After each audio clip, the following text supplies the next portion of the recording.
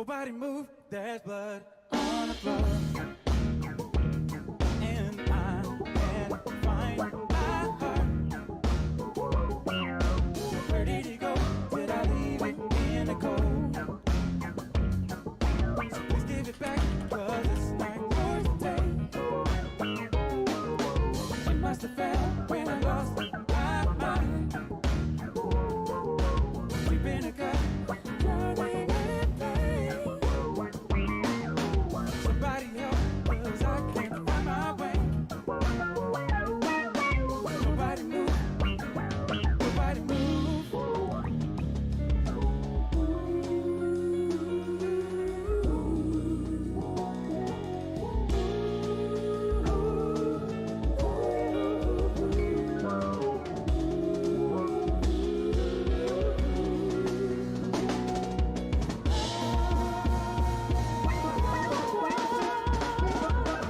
Somebody tell me how I'm supposed to feel when I'm sitting here knowing this ain't real. Why in the world would I give my heart to you, baby? Just to watch you throw it in the trash. I've been trapping so long, I don't think I can hold on. Where were you when I needed you the most? Now I'm sitting here with a black hole in my chest. A heartless, broken mess.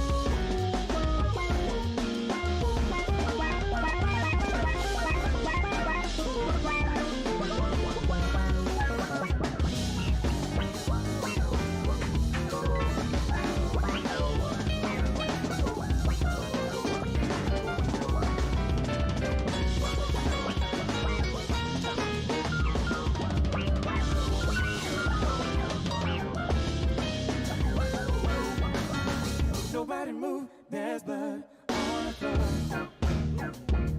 And I can't find my heart. Where did it go? Did I leave it in the cold? So please give it back, cause it's not yours to take. It must have found when I lost my mind. Deep in the gut, drowning in pain. Hello.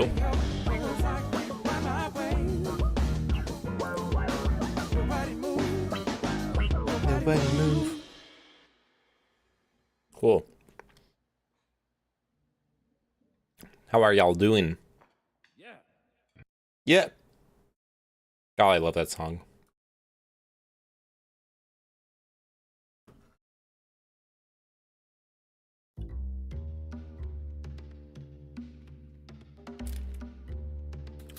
How has your day been? Sorry for starting the stream so late.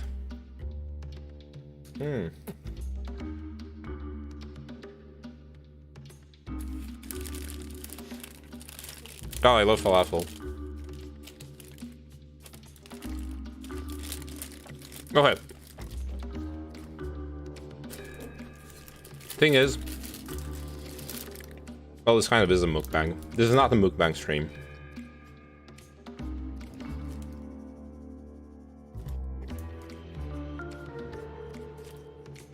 Yo, Jokesta, how are you doing?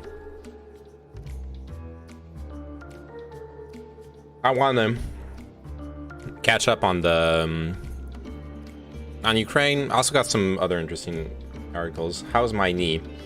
It's still hurting today. I mean, the doctor told me I'm gonna have to wait like 3 weeks, and if it still hurts after 3 weeks, I need to go get an MRI. Also, I'm leaving work in like 20 minutes. What kind of work do you do, if you don't mind me asking?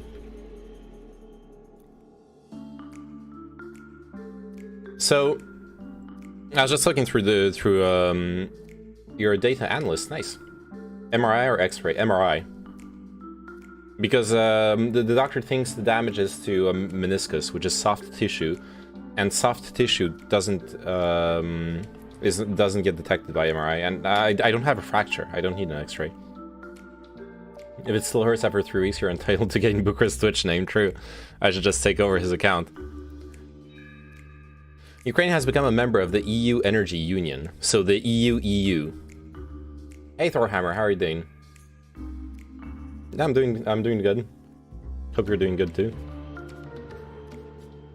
Ukraine has joined the EU.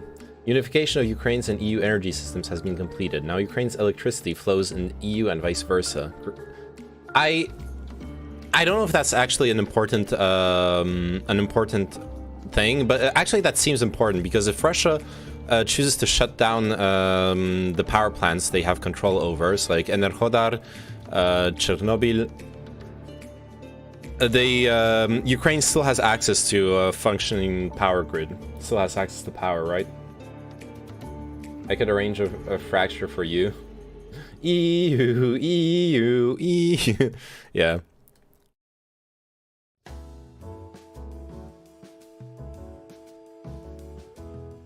Well, other than that, sadly, it's more bombings and stuff.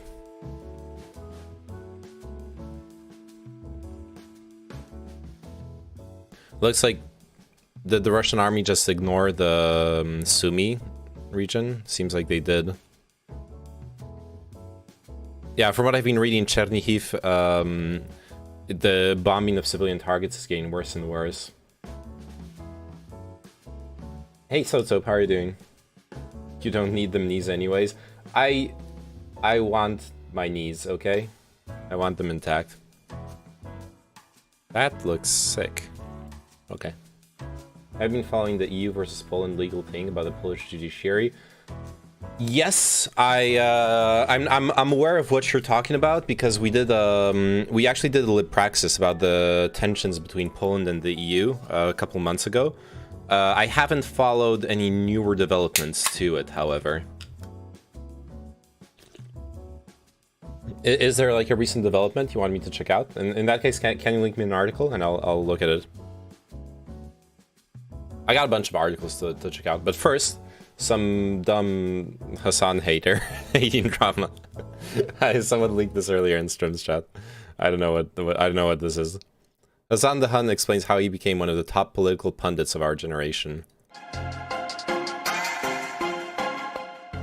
What's going on, everybody? I'm Hassan. Oh my god! I've gotten numb to the criticism. Like, it's not. As a matter of fact, I seek it out now because I make content out of it. I think it's funny and fun.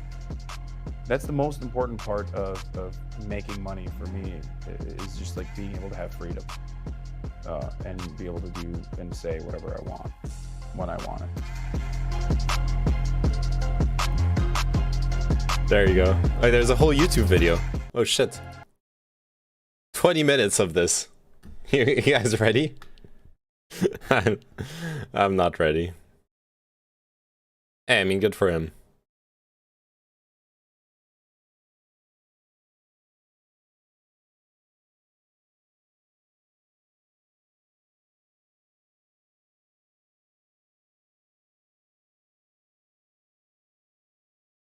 This dude has massive shoulders, 20 minutes of massive shoulders, or a tiny head. It's, they both go hand in hand.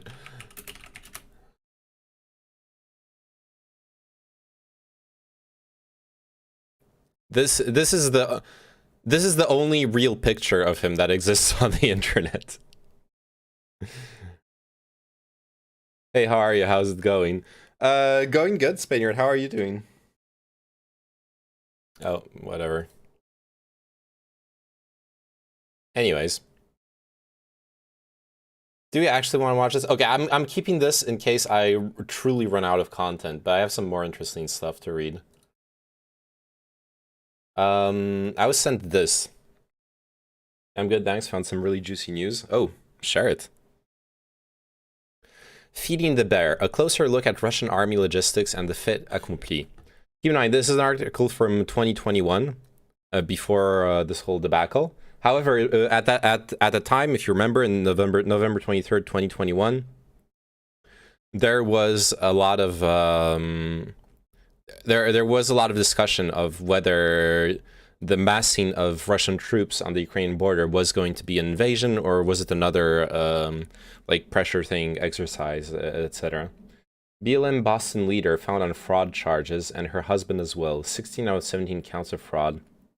Man, I swear to God, like, look, I'm pro BLM, the movement, but the BLM organization seems to be like really fraught in fraud and a bunch of bullshit. Like, ever since the beginning. I don't know, there probably are chapters that are legit, but it's a weird organization, yeah. There was a big deal going on, wondering where the money went to. It was something like around $80 million, yeah. I know, the thing is, I don't understand how people gave money to the BLM org when BLM was like a grassroots, decentralized just movement. It was people... Like, you don't know what the org actually is. Yeah, there's a lot of details here. Boston BLM leader charged with fraud conspiracy. Okay. Oh god, this is New York Post.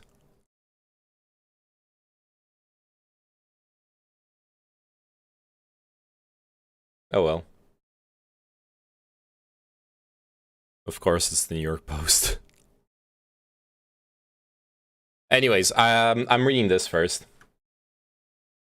Russia's military buildup along the border with Ukraine has clearly gotten the attention of policymakers from Kyiv to Washington, D.C. CIA Director Bill Burns flew to Moscow to try to avert a crisis, while U.S. intelligence officials are reportedly warning NATO allies that a Russian invasion of large parts of Ukraine cannot be ruled out. Oh, is this media wrong? No, it's not that it's wrong. It's just that it is like a lower quality publication. That doesn't mean it's a wrong, like the article is probably right. They don't go that far in like posting complete nonsense. It's just not a very good newspaper. But if they say that this happened, that like an actual indictment for fraud happened, then it probably happened. They're not that bad.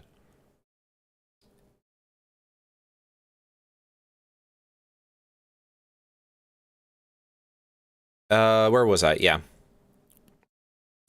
The possibility of Russian aggression against Ukraine would have huge consequences for European security. Perhaps even more concerning would be a Russian attack against a NATO member itself. Moscow might want to undermine security in the Baltic states or Poland, for instance, but could the Russian government successfully carry out a large-scale invasion of those countries? If recent war games are any indication, then the answer is a resounding yes, and it could do so pretty easily. In a 2016 War on the Rocks article, David A. Schlapak and Michael W. Johnson projected that the Russian army would overrun the Baltic states in 3 days. Okay. Maybe, seeing how the war in Ukraine's going, maybe that's not quite true.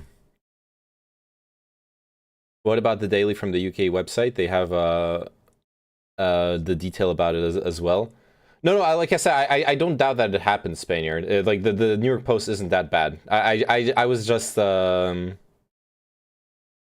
was just shitting on the New York Post because I've seen them do like pretty terrible articles, but yeah, don't worry about it.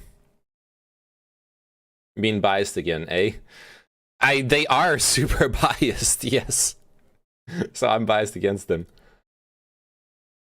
It would take them 3 days to overrun a street sign that says Baltic States, maybe, yeah.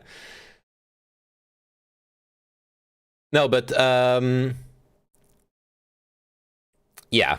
I wonder what this article would look like written today. Anyways, most of these war games, such as Rand's Baltic Study, focus on fait accompli, an attack by the Russian government aimed at seizing terrain, then quickly digging in.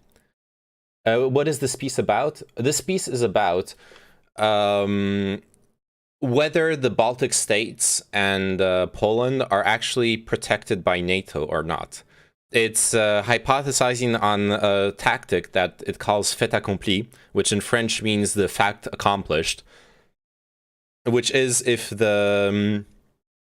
Russia, for example, overruns the Baltic states before a NATO response can be mounted. Like the NATO bases there, they're well equipped, they're highly trained soldiers, but it's like, 1,000, 2,000 soldiers max. So if they get blitzkrieged, and the country gets overrun, the Baltic states are much smaller. That's true. If they get blitzkrieged and they get overrun, NATO is facing a conundrum, which is described here. The conundrum is the conundrum of the fait accompli, which means that the invasion has already happened, has already been accomplished. This creates a dilemma for NATO: launch a costly counterattack and risk heavy casualties and possibly a nuclear crisis, or accept a Russian fait accompli and undermine faith in the credibility of the alliance. This is the core of what this article is about. How NATO guarantees the security of Baltic states. I think I know how. Article 5. Heightened security concerns. The enhanced forward presence in Poland and the Baltic states. Well, yeah, there's a lot of reinforcement. There has been reinforcement sent to NATO bases.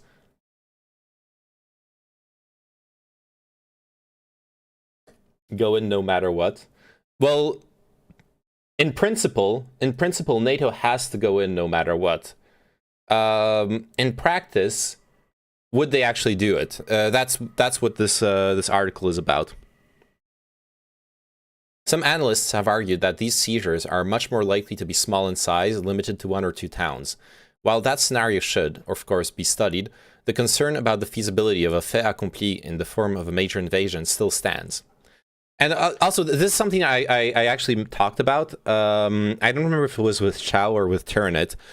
Talking about before the invasion happened, one or even both of them were arguing that NATO should accept Putin's demand to remove military bases from Eastern Europe.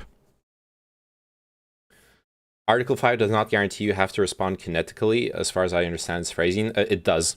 It does. It explicitly, Article 5 explicitly mentions military force.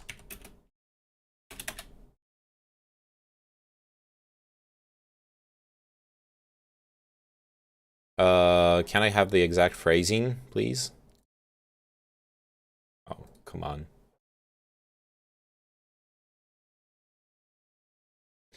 The parties agree that an armed attack against one or more of them in Europe or North America shall be considered an attack against them all, and consequently they agree that, if such an armed attack occurs, each of them, in exercise of the right of individual or collective self-defense recognized by Article 51 of the Charter of the UN, will assist the party or parties so attacked by taking forthwith, individually and in concert with the other parties, such action as it deems necessary, including the use of armed force, to restore and maintain the security of the North Atlantic area. And you could argue that this phrasing means that they could choose not to go as far as armed force, since it's such action as it deems necessary. But no one's gonna no one's gonna play semantics and be like, "Oh, you're being invaded." I don't think armed forces is necessary. You're fine.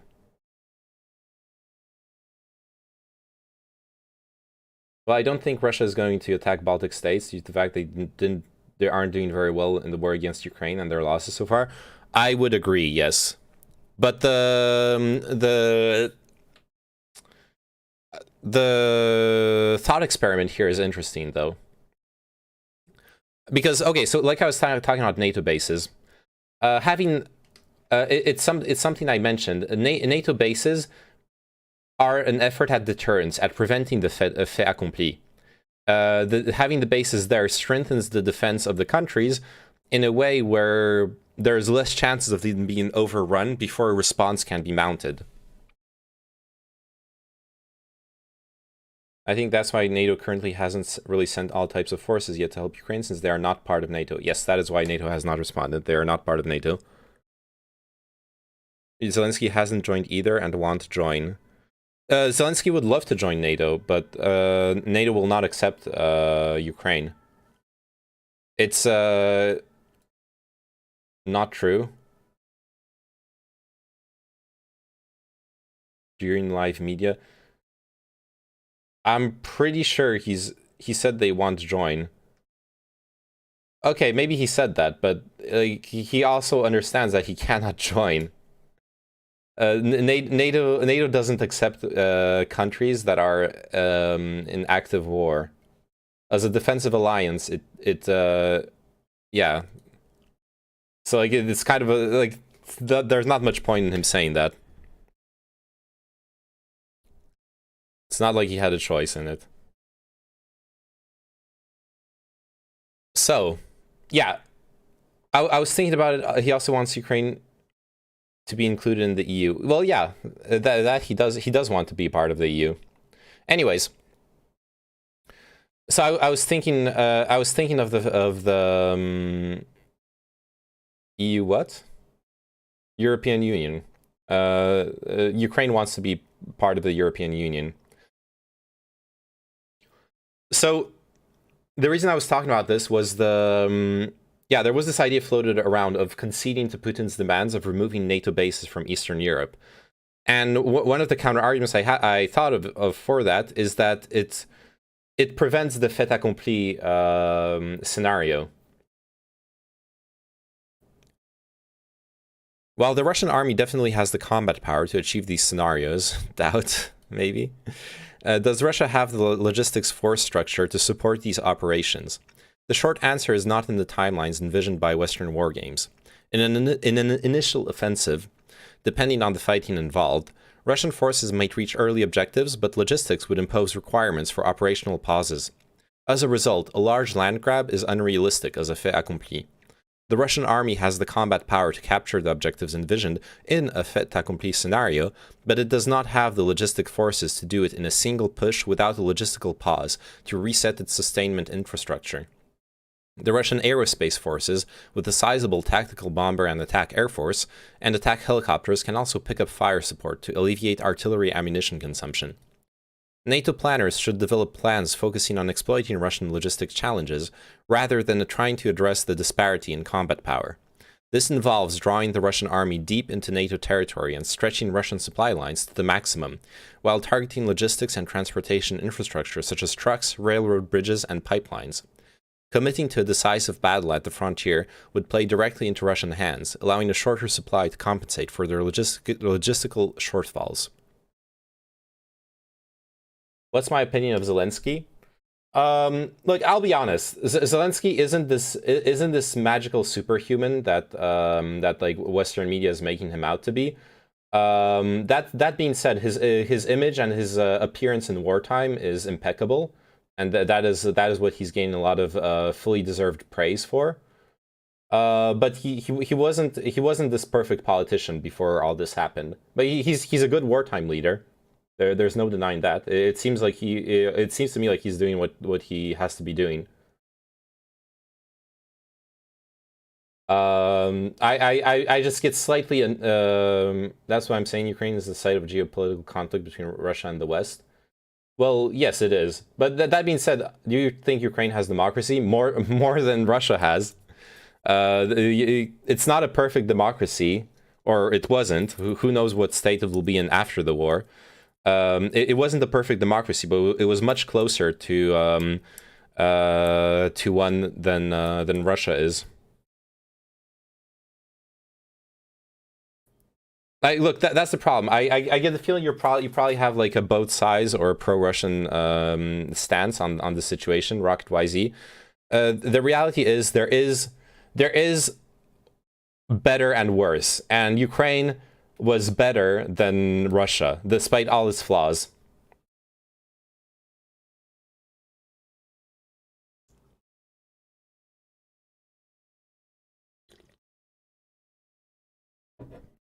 I don't think the United States has anything to do with Putin attacking. At the end, yeah, it's in Putin's hands to choose to attack. I think the West has a lot of false democracies. Either democracies that are real but weak, like European countries that are controlled by NATO and CIA and have no military, and if things happen, like getting surveilled by NSA, like happened to Merkel, or countries in the West that don't have a democracy because the democracy is controlled. Honestly, I'm sorry, I'm gonna be harsh with you. Like 80 to 90% of what you said is delusional. Like European countries are not controlled by NATO and CIA. That is just objectively false. Germany, despite, yes, it was surveilled by the NSA, which is really fucked up, but Germany has been running its own foreign policy separately from NATO interests. France has been running its own foreign policy separately from NATO interests. Like every big European power has been doing whatever the fuck they want. They're not controlled by NATO. That's absolutely insane, and you're reading too much Russian propaganda if you believe that.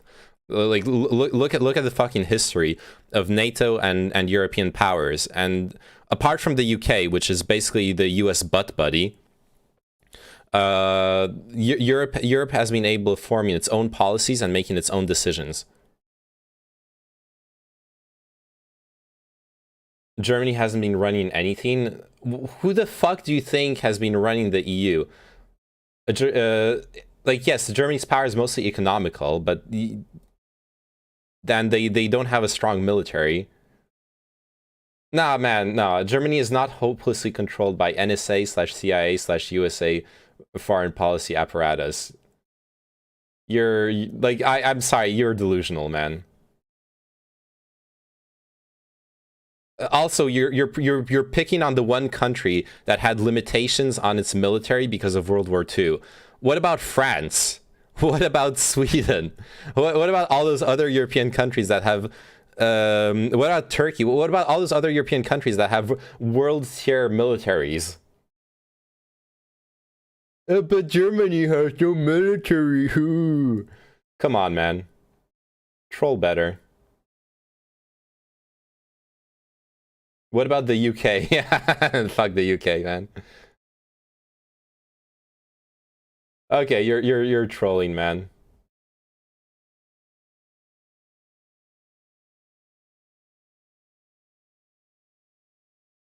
Oh God. Seriously. I talked about it with my brother the other day. This idea that NATO somehow controls member countries is fucking insane. You have to ignore so much of history, which, yes, people are ignorant of, to even think that. Russian army logistics forces are not designed for a large-scale ground offensive far from their railroads. Inside maneuver units, Russian sustainment units are a size lower than their Western counterparts. Only brigades have an equivalent logistics capability, but it's not an exact comparison. Russian formations have only 3/4 the number of combat vehicles as their US counterparts, but almost 3 times as much artillery. On paper, not all brigades have a full number of battalions. Russian brigades have 2 artillery battalions, a rocket battalion, and 2 air defense battalions per brigade, as opposed to 1 artillery and an attached air defense company per US brigade. As a result of extra artillery and air defense battalions, the Russian logistics requirements are much larger than their US counterparts. That makes sense. Like earlier, they were talking about artillery munitions requirements. Add to that the rockets and air defense battalions. Also, huge fuel, huge parts and munitions demands. Additionally, the Russian army does not have sufficient sustainment brigades, or material technical support brigades as they call them, for each of their combined arms armies. A look into military balance, published by the International Institute for Strategic Studies, shows 10 material technical support brigades supporting 11 combined arms armies, 1 tank army, and 4 army corps. So that's 11, 12, 16 armies supported by 10 material technical support brigades. Russia's western and southern commands each have 3 armies and 3 material technical support brigades to support them. In defensive operations, a Russian brigade can pull directly from the railhead. A trump card the Russians have are their 10 railroad brigades, which have no Western equivalents. They specialize in railroad security, construction, and repair, while rolling stock is provided by civilian state companies. The reason Russia is unique in having railroad brigades is that logistically, Russian forces are tied to railroad from factory to army depot, and to combined arms army, and, where possible, to the division brigade level. No other European nation uses railroads to the extent that the Russian army does. Part of the reason is that Russia is so vast, over 6,000 miles from one end to the other. The rub is that Russian railroads are a wider gauge than the rest of Europe. Only former Soviet nations and Finland still use the Russian standard. This includes the Baltic states. There are several railheads prior to Baltic capitals, but it will still take several days to reach and establish railhead operations. Railroads, lol. Talk about the easiest thing to bomb ever. I mean, they would defend the railroads. They know how central and important they are. But yeah, a long straight thing that can be broken easily. Yeah, for sure. This makes sense as well. Remember like a couple days into the invasion when hackers fucked with the Belarusian rail system, and there were reports of that delaying logistical supplies to the Russian army. Forward railhead operations are more than just cross-loading cargo from train onto truck.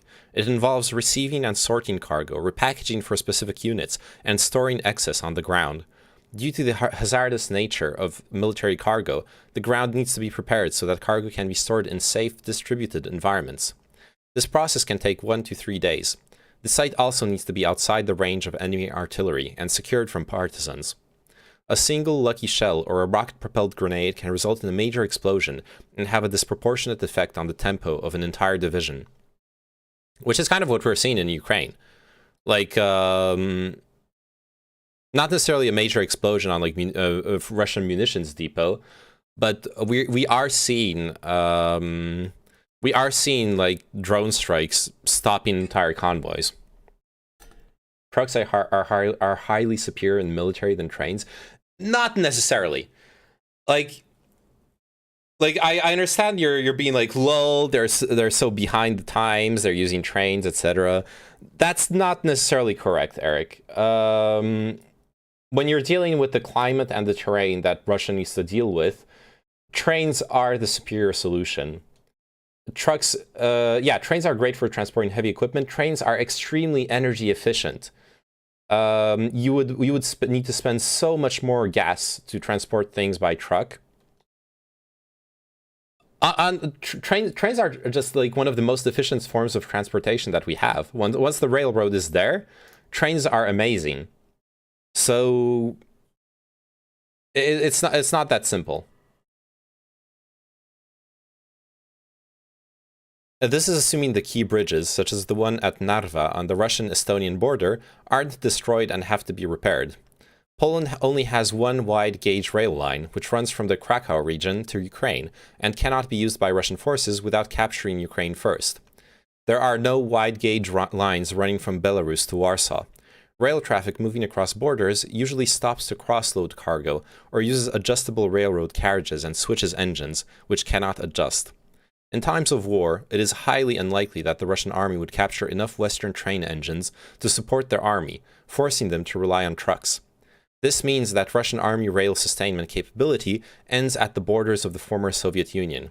Trying to resupply the Russian army beyond the Russian gauge rail network would force them to rely mostly on their truck force until railroad troops could reconfigure/repair the railroad or build a new one.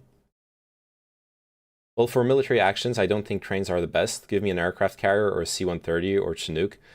Well, yeah, of course, like an aircraft carrier, but an aircraft. I'm just saying, railway systems have their place in the logistics chain. If you're like, you say your aircraft carrier is docked in New York, and you have to carry equipment from the West Coast, you probably want to do it by train, you know, unless your rail lines are being bombed. You probably want to do it by train, rather than have a convoy of trucks have to traverse the whole country. C-130 is faster. Well, I guess it depends on the time pressure too, but like the C-130 is not going to carry as much load for the same amount of energy cost, right? It's going to cost a lot of gas to have an air convoy. But yeah, sure, if speed is of the essence, then planes are better, of course. But they're much more costly.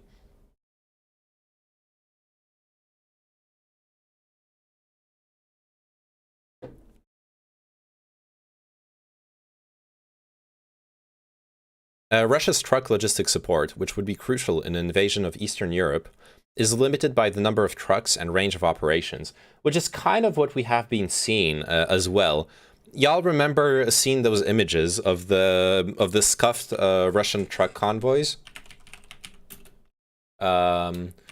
Russian civilian truck convoy, Ukraine.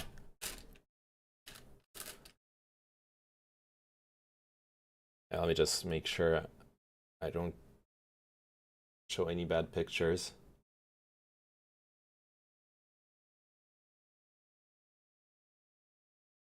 Yeah, stuff like this. Like this, if those pictures are true, this really goes to show that they do have a huge logistical problem with the trucks, and that this article's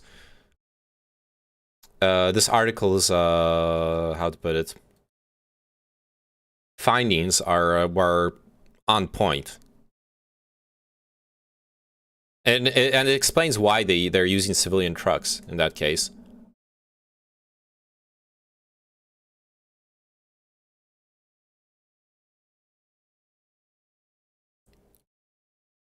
It is possible to calculate how far trucks can operate using simple Beer math.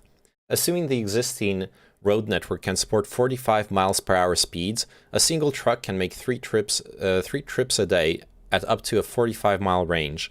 1 hour to load, 1 hour to drive to the supported unit, 1 hour to unload, and another hour to return to base. Repeating the cycle three times equals 12 hours total. The rest of the day is dedicated to truck maintenance, meals, refueling, weapons cleaning, and sleeping. Increase the distance to 90 miles, and the truck can make 2 trips daily. At 180 miles, the same truck is down to 1 trip a day. These assumptions won't work in rough terrain or where there is limited/damaged infrastructure. If an army has just enough trucks to sustain itself at a 45-mile distance, then at 90 miles, the throughput will be 33% lower. At 180 miles, it will be down by 66%.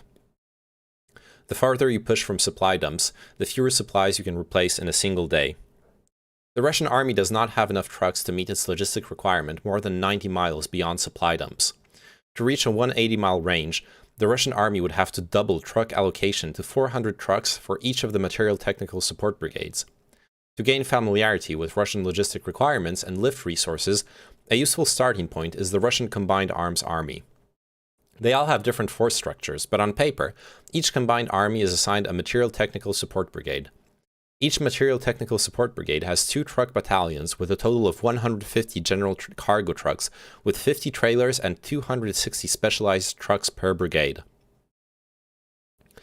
The Russian army makes heavy use of tube and rocket artillery fire, and rocket ammunition is very bulky. Although each army is different, there are usually 56 to 90 multiple launch rocket system launchers in an army. Replenishing each launcher takes up the entire bed of the truck. If the combined arms army fired a single volley, it would require 56 to 90 trucks just to replenish rocket ammunition. That is about a half of a dry cargo truck force in the Material Technical Support Brigade just to replace one volley of rockets. That is dire, yeah.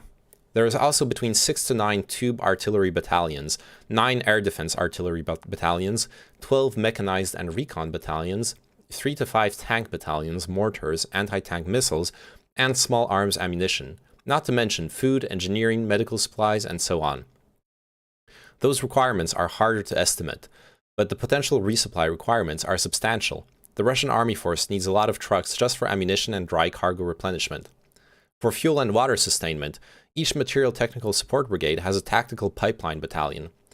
These have lower throughput than their Western equivalents, but can be emplaced within 3 to 4 days of occupying new terrain. Until then, fuel trucks are required for operational resupply. One might argue that the Russian army has the range to reach its objectives on their original tank of fuel, especially with auxiliary fuel drums they are designed to carry. That is not entirely correct. Tanks and armored vehicles burn through fuel when maneuvering in combat or just idling while stationary. This is the reason why the US Army uses days of supply to plan fuel consumption, not range. If a Russian army operation lasts 36 to 72 hours, as the RAND study estimates, then the Russian army would have to refuel at least once before tactical pipelines are established to support operations.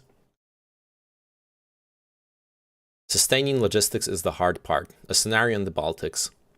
There are serious logistical challenges with large-scale fait accompli operations in the Baltics. Small-scale fait accompli operations are feasible with small forces without the logistical challenge, but on a large scale are far more challenging. Fait accompli requires Russian forces to overrun Baltic states and eliminate all resistance in less than 96 hours, before NATO's Very High Readiness Task Force can reinforce the defenders. This force won't stop a Russian attack, but it commits NATO to a land war, negating the very purpose of fait accompli. Logistics are the key stumbling block in the fait accompli timeline. The railroad is wide gauge and usable, but the timeline is too short for captured railheads to be put back into operation.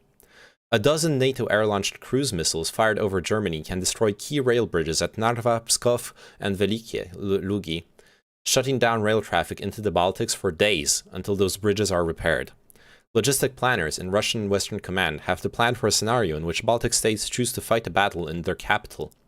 Historically, urban combat consumes massive amounts of ammunition and takes months to conclude. During the two most prominent examples, the battles of Grozny in the Chechen Wars and the Battle of Mosul in 2016, defenders tied down 4 to 10 times their numbers for up to 4 months.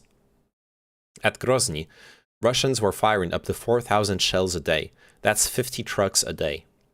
Even in a Baltic scenario, Russian planners have to consider the risk that Poland, which can muster 4 divisions, will launch an immediate counterattack, trying to catch the Russian army off balance.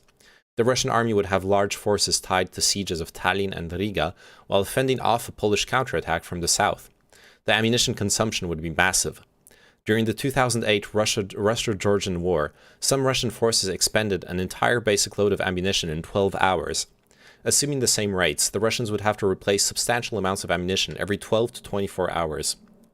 Herein lies the dilemma. Overwhelming local forces in the Baltics before NATO troops arrive does not give Russia time to establish railheads, forcing reliance on trucks.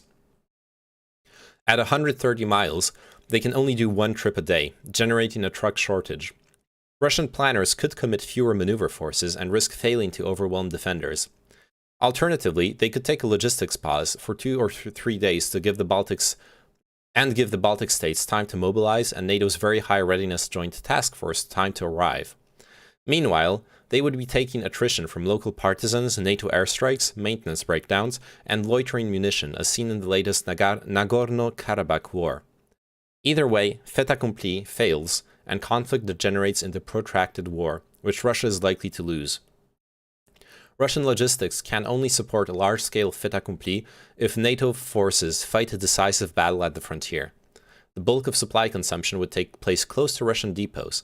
Russian air forces can alleviate the logistics strain by taking on fire support. What's uncertain is how long the Russian Air Force would provide close air support in the face of NATO air power, given NATO's ability to conduct standoff air-to-air engagements with long-range missiles from beyond the effective range of Russian air defense in Kaliningrad and St. Petersburg. A similar picture exists at sea.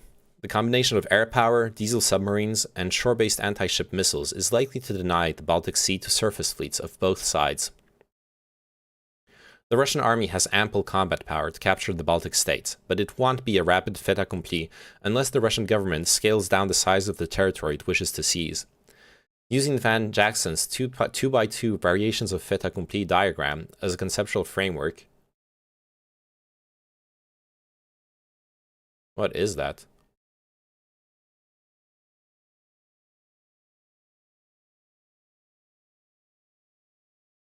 Variations of the fait accompli. Oh. Okay, gradual, non-coercive, highly coercive, decisive. I see. Interesting.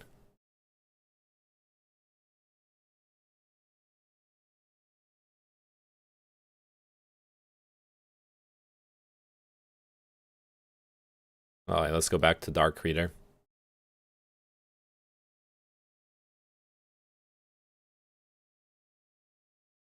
Where were we? The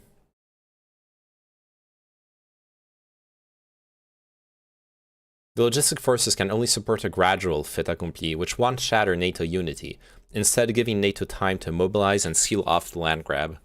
Even if NATO chooses not to reconquer the territory right away, its member states would likely impose crippling economic sanctions until Russia caves in. Hey, I don't know what worse we can do, but we can like cut off oil, but I don't know if people are ready for that yet.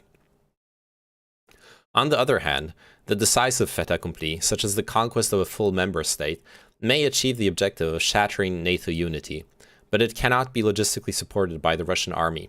It also runs a major risk of miscalculation by assuming that all 30 member states have to declare NATO Article 5. On paper, that's true, but in practice, only the United States to provide combat power, Germany and Poland to secure access have to honor Article 5, and Russia would find itself in a major conflict that can escalate beyond the nuclear threshold. Okay, this sentence is a bit cryptic, but it's easy to understand, actually. What they're saying is that for the conflict to escalate past what Russia would want, only those 3 countries would need to honor Article 5. The rest of NATO could betray, well, betray is a harsh word, but could choose to ignore Article 5 or to enact it in more moderate ways. As long as those 3 countries honor it, Russia is in a really shitty situation. A Polish scenario. Nice. I like Polish scenarios. No, Gehenhyog, the reason they cite Germany here is not for the German army. They cite Germany because Germany has like the most NATO bases, a bunch of like U.S. Army bases. I think it's just for the logistics of it, of being able to strike from Germany, shoot cruise missiles from Germany, stuff like that. I'm sorry, but I'm pretty sure the Germany is in this list just because of the U.S. Army in Germany, not because of the German army. The Russian army's logistic challenges are different in the Polish scenario. There are fewer time constraints, but greater difficulties due to the distances involved and lack of wide-gauge railroads, which end at the Belarusian border. The closest railhead to Poland is Grodno and Brest in Belarus. The first is located 130 miles, and the second 177 miles from Warsaw. For an army that is stretched to sustain 90 miles, that is a long supply line to support. Kaliningrad could be considered as another option, but it is not practical, as it is landlocked by NATO members. The combination of NATO air power, naval forces, and Polish land-based anti-ship missiles make resupply by sea unlikely. According to Military Balance, there is a Russian corps with major depots but no supporting logistics units to push supplies out. Maneuver forces would have to pull these supplies using organic logistic formations, a range of about 45 miles. The garrison there can hold out in isolation for a long time, but cannot conduct ground offensive operations. The Russian army will be able to reach Warsaw, but cannot capture it without a logistic pause to halt, reconfigure, repair the railroad, and build tactical pipelines and frontline depots. Instead of pausing for a couple of days, as in the Baltic scenario, the pause in the Polish scenario could take up to a couple of weeks. This gives NATO breathing space to build combat power. The logistics are also useful to assess a Ukrainian conflict, as Russian forces are again massing on the border. The best means of interpreting the seriousness of Russian intentions is to track the buildup of logistic forces and supply dumps, rather than count battalion tactical groups that have moved to the border. The size and scale of logistic preparation tell us exactly how far and deep is Russian army planning to go. This is an interesting statement. I wish I had read this before before the war started. Russia could reinforce its Western Joint Strategic Command from other parts of the country to increase logistic power, but not by much. As Michael Kaufman has pointed out, NATO has the ability to horizontally escalate the conflict by holding most Russian theaters at risk. The Russian General Staff cannot ignore this threat. As a result, Russia's Central Command and parts of the Eastern Command are the only joint commands not facing an external threat and are able to reinforce Western Command. However, the sustainment forces they provide would be consumed by the additional combat forces that come with it. There are no extra trucks in the Russian army that are not tied to supporting engaged forces. So Rafale better than F-35? Depends on what you use them for. I'm pretty sure. And the Rafale is like a top tier fighter jet. My understanding is, but the reason Germany is buying F-35s is because Germany needs planes. It is replacing the part of their air force that is nuclear capable, and what they have are nuclear bombs that were lent by the U.S. And obviously, Rafale, being a French production, is not certified to carry U.S. nuclear bombs. It's certified for French nuclear bombs, which Germany does not have. One of the strengths of the Russian army in a war in the Baltics or Poland would be its ability to mobilize reservists and civilian trucks, which we have seen. Russia still has a massive mobilization capacity built into its national economy, a legacy of World War II and the Cold War. However, mobilizing civilians to fight a war has major economic and political costs.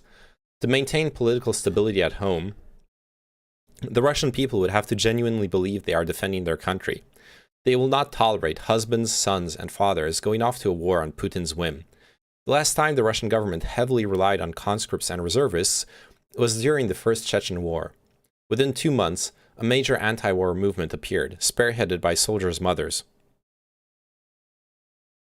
The Russian army will be hard-pressed to conduct a ground offensive of more than 90 miles beyond the borders of the former Soviet Union without a logistics pause. For NATO, that means it can worry less about a major Russian invasion of the Baltic states or Poland and a greater focus on exploiting Russian logistic challenges by drawing Russian forces further away from their supply depots and targeting choke points in the Russian logistic infrastructure and logistic force in general. It also means that Russia is more likely to seize small parts of enemy territory under its logistically sustainable range of 90 miles, rather than a major invasion as part of a fait accompli strategy. From the Russian perspective, it does not appear that they are building their logistic forces with fait accompli or blitzkrieg across Poland in mind. Instead, the Russian government has built an ideal army for their strategy of active defense. The Russian government has built armed forces highly capable of fighting on home soil or near its frontier and striking deep with long-range fires. However, they are not capable of a sustained ground offensive far beyond Russian railroads without a major logistical halt or a massive mobilization of reserves. Deciphering Russia's intentions right now is increasingly difficult. Its military buildup on the border with Ukraine could be preparation for an invasion, or it could be yet another round of coercive diplomacy. Nevertheless, thinking through Russia's military logistics capabilities could give NATO some insights into what Moscow might be planning to do next, and what the Western alliance might do to protect its interests. And we now know. Spoiler alert! Russia attacks Ukraine. It was an article from 2011 for anyone who hopped in. Okay.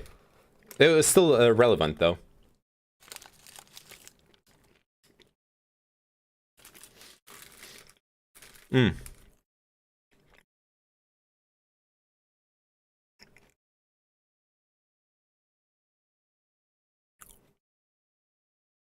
I just wanted to look up that one term, not read like another stuff of Legends. I don't play League of Legends. Got the wrong streamer. Okay. Man, I learned something. I hope you learned something too. This fait accompli concept is like really interesting. Because so much of so many altercations are actually fit into this fait accompli strategy. Yeah, like the annexation of Crimea, it happened so fast that it was an accomplished fact, and there was no time for a response, whether by Ukraine or the international community. China's land reclamation in the South China Sea is a gradual non-coercive, which is how it's avoiding direct confrontation. Like there's different ways to approach it. Like whether you're decisive and make it happen right away before a reaction can happen, or gradual, where it's kind of like the frog in boiling water metaphor. This is an interesting concept, and this is an interesting website. Putin's Folly, a case study of an inept strategist. Huh.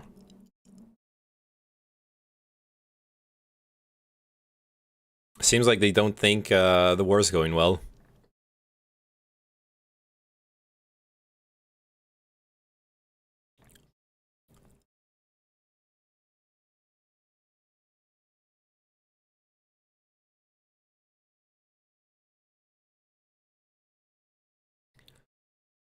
Vladimir Putin is a bad strategist. He does not...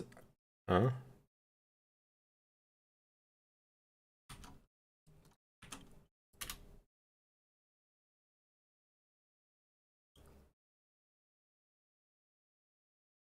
So for any people who are wondering what is going on, alright, we were part of the Georgia National Legion, the 102nd Ukrainian Territorial Defense, okay?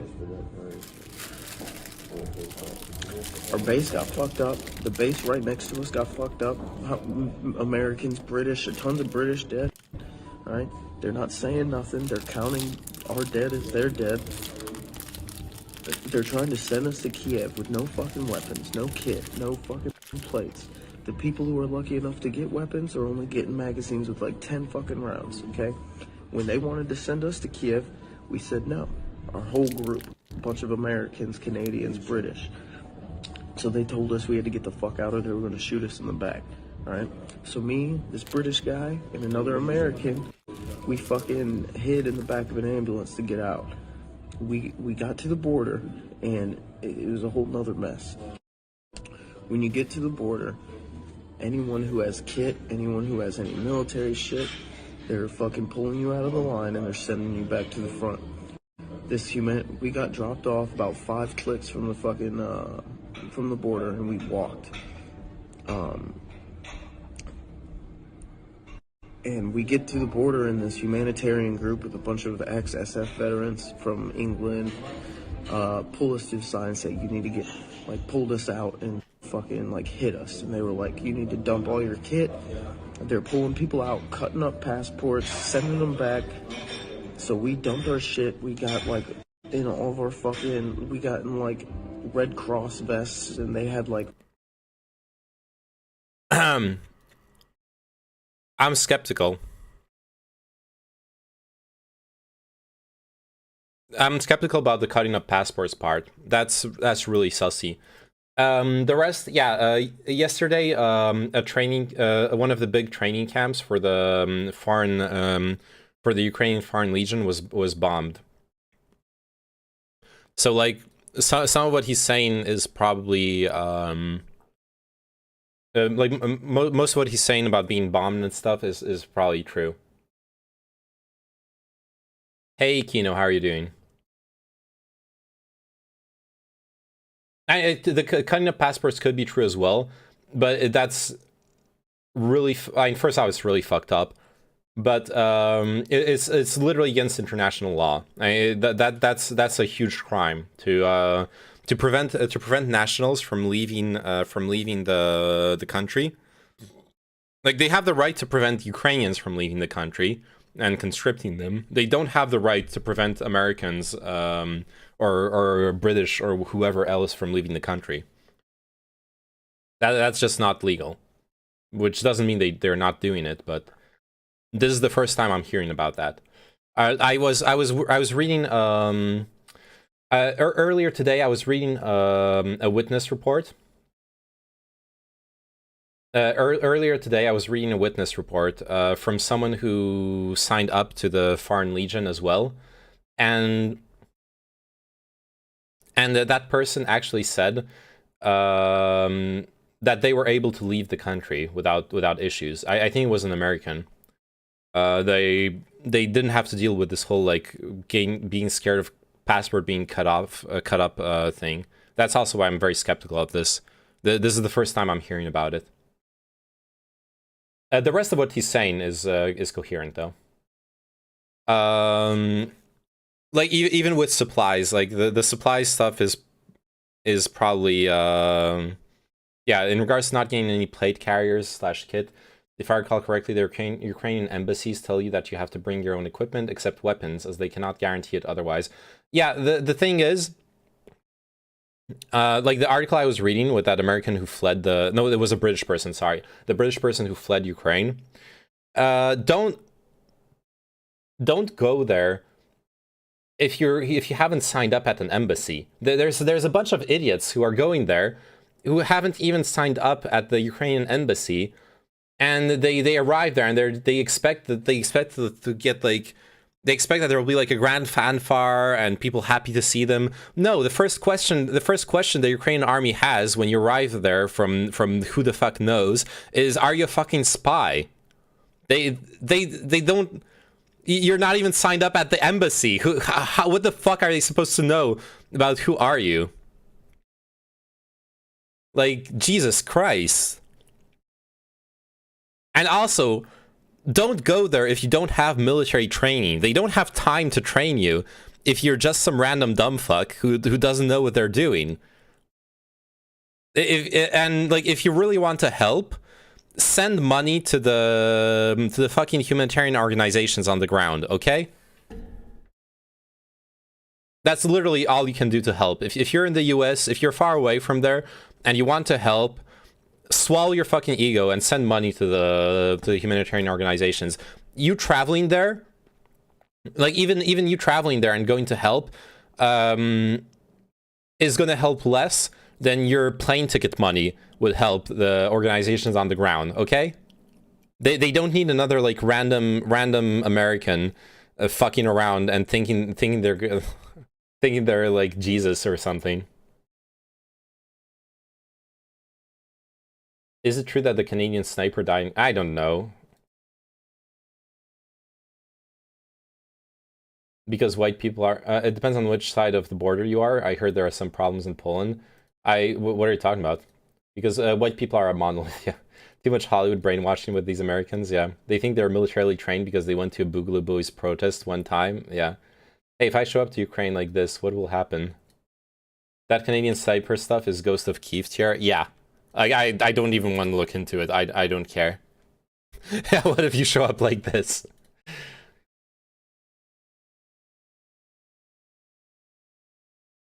Anush, I don't even know if the Canadian sniper is real. Like, the thing is, I have not heard of a single army in the world that thinks it's cool for active duty military to desert their post and go fuck around in Ukraine. I have not heard of a single military force accepting that. So I don't know, maybe allegedly he was ex active duty. He was retired, in which case he has the right to like go wherever he wants to. Come on, I don't look. Like it or not, a war is not decided by an individual soldier's actions. I'm not gonna spend any time researching him or the Ghost of Kiev or whoever the fuck. I genuinely don't care. Real or not, it's all at that level. It's all just propaganda. It's not actually relevant to what's happening.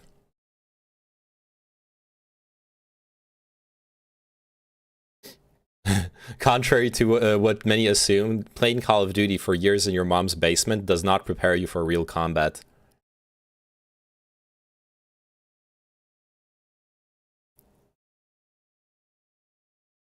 If you wondered about these young lads just out of school who volunteered to fight for Ukraine, I've been to Maxim and Dmitro, where they're facing the Russians outside Kyiv after 3 days of training. They got knee pads at least. But wait, what about the guy who killed Hitler? Hey!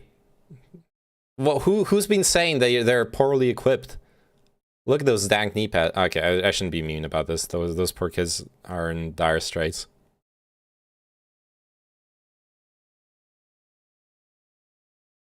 If these are Ukrainians fighting for their land, I have full respect. Apparently those are Foreign Legion. Those are Foreign Legion people.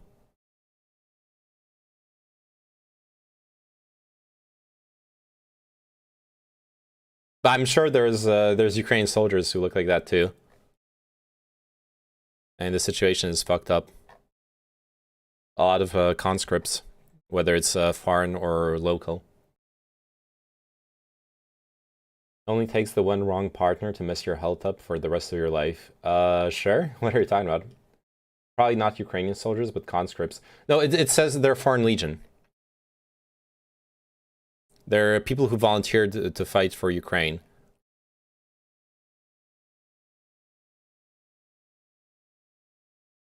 Oh wait, no, you're right. Actually, they might be Ukrainian. I think you're right, actually. They are Ukrainian conscripts. Yeah, Maxim and Dmitro. Those are like Ukrainian names, or Eastern European at least.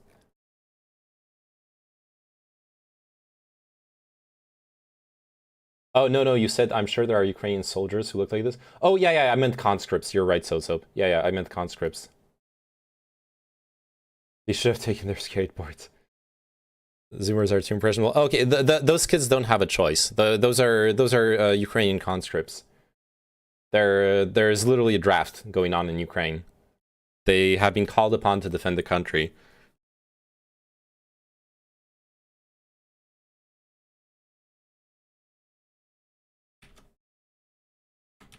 I was pointing out that the actual Ukrainian army troops are pretty well equipped, but the conscripted people are just kind of handed an EK and told to patrol. Exaggeration, but you get what I mean. Yeah.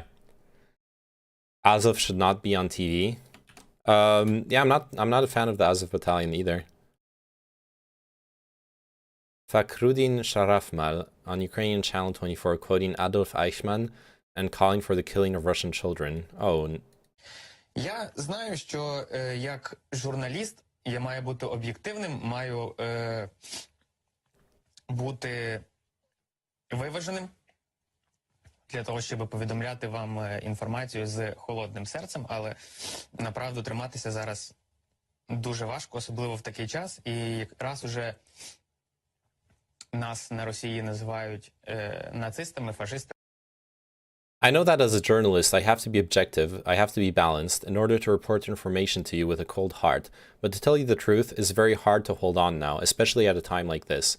And since we are called Nazis, fascists, and so on in Russia, I will allow myself to quote Adolf Eichmann, who said that in order to destroy a nation, you must destroy, first of all, children. Because if you kill their parents, the children will grow up and take revenge. By killing children, they will never grow up, and the nation will disappear. The armed forces of Ukraine cannot kill Russian children because it is forbidden by the rules of war, and it is prohibited by the various conventions, including the Geneva Convention. But I am not from the armed forces of Ukraine, and when I get the chance to take out the Russians, I'll definitely do it. Since you call me a Nazi, I adhere to the doctrine of Adolf Eichmann, and I will do everything in my power to ensure that you and your children will never live on this earth, so that you can feel what it is like when innocent civilians die, so that you can feel all the pain and suffering when you say, we didn't start the war, it was Putin, we didn't want this war. We didn't want it either, but you have to understand that it's about the victory of the Ukrainian people, not about peace. We need victory, and if we have to slaughter all your families to do it, I'll be one of the first to do it. Glory to the nation, and hope that there will never be such a nation as Russia and the Russians on this earth again. Because they are just scum who are destroying this land. If the Ukrainians have the opportunity, which they are basically doing right now, to destroy, to slaughter, to kill, to strangle the Muscovites, and I hope that everyone contributes and whacks at least one Moscow. This is horrible. They're trying really hard to prove every single piece of Russian propaganda right. Yeah, this is horrible.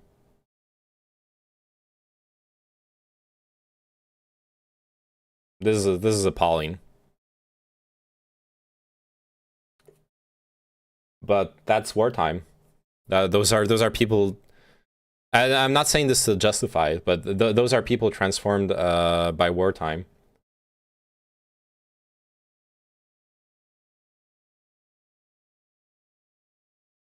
I think that's a pretty fucking big exaggeration. No, they're trying to prove every piece of Russian propaganda right. I don't understand what you mean. So like a big part of the Russian propaganda is saying that the Ukrainians are Russophobic and have been conducting one of the original claims was that the Ukrainians have been allegedly conducting every piece. Oh yeah, sure, not every piece. It has nothing to do with the alleged bioweapons labs and all that bullshit. No, but because one guy says something like this. Well, yeah, but come on, you understand what's meant here. Like a huge part of the original motivation was justifying that was the allegation that the Ukrainians had been conducting a genocide in Donbass for 8 years. And so then having someone come out and being like, you know what? Yeah, now I want to genocide Russian people, which is basically what that guy was saying, is fucked up. It's okay to say it's fucked up, and it's okay to say it plays into Russian propaganda.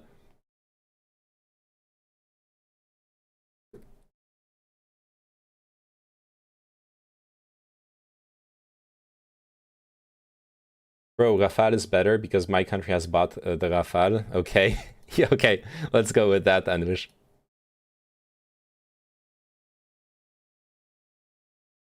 Oh no, I have no idea what that person believes who tweeted they're proving it right, especially when they're named Russians with attitude. Maybe. But they, all I'm saying is they have a point. Like, if you are confirming the Russian narrative. You don't disagree with that? Okay, then we agree.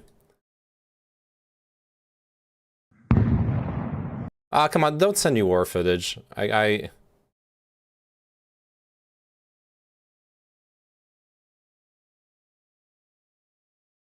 we get a not safe for work thread going in your Discord? No, we cannot. Just softcore porn? No. Go on fucking Reddit for your softcore porn. There's like 1 million subreddits for it. You don't need my Discord for that. I'm saying it's an exaggeration to say they prove every piece of propaganda right, because the amount of propaganda is pretty fucking staggering. Yeah, that's true. It is an exaggeration, but it is an exaggeration. You are correct.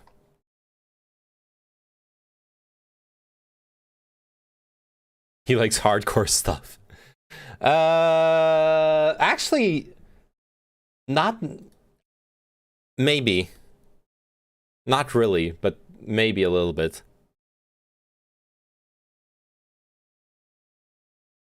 Look, what I like. Look, for example, okay, I'll be open with you. I don't like. I've never tried it. I'm not gonna judge something that I've never tried. I've never tried anal, for example. Maybe it's a lot of fun. Maybe it is, but it's not something like I feel the need to try. Depends what you call hardcore, man. Derailed by sex talk. No, it depends what you call hardcore. Like,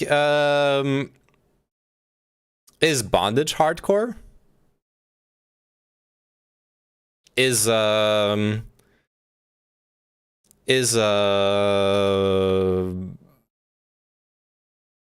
okay, you know what? Let's not go there. I'm fine. Sexy talk? Okay.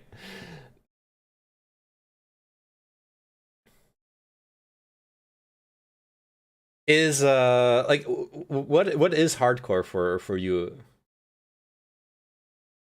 The word bondage The very word bondage is hardcore? Not necessarily. Here, let me, and to me it isn't, honestly.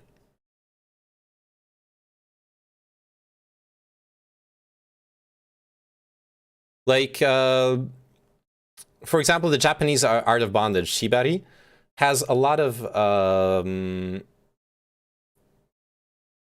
can be practiced in ways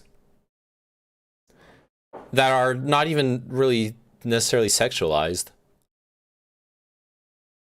It's considered mostly an art form at this point, rather than like a sexual thing.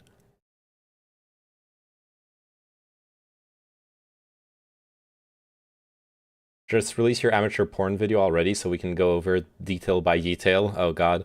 I think by hardcore / softcore, they just mean showing a penis entering an orifice or naked woman masturbating. Oh, true. True. I forgot there's that definition. Yeah.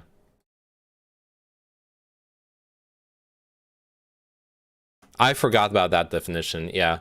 Hardcore pornography is pornography that features detailed depictions of sexual organs or sexual acts, such as vaginal, anal, and oral intercourse. Yeah, I forgot there was an actual definition. Never mind. Yeah, so I like hardcore porn. There you go. You can quote me on that. I heard that take first from Pikachu shortly before she made a Patreon. She lives off now. Wait, what take, Fate?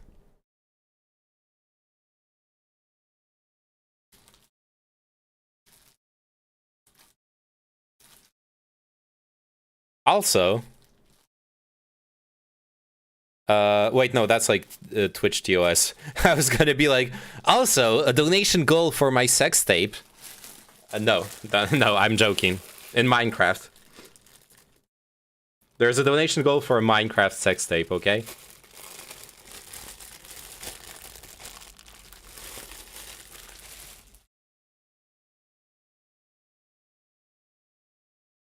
We have all the evidence for your future partner. Well, I already have a partner. This Japanese rope tying up my legs and taking pics of it for Patreon isn't sexual at all. I mean, I can find you pictures of Shibari that I can actually show on Twitch. That's what I was looking up just now. Here, let me show some examples.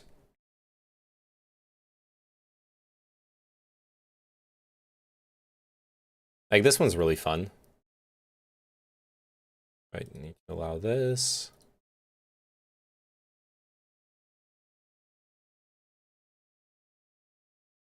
Like, this is literally Shibari, but not done on a body. Did you ever read that op-ed I sent you a week or so ago? Just curious on your thoughts. Oh, I think I haven't read it yet. Let me pull it up again. Discord. Then there's stuff like clothed Shibari, which is entirely legit.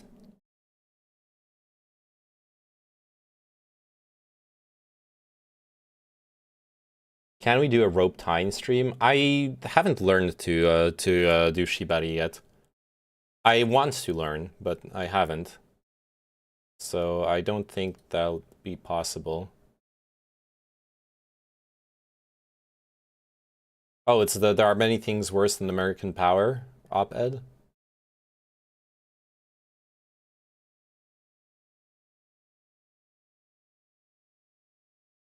I just came to know that South Africa made a nuclear bomb in the 90s and destroyed it. Yeah.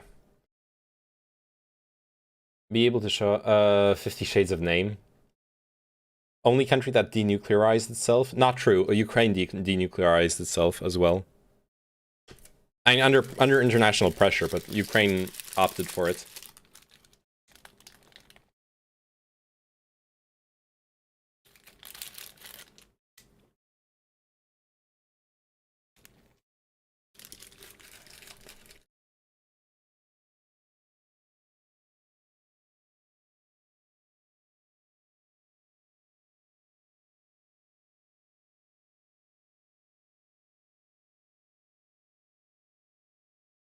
So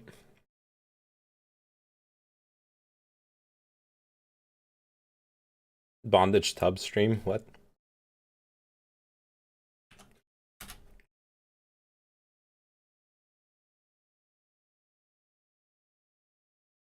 Yeah, so I like hardcore porn. Yeah, so I like hardcore porn. There you go. You okay. Technically, Ukraine never had nukes because they weren't operational without Moscow. Really? Is that what we're going with? I don't know if that's... I don't know about that.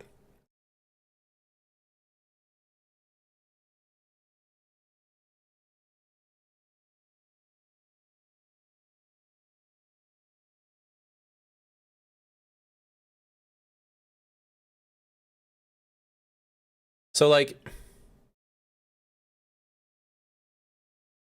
I think I can show this, right?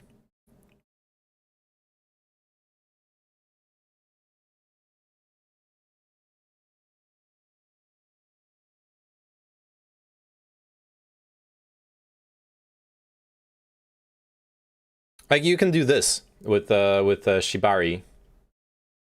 You can just do stuff like this. Almost like US nukes in Germany that we can't operate either.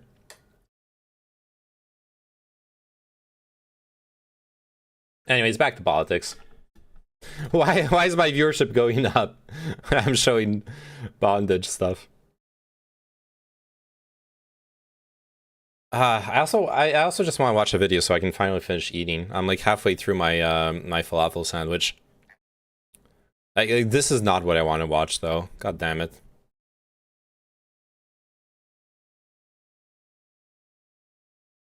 Hey, is there some drama I can go for?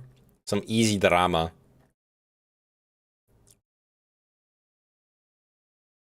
I got something. Wait, I'm scared.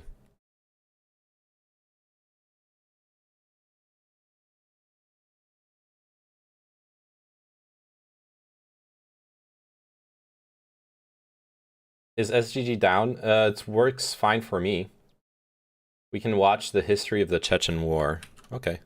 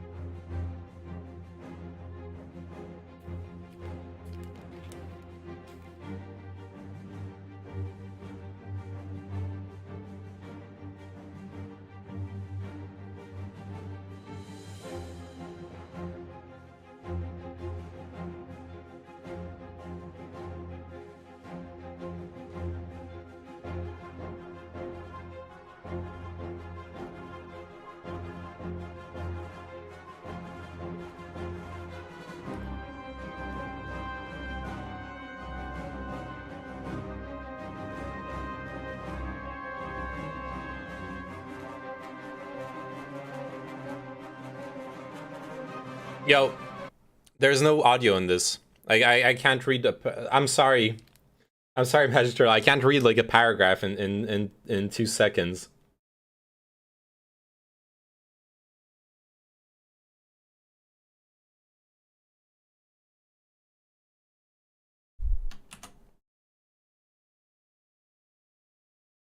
This video looks like when you finish a Total War campaign and it shows the turns in order. Yeah, kind of. There Oh, is big nothing drama. quite like releasing 8 chaotic German Shepherd puppies at the same time. These guys are 8 weeks old, and they're here for their first bath, so they can go home to their new families smelling heavenly. The first puppy is a very dramatic little girl who is convinced that her life is over before it's even started. Normally, I Aw. avoid washing the faces of puppies, but these guys stink and they're going to their new homes tomorrow, so they're gonna have to get a face wash. She is the fluffiest puppy in the litter, and she was covered in pee when she got here, so I picked her first.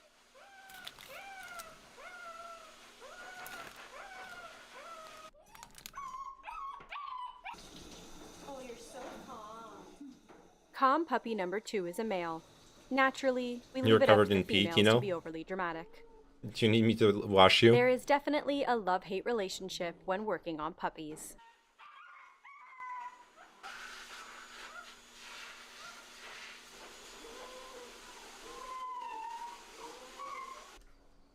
Thanks. Oh, don't eat my earrings. Don't eat Oh. Don't eat my earrings. Puppy number 3 is also a male, and he was the most cuddly of the litter. Go, mister. That's not terrible. Right?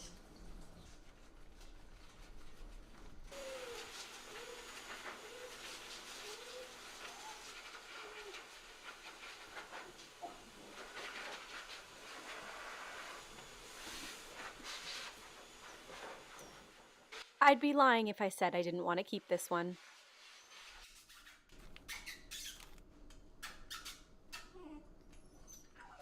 Puppy number 4 is a male, and he must have not gotten the females are more dramatic than the males memo.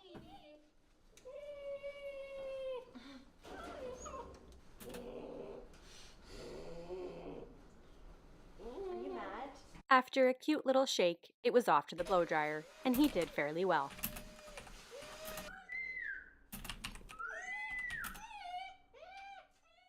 And female puppy number 5 gave me all the attitude.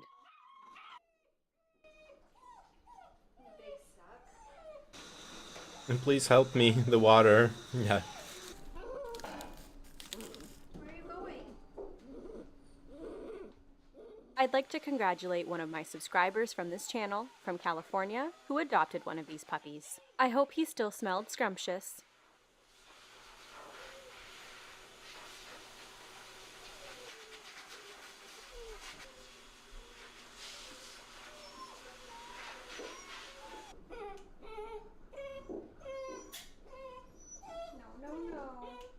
No. Puppy number 6 is another male, who has already learned all the lyrics of the Song of His People, and he's not afraid to sing it for me.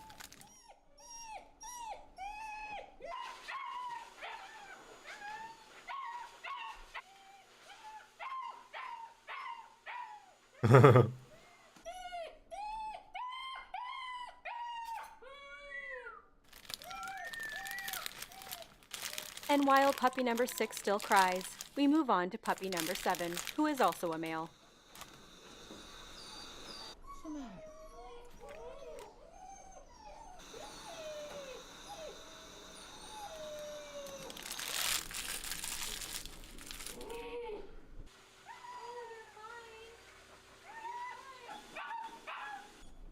Good boy. Good boy. Nope. Good boy. And last, but certainly not least, we have puppy number 8, who is a female. Since these puppies have an hour drive home, we decided not to give them treats today because we would rather they did not poop in their crates after I just bathed them.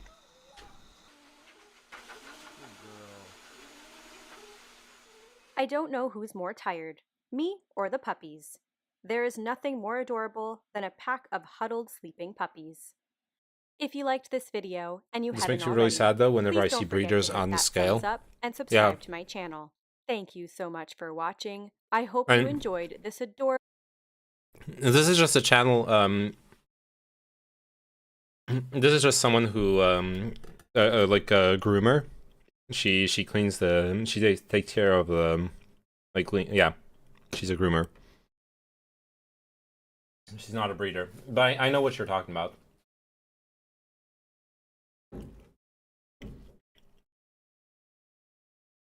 Why does having you in the background sound like you're torturing puppies? Because that we're watching puppy torture videos now. Oh, Tygax. Okay. What's the other video? I would breed. Come on. Muammar Gaddafi interviewed just before the Libyan revolution.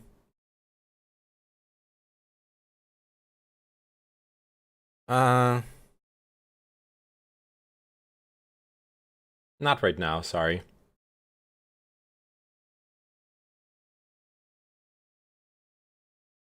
It's probably interesting, but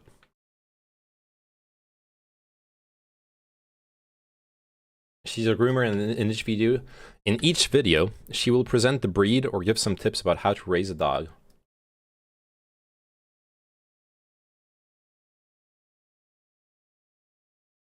Ukraine fog of war. What's really happening? From a couple days ago. How's it going, Spare Parts Army? I'm your average infantryman, Chris Cappy. We're now 3 weeks into the Russian invasion of Ukraine, and at this point, I think we really need to talk about something that is wrecking our ability to see this war accurately. I'm talking, of course, about the dreaded fog of war. War fog smells terrible. A lot of people are in a state of confusion about what's happening in the war right now, thanks to echo chambers created by our social media platforms, and propaganda clearly coming from all of this. In the US, where I am, it's very difficult to factor in reports of Russian victories into my analysis. This is because either no one wants to find that information, or they're too afraid to share it, worried that they'll look pro-Russian. I want to warn you, if you want some cheerleading video about how great the Russian army is, or how great the Ukrainian army is, then this video is not for you. This is for people who want to cut through the fog of war and understand the reality in Ukraine. Later in the video, we'll have an updated analysis of the 40-mile-long convoy, and we'll see if my initial assessment was correct or not. This is what I've been saying, though, by the way. This is what I've been literally saying the whole time. We, every time, like, people want, like, I understand why people want to be all cheerleader, like, yeah, Ukraine's winning, etc., etc. And I didn't do it as much earlier today, but usually I'm like, we don't know what's actually happening, we don't know who's actually winning. Like the Crimean front has been advancing, etc., etc. There is a fog of war. We don't know what's really going on. Just a note to preempt your triggering. He's going to absolutely butcher every single name you hear of a Ukrainian city. Okay, I know your pain. Yeah, I haven't seen this video yet, but he has 3 or 4 other videos so far about this where he basically says all of those things. Yeah, sounds like a reasonable person. So to be fair, a major reason why it's difficult for us to clearly see through the fog of war, to accurately see the Russian army's victories, is because Putin himself has made it punishable by up to 15 years in jail to speak negatively about the war in Russia. The other reason we're mainly seeing pro-Ukrainian information about the war is because on March 4th, US media companies decided to clamp down and shut down our access to Russian media outlets because they were deemed misinformation. Personally, I think we're smart enough to figure that out, to figure the truth out for ourselves, but maybe not. After all, I am the same guy that tried throwing a bucket of water on an electrical fire in Iraq. For instance, take a look at the Ukraine live conflict map that we've been using. It's important to note that this is populated entirely by pro-Ukrainian sources. That's what fills out all of the information in here. So even though this is accurate intelligence, the picture that we get inevitably is going to be skewed in one direction. I believe the consequence of this is that we might underestimate the Russian military. This conflict map does not directly account for any of the Russian military victories. It will show us the location of destroyed Russian tanks, but it will not show us the evidence of destroyed Ukrainian equipment. So what I was able to do was dig deeper and look at some weird Telegram channels where I was able to find the Russian perspective. Can be used like an octopus to suffocate and pull apart my enemy's arguments. Thanks for the follow, Sodiprem. How are you doing? He's a fellow Long Islander. He grew up only about 20 minutes away from me. Nice. And evidence of some of their victories. That's right, I get put on all the FBI lists so you don't have to. In my research, I located evidence of Russian military successes that I think were missing from the legacy media's analysis of the war. In the south of Ukraine, here we see an entire Ukrainian base, abandoned, with all of the armored tanks and vehicles left near the city of Kherson. On March 15th, there was abandoned and destroyed Ukrainian tanks on the highway right outside of the city. But if you're anything like me and you get your news from TV and Twitter, this is probably shocking to you. We have reports of Russian special forces running patrols throughout this city, moving 500 kilometers north to the Chernihiv region. There's footage from Russian drone strikes, destroying Ukrainian artillery positions. These are all scenes that I think people in the United States, like me, never have access to in our closed-off bubbles of social media. In the Donbass. So, I just want to respond to him saying, this just seems surprising to you. It's not surprising to me. We've seen, even though we've only followed live UA map, we've seen day after day the advance of the Russian army on the Crimean front.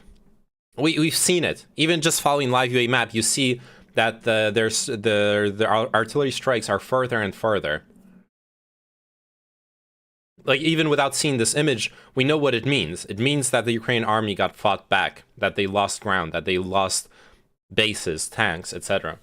Sure, but you're not the target audience, though, right? Yeah, but I'm supposed, you know, I need to react. Okay, let me do my react thing. Okay, red line go brr. Yeah, which is to be expected, to be entirely fair. Yeah. Now, the one thing we definitely did not see is, for example, like you said, now the drone strikes on Ukrainian artillery positions in around Chernihiv, stuff like that. Yeah, we don't see that, but we also can assume it's logical that that happens. Region, there's photographic evidence that the Russian army has captured an untold number of US Javelin anti-tank missile systems, which will now be used against us. But looking at this live map, we would completely miss those reports because they don't include pro-Russian information. The Russian army doesn't have anything nearly as sophisticated or effective as the Javelin system in their own arsenal. They don't have any of the high-tech infrared, lock-on, fire and forget, top-down attack mode abilities. Oh, thanks. When Russian troops find them, they're already calling them trophy weapons. According to the Russian military, this Ukrainian armored tank column in Donbas region was destroyed by the Russian army using their grenade launchers on the tracks to disable them. I strongly believe that you deserve to hear the full story of what's happening on the ground. Don't trust me yet? Maybe this footage of me surfing the web looking pensively at articles on my computer will change your mind. No? How about me reading printed out pieces of paper? Surely now I'm a trustworthy news source. On March 4th, a civilian news broadcast from the airport near Hostomel shows that the Russian army has secured the airfield about 40 kilometers from the center of the city. Now, if we move 500 kilometers down to the south of the country, here we see how in the Donbas region, the Russians are handing over captured Ukrainian vehicles to pro-Russian forces to use. Look at all the Soviet flags flying on these vehicles. Can we stop pretending at this point that Putin isn't trying to put the old Soviet Union back together? Can we stop pretending that NATO expansion is bad? What if we didn't let Poland join NATO? Is it more likely that Russia would behave, or would they have just been looking to snatch that sweet, sweet land up? This morning, Russian sources released video footage of their artillery shelling operations near the capital. They also released a detailed map that they captured showing all of the Ukrainian army's defense locations surrounding the city. But I've chosen not to disclose that information. The point is the Russians have it. Take a quick look at the map from last week compared to this week. The Russian forces have made progress along every axis of advance. They haven't been pushed back or repelled really anywhere yet. To me, yeah, that's what I've been saying. Like, that's what I've been saying. When you follow live UA map, you have like some basic medium-term memory. You see that the Russians are advancing. Yeah. What I didn't see coming and shocked me was Ukraine still standing after 5 days. They tried to decapitate Ukraine in a couple days. You know, the airdrops in Hostomel airport. I think it's pretty obvious that strategy was to get like a beachhead and with airport, and you expected them to kind of work. Yeah, I'm not surprised they didn't work, because it's you could say it's kind of obvious, right? Kyiv is really close to the Belarusian border. Ukraine knew it was going to happen. Since, you know, most strongest military in Europe in theory. Yeah, so you missed. We read a really interesting article earlier today. I can link it to you if you want. Let me just open like. Oh no, I can't open closed tabs because I opened some like risky links earlier. What was it? War on the. Oh, come on. War on the Rocks. Russia logistics. Oh yeah. I read this article. So this article is from November 23rd, 2021, before the it was before the war. So keep in mind it is what it is, but it's a very interesting take on the limitations of Russian logistics. And a lot of what this article is predicts as limitations for Russian logistics, we've seen turn out to be true in real time in Ukraine. So this is a very good analysis of the Russian capabilities. We'll skim through it. Yeah. Oh God. Saying Russia has any kind of logistics is being very kind, lol. No, Russia has logistics. So like this article that I just linked that I read earlier in the stream, you can also just watch the VOD if you want. You can watch the VOD and I read it in you can treat it as like as an audiobook. I read the whole article earlier in this VOD. But the article basically explains that Russian logistics are rail based, which means that they're very strong in a defensive war. and they're very strong in a frontal war on the border. But they're extremely weak when you go past 90 miles away from the Russian border, because then the trains can't get there. They need logistical pauses in order to make the railways there's like a gauge problem between European railways and Russian railways. It's different gauges. There's all sorts of like specific issues. Obviously, bridges can easily be destroyed, etc., etc. All that stuff makes it really hard for Russian logistics to reach into enemy countries, but it makes it very strong when it comes to Russia being attacked. They are supply depot based, not necessarily train based. Airports work, safe roads work as well, but railways is ideal. Well, yeah, I'm exaggerating a bit. I'm simplifying the fucking like 10-page article, okay?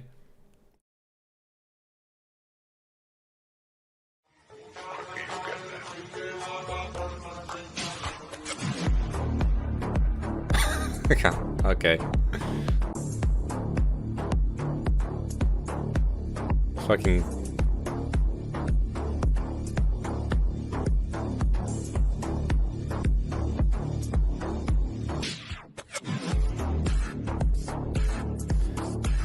Man, military propaganda is always the same. Like this shit literally looks like the army's marching and stuff. It's literally the same as like Nazi propaganda or like Soviet propaganda. It's military propaganda is always the fucking same. What was the name of that German the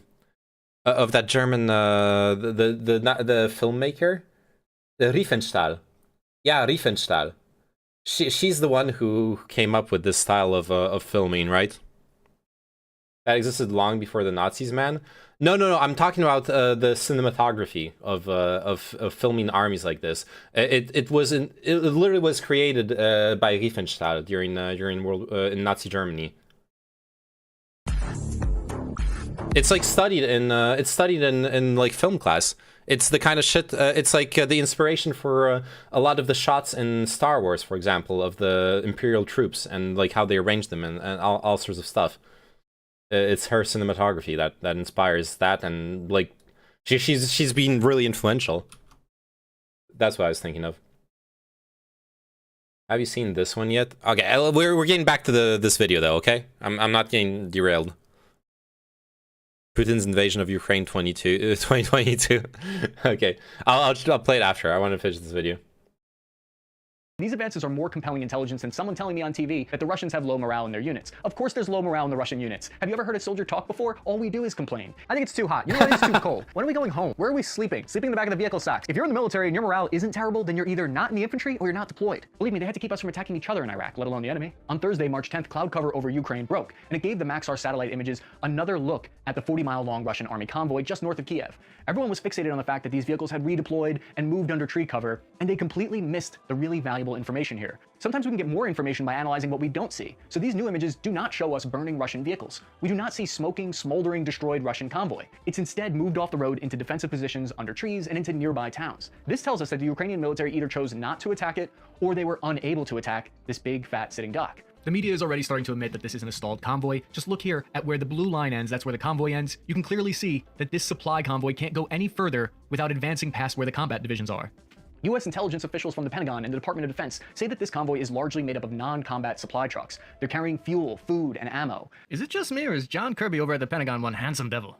Some people see this 40-mile-long convoy as a massive military blunder, and in many ways, they're not wrong. With the fog of war, the situation is constantly changing, and tomorrow, the whole convoy could get destroyed for all we know.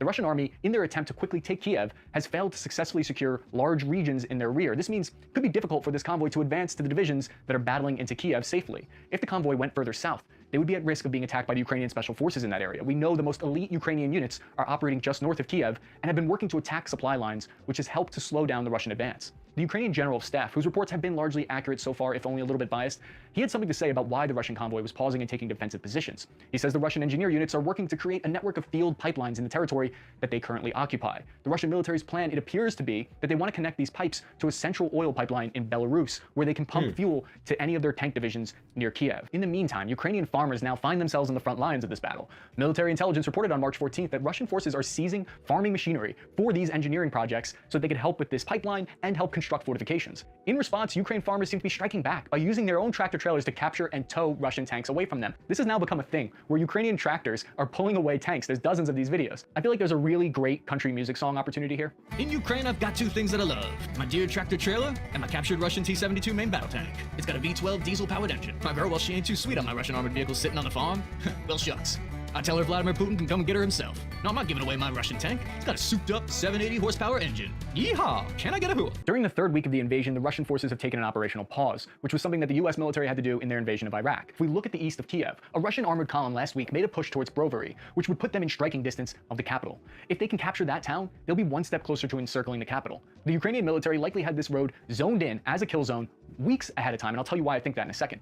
So they'd set up a complex ambush waiting for the Russian army just to roll right in. And we see the Ukrainians attack with artillery and possibly drone fire from the sky, maybe even tanks out of frame. The way this column reacts to contact is really terrible, because they bunch up close to each other, blocking one another, making it very difficult to retreat. So we can see this column was attacked once they had pushed into the town, out of all the farmland in the background there. This town then acts as a natural physical block, preventing the tanks from escaping the kill zone off to the side of the road. They're forced into this narrow zone of fire. This is a textbook procedure by the Ukrainian army for a successful ambush. It's been reported that the Russians lost a general in this attack, which is a really high up officer, and it destroys their command and control.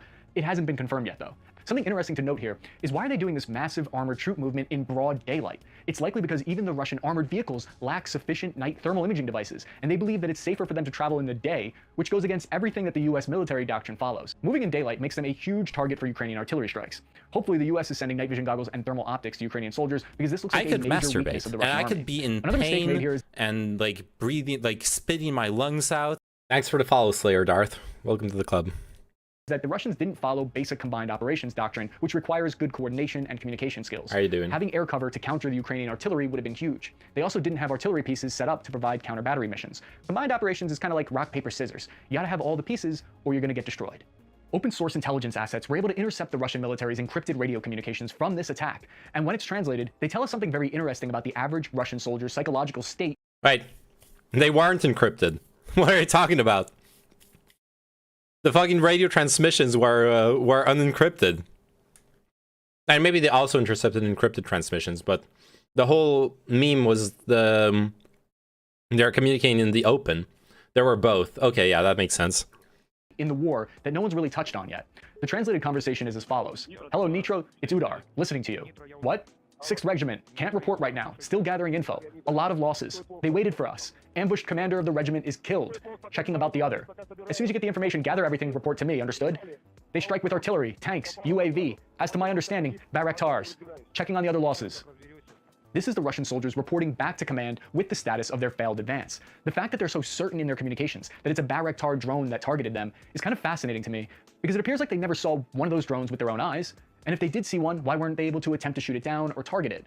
The Russian soldiers communicating here over the radio probably simply assumed it was a Bayraktar drone because there's been a lot of publicity around them, and they're a terrifying concept to the average soldier on the ground. Think about it. For your regular Russian soldier, the concept of being hit by some unseen drone is terrifying. It's similar to the psychological effect that improvised explosive devices had on me and other US troops in Iraq. Now, if we move slightly north of this location, there was another attack on this same column of Russian armor by Ukrainian armed forces. Here they used the British NLAW anti-tank missile system. It instantly explodes directly above the tank, knocking it out of commission. This column's reaction to contact is completely different. They react in a much more organized and effective way by instantly identifying which side of the road the attack came from and returning fire in the correct direction. All of the tanks then got out of the kill zone, off the road, and they made themselves harder to hit, and they avoided any landmines that might have been placed in that kill zone. Most of the Russian infantry here, they made a big mistake though, by running away from the direction of the incoming fire. What they should have done is run directly to the closest cover, even if it meant the direction of the incoming fire. You never want to turn your back and run away from the incoming fire, because that makes you vulnerable. But on a whole, a much better performance by the Russian military here. 15 hours ago, today, on March 15th, there's been new ground attacks on the west side of Kiev. We can see over the past week, Russian forces have moved into this area because that's where the main supply route from the town of Lviv, near Poland, comes from. Once the Russians cut off this road, it will take an additional 4 hours to ship Oh no, now that supplies you in told from them the they west, know, dang. using They alternate probably routes don't, that they come into probably Kiev aren't from the watching south. this. Looks like Google Maps has already started to reroute traffic away from that area where the Russians have moved into. So Lviv, where this supply route heads to, was recently attacked on March 10th with 30 Russian cruise missiles that hit a military base there. The city is 25 kilometers from the border with Poland. The attack killed at least 35 people. Russia claims it killed 180 foreign mercenaries that are stationed there. It's been kind of like a staging area and coordination location for all of the aid efforts from NATO. It's also been where US and British citizens, for instance, with the people who have volunteered to fight against Russia, they've all gone there to link up before heading into the combat zones in eastern Ukraine. This attack appears to be a message to the US to tell them to stop sending supplies to Ukraine. Based on how the war has progressed in the last week, it appears like it'll take Russian forces another week to encircle the capital and another 2 weeks to assault. At this rate, unless something is done to stop them, we will likely see the fall of Kiev by the end of April. To the east in Kharkov, the second largest city in the country. Over the past few episodes, I've shown a lot of the Ukrainian armed forces' perspective of what's happening there. According to the Russians, they've captured a portion of the Territorial Defense Unit and the 81st Air Mobile Brigade of the Armed Forces of Ukraine, which have withdrawn from the city at this point, according to them. Kharkiv is important because if it's captured, it'll open up the possibility for the Russian military to encircle all of the Ukrainian forces in the Donbas region. Another important development coming out of Kharkiv is that the Russian military has provided video evidence that they've set up successful refueling operations in the area. On March 10th, the Russian government officials admitted something that confirmed an early suspicion. Tarkov, yeah. They are using untrained, young conscripts in the war, who likely do not want to be there and were forced against their will to fight in Ukraine. There are a few theories surrounding the use of conscripts. Some claim that they're purposely sent in first as cannon fodder. Even one Ukrainian who was interviewed said, quote, "At first they seemed to be sending in people they weren't afraid of losing. But then I was hiding in a basement. The Russians who found us were serious, well-equipped, with torches and full communication, basically special forces." So it could be the case that the professionals wanted the conscripts to go in like guinea pigs to test the level of Ukrainian resistance. There's a point being made for the ice to be melting, which means Russia's on the clock. Yeah, so the one of the main arguments for that is that I've read that theory too, Soli Prem. The idea being that the reason why the northern and northeastern, the northern and northeastern fronts have been advancing slower is because of what people call the mud season, like like basically just muddy terrain all across the Ukraine because of melted snow, melted ice. And that the reason that the South has been so effective, this Southern offensive has been so effective, is because the coastal geography and climate are much better for the Russian vehicles. But yeah, back to the video. Communication, because there would be no real military advantage to sending in less trained troops first. Can you comment on, or do you have any insights on the recent developments regarding Russia's use of conscripted troops? Can you confirm that they've recalled some of these forces and that their deployment to the front lines is in the south, some kind of mistake? Well, I mean, we certainly have seen that that some of the initial battalion tactical groups that were sent into Ukraine in the early days had conscripts in the force. Can John Kirby get an unironic hua from us? Sir, if you're watching this, I'm not even kidding. I love the way you answer questions. On March 9th, we got more evidence that contradicts Putin's claims that the invasion is going according to plan. This new evidence suggests that he's had a major initial miscalculation with the invasion, and he expected a swift victory in a few days, because he reportedly placed the leader of the SFB, their own head of intelligence, under house arrest for giving him false information about the situation in Ukraine, which led to an initial stumble by the Russian army there. Is he simping for that dude? I don't know. Bureaucrats who told him what he wanted to hear and not what he needed to hear. In this tense exchange with his inner circle, you can see Putin belittling his own team, telling them to speak plainly, demanding that they not mince words, which makes us suspect that maybe things aren't going well. Hopefully, that piece of information helps explain why I want to show you the truth about the war. I want to show you the Russian victories as well as the Ukrainian ones. Yeah, I saw the pre-written article about victory. Flawed decisions based on.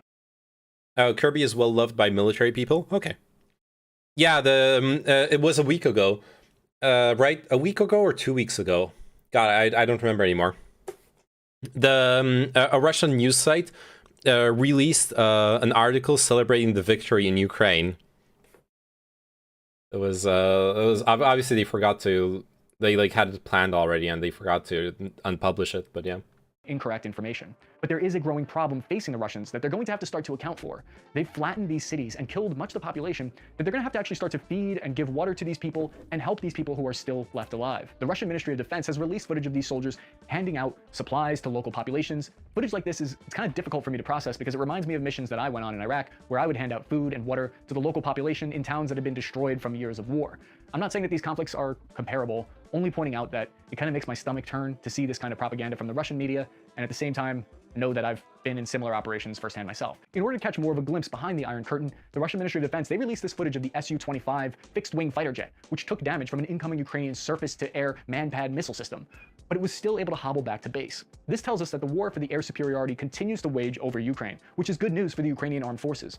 There's plenty of evidence out there to support the claim that Russia is in way over their heads. For instance, the US Department of Defense says that Russia is asking China for military and financial aid for the Ukrainian war. Both China and Russia denied this on March 13th. At the same time, China's left the door open for sending aid by stating that China will not promise and cannot be made to not export arms to Russia. The fact that there's no reason to believe the 40-mile-long convoy has started to distribute any of its supplies to the Russian division south of them is not a good sign for them. The rate of airplanes and tanks that we know have been destroyed is not good news for Russia. The fact that they've been unable to launch attacks larger than a regimental advance near Kiev suggests that they're uncoordinated between branches, and they lack clear communication to headquarters. The point of this video was not to dampen our hope of Ukrainian armed forces repelling the attack. I simply want to give a more balanced picture of the war, especially as we appear to be getting closer and closer to joining it.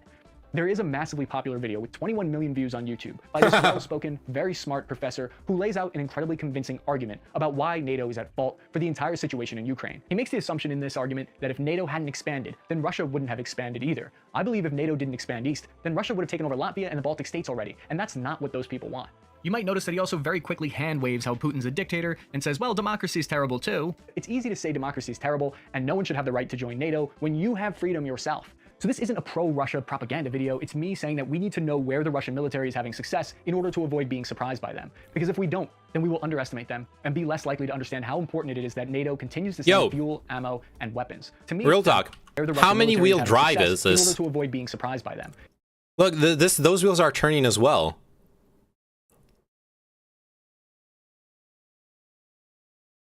Wait, no, wheel drive means, oh, no, it's where the, never mind. It's where the engine is connected.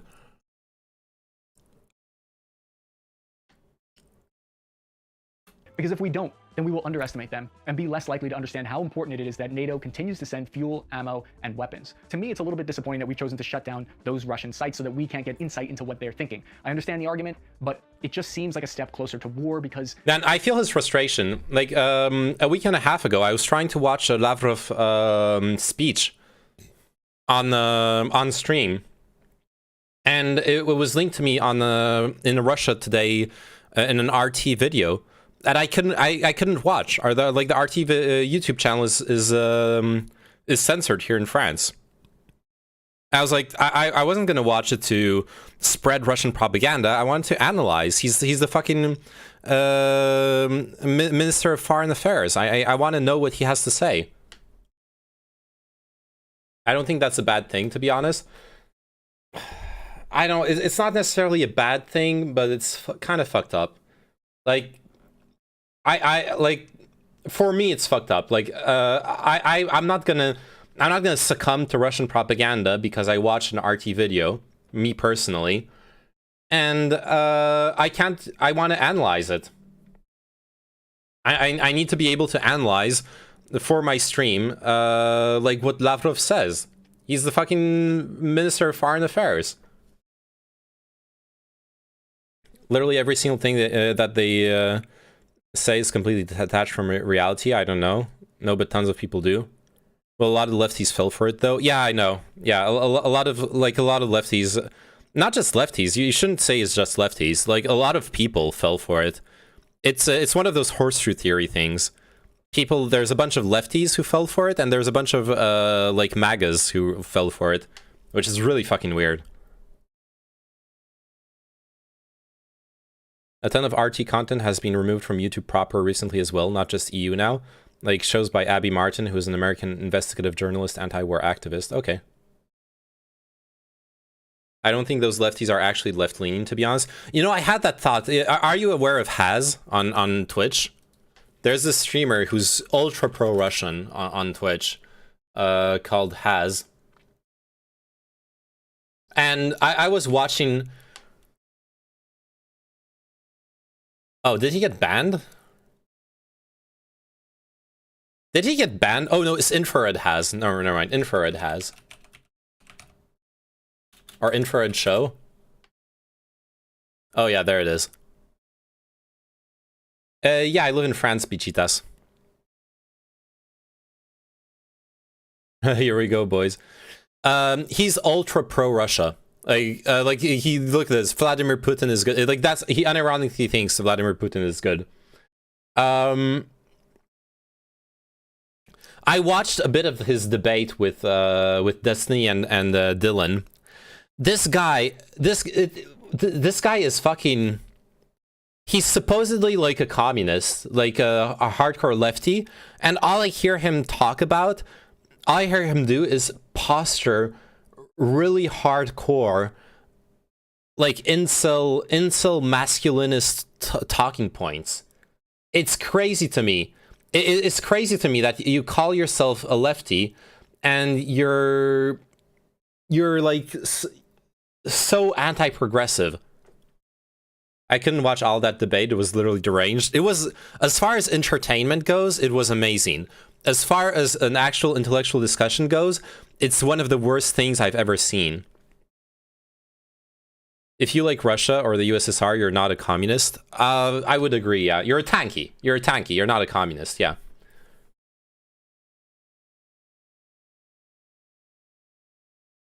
Bro, 2 weeks ago you say sanction. Why now here have Renault, Peugeot, plus Leroy Merlin? I don't know what you're saying, Bichitas. I'm sorry, but your sentences are incoherent. I saw Khan saying it was basically performance art. I would agree. Yeah, I wanted to watch it on stream, honestly. Yeah, that's the horseshoe theory, Corpio. The further left you go, the further right you go, people meet up and like are closer to each other. Yeah, has Destiny debate. I wanted to watch it on stream at some point because it's so fucking.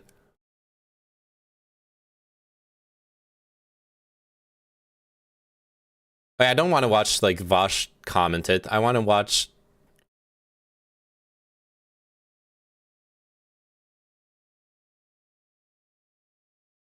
I think that's about self-identification more than left-right. To a certain extent, yeah. What?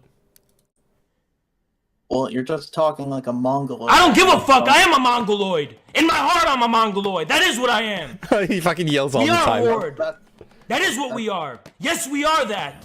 We are 100% that. That's not something to be proud of. It is something to be proud of, bitch, because the Mongols are the ones who created civilization. And you created nothing but barbarism. You're the fucking barbarians. You destroyed the treasures of mankind and civilizations. The Mongols only united it. You fucking bitch. You cans cuck bitch. What the fuck do you know about civilization? What the fuck do you know about pride? What the fuck do you have to be proud of except looting, genociding, and destroying the cultures and peoples and wealth of this world? What the fuck do you know, cans cuck? Cans cuck. I am chipping out, bitch, because I'm a fucking human being, and you're a little soy boy cuck, little bitch. This is, dude. Has is literally he's like the tanky version of Alex Jones. He's actually the tanky version of Alex Jones. You think I'm a nice leftist guy? You think I'm just some nice leftist guy? No, bitch, I'll eat you for breakfast. You don't know who the fuck I am. No, I see you. I think you're a Mongoloid. That's what you I am a Mongoloid. You're right. It is what I am, and I'm proud of being that. Well, it's an anthropological term. It doesn't actually Okay, mean Mongol. so what's your fucking point? You ugly, disgusting, fucking... Okay, whatever. This is just fucking cringe. It's the epitome of insufferable. I can't help but laugh at it. The Mongols didn't genocide or loot or rape. To be fair, everyone's focused on Genghis Khan. Kublai Khan was one of the most enlightened leaders of his time. Like there's not just Genghis Khan when we're talking about the Mongols. And everyone shits on Genghis Khan, but everyone also forgets about my bro Kublai Khan. Like Kublai Khan pushed education and the arts and technology, society, in the Mongol Empire so far.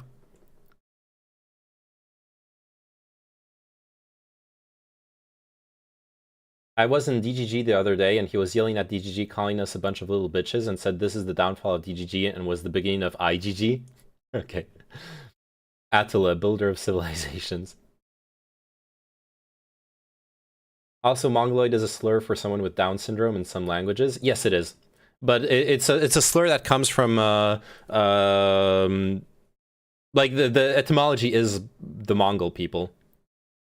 Well, Kublai Khan isn't the one who united half the world, so I'm sure Haz meant Genghis. That's true, yeah, I know. I know like what Haz was saying. I was just saying it because people always forget about my bro Kublai Khan, man.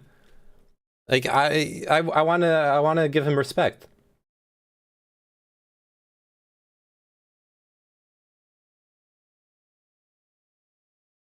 I always thought it came from the shape of the eyes. I'm pretty sure it comes from, like, Mongol racism. I could be wrong. I can't stop laughing / crying about this video. It just so perfectly sums up the leadership in this country. Completely clueless about everything.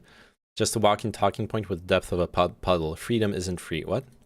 And do you support a no-fly zone in Ukraine? I support everything that has to do with punishing Vladimir Putin and helping the Ukrainians. Wouldn't that mean direct conventional warfare with Russia? I don't know what it will mean, but you know, freedom is not free. So you don't know what a no-fly zone will mean. If you have to shoot down Russian planes, I mean. Of course. So conventional war with Russia. Listen, thank you. Yeah, we get it. Like, people don't understand what no-fly zone means.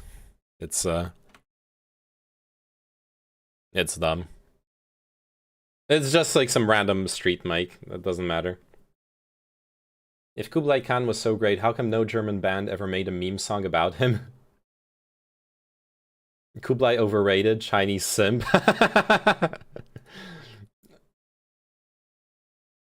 I think it was just some random person on the street getting interviewed.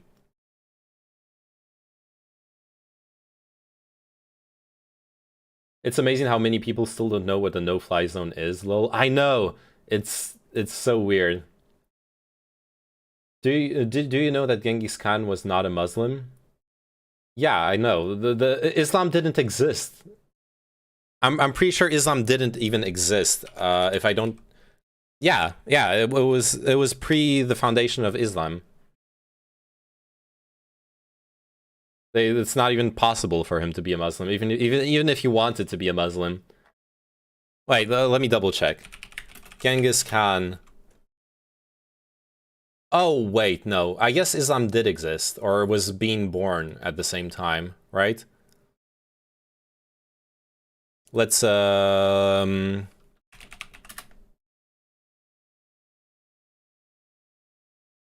birth of Islam was when exactly? 7th century. Never mind. I was wrong. I thought Genghis Khan was way earlier. I was completely wrong. My bad. Yeah, Islam existed for hundreds of years before Genghis Khan was born. Yeah. Have you watched any of the videos for the one from the 1420 Chan on YouTube? No, I don't think so. But yeah, Mongolia definitely wasn't Muslim then. That is true. Islam is 700 AD. Yeah, I thought I reversed the timelines. I thought the Genghis Khan was like around 700 AD, and I thought Islam was like 1200. Anyways, has Destiny Dylan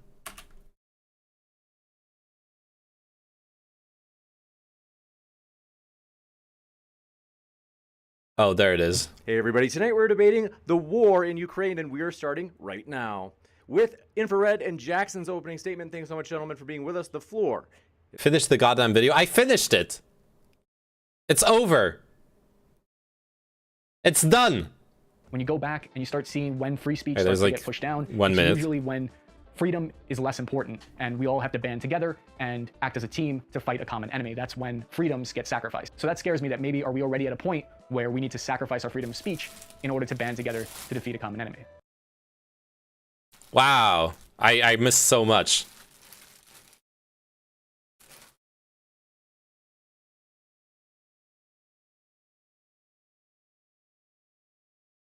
I appreciate you not using Chrome. I appreciate myself not using Chrome as well.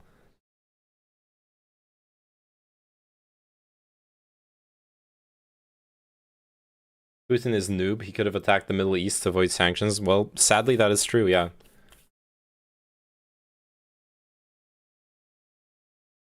But that wouldn't have accomplished his objectives in Ukraine. Next step is to get you on Quant rather than Google search. Then we get you on Linux. No, you're never getting me on Linux. No, Soliprem, I am a software developer. Linux is great for like software development and shit, but you're never gonna convince me of You're never gonna convince me of want like the user experience in Linux. It's bullshit.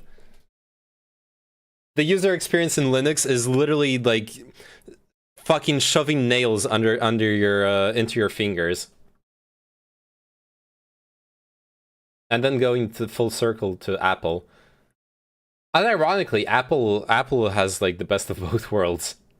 It's got the like Unix compliant OS and stuff, but it's also an actually good user experience. I'm addicted to the terminal. Hey, I got my terminal here. What do you mean?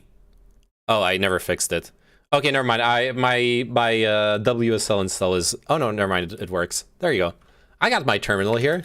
I can do my all my Linux stuff if I want. I'm fine with my Windows, okay? WSL is good. WSL is really good, yeah. I love it. As a software developer, I really love it. See, click this. I want cooking meme. Oh, come on. We're in politics. Okay, so it's up 1 meter. Okay, Matt, can we watch the parody now? Oh, yeah, the parody, sure.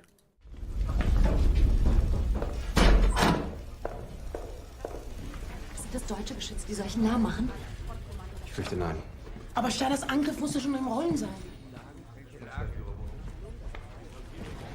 Er müsste so bald wie möglich verschwinden. Es bleibt nicht mehr viel Zeit. Aber der Führer ist so zuversichtlich, dass er die Lage meistern kann. Er ist sicher, dass der Angriff von Steiner alles zum Guten wenden wird. Ich habe ihn mehrmals sagen hören, dass dieser Angriff das gesamte Kriegsgeschehen beeinflussen wird. Jeder in der Umgebung des Führers weiß, dass das ein Hirngespinst ist. Fantasie! Ich würde mich wundern, wenn er selbst daran glaubt. Was soll das denn heißen? Warum sollte er denn ein Spiel mit uns spielen? Was hat er denn noch zu verlieren? This feels a bit glib, yeah. Ich glaube dem kein Wort. Es ist dem Feind gelungen, die Front in breiter Formation zu durchbrechen. Im Süden hat der Gegner Zossen genommen und stößt auf Stahnsdorf vor. Der Feind operiert jetzt am nördlichen Stadtrand zwischen Frohnau und Pankow. Und im Osten ist der Feind bis zur Linie Lichtenberg, Marsdorf, Karlshorst gelangt. I'm also a Vim user. I'm also a Vim user. Oh, sorry, I'm interrupting this. I'm worse than a Vim user. I'm a NeoVim. I'm a VS Code NeoVim plugin user. Let me show you. Wait, what the fuck was I looking at? Oh yeah, it was when I was compiling some stuff for anyways. God, it's been a while since I started this. I have my VS Code hooked up. I have my VS Code hooked up to NeoVim to get the best of both worlds, okay? And I'm never gonna use NeoVim by itself. I'm sorry, not sorry. Also, we've detected copyrighted audio and video. I can't, I'm sorry, because of the YouTube restream, I can't finish watching that. Knowing German, my brain can't process this. Yeah, it's fucked up. Like having the false subtitles and everything.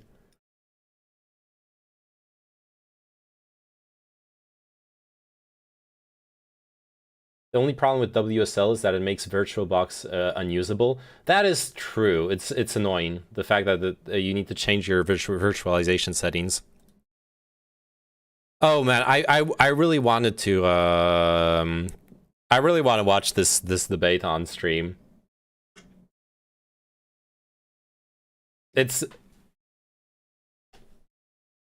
even though it's like terrible. It's like a horrible thing, but I wanna like listen to a bit of it. Unless we have something else to do. I guess I could like, I don't know. I just want to show off like the yelling match at the end. Coding stream with debate in the background. I don't really have any projects at the moment that I could do like a coding stream around.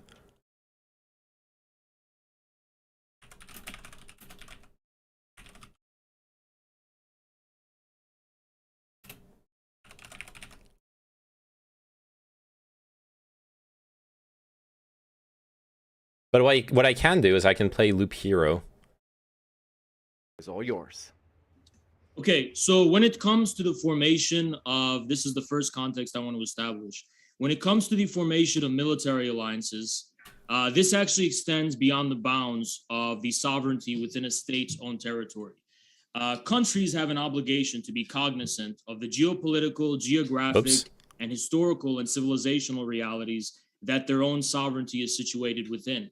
And this is specifically recognized by organizations like the OSCE, according to which, Ukraine being a member, one country, according to its founding document at least, one country's security cannot be strengthened at the expense of the security of another state. So what the OSCE establishes is that it's not just that. I heard the opening statement. It's so full of bullshit. It's like Vosh, but without the sociology degree, which allows him to use the words with meaning. Yeah, I get what you mean. Wait, whoa. I think my camera's glitching out. Uh-oh. Wait, what's going on? The fuck?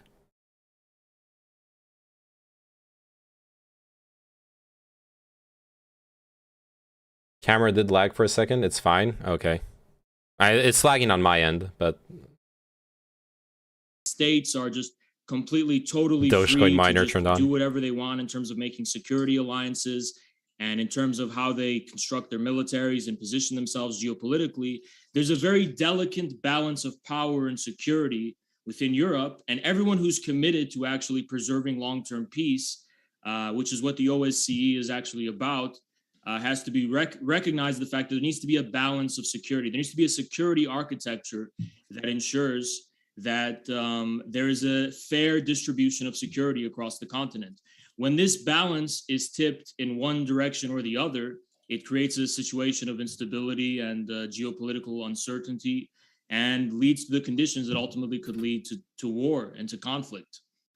So one has to keep this in mind when one is bringing up the issue of the sovereignty of states. States should have a right to self-determination, and states should have the right to be sovereign, but they should also be cognizant of the geopolitical and geographic realities within which they reside, so as to not create circumstances that upset the balance of security and the security architecture. So I'll give it to Jackson now. Wait, so if I understand correctly, his point is... If I understand correctly, his point is that states should never make decisions that threaten their like neighbors. He's basically setting up the like intellectual framework of blaming Ukraine for its own invasion, of blaming NATO for the invasion of Ukraine. So yes, if you believe that Ukraine has the responsibility of submitting itself to the needs of Russian security, like concerns, which aren't even real. Like this is the thing.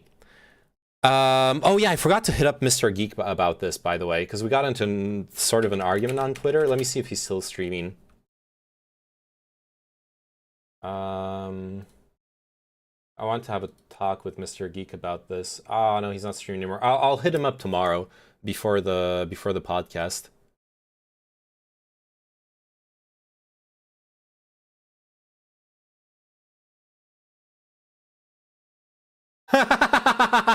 Oh, the guy I banned earlier. Oh no, the guy I banned earlier. Look at what he sent me. You're a sad little boy living a lie people like me control. You better be glad I'm not in power. The things I would do to you. What? Oh no. Little boy. Threats, obviously. I feel very threatened. I feel very threatened. I'm sorry, Twitch. Okay. RIP. Anyways. Cool copy pasta, yeah.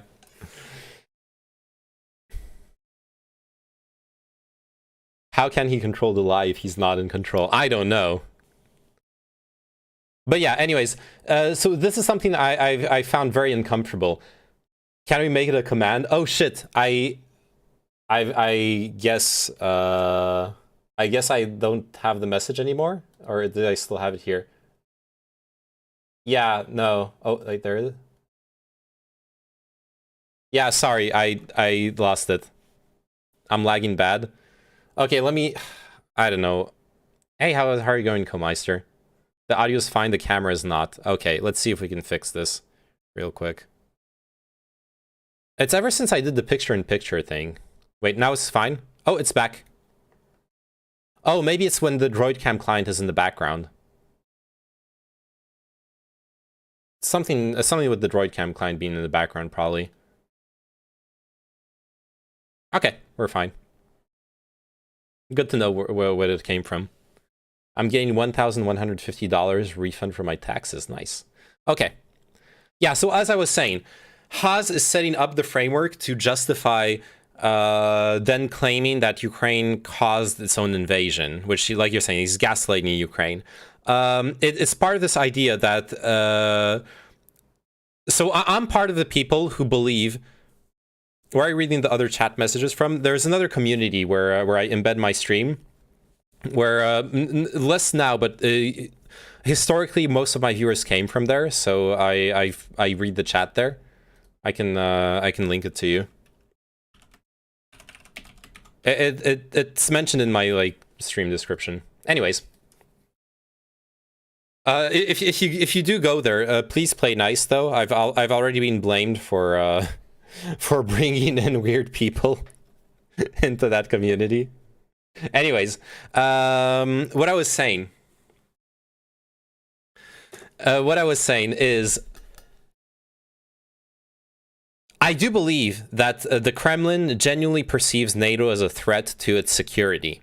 Putin has said it in the 2012 interview with Oliver Stone, that every time a NATO base is built close to the border close to the Russian border, he feels the need to build a Russian base directly opposite the NATO base, and etc., etc. Now, I don't think there's anything. I don't think Russia's stance is justified. I think that once the Cold War ended, the NATO stopped being an anti-Russian alliance. In fact, many countries, if you go back in time and read the exchanges, many countries honestly didn't even see the point of NATO anymore, because NATO was like an anti-USSR alliance. Anyways, yeah, the Kremlin and Putin perceive NATO as a threat, absolutely. Obvious and was said previously, yes, 100%. And now the thing that bothers me is, people then take that fact, which is that the Kremlin and Putin perceive NATO as a threat, to then believe that, one, that perception is true, is justified, which I don't think it is. I'm just here to be weird. Then they also think that once you think that perception is justified, then you can start to build this narrative that Mearsheimer is pushing hardcore, that Ukraine is NATO's fault. And then it gets into weird territory. Putin, actually good for uniting the Western world again? Yeah. Alright, let's be clear here. Ukraine's people didn't do anything wrong at all. I stand against Putin with that. But Zelensky did provoke Putin. So I take a neutral stance there, not with Putin though, because he started the war and I'm against all types of war. So the Ukrainian government is not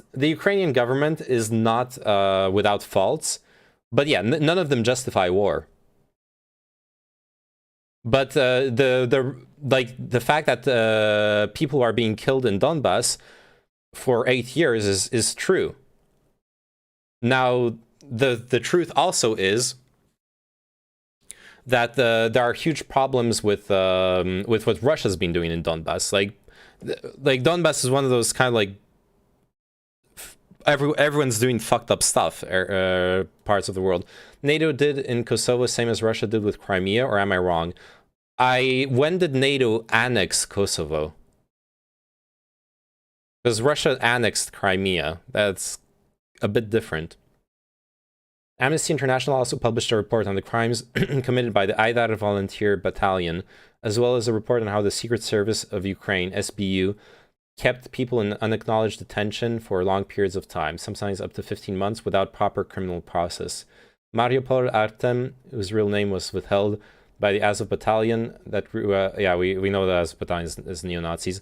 He was tortured with electric shocks, sleep deprivation, and waterboarding. Yeah, the Azov Battalion's war crimes and crimes against humanity are being investigated by and like we basically know they've done really fucked up stuff. Yeah. NATO doesn't roll tanks in neutral countries. Yeah, they have a base there.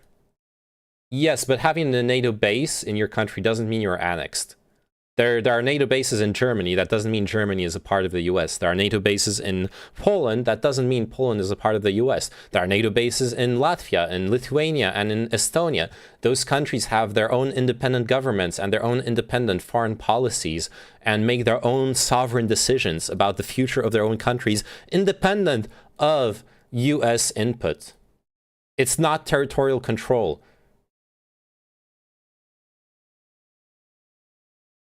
There was no reason for the alliance, so why keep it except to threaten Russia? No, it wasn't kept to threaten Russia. It was kept out of inertia, honestly.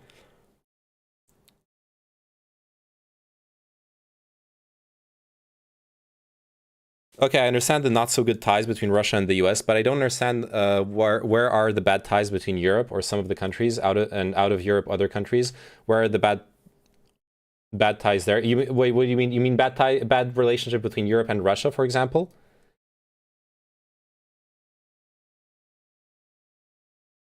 When it comes to bad relationship between Europe and Russia, all you have to, it's mostly about Eastern Europe.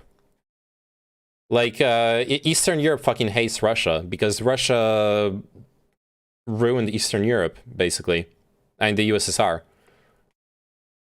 Even though the Red Army is the main factor in defeating Nazi Germany, the reality on the ground of being liberated by the Red Army was a bunch of Russian soldiers raping every woman in your town. It was brutal bombings of the entire cities, and followed by the installation of brutal communist regimes. Countries like Estonia, Russia has never acknowledged taking over Estonia, for example.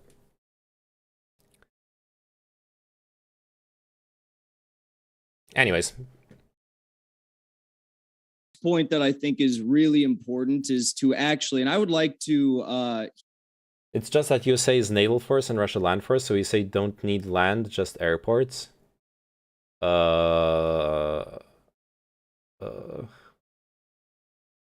don't think I agree. That's a weird dichotomy.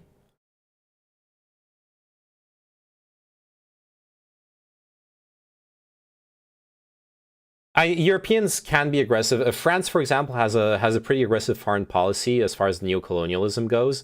France has been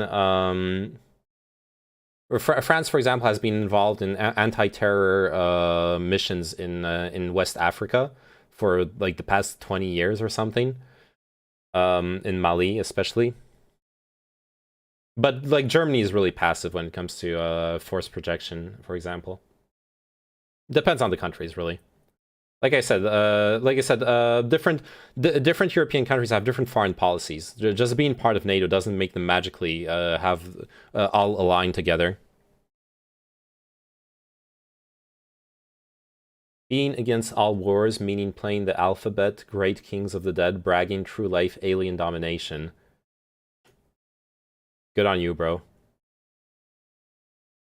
EU has very light foreign policy. Yeah, the EU has no common front on foreign policy. Absolutely. Yes, I'm African American, so you can get your storyline together. What are you talking about? What are you talking about?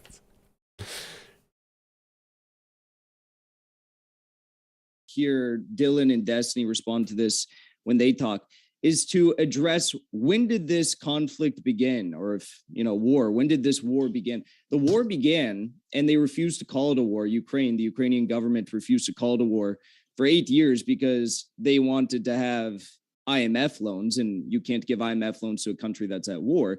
But the war began after the 2014 coup that took place on the heels of the Maidan protests, which began, in all honesty, without U.S. This is my first time hearing someone explain. Oh my God, this is my first time hearing someone explain the Ukraine crisis with IMF loans. What the heck? What the heck? I don't understand either, Co-Meister. I'm sorry, Lirenta Zeus White. I don't know what you're smoking, but I want some of it for this weekend's party, okay? We're so late, we suspended human rights controls on China because Portugal didn't like it. Yeah, the veto stuff. I mean, there was a plurality of people within Ukraine that were frustrated over the fact that, there was not going to be EU membership for Ukraine. And well, I guess there was going to be a delay in the decision. And those protests began. And then eventually they decided that they were not going to take the unfair, deal that the EU offered them. They knew that these neoliberal policies that would be inflicted upon them, the EU deal would have hurt them much more than opening up trade partnerships more with Russia would have helped them. So upon these protests, the U.S., began to infiltrate the movement. U.S. politicians began, working with agencies on the ground, U.S. front agencies on the ground, like the National Endowment for Democracy. Victoria Nuland even boasted about the fact that, they funneled $5 billion. We'll discuss the details of the U.S. involvement in the coup later on in the. Yeah, they will discuss them. And by discuss them, I mean yell at each other. It's a common talking point of West NATO conspiracy theory people. I see.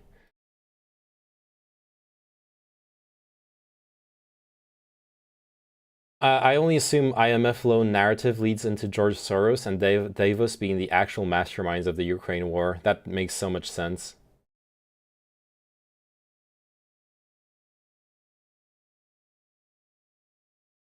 By definition, liberal policy is not inflicted. It's the problem with neoliberal policy. Wait, okay. What's going on in my Twitch chat? I don't understand anything. Okay, Lirent. I'm sorry. I have to time you out. Like, go drink some water, dude. And come back when you can make coherent sentences. I'm sure. But lots of money came in to these U.S. agencies on the ground to actually hijack the Maidan protests. Upon hijacking the Maidan protests, violence broke out. Yeah, I think so too. So this was dissimilar to the 2004 color revolution that the U.S. also played a part in, surrounding the 2004 elections, which Yanukovych was also involved in. Initially reported that he won, though international Western-aligned agencies claimed that these elections were marred with corruption and discrepancies and irregularities in the vote. The election was overturned then, and Yanukovych didn't see the presidency until his second run. But after being elected, during these Maidan protests, U.S.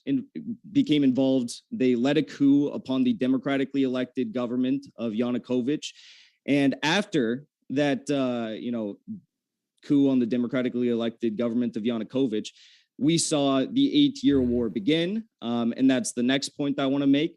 It's insane to assume that this war began, within the past 2 weeks. Everyone knows that there was shelling, there was fighting in the Donbass region.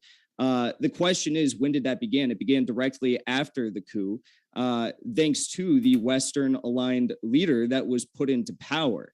Now, these Western-aligned leaders that were put into power have deep ties to the, nationalist far-right, factions, radical factions within both the Ukrainian military and the Ukrainian political apparatus.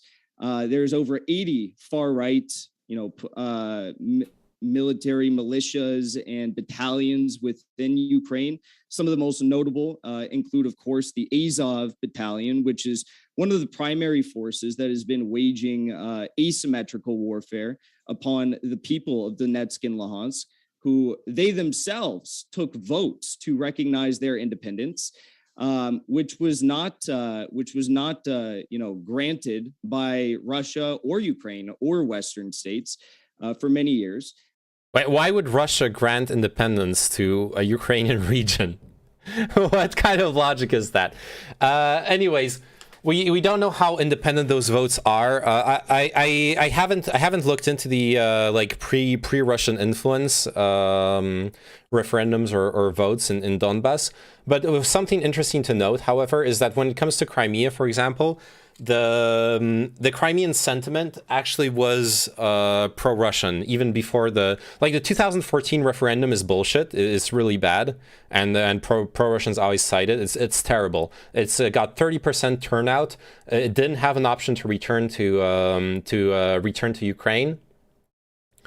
However, there are real referendums from 91, 94. There has been polling conducted by the UN from 2007 to 2011 that show a strong support for like 70 to 80% support for being an autonomous region, and also strong Russian sentiment. So, yeah.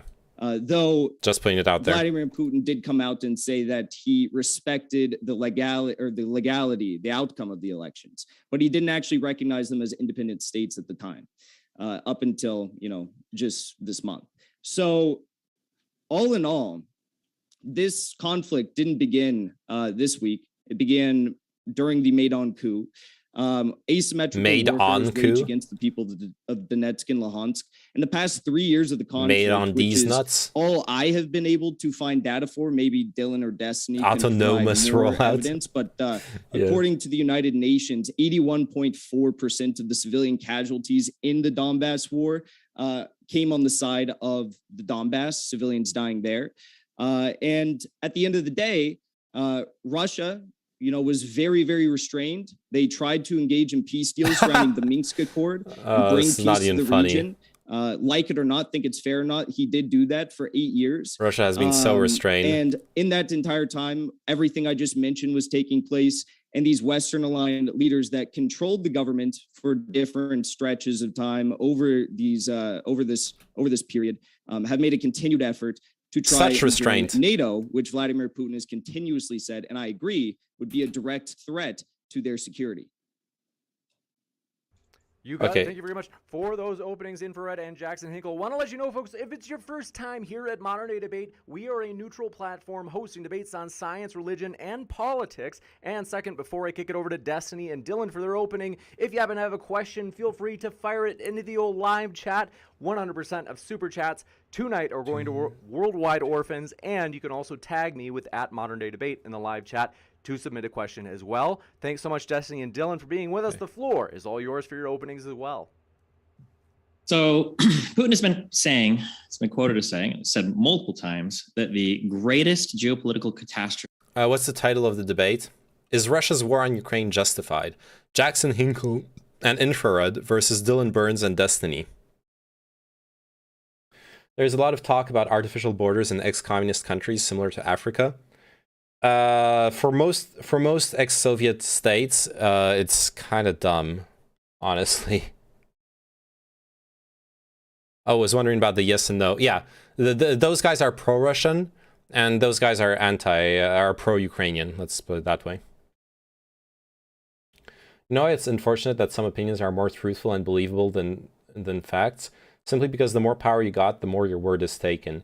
Thus, even if what you're saying is true, makes no difference, Like, I can agree with nearly everything you say, and most other people the same agree, and it might be the truth, but unfortunately, a country's prime minister will determine it all. Yeah. Who to trust in their narratives? The West, which is not perfect, or the Kremlin, which literally arrests people for carrying blank signs? Truly, both are just as evil. the last century has been the collapse of the Soviet Union. I think if we look at the actions of Putin, not just in Ukraine, but in other countries and other states within Russia around the world, I think we can see that Putin's goal is to rebuild some sort of new body that resembles the lost Soviet Union. Whether that's going to be the Union state that includes Belarus, Russia, and perhaps some future Ukraine or not remains to be seen based on how well the Ukrainians can resist Russian aggression. But it seems pretty clear that Putin has a huge drive to rebuild what he sees as one of the, as I guess his fond memory of the Soviet Union. The idea that in terms of individual claims, I guess we'll start going through the history, but I mean, almost everything you said is either half wrong or just completely wrong. The idea that Europe was offering them an unfair deal, one of the biggest reasons why they required that EU deal was because Russia themselves began to put blockades on certain imports for Ukraine, just because they thought that the president was looking towards the European Union for a deal. The idea that the Russian deal was better when the European deal would have just allowed them access to the markets, while the Russian deal was literally an exclusive deal that would have forbade them from trading into other markets is hilariously stupid. The idea that this conflict began in 2014 is also just completely wrong. There have been foreign policy experts, I can find papers back since 2010, claiming that Crimea was under threat of invasion from Russia, and it was invaded. Russia has been consistently working with disinformation campaigns among actual military aid to places like Donbass or Crimea, since at least 2010, if not earlier. There's been a long and a rich history of corruption in Ukraine, whether we're talking about people that used to actually be in the Soviet party that became leaders of Ukraine, or we're talking about people that more or less wanted to be. The Balkan Wars were all about artificial borders. Okay, that's true. Yeah, in the Balkans, that was a huge problem. That's a good point. You're right. I was thinking about like the bigger Eastern European countries that don't really have that problem, but in Balkans, 100% it was an issue. Putin stooges later on, like Yanukovych. I guess we'll get into the individual history of any of these particular things, but yeah, that's the idea right now today that Russia is somehow justified in their aggression and their taking over of any of the Ukrainian territory, whether that's when they took over Crimea in 2014, whether that's the eastern territories that they're trying to take over now, or the rest of Ukraine that they're trying to take over. I think it's just absolutely absurd. I would echo something that Haas said in the very beginning of the debate, that one country's security cannot be increased at the expense of another. That's a hilarious statement coming from somebody trying to defend the neo-imperialism of the wannabe Soviet Union. And I'm curious how you guys will defend this in the conversation coming forward. Okay, so I guess the best thing to do would be start with, I guess I'll start in 2004. Since there's nothing to gain from this. I know. Look, Bukra, I just wanted, the thing is, when I tuned into it live, I tuned into at the end when they were yelling at each other. I want to see the slow descent into madness, okay? I want to enjoy the slow descent into madness. Wasn't it more like Crimea seceded instead of being invaded? No, Crimea was invaded. Officially, Crimea seceded when a bunch of troops with unmarked uniforms appeared, speaking Russian, and helped them secede. And then they voted to join Russia. Like officially. In reality, they got annexed. I mean, yeah, the little green men. It's that one's not like a very that wasn't very subtle. As I understood, the pro-Russian part of the Ukrainian military moved to Crimea. My understanding is that Russian troops were heavily involved from the very start.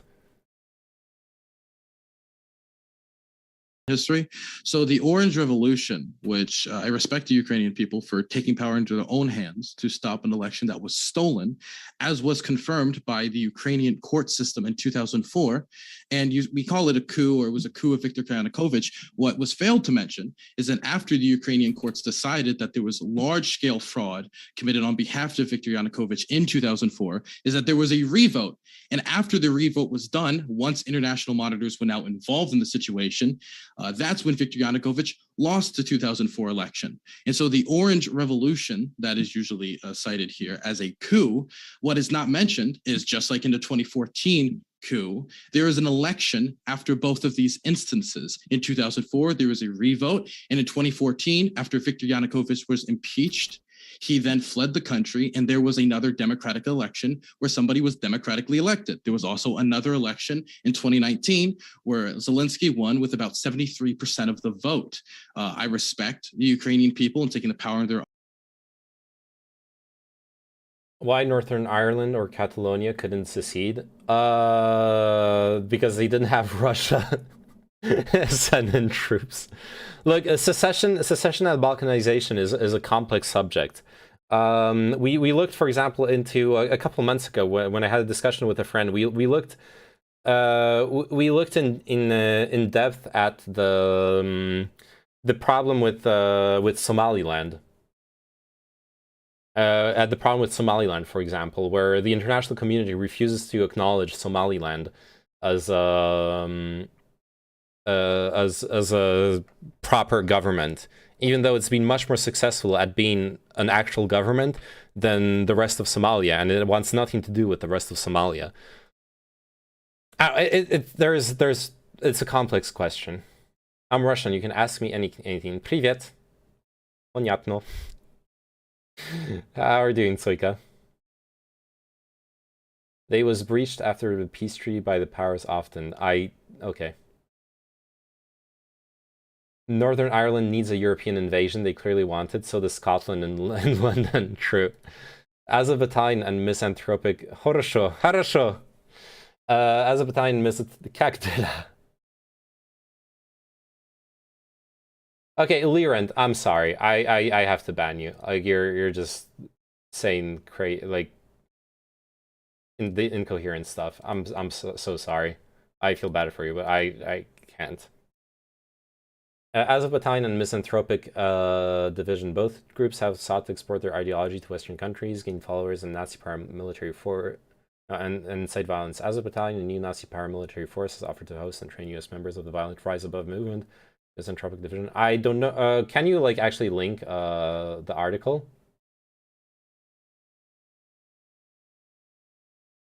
Because that is fucked up. I know a Jewish Royal Marine in Poland. Now he tells me about the rise of anti-Semitic hate there. Dude, it sucks to say. My family's Polish, okay? Anti-Semitism in Poland is not a new thing. Sadly, it sucks. Eastern Europe sucks, okay? I love Eastern Europe. There are many things I love in Eastern Europe, but there are many problems. Homophobia, anti-Semitism, sexism. There are many big problems. And you know what? It's less bad than in Russia, by any metric that I have found. The Azov Battalion sucks, and it's a problem. And if Ukraine manages to beat off the Russian invasion, it's going to be an even bigger problem. They'll have like weapons and combat experience and all that shit, but Russia is not better. It keeps being brought up as this, what about, like, look at how bad Ukraine is. Russia has been supporting neo-Nazi groups within itself and in the rest of the world for years now. Russia is not a denazifying force in the world. Own hands to take back their democracy in both instances. I would also like to talk about, I know both of these people care about sovereignty a lot send here. My river. In both instances, both in 2004 and 2014 and before it, the Russian state has meddled in the affairs of Ukraine on multiple occasions, fomenting corruption, directly getting involved in elections, and directly getting involved with Ukrainian politicians and basically sponsoring them on behalf of the state.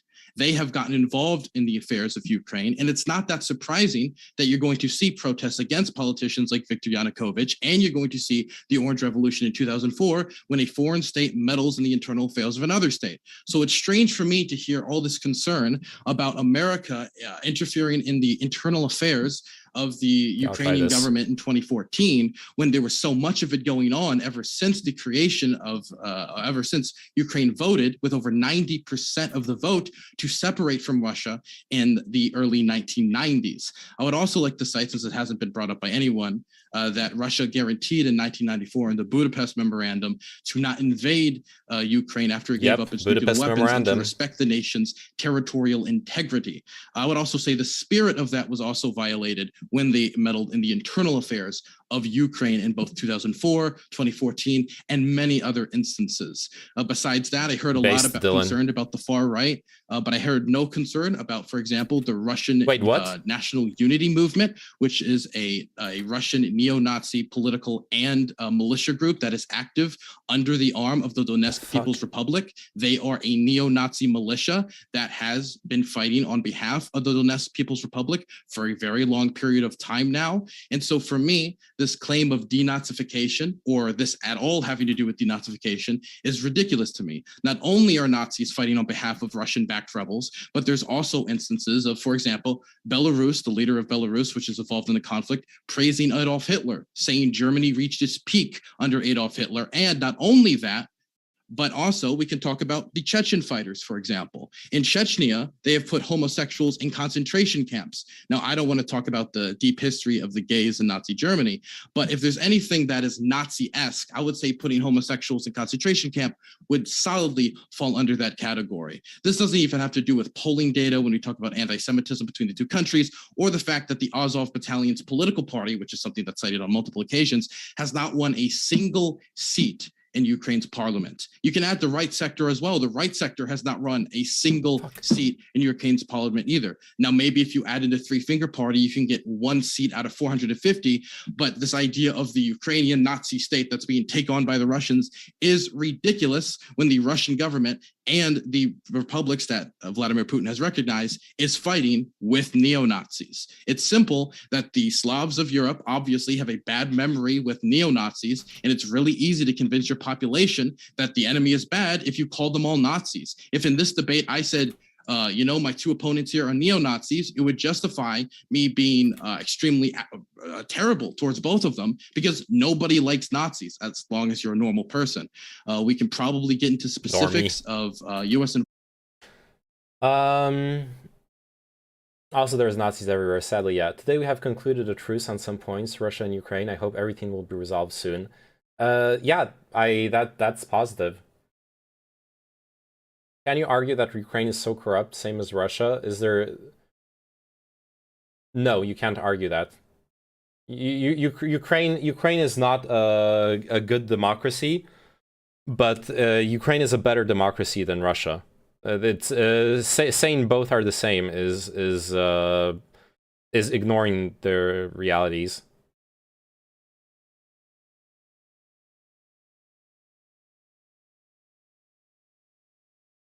Involvement in 2014 and the labeling of as a coup. We can get more into the Budapest Memorandum. I'm hoping we can get more into that, but I'll just end my statement there for now. I would also like to add on, amend to Dylan's statement, that I would like to congratulate the neo-Nazi country of Ukraine for being the first country outside of Israel to have its 2 highest level political positions held by Jewish people, which is an amazing achievement for a supposedly because neo-Nazi the Nazis opening statements. Oh my good opening statement. There we go. Sorry. Hold on one sec, gentlemen. They do. There are still 5 minutes left for. Thank you. Well, if we're gonna play, let's now go. we got I do want to say, that it isn't that surprising and we're off. That these people couldn't respect the rules of debate when the Russians are not respecting the rules of war in multiple cities across Ukraine. Sorry, Destin, almost as though they were trying to improve the security of their opening statement by violating the security of ours. Unbelievable. I hate it. All right. So I'm gonna use the mute button liberally tonight, just because I really seriously want this to be a fruitful conversation. So it's not good. Spoiler alert, it's not going to be a fruitful conversation. It's not going to be a fruitful conversation. In the World War II, Ukraine had a lot of Nazis. Yes. So did France. Are you now going to explain that France should be invaded by Germany, by Russia? Come on, hey, Bergla, stop. Okay, just stop. You're clowning yourself, okay? You're playing yourself. Or what's that clip?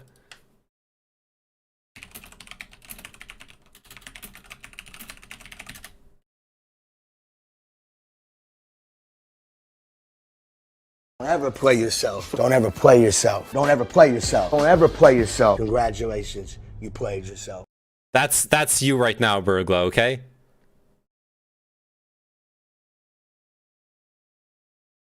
It's a special conversation, not a debate, yeah.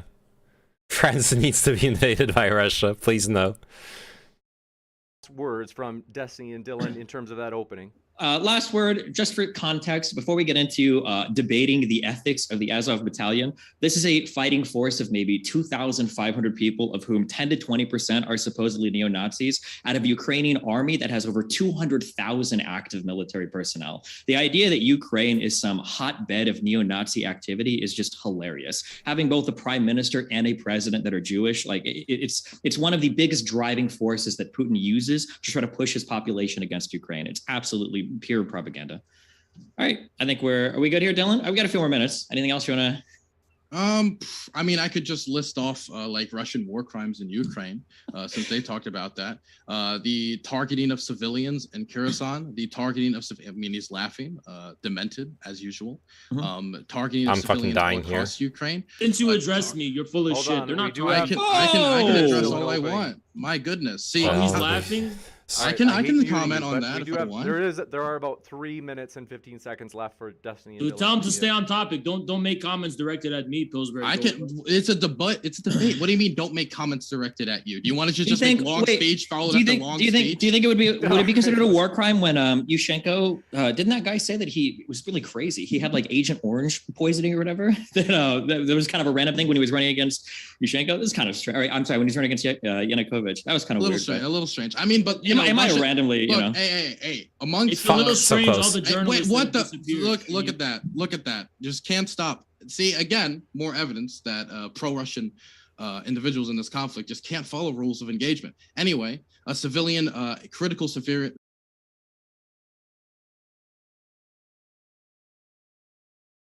Of course, in Russia, I cannot name the whole situation like war because Putin will put me in jail for 15 years. Only named special operation. Yeah, sadly. I was bombed by fucking NATO, so excuse me. Understandable.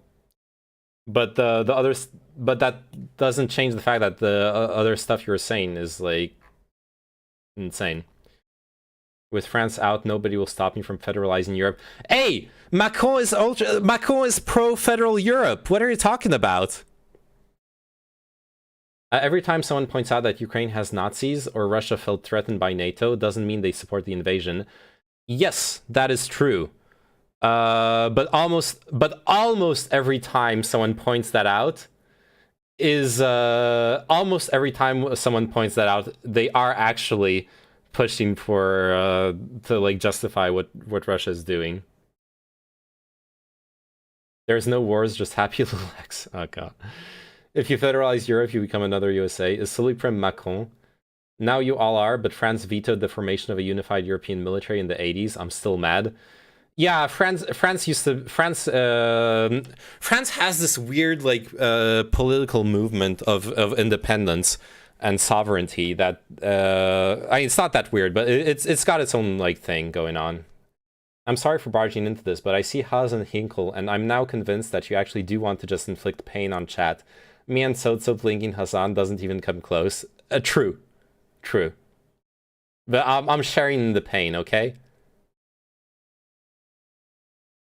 Civilian infrastructure has been targeted in Mariupol. Civilians have been bombed in Kherson again and again and again. Kindergartens have been targeted. NGOs like Amnesty International brought off right now in violation of the Geneva Convention. I believe that the largest nuclear reactor in the world has been hit multiple times. It is currently on fire. That's true. That's happening right now, actually. True. We don't have reports yet. I think I saw an RT article saying Ukrainians themselves were shooting handguns at it in order to foment like false. Did we check to see if there was a swastika on the side of the nuclear reactor? It could be a Nazi nuclear reactor. There was a picture of a swastika that was released by Russian state media, but it later came out that it was part of Call of Duty War at War. So it was. We can talk we all rest, we want. That was the end of our opening statement. Okay. We rest our case. All right, want to let you know, folks. Oh, As God. mentioned, if it's your first time here, Modern Day Debate is a neutral channel. Don't forget I'm to hit that racist. subscribe button, as we have many more Why debates are you coming saying that? up. And want to let you know Give our me the guests are linked in sword. the description if you'd like to hear more. Last but not least, gentlemen, really, during this open conversation, I really do need you to work with me. They are not. Spoiler alert, they're not going to work with him. Because that, of course, thwarts our own purpose of having the debate if people can't hear people because they're speaking over each other. So we're going to go into open conversation. The floor is all yours. Well, where do we want to start, gentlemen? I'll start since you guys just went by responding to. Well, I mean, there's a whole lot to pick through there, but Dylan did make the inflammatory claim that that Yanukovych was impeached. Hey, I donated to Unions to help Ukraine civilians. That's good. That That's Dylan claims positive to be an thing. expert on the matter, yada yada yada, foreign policy expert. He seems to have lost out the fact that Yanukovych was actually not impeached per the constitutional requirements in Ukraine. In fact, I would like to finish. Well, let me finish because you happen to not know what you're talking about. Mhm. So there needed to be 3/4 of the parliament to guarantee an impeachment, and they did not reach that. They did not get those 3/4 votes in order to impeach Yanukovych. And the Supreme Courts and the constitutional courts were not involved. They did not recognize this as an impeachment. I believe it was the following day or maybe 2 days after Yanukovych decided that his life was under threat and he was going to flee to the second largest city in Ukraine. He did. He fled by helicopter. And there was actually reports. The reason why he fled by helicopter is because there was reports that there was going to be a act of violence upon him committed by these far right-wing forces that were trying to lead this coup. And in fact, upon his the series of cars that were supposed to be carrying him off to Kharkov when he was leaving, when in fact he was in a helicopter, they were fired upon by snipers. So he was not impeached. There was no constitutional requirement. They didn't get enough votes. So I don't know why you said that. Well, number one, it is a debate that is ongoing in Ukraine, whether he was legally or not legally impeached. This has been okay. You can continue to you can continue to laugh. So why'd you say that he was? You didn't let me finish. Okay, it's an ongoing constitutional debate on whether he was legally or non-legally impeached. Why is there a debate? Hold on. Let's Yeah, just what's give the a minute debate or about? two. James, Just a minute or two for Dylan to respond. Okay, it is a ongoing legal debate within Ukraine, and I am going to appeal to the legal scholars in Ukraine, which said that he was constitutionally impeached. I'm going to appeal to them because I'm not a legal expert, and I know Jackson Hinkle, you're not a legal expert as well. But I do want to bring up here for a second that this is probably the first time I've ever seen Jackson in favor of a regime change war. And can we They're also talk impartial about the way? Yeah, so spoiler alert about this thing they're arguing about. Jackson Hinkle is going to argue on the technicality that the Constitution, the way Yanukovych was deposed wasn't actually constitutional. But yeah, like 70% of the support of the population. Like obviously there was it was democratic in the sense of it was the will of the people. It's just that they're gonna nitpick on the technicality of it wasn't the correct procedure in the Ukrainian constitution. Let me appeal to the scientists. We'll give you 30 seconds. I got to give you 30 seconds, and then we got to kick it over. Haz, if you want to talk about science for a second, can we talk about the claim you made that the Ukrainian government was working with the American government to make bioweapons that would target Russian DNA? Oh, no. There have been reports that the biolabs that are operating within Ukraine, that the Oh, Ukrainian no. government is allegedly solely operating, were indeed this is an allegation by the Russian embassy, and I'm going to appeal to Do you have any evidence? I'm going to appeal to the experts at the Russian octopus to suffocate and pull apart my enemy's arguments. Thanks for the follow, Lirand. The biolabs, yeah. who are So you have experts in, okay. So you well, so yeah, I just can- like I I'm can't- going to appeal to the scholars on military threats, the military scientists? apparatus of the Russian foreign ministry. I'm going to appeal to the scholars of the Russian military, who I trust them. I'm not an expert in the intel that all they have and all Which that kind of stuff. scientist has backed that up? Any scientist?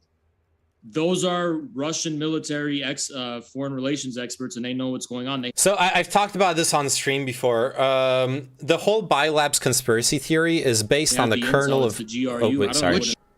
It's based on the kernel of truth, which, like many conspiracy theories, makes it annoying to debunk. But there is a very, very simple explanation to what's actually going on there, by the way. The DoD has a worldwide program of partnerships with hundreds of biolabs across the world, outside of the US-NATO sphere of influence. It has nothing to do with NATO alignment. One of the biggest partner labs is in Kazakhstan, which is a Russian ally. When the DoD started this program with Ukrainian biolabs was in 2005, when the Ukrainian government was pro-Russian. Okay, just to put things in perspective. This program is an open book program. This is not some black book special ops bullshit. This is an open book program whose only goal is to allow every country to do research on dangerous pathogens in safe conditions. It provides fundings and technical know-how on how to properly handle dangerous pathogens so everyone can do research on them and prevent the appearance of dangerous diseases across the world. That's literally it. That's it. And that's what those like Russian conspiracy theorists are claiming is this crazy like bioweapons lab thing. This is all open information, okay? You can all read this. You can read the open statements of the DoD. Yeah, why would you believe the DoD? It's a state thing. But come on, Kazakhstan, 2005 Ukraine, they're developing bioweapons for the US? Come on. Makes no fucking sense. Which ones? Which legal scholars in particular? So my question. Which legal scholars are arguing that the impeachment was legal then? So you're fine with me appeal. So it's a problem for me to appeal to legal scholars, but it's not. It's a problem for you to do I'm that. just applying the same standard you're applying to me. But you were laughing when I was doing that, as if it was a ridiculous thing to do. But you're doing the same. So it's I'm okay. applying then. the same standard. So then all I can say is that I don't believe that the Russian foreign ministry would be lying about this. So you do believe? Okay. How would that be done exactly? How would you target Russian DNA with biochemical weapons? How would that work? Definitely considering. Wait, you don't know that there's. Wait. You don't know that there's biological weapons. Let me finish. Let me finish. You don't know that there's. Let me finish. It starts. Hold on, gentlemen. Wait, do you not know that's okay? Gentlemen, look at him. You don't know that's a thing. Let me finish. It only gets better from here on out. Just to be fair to Infrared. And by better, I mean worse. I want to give him a chance to answer that last question, Dylan. I promise I'll kick it right back to you. Okay. Yeah, finally, Schadenfreude intensifies, yeah. That there's biological weapons that are being developed that target the specific DNA of specific peoples, that the U.S. was accusing China of developing this and vice versa for China. Like, you don't know about that whole thing? My problem is it's very difficult for people on one hand to talk about the united, like, the history of both Ukraine and Russia, and to have the amount of, like, relations between Ukraine and... You're perpetrating this is violence. This should be considered violence. Hey, Irresistible, what you're doing, you're perpetrating violence against us for making us watch this. True. What? Yeah, we know they share DNA. Right. Yes. So how are you going to make biochemical weapons that target Russians? But there's no evidence for this. Well, can we just ask a more reasonable question? Wait, don't you think it's why would we trust the Russian state media who is trying to it's not the state media, fabricate? It's the Russian embassy. Let's which is 30 seconds. It's not the Russian state media. It's the Russian embassy. That's so fucking good. That's a banger. That's a banger tweet, dude. Were you Infrared or Jackson? So, if I were to who is this imbecile? It's Infrared Haas. He's actually one of the stupidest fucks on Twitch right now. On like genuinely. To tell you that I know that Iraq has weapons of mass destruction because the U.S. State Department. This was not the pretext for Russia. Oh my God! Wait, is there an echo in my? Was that my voice echoing? Because it's pivoting. This was not the pretext for its special operation, so it's not a relevant debate. We have to. It's off topic. I promise. Destiny, you started this debate bitching about not being off topic, and this is off topic. So I hate to do this. Just let's give it another 30 seconds to Destiny. We'll come right back to you, Infrared. Okay, I don't understand, because I don't think the Kremlin Gremlin would be happy if I were to cite the U.S. State Department when the United States is trying to enact a unilateral war against another country. I don't think I'd be able to say, well, the United States has this thing. You would need some sort of like external European Union body or UN body. Or you don't see what's happening right now is the moderator is muting him, and for some reason he can unmute himself. We're 20 minutes in, and this is no longer any sort of intellectual discourse. This is amazing. Somebody looking into something. So for Russia, that's trying to justify a unilateral invasion of the country, to say that like, well, their embassy said that this was a bioweapon. I don't think that's a good. I don't think that's. I feel bad for you, Jax. Yeah, if this Infrared, you gotta do me a favor. You can't, if you're gonna unmute yourself. Come on, you gotta work with me here. Oh, but so I'm gonna take his insults and not respond. Right, We're not gonna play now's those your games. You can insult me, but just do it in your time. He's gonna sit his little bitch ass gnome ass down and fucking put some respect on this, or I am gonna fucking cut him off. Now, if this was the pretext for Russia's special military operation, you would be right. We would need that evidence to be provided. But that's not the fucking pretext for the special military operation. It's another type of allegation, the details of which have not been disclosed to the fucking public. So arguing about it is fucking pointless. You want to know my fucking opinion? I trust that they wouldn't make this up because they don't need to, because they have plenty enough, such as the fact that the Ukrainian government is infiltrated by anti-Russian neo-Nazi forces. And we're going to talk about that, actually. You said... Doesn't Zoom have the ability to force mute someone? I don't know. I don't know why he can't Zoom. He can't mute in here. I don't know what the fuck is happening here. That because Zelensky is Jewish and that there's Jewish representation in the Ukrainian government, that there couldn't possibly be neo-Nazi sympathies rampant in the Ukrainian ruling elite. I never said that there weren't neo-Nazi sympathizers. There might be sympathizers, but that's not what your initial allegation was. Was Nazism solely defined by anti-Semitism? No, it was anti-Semitism actually was just a subset of the pan-European supremacism that defined Nazism. They were anti-Semitic because they considered Jews to be foreign to Europe.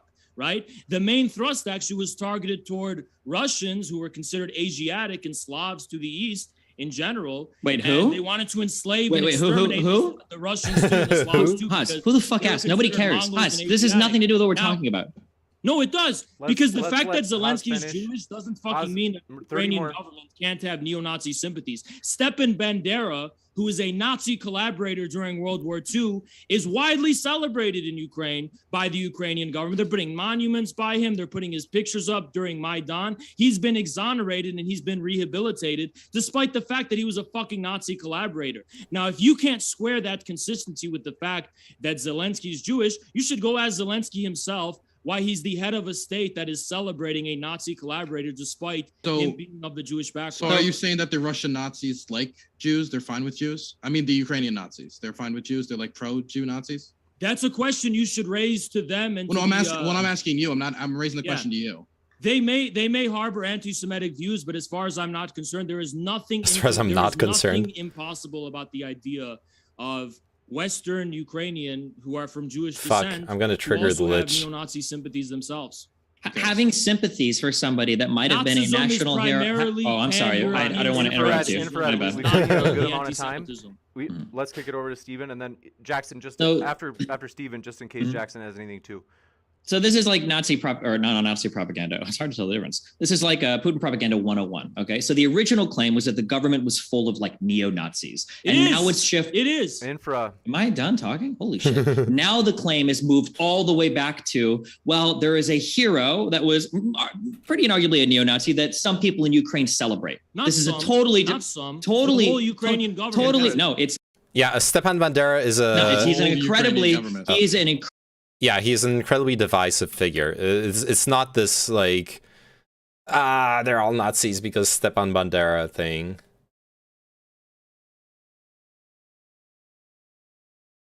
Incredibly divisive figure, and there is an incredibly divisive figure, even in Western Ukraine. Okay, the United States. Can I finish a fucking sentence? Holy shit! This isn't your Spencer debate where you're going to ramble for 12 fucking hours not letting me get a fucking word in, okay?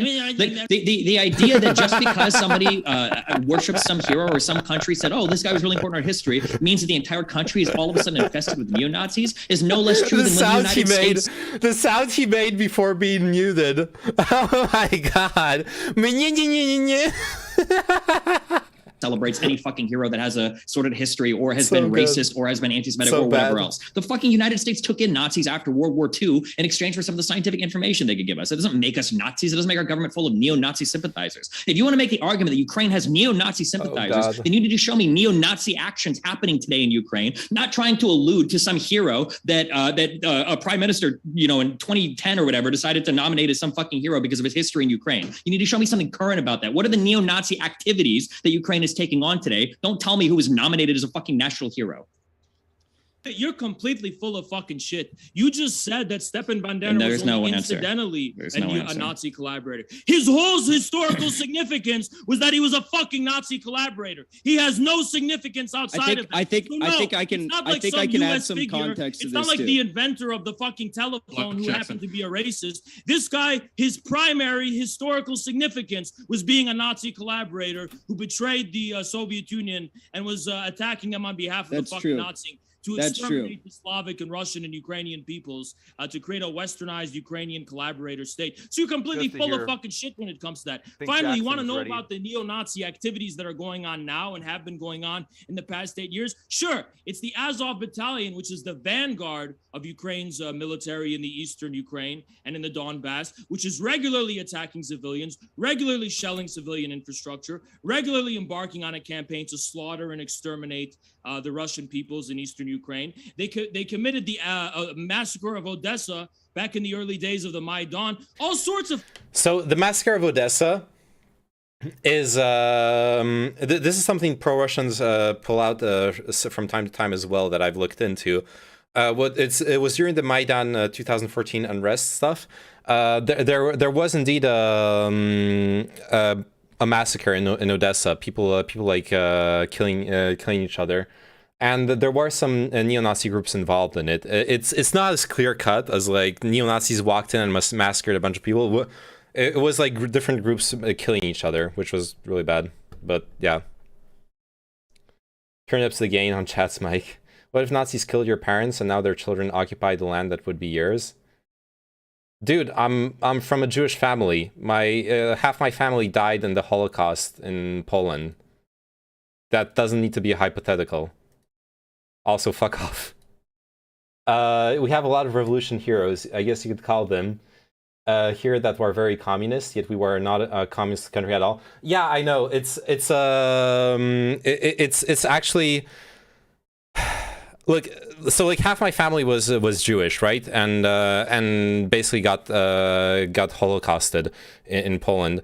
On the other half of my family, there's a story that I've said that like there are situations where Nazis are celebrated in Eastern Europe that have nothing to do with being with pro-Nazi sentiment. An example is in Latvia. There is an SS brigade that is celebrated for fighting back against the Soviets. And the reason it's not necessarily a pro-Nazi sentiment thing, even though they're officially an SS brigade. First off, they were conscripts. They were not volunteers. They were not people who wanted to be part of the SS. They were conscripted. Secondly, they were conscripted after the Holocaust happened. They weren't even involved in the crimes against humanity. The Latvian Jews had already been deported when their brigade was formed. So that's like more and on more anecdotal level, I know stories of people living through the Red Army liberating Poland from Nazi Germany, where it was it was German soldiers who are risking their lives to lead them to the bunkers to protect them against the bombardments. It was German soldiers who are dying to protect them from being raped by Russian soldiers. So, like, this doesn't mean Nazis are good. Nazis fucking suck. Nazis are terrible. But it's understandable that there are those weird situations in wartime where people do end up celebrating someone who has the wrong label, but they did something that was seen as positive in the country. My understanding, I haven't done that much research on Stepan Bandera. I need to do more research on him. But my understanding is Stepan Bandera did terrible things. He was a collaborator. He collaborated with Nazi Germany. He should not be celebrated. But the reason he's celebrated is because he led nationalist movements against Soviet occupation, basically. Which, even though I don't think that's he should be respected, it's understandable at least. That it doesn't necessarily come from a Nazi perspective. That being said, his crimes definitely outweigh whatever good he has done. So, like, I'm no fan of his. We have yeah. Anyways. Fucking neo-Nazi activities. They burned people alive. They've hung people. They've slaughtered people. They've made people disappear. If you want to talk about neo-Nazi activities in fucking Ukraine that are now in contemporary here, we have a whole host. Now in contemporary every single here. thing you just described, modern day Russia. Add some context. I want to jump in and add some context. They crucified people. They crucified people. None of that was neo-Nazi in all of it's not neo-Nazi to crucify people for being No, Russian. it's not a neo-Nazi. War crime. Listen. You guys have all don't been need to be a talking. Nazi to commit war You crimes. guys have all been talking. Let me get in my 2 cents now, okay? So, at the end of the day, the primary goal of the ideological inheritors of the Organization for Ukrainian Nationalists, which is the vanguard of fascism in Ukraine. This is the ideology, the radical faction within this organization, especially of Stefan Bandera. They are the people who are primarily responsible for the hundreds of thousands of Jewish, Polish, and Russian deaths that took place during World War II when Western Ukrainian ultranationalists and neo-Nazis were collaborating with the actual Nazis from Germany that were invading. Okay, so ideological inheritors of this ideology, and apologies for not being able to pronounce these names properly, but Oleg Tianyabuk, who is the co-founder of Oleg Svoboda. He claims that he wants to purge Ukraine of Jewish people and Russians. He was ranked the 5th most anti-Semitic political leader on the planet in 2012. It just so happens he was a people's deputy in Ukraine up until 2002. But this guy right here, who was a co-founder of Svoboda, also co-founded this ultra-nationalist right-wing party with this Andrei is me Parubiy. listening to this. He was the leader of the Euromaidan protests. He was the one that helped organize the violence that was inflicted upon the what's assumed to be roughly 50 individuals who died in the massacres on February 20th of 2014 at Euromaidan. He was the speaker of one of the most recent parliaments, the chairs of one of the most recent parliaments in Ukraine.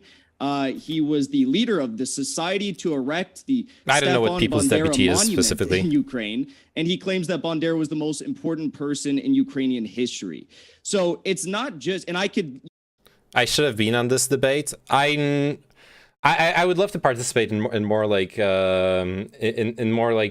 debates and stuff, but I don't know if I could have done well in this kind of context. This is not a debate, okay? This is a shit show.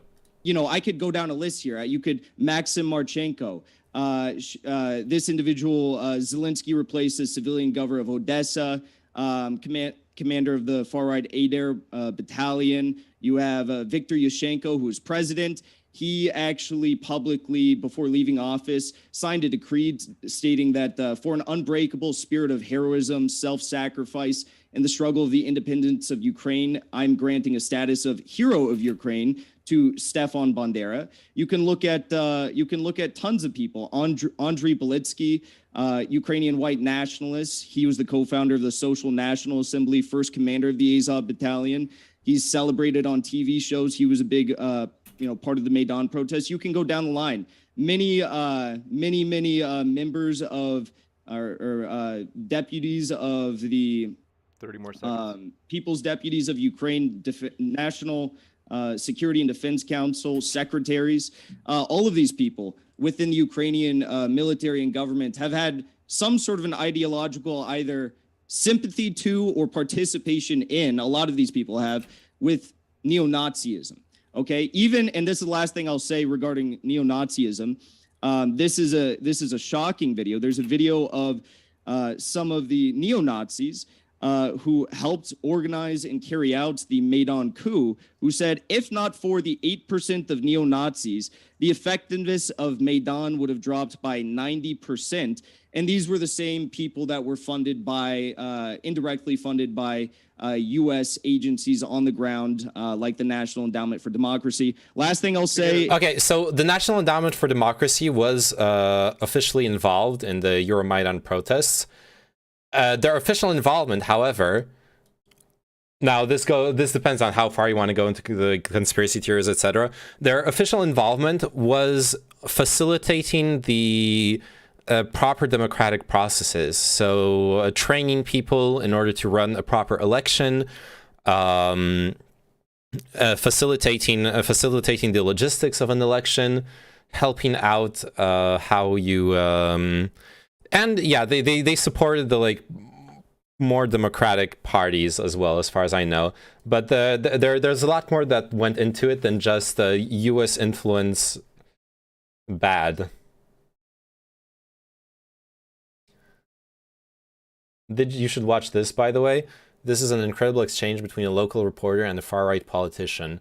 Reporter KTV Brian presses Idaho Lieutenant Governor Mac Geachin on speaking at a white nationalist conference last month. Are you familiar with who puts this event on? Like Nick Fuentes? I don't know who he is. I've never met him. I don't know who he is. Did you not look into it before you decided to say okay? Like to find out, I mean, his name is on it.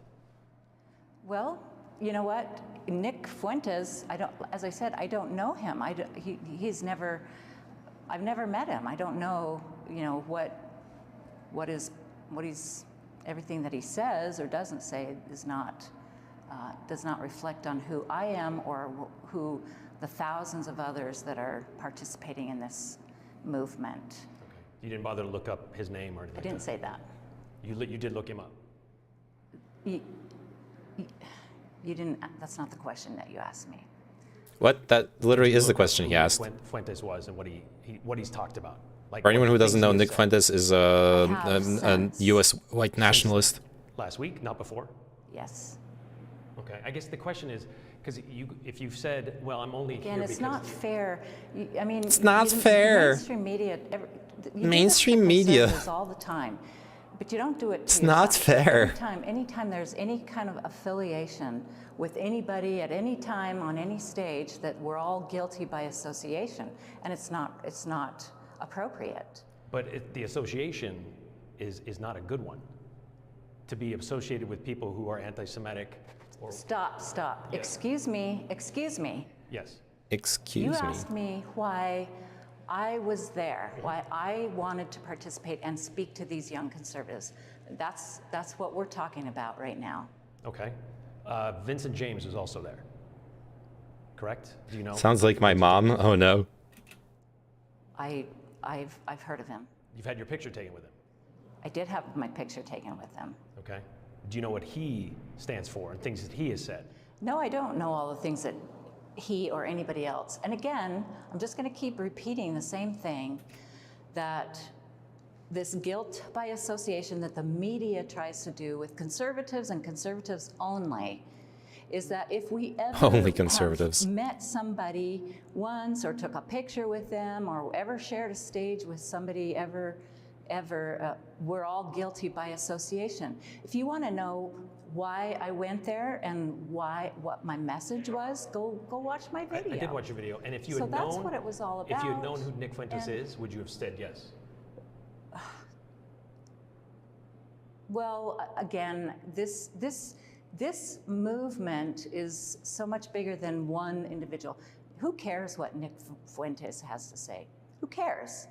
There's thousands and thousands of young conservatives all across the country that are very concerned about what's happening to our country. We are fighting for the soul of our nation. With these wide open borders, it's only a matter of time that America, we lose who we are as a free country.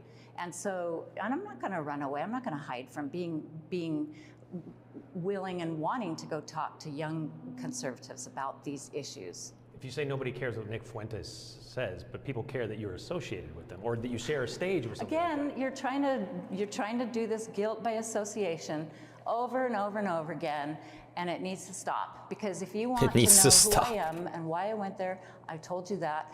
And you know, don't assassinate me or my character over something that any individual that I may ever have met in my life.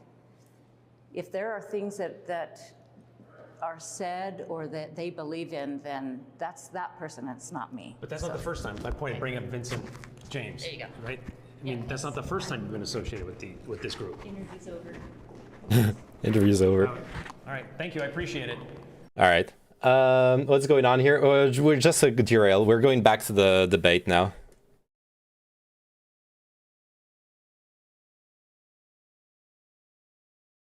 These tactics to gain some time. Conservatives just need love. I played Valorant on my days off and played Silver 2. Feels bad, man. Dude, I can't make it back to Plat 1. I'm doing so bad. Aren't in Germany still companies that grew from the extraction of Jewish wealth? That's why I heard, not trying to be antagonistic here. Yeah, there are companies that made a lot of money from Nazi Germany as well. Pretty sure there's not. Pretty sure most of the money in German industry is born out of the Marshall Plan. No, like Volkswagen was a company founded by Nazi Germany, and there are several other. I know in France, Renault collaborated with Nazi Germany. There's sadly many companies. Oh yeah, Mercedes-Benz. You sure about that? Maybe they collaborated too. There's a lot of companies that collaborated with Nazi Germany during World War II, whether in Germany or in other countries, that are still very successful to this day. So you can argue that they literally made money off of the yeah, Hugo Boss sold uniforms, if I recall correctly too. Lots of German companies used forced labor from concentration camps, etc. Yes, but there's no Jew money still going around now, right? I mean, there are a lot of there are like treasures and art collections that never were retrieved, that are probably sitting in some safe, like in Switzerland or in the Cayman Islands or wherever.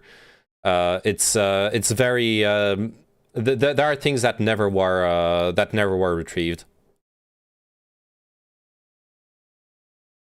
List of companies involved in the Holocaust. There you go. I can link you this if you want. Oops, no, that's not the... AG, Allianz, Associated Press, Audi, Baccarat, Balzen, BASF, Bayer, BMW, Karl Walter Gemeinbaumhaus, Chase National Bank, Degussa AG, Dehomag, DST, Deutsche Bank. It's a long list.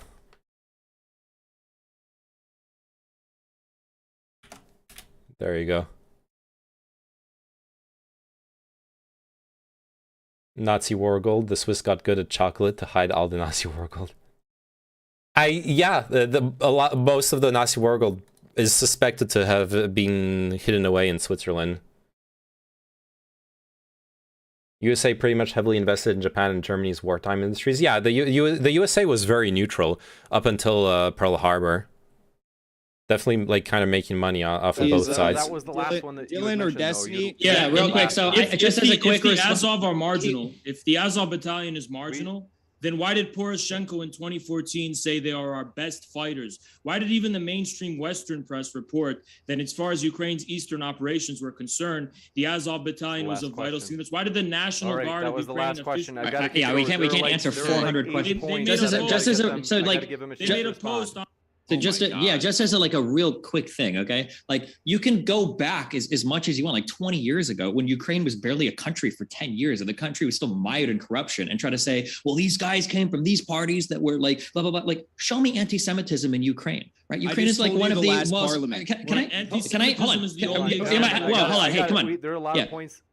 Yeah. So where is the anti-Semitism in Ukraine? Where is the Nazism in Ukraine? You can't point to the civil war happening in the East and going civilians are dying. That's Nazism. Nazism isn't you just can't anti-Semitism. you can't point towards people being killed extrajudiciously, people that are being invaded and genocided, people that are being deported from their lands. Because if you want to call that Nazism, then we just have to go over to the East and look at Putin. He's the biggest fucking Nazi alive right now. So the idea that that in and of itself qualifies as anti-Semitism when Ukraine is probably the least anti-Semitic country in Europe, according to the Ukrainian Jewish Center, or according to the Ukrainian Jewish Encounter, at least. When you look at the fact that people in Poland are so eager and keen to take on people that are fleeing from Ukraine, like we don't see this mass persecution of Jewish people in Ukraine. We don't see any like rampant anti-Semitism in Ukraine.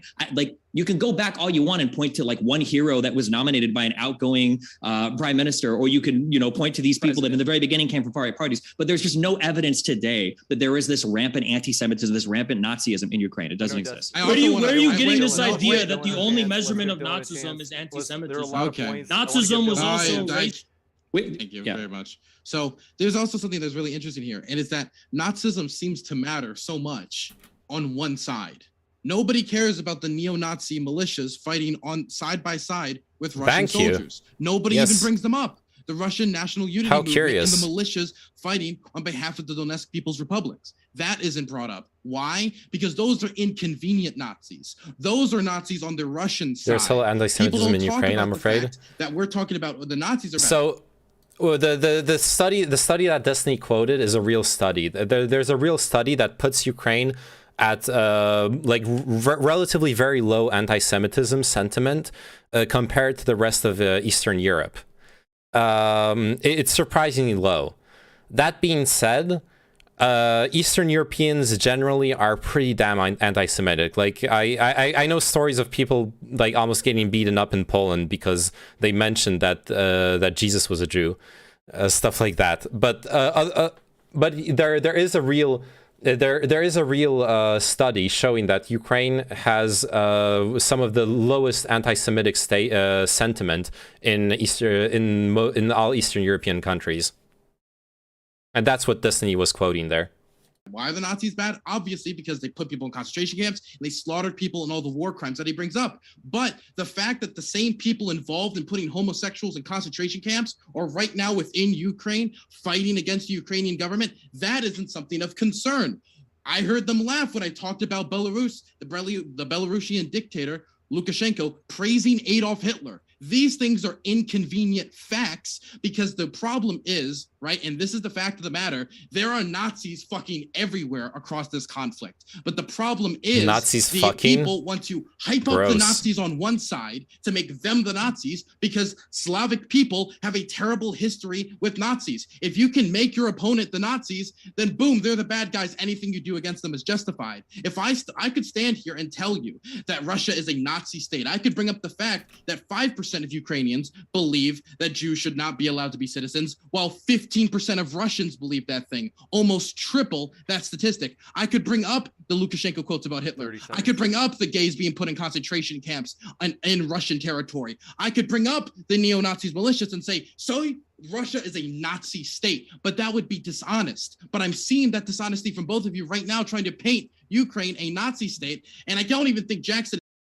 Does Jewish conspiracy count as anti-Semitism? Yeah, it's one of the mainstays of anti-Semitism. This idea that society is controlled by Jewish people. Yeah.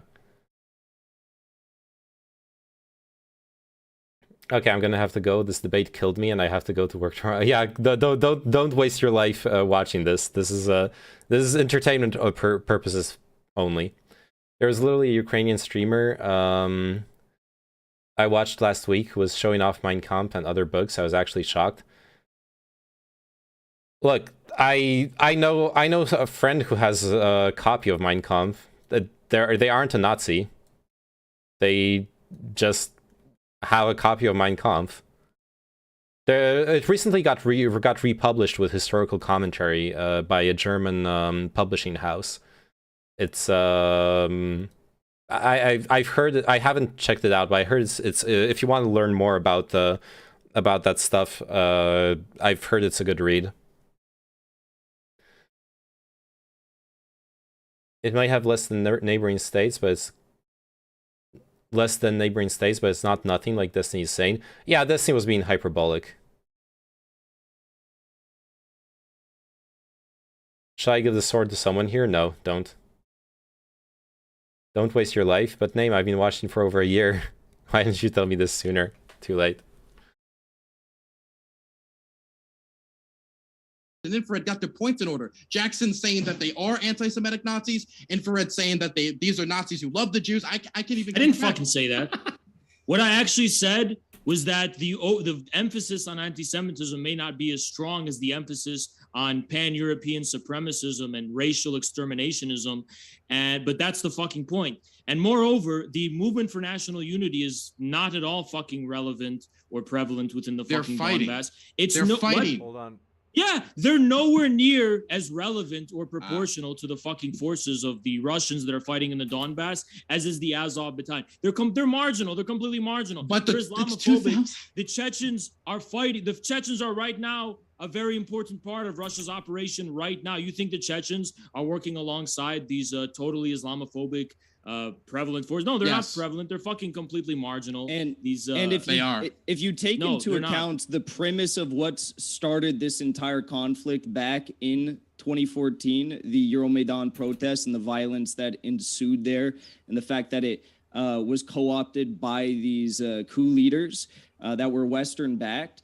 You do have to acknowledge that the effort to accomplish this and the success of the movement was led in great part thanks to Andrei Parubi, who is the speaker of one of the most recent parliaments and the chair of one of the most recent parliaments in Ukraine. This is the guy who literally sparked the entire conflict. Another thing I heard you say that was even maybe more damning than the fact that you falsely claimed that the president was impeached when he wasn't impeached was when you said that you claimed that, or maybe it was Destiny actually. I might be getting my quotes wrong. One of you said that Crimea was illegally invaded by Russia. I'd just be curious, hear your thoughts on that more, and whether or not you respect the will of the Crimean people who voted in a referendum overwhelmingly to legally join the Russian Federation. 96.77% voted in favor of joining the Russian Federation.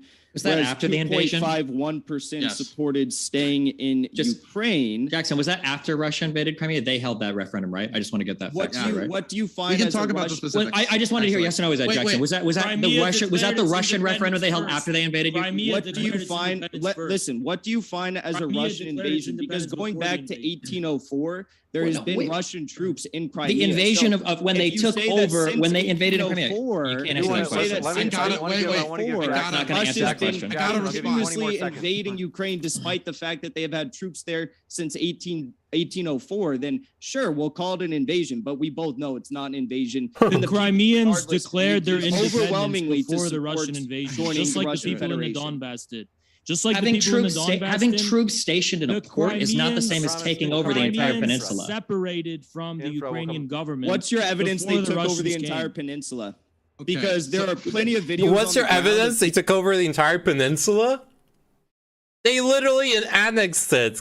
Oh my god. People saying they are not threatening anybody. They're here peacefully. Who has sovereignty right now over the Crimean Peninsula? I'm sorry. Who administers right now to the region of the Crimean Peninsula? Is it the Ukrainian government? Yeah, or is it the Russian government?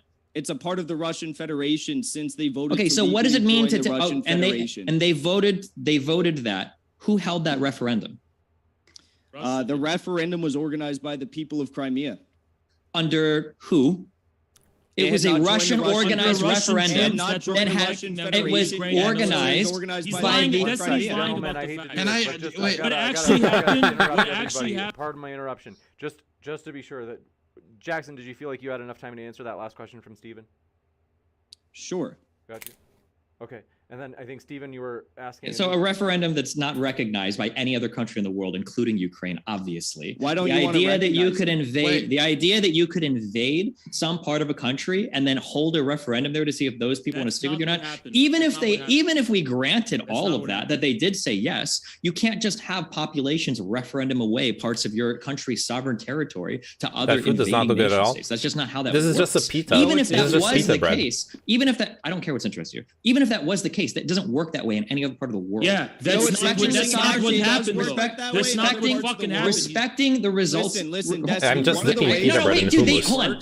James, seriously, they can't just throw out like 50 million. I didn't talk at all. I didn't even answer your question. I didn't even get to answer his question. Let me respond to what you said. Not to mention the fact that, gentlemen, you stop I hate talking. to do this, but I do want to It's say, dried a Dylan, bit. is there anything you want to clean up on behalf of Destiny? Because we haven't heard Yeah, from you for a while. It's still soft, but it's dried a bit. It's been out for like an hour.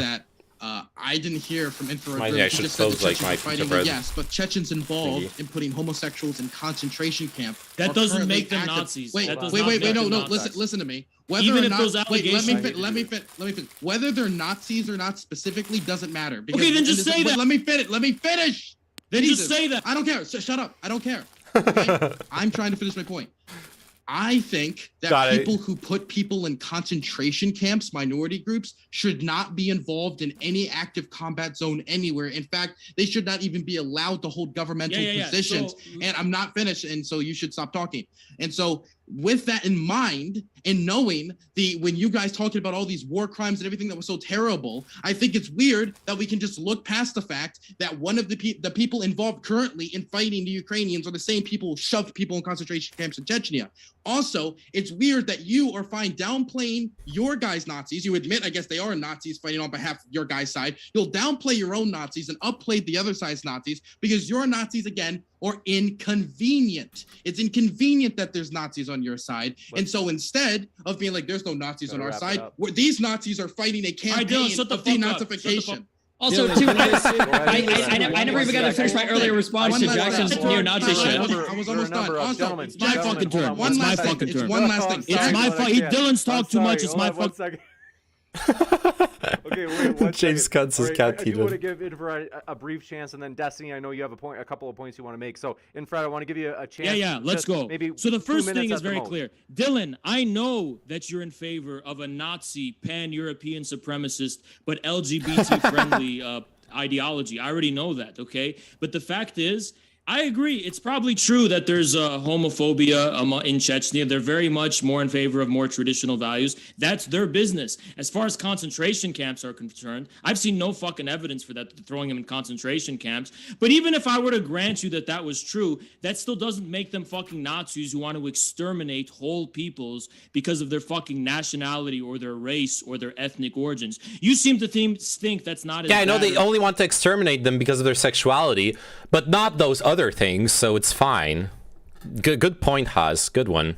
That's some kind of equivalent, right? But I don't think that's a fucking equivalent. I don't think having a conservative country, which I don't agree with persecuting sexual minorities, I just don't think that's on the same fucking level as being a goddamn fucking Nazi. You seem to not fucking care about that distinction. Now you're saying that I'm downplaying the Nazis on the Russian side because they're not convenient. Never mind the fucking fact that in terms of the objective significance they have compared to the fucking Azov battalion on the Ukrainian side, they are nowhere near as fucking relevant. They're not You gotta have him turn significant. this game down, They are James. This is marginal. crazy. They You are can't do this. marginal. Yeah, okay, I thought it was. Hold on, Infrared. Object- Infrared, 1 second. Objective- Infrared, hold on. I thought it. I did sense something too. It did seem like your volume. He did jacked go his up shit like up. 20 Oh, yeah. Loud equals correct. Yes. Yeah, because you're making everybody louder than me.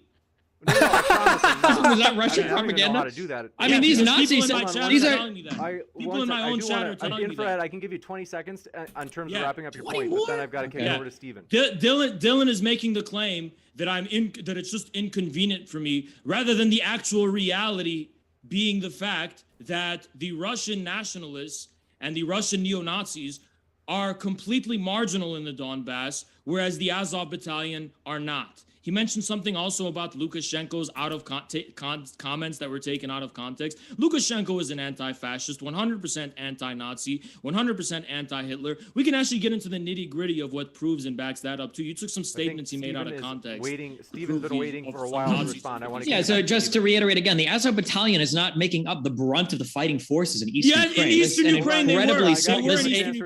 This is a small battalion of like less than 3,000 fighters. The idea that these people are making up the majority of Ukraine's forces is just not true. And even of the Azov battalion, only a minority of these people are neo-Nazis. Even of the Azov battalion, a minority of these people are Nazis. There are problems there for sure, but this claim that there is a broader Nazi problem in Ukraine, I mean, at this point, maybe there is, if we're defining Nazis as people that are pro-LGBT and pro-Semitism.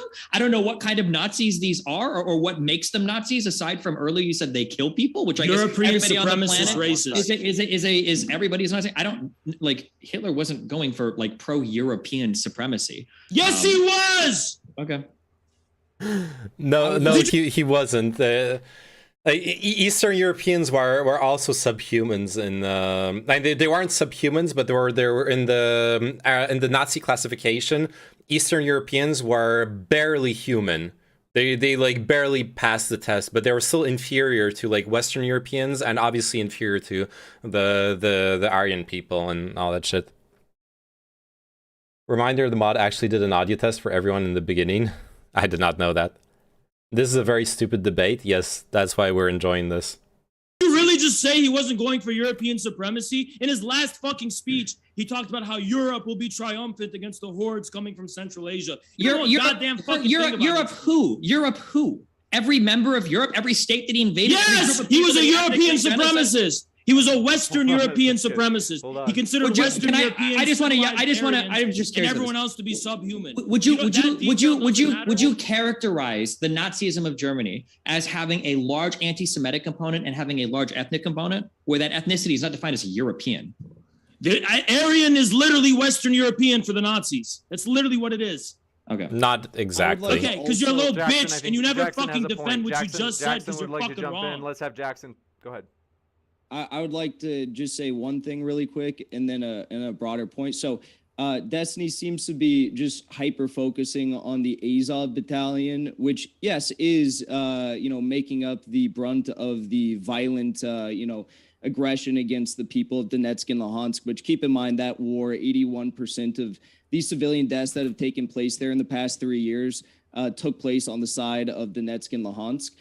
But as I mentioned, the people who literally led this coup are the ultra-nationalist right-wingers, many of whom, but not all, are anti-Semites and encompass this neo-Nazi, ideology. You seem to be leaving that out, and I can guess the motive why. Why do you keep to get to the broader point here, Destiny? A few minutes ago, you said that it's not okay for, and I'm paraphrasing, so if you want to rephrase this after the fact, go for it. It's not okay for troops to come into what you recognize as a sovereign country and forcibly bring about a change of power. I think that's, we can both agree, right? So why is it that time for some whataboutism? It's okay, I guess, for these far-right paramilitary groups that encompass this neo-Nazi ideology to hijack the Maidan protests, massacre people on February 20th when the protests were actually dying down and people were going home, and cause all of this violence to spiral out of control. And then when negotiations are going on between some of these neo-Nazis and the Yanukovych government to try and bring about pre-term elections to restore some order to the Ukrainian government with Yanukovych, the neo-Nazi factions, again, like Andrei Parubi, who was the leader, the commandant of the Euromaidan protests, he ordered upon his paramilitary individuals to continue blockading, to continue, holding their ground, so to speak, and holding their ground throughout the entirety of this protest meant raining down hellfire upon both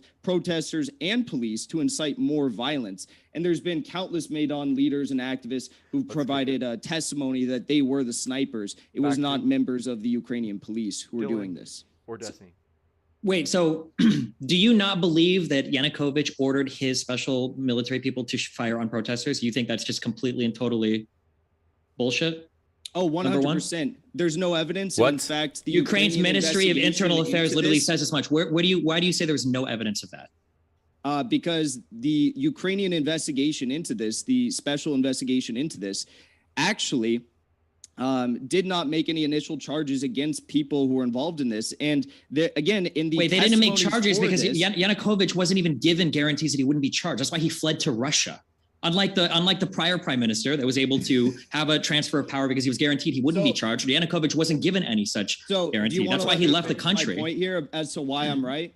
Not really. Also, earlier you said you keep citing the fact that you keep citing the fact that in the East. Wait, hold on, wait. I barely talked. This guy's like rambled so much. I haven't responded to half what this shit guy said. There's no evidence for this, so I'm going to answer the question. We'll come right back to you, Stephen. So you said, you know, I love this. Why What do a I shit think show. that there's no evidence for this or whatever? So the Ukrainian investigation, they didn't find any. And in fact, again, there's been several Maidan leaders and activists who provided testimonies, while 14 self-admitted members of the Maidan sniper units admitted in media interviews to the Maidan massacre, to sniping police and protesters.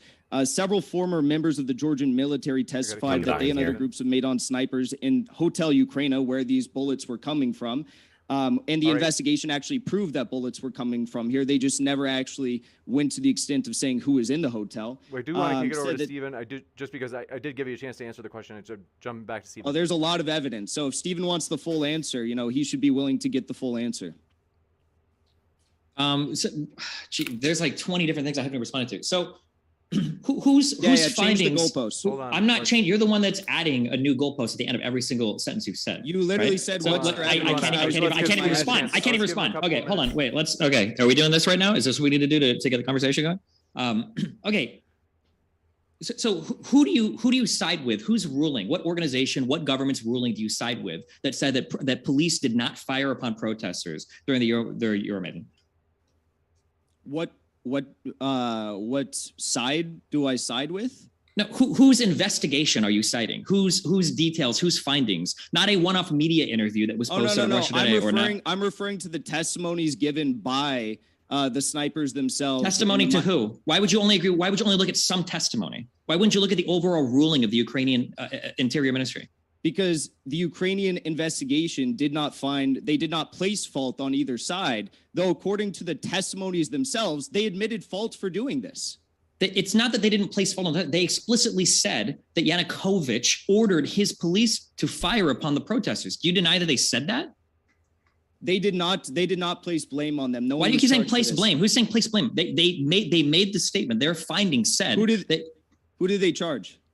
Because I don't know if it was their. I don't think it was their role to charge anybody. And Yanukovych already fled the country. It was their role to place charges. They didn't place charges because they couldn't find evidence that the police did this. In fact, the reason why Destiny, why can't you give me an answer for this? There were testimonies. I can keep the river going under the road.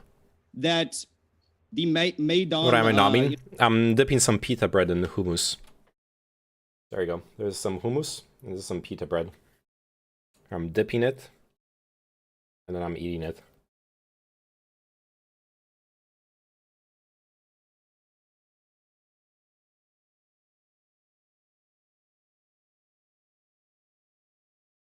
The Maidan organizers were the snipers who shot at police and protesters.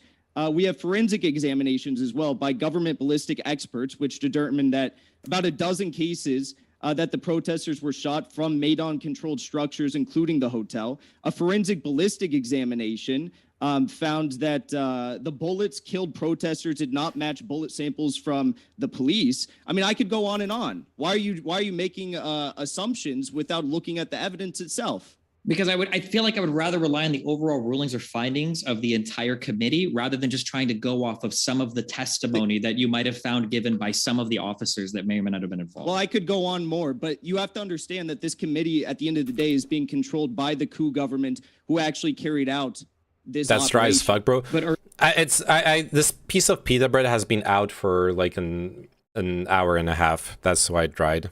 because I've been watching this fuck Really, you had no conversation. problems going by information that comes from the Russian State Department about stuff going on in Ukraine? I'm not talking about that right now. I'm talking about this. Why I'm actually looking at this investigation fairly and honestly, and you made the accusation that it was police from the Ukrainian, security services that fired down. Now you're getting caught in a little, a little problem here. So you're trying to deflect back to earlier discussions. Why did you make that claim without evidence? Why did Yanukovych flee the country? Was it when he wasn't given a guarantee that he'd be prosecuted? If he didn't It was do a anything coup wrong? government that Why was do you going to keep- fucking why do you keep Trump changing shit the up. subject? It was a coup Destiny? government that was led by the Why guy do that you he was keep going to make changing his the prime subject? minister anyway. Destiny, I just want to say one last thing on this point because clearly you're refusing to acknowledge the reality of the situation. Most people consider what took place on February 20th when 49 individuals were killed as the most controversial hours in any European conflict since the end of the Cold War. It was the precipice for this coup. It was what launched all of this conflict into action, so to speak. So the fact that it was a false flag attack led by the coup protesters themselves, the militia organizers themselves, to try and get Western backing and to try and incite more chaos in the streets when the protests were dying down is a very, very Chaos in the streets, sexiness in the sheets. important note when you look at the That's why I broader have to context contribute. of all of this. I'm and the so fact sorry. that after the coup that took place because of this, that is what sparks the increased aggression in the Donbass, and that is what also sparks the increased aggression against protesters in Odessa who are fighting back against the coup government. You have no evidence to support any of that there was Western backing to any of these people, that any of this was a false flag. Everything you're going off of is complete conjecture. The testimony of one or two, I've got testimony in the United States of Bigfoot and UFOs abducting people. The testimonies of one or two people doesn't prove any of the claims that you're making. Let's just actually go to U.S. involvement in this because I have a lot of quotes from actual diplomats themselves who admitted that they were involved in providing funding. Fuck, I messed up my setup here. Okay, I'm direct funding gonna restart to it. be made on coup organizers. So first of all, we have Victoria Nuland and Jeffrey Piot, who were two U.S. diplomats, U.S.-Ukrainian diplomats at the time, who have a viral leaked phone conversation admitting to the fact that they were handpicking the coup government. They said In that conversation, where?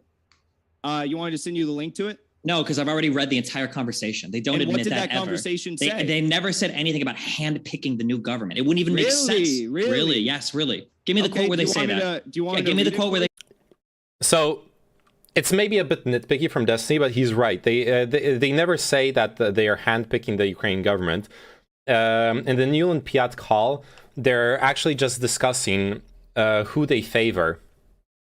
They're discussing who they favor, who they think is best for the position, and they are discussing it in a way where it sounds like they get to choose. You kind of interpret it that way, but I think Destiny's point is fair. They aren't actually saying like we're picking this guy or this guy.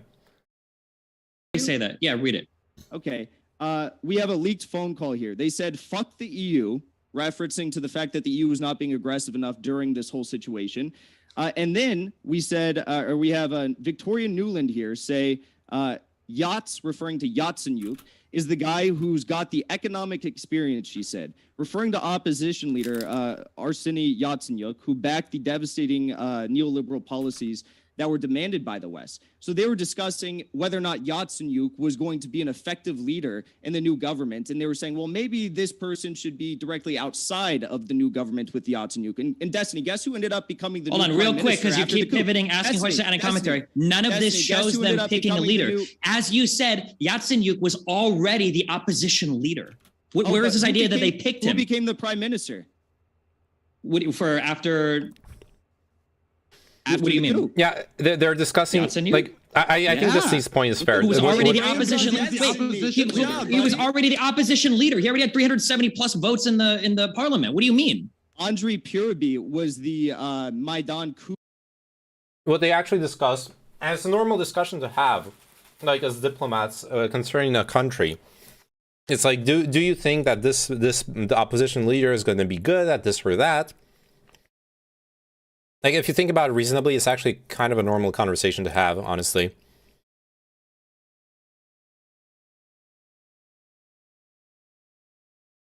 kind of weird to then be like, yeah, this is proof that the US controls the Ukrainian government. Now, I have an idea here that I want to try. I'll try sending a river right by the camp to limit the amount of lich stuff that's going to spawn there.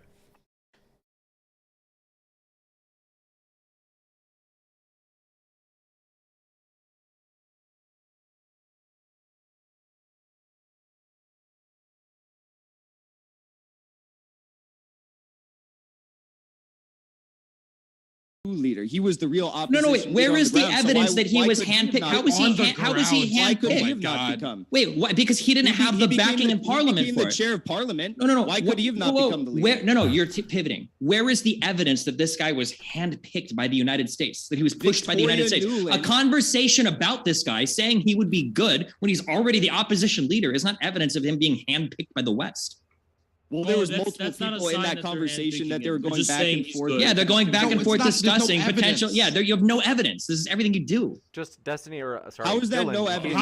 Wait. If there's evidence in the phone call of two diplomats saying, "Man, this leader in this country would be so awesome," and yeah, that other one sucks. Do you think that's evidence of an assistment to? It just so happens, Destiny, that she admitted that the U.S. Stoked this coup with $5 billion in previous years to lead these regime change operations. Wait, where did she admit that? Read that quote. Read that quote where she admit that. Oh, God. I will. Give me 1 second here. Can we all sit in silence while he reads? I want to hear that quote where she says, the United States sent $5 billion in aid to stoke this coup. Let me pull it up. And if he pulls it up, will you admit you're wrong? Yeah, if he has that quote, I would be interested in hearing that. We don't have to be silent. I'm sorry, Dylan. Go ahead. It turns out he's not going to have that quote, by the way. $5 billion went. I would be interested in that too. Yeah, so the $5 billion, spoiler alert, pre-watched. The $5 billion thing is half true. Also, I would just like to say they actually tons of evidence of the Chechen government putting gays in concentration camps from multiple news outlets. Testimony. Well, that's not what we're debating today. The only thing. But the thing is, you So they actually did put in like the US put in like $5 billion of aid in Ukraine since the fall of the Soviet Union, basically. And those guys are going to argue that that $5 billion. It's like Mott and Bailey. Like right now, they just stated $5 billion of aid to $5 billion sent to destabilize the pro-Russian Ukrainian government. And then Destiny and Dylan are going to point out, well, wait, no, those $5 billion, they're actually they're actually being spent on other stuff. Like you need evidence that they're actually going to this, and it's a shit show. He may have some variation of that quote that means something completely different. Unfortunately, I pre-watched some parts of this, so I know where this is going. I'm so sick of the just chatting section on Twitch. I can't just chat peacefully without either a retarded bunch of horny 13-year-olds or the streamer make it feel like a damn porno stream. That aside, I'm back. You wanna see my ASMR stream? Okay, I'm done. I'm joking. I'm joking. This is not good. It's not happening. You disputed it, so I'm just acknowledging. Yeah. Well, we can debate that another time, but for now, what we're saying is that is not the same as Nazism. Okay, but is that of concern? Do you think? If I was Chechen, I would be opposed to it, but I don't live in Chechnya. It's not my business. So, do you think that fighters who put gay people in concentration camps should be active in combat in Ukraine? You cannot make the racist claim that all Chechen. No. I'm not saying all Chechen soldiers, but there are officials who were involved in that fighting in Ukraine right now. Which ones? You know the one that you're like, Dylan, you liar, you've said this guy died. That guy is alive. That guy, right? Yeah, you're saying he's alive. That guy, he specifically was okay. I'm saying that guy. Let's say he's alive. That makes your argument even worse. That guy was involved in putting homosexuals in concentration camps. Okay, I haven't seen any evidence for that. There's tons of evidence for it. It's not even something to be disputed. In case you have that quote, Jackson, I don't want you to feel left out. I'll give you So Victoria Nuland, U.S. Assistant Secretary of State, estimated in 2013 that the USA had, quote, invested more than $5 billion in 1991 to help Ukraine achieve the future it deserves. Or sorry, since 1991. Since 1991. So since 1991, they've been investing money to have the coup in 2014. Do you not think that the Ukrainian citizens? Wait, the context of that year? What was the quote again? Can you say it one more time? Yeah, let's hear the quote again. Since USA had invested more than $5 billion since 1991 to help Ukraine achieve the future it deserves. What does that mean? How does that mean that they're achieving a coup? That could mean, hey, we're giving them money to help Ukraine get better. Nuland had leaked audio recordings handpicking Yatsenyuk they as the didn't new leader. handpick. We've already talked about how that's bullshit. Also, we saw that he didn't handpick. The National Endowment for Democracy's president said this about U.S. support. He said just 2 months before the Maidan protest broke out. Fuck, I lost my oblivion. He wrote that, quote, the opportunities are considerable and there are important ways Washington could help. And this was in reference to the coup. This was the president of the National Endowment for Democracy. There's nothing specific. It's all vague. It's nothing specific. So here's the question. Wait, where did the money go? Yeah, where did the $5 billion go? Yeah. So who received the money to start the coup? It's not the goalpost. This is where we're at. We're in the middle of the field. Like the thing is, I know about this because Putin said exactly. Putin said this specific thing, and the thing is, the $5 billion did not go anywhere near a coup aid or anything. The $5 billion. Where did it go then, Dylan? So I'm asking you. I'm asking you, Jackson. Jackson, you said the $5 billion. No, Jackson, where do you think $5 billion? You said it. Where do you think $5 billion from the U.S. State Department went? Jackson, you said it. You said it. I get it. You can pretty easily. I'm so sorry for subjecting you to this. I'm so sorry. I'm having way too much fun listening to this. It's such bullshit. I don't like neither support. In fact, I hate informal debates involving more than one party member. One-on-one is what is best, and even then it doesn't work at times. You want a constructive discussion orbiting around a specific topic in a debate-style setting, either formal or not. You gotta always have it one-on-one. So this wouldn't be a successful debate. It says debate, but it's more a discussion. It's a shit show. It's not even a discussion. My brain is getting smaller right now. So is all of our brains. It's a shit show. Like I should have maybe like added a disclaimer going into this. I'm listening to this from the perspective of this is just pure entertainment. Okay, this is pure stupidity.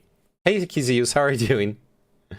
Like, don't listen to this expecting to learn stuff. I'm pausing from time to time to give some commentary on some of the stuff they're talking about, but for the most part, this is just like a bunch of nerds yelling at each other. Logically infer that the fuck. Okay, pardon my logically just to be sure that people can hear each of you make your point. So, just going in order, we'll go alphabetically, okay. Which is DHJ. So, okay, Dylan, and then Haas, and then Jackson. So Jackson, you talked about the $5 billion. We're saying it did not go towards a coup. I don't see no evidence of this. This is something Putin repeated in his speech, which is a lie. So I'm asking you, since you referenced the $5 billion and you have yet to show any evidence that anybody was handpicked, where did it go? Where did this $5 billion go for this coup? The clear solution is to Thanos snap all leaders. You're a fucking dumbass, and you can't put two and two together here. There is logically nowhere else the $5 billion could have gone. So you don't know. You don't know. It couldn't, logically speaking, it couldn't have gone anywhere else. $5 billion from 1990. Wait.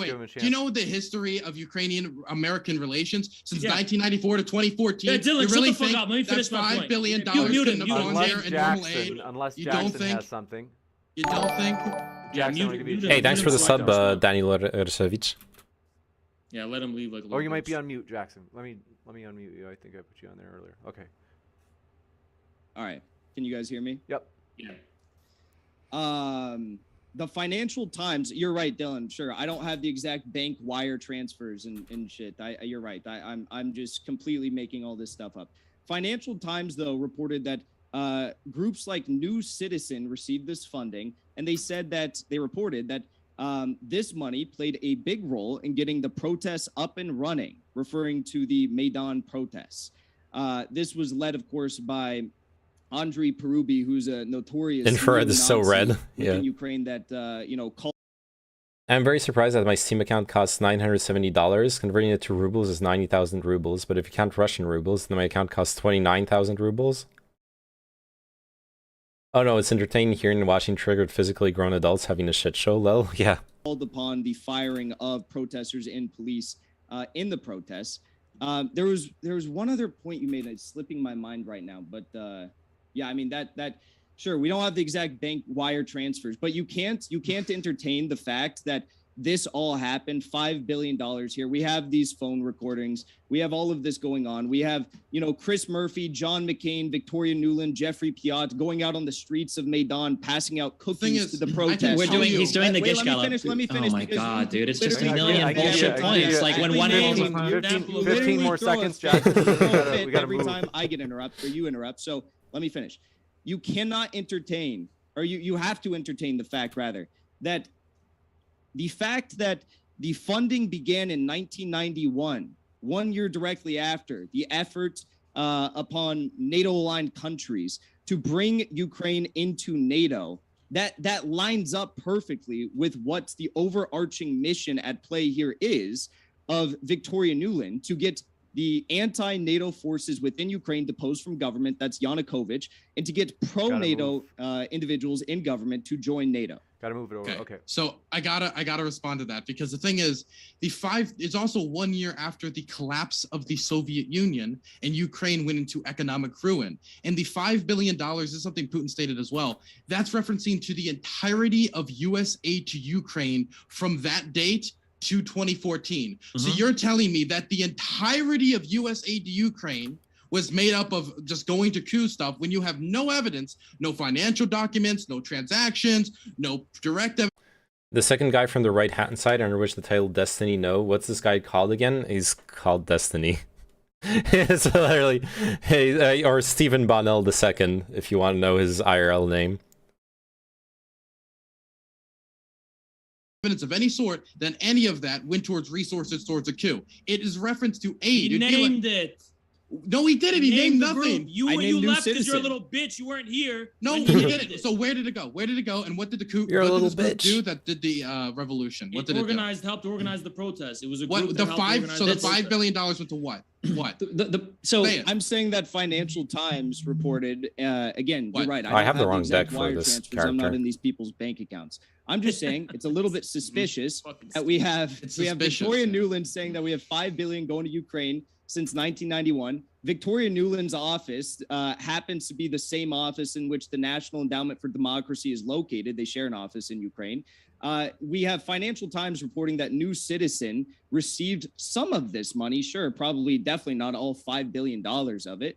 And it just so happens that these protests, which were Western-backed, and we know, according to this phone call, they were at least sympathetic to the, leader Yatsenyuk, who became the prime minister directly after the protests. This stuff all lines up, and it just so happens. I gotta respond. Okay, so we haven't established a single fact. We literally haven't established a single fact. We have established We haven't facts, established a single Destiny. fact. So we've established so many. Okay, so all we've seen. I have the fact right here. All we've seen is that since Oh God.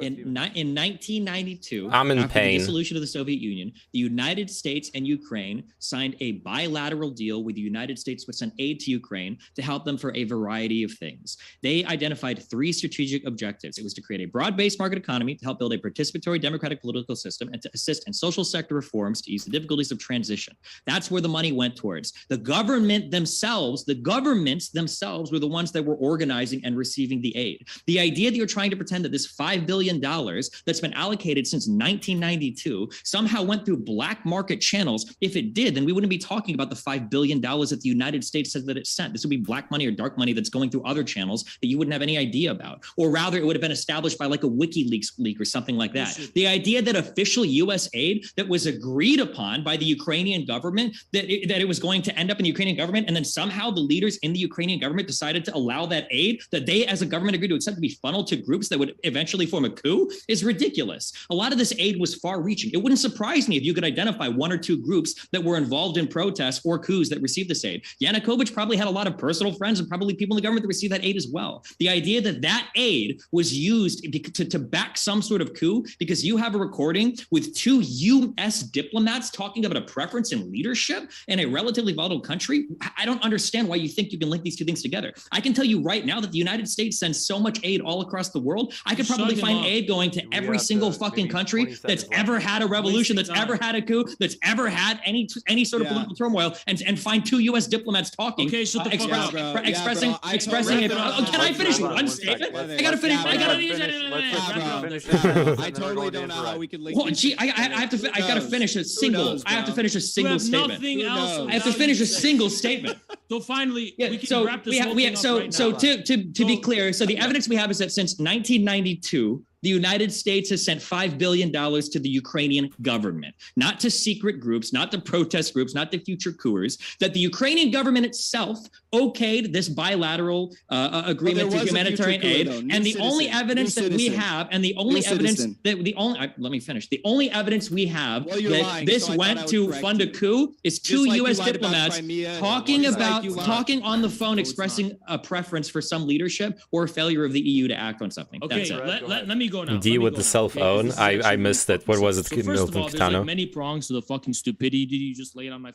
Isn't this Destiny guy the same guy that is into religious shit shows as well? No, he's not into religion. No. Fucking table. Now, the first thing is that you actually contradicted your little friend Dylan here, because Dylan, the fucking liar, just sat here and said that the $5 billion was an economic aid to Ukraine. No, it fucking wasn't. Because Nuland herself, who publicly denies funding the Maidan coup, in the same sentence she utters denying it, said that the $5 billion since 1991 was there to promote democracy. And we know what that fucking means. It means promoting NGOs, civil society groups, and forces within the Ukrainian government that are aligned with the US. Now, you're trying to make this allegation, it's absurd that they would fund the Ukrainian government that's later going to be overthrown. The thing is, the whole of the Ukrainian government wasn't overthrown. There are elements within the Ukrainian government that were against the president at that time. The coup was actually against the president, not the entire Ukrainian state itself. And even during the presidency of Yanukovych, what point is Haas trying to make there? 2014 Maidan, there was still a division of spheres of influence within the Ukrainian government between the Americans and the Europeans on one hand and the Russians. It was not a Russian puppet government by any stretch of the fucking imagination. It was still just as divided. And that $5 billion that was given that's the point he was trying to make, that was divided, was going toward the forces that ultimately would culminate in the Maidan. Now, Jackson literally gave you a concrete fucking example. I could give another too, Haas. I want to respond. Of a group that received. Slightly facetious on my part, him saying that you can find 2 U.S. officials discussing every country that ever had a coup. Oh yeah, no, but I think it's a fair point. Like 2 officials, it's not just any officials. Nuland was the ambassador to Ukraine, if I recall correctly. Like we're the ambassador to a country should be discussing political changes in the country with their parent country. I have to give that to Destiny. He's right. Like it makes sense. It's a normal part of their job to be discussing like the political turmoil and changes and what they mean for the future policy of that country. You know what I mean? Funds from this $5 billion that participated, that was pivotal it helped organize protests for the fucking Maidan. So the whole point is that this $5 billion for regime change and democracy exporting that the U.S. was giving the Ukrainian government, which I reiterate, Dylan the fucking liar claimed was economic aid when it was not. It was political influence. So can I get a commitment on it? Can you give me a commitment that none of this money went to economic aid? No, you're shifting the goalpost. Wait, no, I want to hear that. Oh, you're shifting the fucking goalpost. There it is. Some of it, shitting the goalpost. An economic component to it, but it was primarily to promote democracy. You made it seem like it was primarily about economic aid. Number one, that's not even true. Okay, that's not even true. It's not true. So yeah, number one, 1.1 billion of it went to economic growth. 2.4 billion went to things like military assistance, border security, human trafficking issues, international narcotics abatement, law enforcement interdiction. That's actually the majority of it. Law enforcement is not promoting. I'm sorry, Dylan, you misspoke. It would actually be labeled under promoting peace and security when you talk about things like human trafficking, which is a legitimate. Then tell Nuland that yourself. Let me finish. I'm just telling you the exact money amounts, where it's going, and you're rejecting it. I'm telling you exact money. And the thing is about that, human trafficking, it's after the collapse of the Soviet Union, there was a lot of issues when it comes to children being sold into sexual slavery. There was a lot of issues which the CIA is involved with. Oh, he can't just keep screaming into his microphone, jacked up as loud as possible. Like, you want to cry about? I'm trying. Okay. So back to the issue. This is why a lot of this money went to Ukraine. It went to things to deal with things like human trafficking. It went there to deal with economic aid after the economic collapse post-Soviet Union. Some of it, of course, some of it went to. Why are we on this earth? Of it went to governing justly suffer. and democratically, and 400 million went to investing in people. We can get into specifics if you want to break that down, but there was no evidence in the $5 billion of the $5 billion, any of this going into black sites or anything of this sort. The majority of this money didn't even have to do with democracy necessarily. We've got to go into Q&A shortly, but I know that Jackson, I think you wanted to say something. So yeah, I would like to say something. So we also have the fact that at the start of the Maidan protests, the 3 new TV shows in Ukraine, that news TV shows that were covering the protests and working with opposition, were Hromadsky.tv, and there was 2 other ones. Let me see if I can find these here. But while I find these, I also want to note that these 3 TV stations received funding from the Dutch and U.S. embassies, as well as the Renaissance Foundation, which was funded by George Soros. The other 2 were Spilno.tv and Eknepeco TV. I don't know how to pronounce that. And George Soros, during the coup, the Maidan coup himself, admitted, quote, "I set up a foundation in Ukraine before Ukraine became independent of Russia, and the foundation has been functioning ever since, and it played an important part in the Maidan events right now." And then the third point, because again, you've alleged that I can't provide evidence for this, I've also provided the New Citizen organization, which was involved in the coup. We also have Yevhen Karas, who is the leader of Ukraine's neo-Nazi terror gang, C-14, which again helped lead the coup. He was the guy who said that if it were not for the 2% of neo-Nazis that were active within the Maidan protests, it would have been 90% less effective and successful. He said, quote, "We are now being given money, so much weapons, not because, as some say, the West is helping us, not because they want the best for us, but because we perform the tasks by the West, because we are the only ones who are ready to do, because we're the only ones who are ready to do them, because we have fun killing, and we have fun fighting." And they wow. Let's see what's going to happen. That's what they said.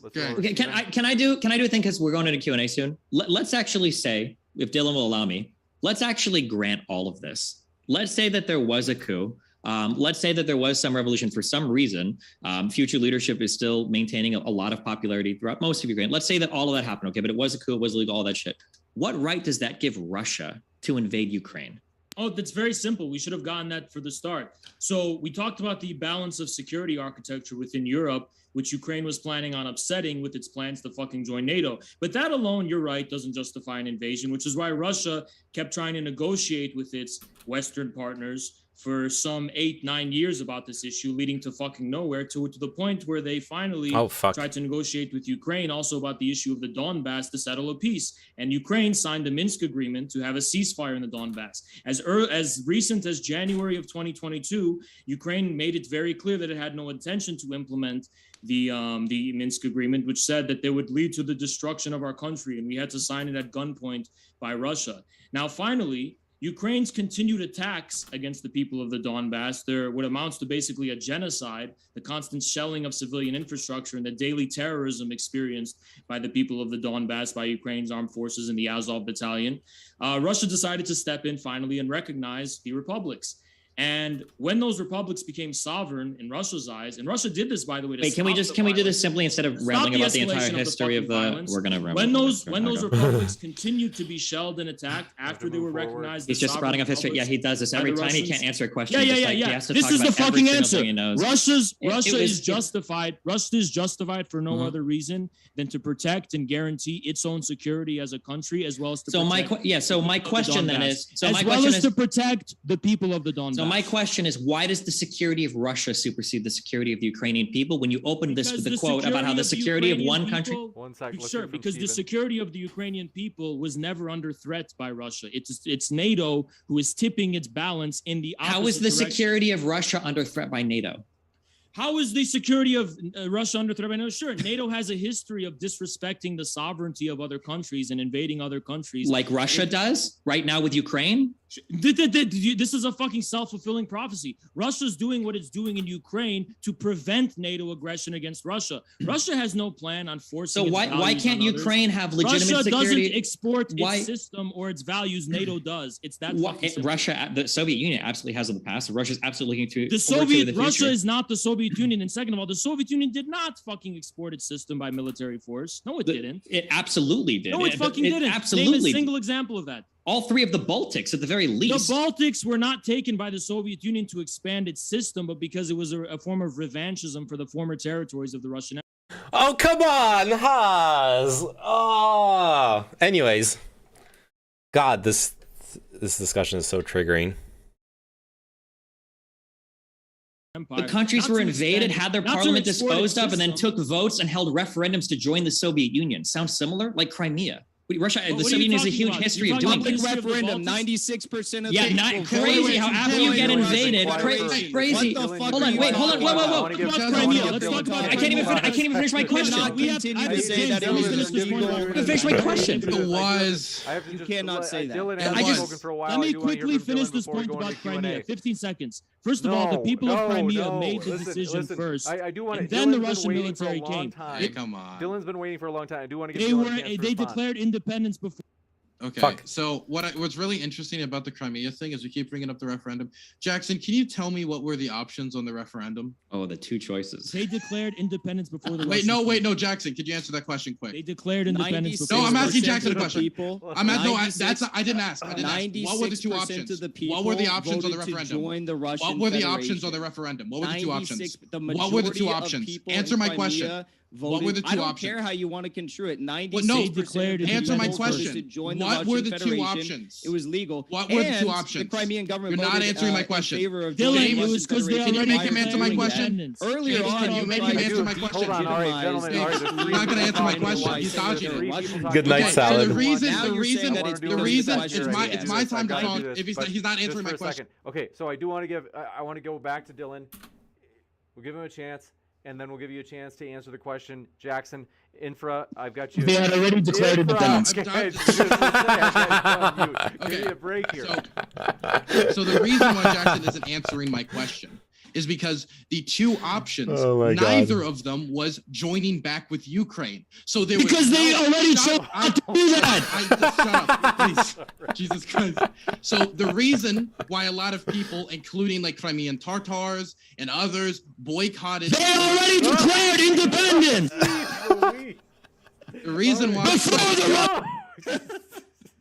The reason why. They had already declared independence before. James, I can't do it, man. You can't because you're a They declared independence before Russians came. They overtly rejected I don't know government. how he's unmuting himself. All right, well, let's go to Dylan. Yeah, I you didn't. had a question. Yeah, I never got to finish. Liar! I didn't even get to say what Liar! I'm lying about. You didn't even let me lie yet. I'm about to Because lie. they Let had me already lie. declared independence. Let me lie. Okay, let me tell my evil Western lies, and then you can like talk later. Okay. So my evil Western lie is that neither of the options on the referendum was to join Ukraine. Oh, it God. was A, join Russia formally, or B, be an independent state heavily influenced by the Russian government. Is that what it Those said, were the Dylan? two. Is that that's exactly not what it That's said? not the exact words. It was a lot. You're Okay. fucking James, such a let me get this bullshit. point in. I'll Wait, stop interrupting. Jackson, I never. Bullshitted James, if about I can't talk, I impeachment. can't talk. I Destiny can't debate if I bullshitted can't. about the snipers. James, I You're can't debate bullshitting if I about can't even Crimea. talk. I This can't. entire I All right, can't. what I was, can't. okay, hold on. What was the question that you had, Dylan? And we do have to go I into didn't even Q&A. have a question anymore. I'm just trying to say something, and they won't let Just me. let me because get what I'm saying is one point in, uncomfortable for them. 15 seconds. No, I don't Because care. you made I don't shit care. up. Dylan, I'm has not been making. really- Give me to be fair 15 to Dylan- seconds. hold on Give one me second, 15 gentlemen. seconds. Is You that to couldn't be fair answer to the Dylan, question. he had waited a long time. Dylan will give you a quick pithy response, and we got to go to Q&A. Jackson did not know what the two options Pure on shit the show, referendum yeah. was. That's why he wouldn't answer my question, or it was inconvenient to him. But neither of the options was whether Crimea could join back with Ukraine. And the problem is that I don't care, Has. Please, for the love of God. They had already formally declared. Okay, we're going to the Q&A. Wait, no, James, let me get this last point in. I've been trying to get it in. I never got the finish. Let me get one last. No. 10 seconds. Constantly Just give unmuted. me You've been 10 seconds. constantly difficult. Give me 10 seconds. No, just find a way to fit it into one of these questions. This one coming in from Ozzy and Talk says, Putin destroyed Russia, and there is no way back from them without Putin stepping down and Russia apologizing. European Union should join NATO. Putin will go down in history as an example of one of the worst global leaders ever. Save the kids. One addition, Russia should also pay reparations. Yeah. I'll answer that question very easily. So Crimea had already declared its formal. Wait, that wasn't the question. That was the question. Shut the fuck up, you little bitch. Crimea had already declared. All right, see you, Kizius. Thank you for dropping by. Crimea had already declared formal independence before the referendum. Oh Could they my do that under God. the Ukrainian constitution? They didn't need to because it was overthrown in a coup. The Ukrainian president was overthrown in an illegal coup. So the what I'm Constitution is in the air and it's out of the fucking window, you fucking dumbass. So the Constitution matters for thee, but not when there's a coup that's suspended. Dylan, do you think that Not when there's a coup. That's interesting. James, why do you keep fucking me, but you let him 10 minutes, but you keep hitting me?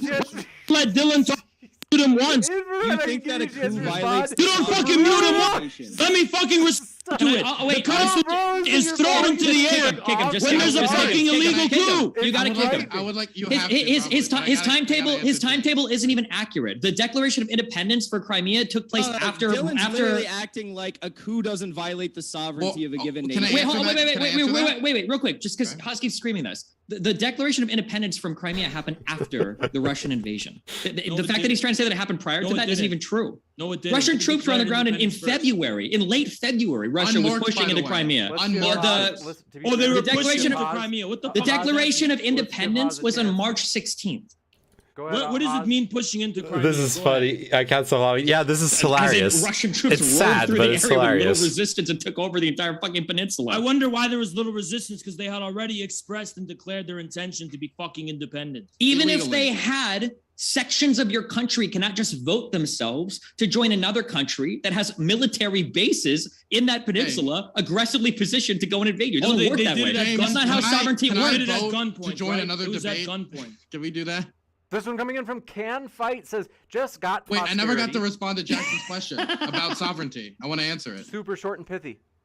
Okay, so Jackson asked me if a coup violates a nation's sovereignty. It depends on who actually does the coup. If the people of said nation overthrow the government, I believe they're allowed to do that. And so that's what they did in that instance, because the Yanukovych regime was morally corrupt and worked against the interests of the people. Sorry, there you go. Let's jump in. There was no votes for the coup, Dylan. Can Fight That's says not how just coups work. The majority. They had an election. They had an election. There wasn't even a majority They had that an wanted to election. join the EU. They had an Not even election at the afterwards. time. A majority. I think we need another mute here. This guy has such potential to be top class And- extremist. Imagine forcing your opinions down through others' asses. I know, but he's successful at it. Infrared has his channel, has like 1K around 1K viewers right now. It's insane. Gentlemen, I need to do this with both of you, but both Dylan and Haas, I've got you on mute because we do have to get the next question. Destiny, his torso is big though. He's short. He looks like a fucking torso big. This one coming in from Can Fight. He just has a long torso. Gosh. Looks like Sid from Ice Age. He has the body of Sid from Ice Age. He has the body of Sid from Ice Age. Repeat it a third. Next one. Thank you very much for this question from Can Fight says, just got posterity. Russia just attacked the largest nuclear power plant in Europe. A violation of the Geneva Convention. Also, Russia has a huge Nazi problem. In parentheses, Limonov literally made Nazbols. You know I have trouble pronouncing these Are we allowed to answer that question? Are we allowed to answer that question? Limonov is a fucking anarchist. Limonov is an anarchist. Have you read anything by Limonov, the fucking dumbass asking that question? Like, it's Can we like answer you're the flipping question? bat switch and you're drowning everybody else out. Your audio is just off the charts.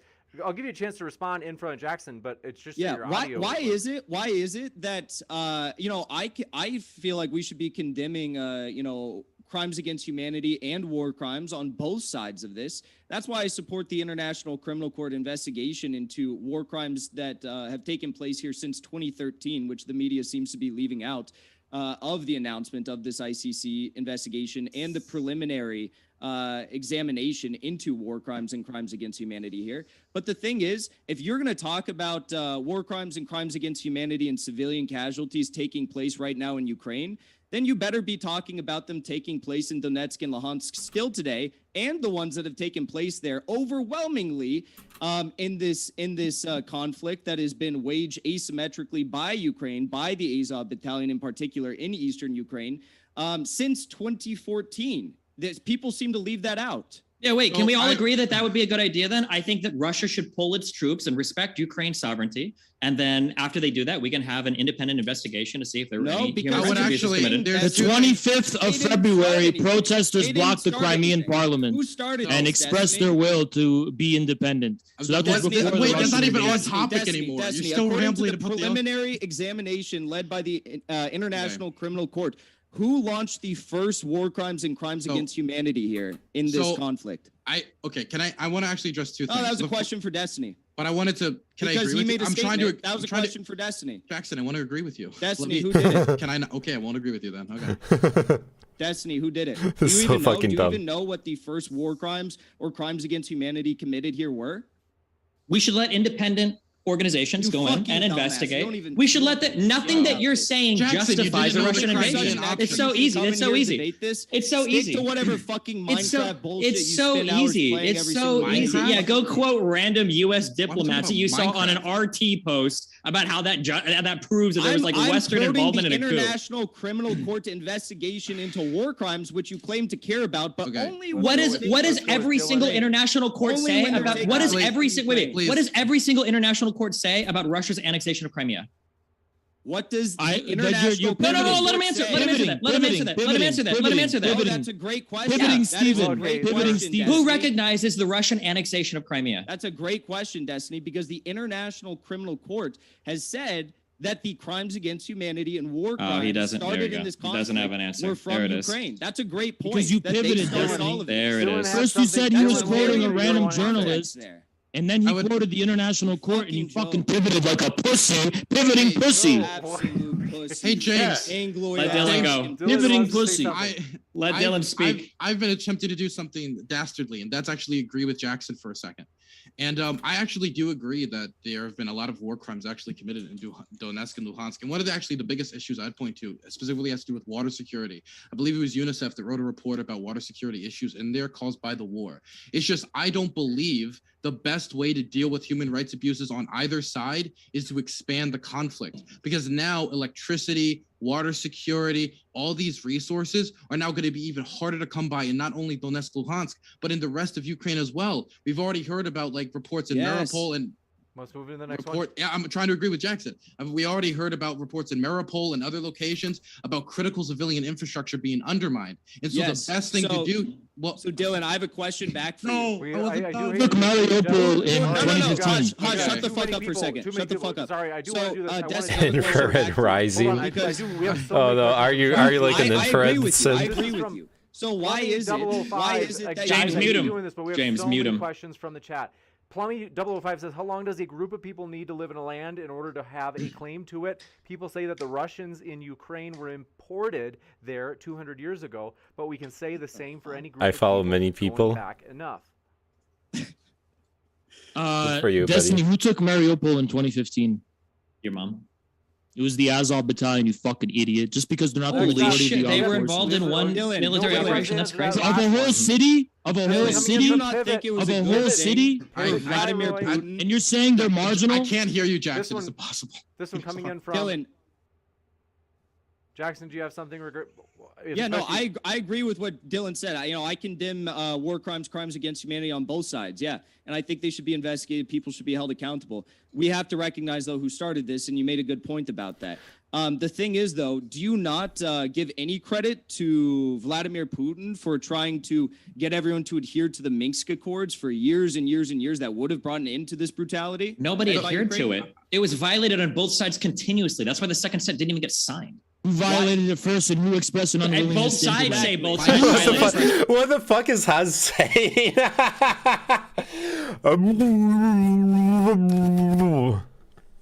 I can't even understand at this point what he's saying.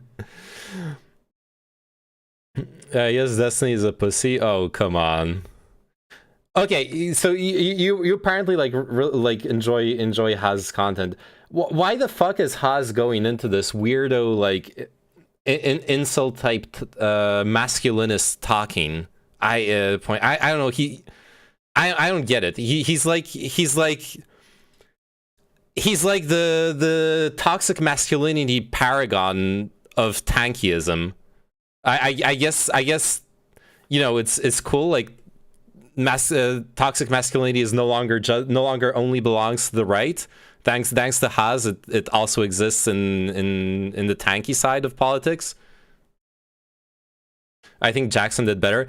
Jackson was actually trying to have a proper conversation. Yeah, like at this point, the only two people trying to have a conversation are Jackson and Dylan, like an actual debate. And like Destiny and Haz are literally just memeing. And sorry, but Haz is the one who started like really shitting on the conversation. Like literally 15 minutes in, he starts shitting on the very format of the debate. He starts cutting people off and yelling in the mic and everything. Unwillingness to implement it. Ukraine literally said they had no intention to implement it despite signing it. It's okay. This one coming in from, thanks for your question. Pivot Cyroy says, question for Infrared and Hinkle. If this unjustified invasion was done by Russia to protect the people in the Donetsk and Luhansk regions, why does Belarus have details for invasion for Moldova? Oh no.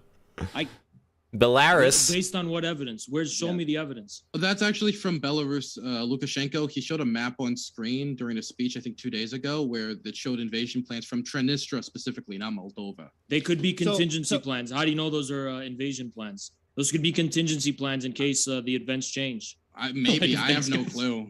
I mean, so listen, yeah, that seems to be a development that we are either not aware of or don't have the intelligence to answer completely. I'm not gonna be like if we test Putin and Putin turns out to be. I don't have Twitter, but I saw Destiny tweets and he's an asshole, not just a Haz. Oh yeah, Destiny's Twitter persona is horrible. I fucking hate it. Destiny's Twitter persona is so fucking nerve-wracking. I fucking hate it too. He does sometimes like bring up good stuff on Twitter. I'll be honest, I follow him on Twitter, and sometimes he does bring up good stuff. But whenever he feels like reactionary or trolly, it's a shit show. I hate it. That's probably one of the few things I'll be able to agree with you, Cpad Whiskey. Next debate should be Dylan versus Jackson. Well, then it would be an actual debate. See you, Comeister. Thanks for dropping by. Then it would actually be an actual debate. Like, Destiny can do real debates as well. But the thing is, if Destiny is facing someone who's acting like Haz is, Destiny will lower himself to his level. I've seen Destiny have proper debates and conversations. Like, that can happen too. But, yeah. Like a full-blown raging sociopath, and he continues on and does disgusting things at a grotesque level, then of course I'm not going to defend him or anything like that. But what we have to understand is that, and I thought this is where the question was going, right now it's not just about Donetsk and Luhansk. Putin is asking for, he's not even asking for Zelensky to step down or his, government to step down. He's just, Putin is just asking for demilitarization of Ukraine, which means removal of foreign weaponry. He's asking for no NATO membership ever, a guarantee of that. And he's also asking for, yes, the ending of the slaughtering of civilians in Donetsk and Luhansk. So those are what they're fighting over right now. And it's a very restrained peace What else is he proposal. asking for? He also made requests to the United States and the European Union during the negotiations before the invasion that they end nuclear guarantees for Eastern Europe and also pull troops out of Eastern Europe as well. That has nothing to do with the terms of a ceasefire and peace and withdrawing troops. Okay, That was prior to whatever happened. Yeah, that was that's prior to but it was everything. during it was still conditions. Okay, but it was still part of the negotiation. But I want to. But no, he's not going to the He negotiating can't table finish a asking fucking for that right now, sentence. I'm gonna Dylan. stop trying, James. I'm gonna stop That's Is for he the asking for that right Americans now? and Just heard from Europeans. That's not for we heard Zelensky. Jackson saying he's not going to the negotiating table. Go ahead, Dylan. Okay, so the first thing I want to say is they are actually Zelensky and the Russian government are actually negotiating. I follow right 100 now. I think they just actually negotiated. 100 tanky channels on YouTube, so I'm no fanatic, I don't but know if that's going to be placed in places like Kyrgyzstan and Mariupol. I hope it is soon. I don't know when that's going to be implemented. They are negotiating, but that's ongoing negotiation process. I thought the question was broader about all the demands made of Putin's government up into this, but I did want to include that. I also do want to say Asian. that you said if he goes crazy, I would just say the attack on the nuclear facility tonight, which caught it on fire, is something I would be extremely concerned about. Okay, You don't know considering I'll about answer that. that. I'll answer that. So first of all, I wasn't finished. Wait, go on. let's cut both of you off. Lewis says, Okay. question for Infrared and Hinkle: how exactly is the RT network not misinformation and propaganda if it is literally Russia Today? Quote. Sure. Russia Today, because they said it confirmed. Because Russian whenever we state-owned ask media people outlet for controlled by concrete the Russian instances, whenever we ask for concrete instances of misinformation of what we report from RT and in our recent reports, we have get nothing. Nobody's ever able to come up with any actual instance in which they're What? lying. Destiny fucking soyed What? out and raged when he saw me fucking cover RT. what?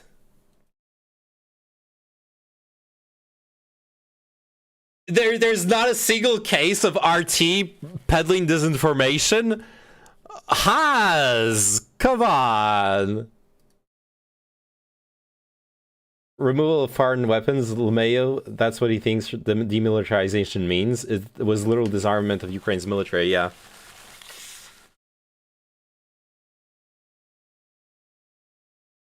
So yeah, everything from the West is propaganda, but oh no, RT, they never lied. Come on, they never lied.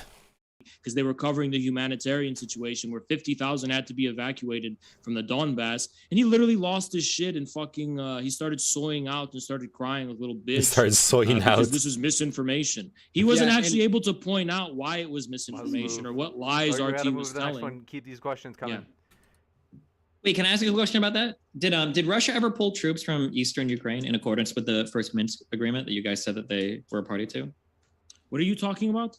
Why, Destiny? Why should they adhere to any of the Minsk agreement if Ukraine is already coming out and Gotcha. saying So they're not? nobody. Ukraine nobody. So just to be clear, nobody ever adhered to the Minsk agreement. Nobody ever adhered to it. Nobody ever adhered to it. No, This is why they were a monumental These signatories to the most recent Minsk James, what's the next agreement- question? The signatories to the most recent Minsk agreement were between the Donetsk and Lugansk republics of Ukraine. Russia wasn't even part of them. Second of all, as far as the Minsk agreements, the Ukrainian government has never displayed a willingness to implement them. Okay, turn that down. Okay, There's this one video coming in from evidence of you being Rocky- shorter than me. Do you know that? No, there isn't. Let's Rocky go. Manager says- There literally isn't. No, there we go. Jackson Do you want to and bet money on Infrared. it? Okay, they said if the annexation of Crimea was justified, would the annexation of Texas and other territories justified during the Mexican-American War? The difference here is No, that this is in our favor. The U.S. annexed Yo, chill with the links, Texas in an even Siparuski. worse. They annexed the Jesus Mexican Christ. territories in an even worse way. Texas first declared its independence and then joined the U.S. in a similar way that Crimea declared independence and then joined Russia. Wait, were there international bodies claiming what you could or could not annex at the point when the United States was annexing territory in the western U.S.? What do you mean international bodies claiming what you can When we and say cannot something is annex? allowed or not allowed, usually it's Oh, with because the respect West to- says it's not okay. Is that what you're saying? Because the West. Alright, this says is a you really can't do it. bad point from Destiny. Like, Destiny should know better than Destiny should know better than making like the point. Oh, but was there a law saying it's wrong back then? Come on, like either it's wrong or it isn't. Just eat the whataboutism. Yes, the U.S. did terrible things. That's not the subject.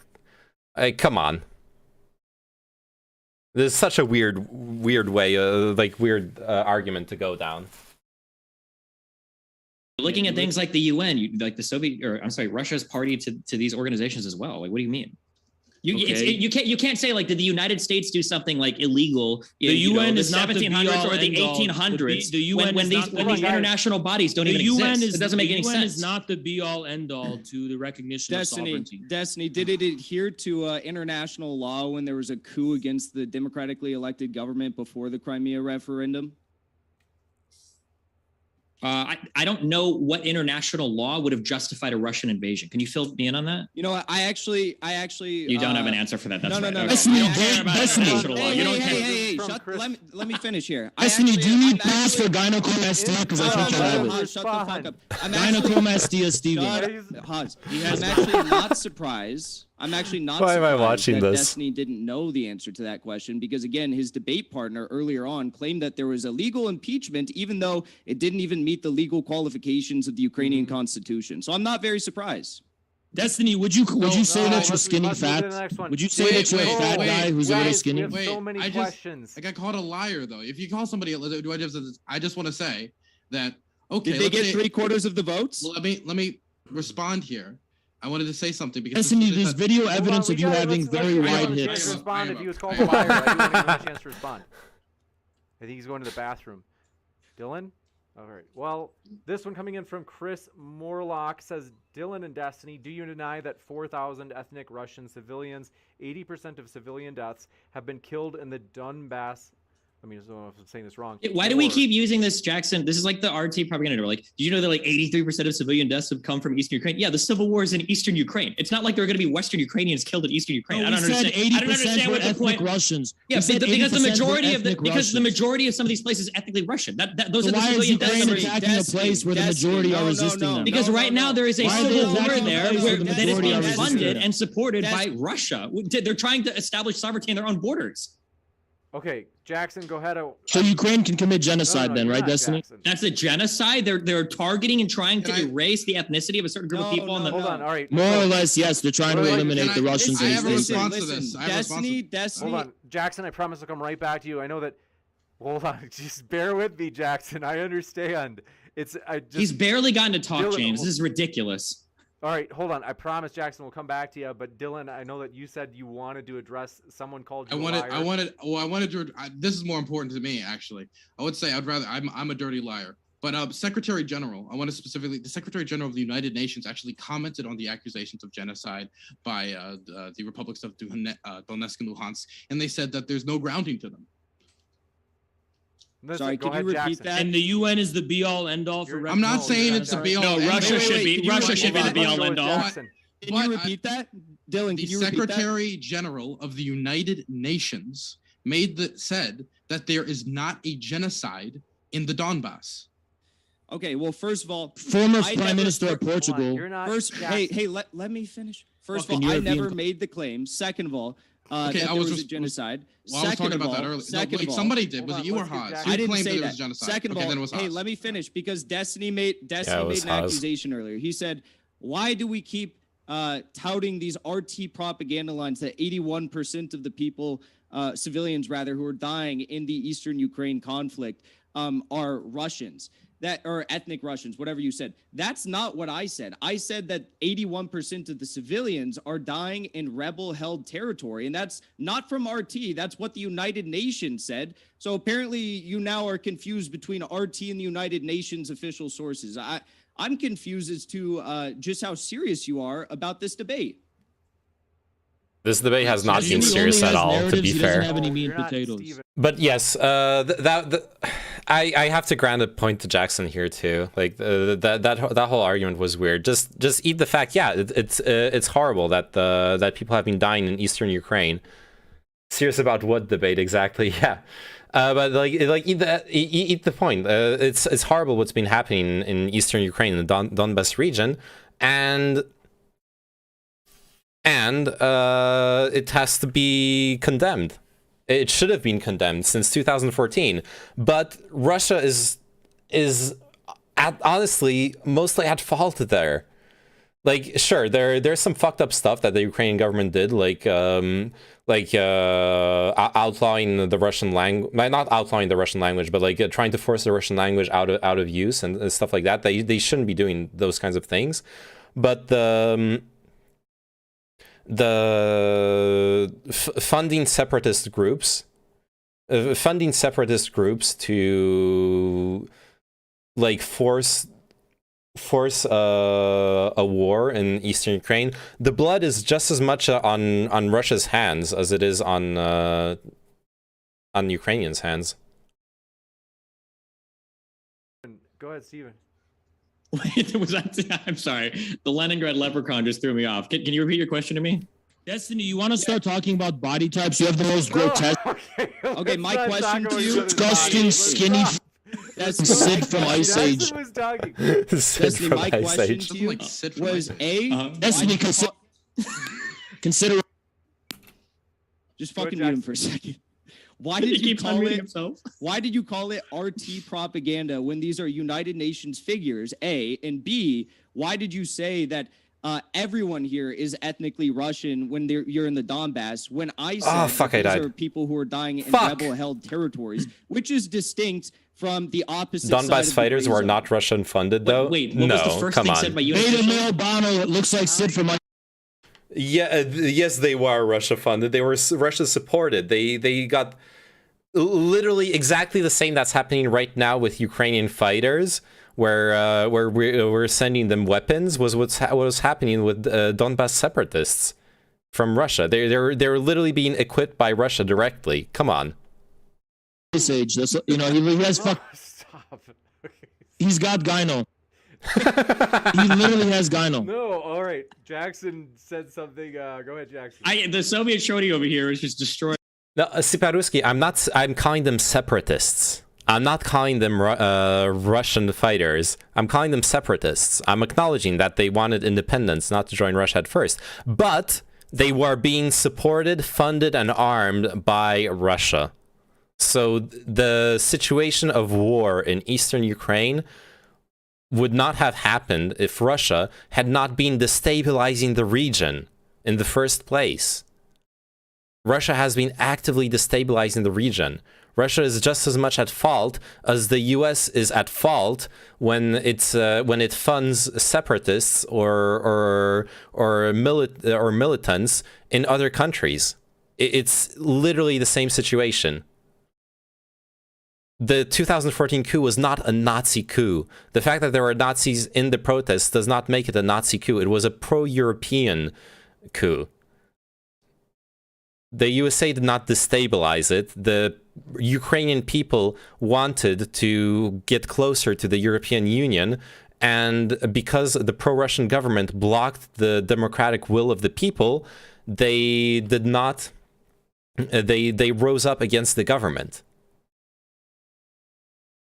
My ability to hear anything. Beta male Bono, who is literally fucking built like fucking Sid from Ice Age, just a long torso, who isn't. Okay, good. Let's go to Jackson.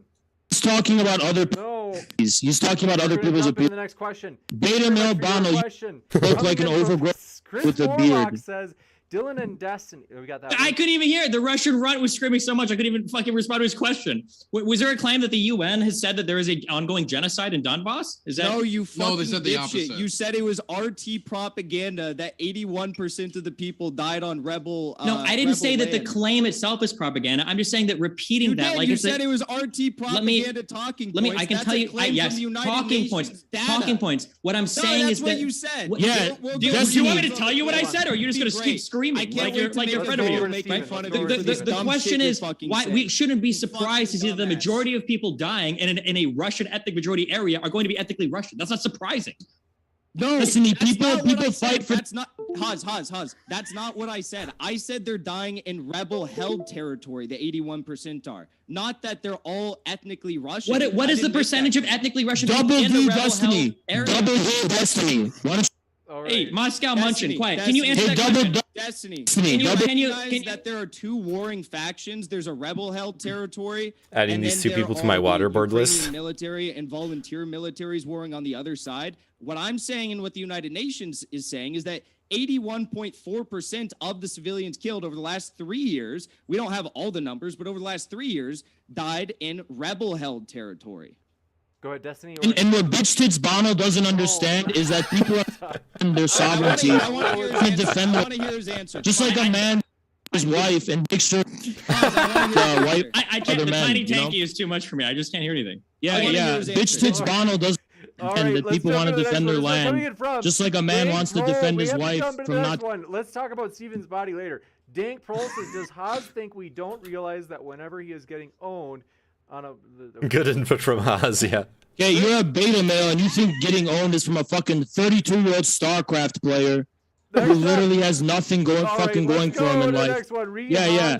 A fucking 32-year-old grown man StarCraft player with fucking gynecomastia. Okay, this one from Rihan says, does yelling at Max... Literally built like an 11-year-old child. Hold on, Haas, come on. Hold on to that comment. This one coming in from Irvin says, yeah, that's right. Irvin Lockman says, Russia has the worst human trafficking problem of any country on earth. Are Haas and Jackson pro-child sex trafficking? Uh-oh. Are Destiny and Dylan Burns lowering the age of consent to 16? Because as Destiny's friend, Mr. Girl, Destiny has a pedophile community. All right, let's go to the next one. He defends the pedophile this one, girl with art. He wants to deep. He wants to platform. Have you seen Haas editing Destiny's wiki? No. Pedo DGG. No. Go ahead. Literal pedo fuck. Heard that. Nobody heard that. I didn't hear that. Nobody heard it. They It's said, impossible. Jackson, do you believe in chemical weapons designed to only target people with quote-unquote Russian genes? Really? That's what they say. When did I say that? That's completely irrelevant and immaterial to the here because Okay, even if so Jackson I don't think they even said you said. Jackson never. Jackson never asking them the question. A note from the Gravel Institute, this video is about American funding for the Azov Battalion. It explicitly condemns Russian propaganda that Ukraine is a neo-Nazi country.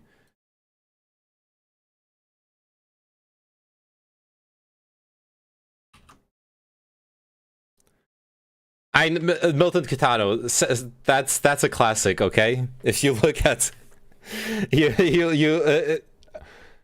fuck, I haven't had that happen. I'll check out the video, but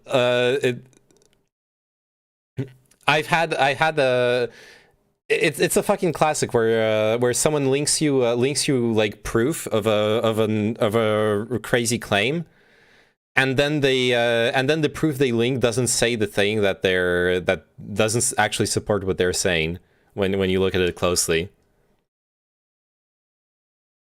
And not the country, but the government is Nazi-led. I think even Destiny and Dylan would admit that I never said that in the debate. And though they don't probably watch my streams, I can tell you I've never said that in my life. No, I do you don't disavow when Haas said it? Then do you disavow the Kremlin Gremlin? Gremlin? Or not. He doesn't have to disavow it. He just isn't making the affirmative claim. Do You you fucking bitch tits disavow? Bono. You little fucking We wanna bitch. know- You fucking bitch. Well, can I ask him then? Do you find the claim believable? You fucking. Okay. It's his wife. I think. By other men. I can't hear you. I'm sorry. Here's I what want to know if you support the How could I Moscow insult- statement. His child. Exhausting. I think. How can I insult a This is the good part now. This is the good part. This is the part where they abandon all pretense at having an actual intellectual conversation. This is the part where it's just pure like bullshit insults and memes. his child? I'm sorry you're so weighted down this debate, Jackson. I'm so sorry. I think that there are China and Russia at the United Nations have both expressed their concerns over chemical labs in Ukraine that get U.S. funding. There's several of them, but we don't really know what's going I've on there, debunked and that, I by think the it would way. be, I don't think we can jump to conclusions as to what's happening there. Yeah, you can't jump to except for what conclusions 'cause Russia it's and China have bullshit. both said when they've expressed their concerns. Which takes Bono deadbeat bad destiny. It's not relevant at all. Rob, do appreciate your question. Cedar Is a Skyler literal says, what? 32-year-old. Says, 32. Hold on. And Just so let's- the audience knows what's happening, James is right-click muting him, and Haas is spam right-click unmuting so that he can keep screaming into the microphone. This one goes Listen, Cedar, Destiny, no. you can't hide. fucking insane. You can't hide No, of knowing stop. and It is the like pain it's of been- knowing no, and stop. Good night, Superowski. you can't pain with your. We all pain because Inbred Red, we need you to fucking shut the fuck up so you can finish the Q&A, dude. know you're in pain, This one Destiny. coming in from. Okay. This is a thank you. So it's been so Bro, you long. called me the StarCraft 2 pro here, but you got like 400 APM This one smashing the coming in. fucking You have to go to the unmute next button on your one. This fucking is mic. You can't hide the pain. Stop. This one coming. We tremendous. You get fucking RSI, dude. You gotta slow down. This one coming in from Cedar says, what are the panelists' thoughts on quote third? Is this a? I hope this isn't a troll. On third whole theory. No, that's okay. Never mind. Destiny, Chris laugh through the Morlock pain. says- Laugh through the pain of knowing. This one coming in from Chris Cock. Morlock. Wait, was that says- 3-hole Laugh- theory? Wait, what did that Yes. have to do with? Laugh through the pain, Destiny. Go Stop, ahead. Laugh. No, the 3 holes, it refers to the tripolar vacuum left behind by the 3 nuclear powers. The United Kingdom, the United Destiny, States. you're nothing but a fucking And the bluff. Soviet Destiny, you Union. have no fucking true. substance, no meat and potatoes. You hide behind your left. I can see the Hey, pain in wait, your wait, eyes, wait. Bono. I Can can I see the just say- pain in your eyes. Just like Can I just say, you know who else doesn't have meat and your potatoes? child. Fuck. Your child's in You know who else? Destiny. I don't know if I'm ready for the But boss. he's not like you. It's like You an know who Oblivion else doesn't one have meat and thing. potatoes? The Russian soldiers in Ukraine right now. Man, that's a lot of food shortage. Yeah, that's fake. Fake Prove news, it. dude. Okay. Prove it. Okay, like just a Single quick so- deep breath. Okay. I can't hear anything. But they don't have proof. This one coming in from. Show any proof. No, come on, Oz. How do you have so much energy? I like Stan. Show says, any does- proof. Show the proof. Says Stan says, does Haas still think the Donbass region is in the north of Ukraine? I never fucking said that in the first place. Shut the fuck up. Fucking Duly DGG noted. pedos. Okay, this one coming in from Constantine. Why do the East European countries beg to be a part of NATO every time the Russians start shelling a foreign city? It's almost as if Russian aggression is driving countries to join NATO.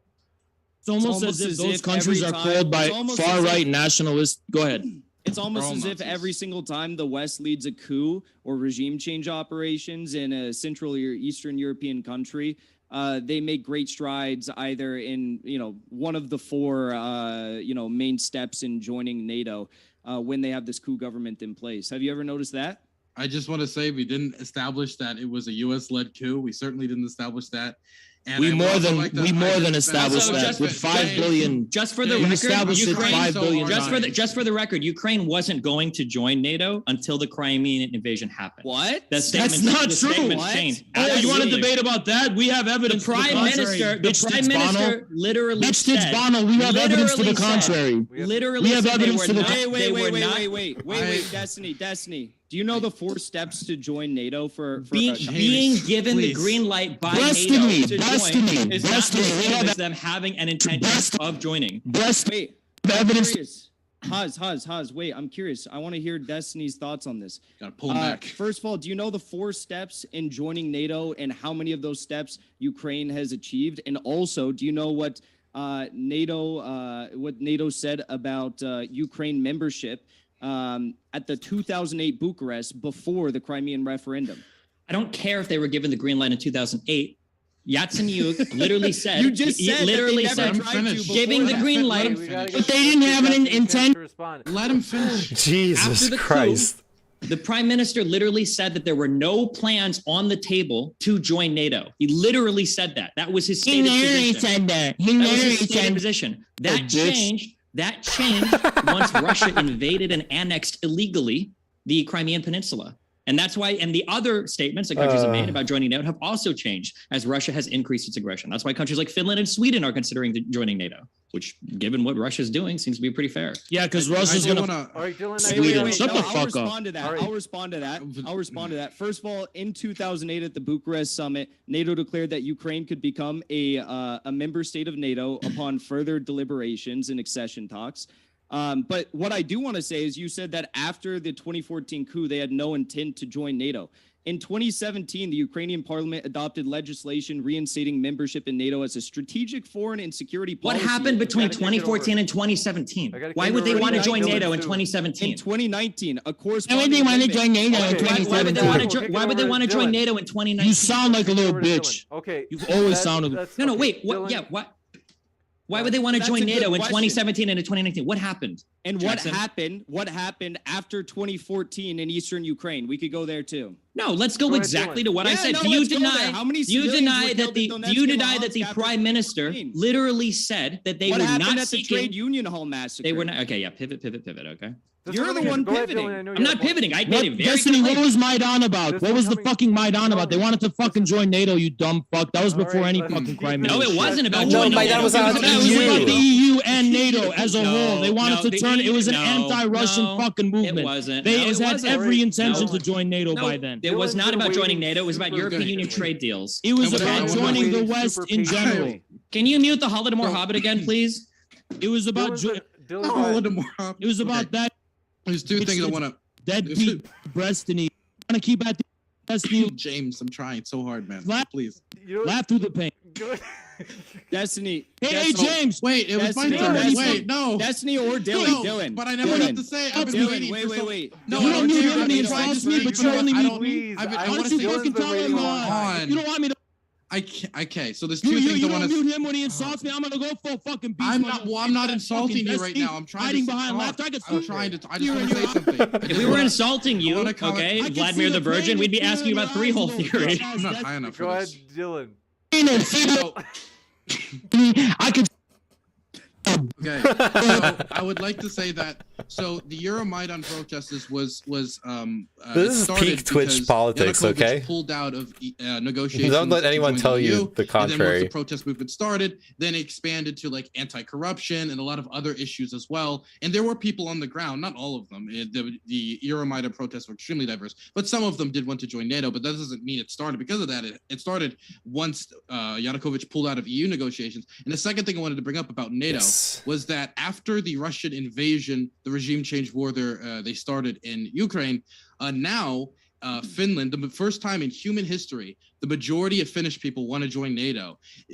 Putin has gifted NATO something. He has gifted them legitimacy in the modern age, where there was tons of people like the Finns who's like, I don't know about joining this NATO. Why does it even thing." exist? Now, why does And it they're gonna exist? put nukes in Venezuela. Good luck with that. Russia's gonna put nukes in Venezuela. Good luck with it.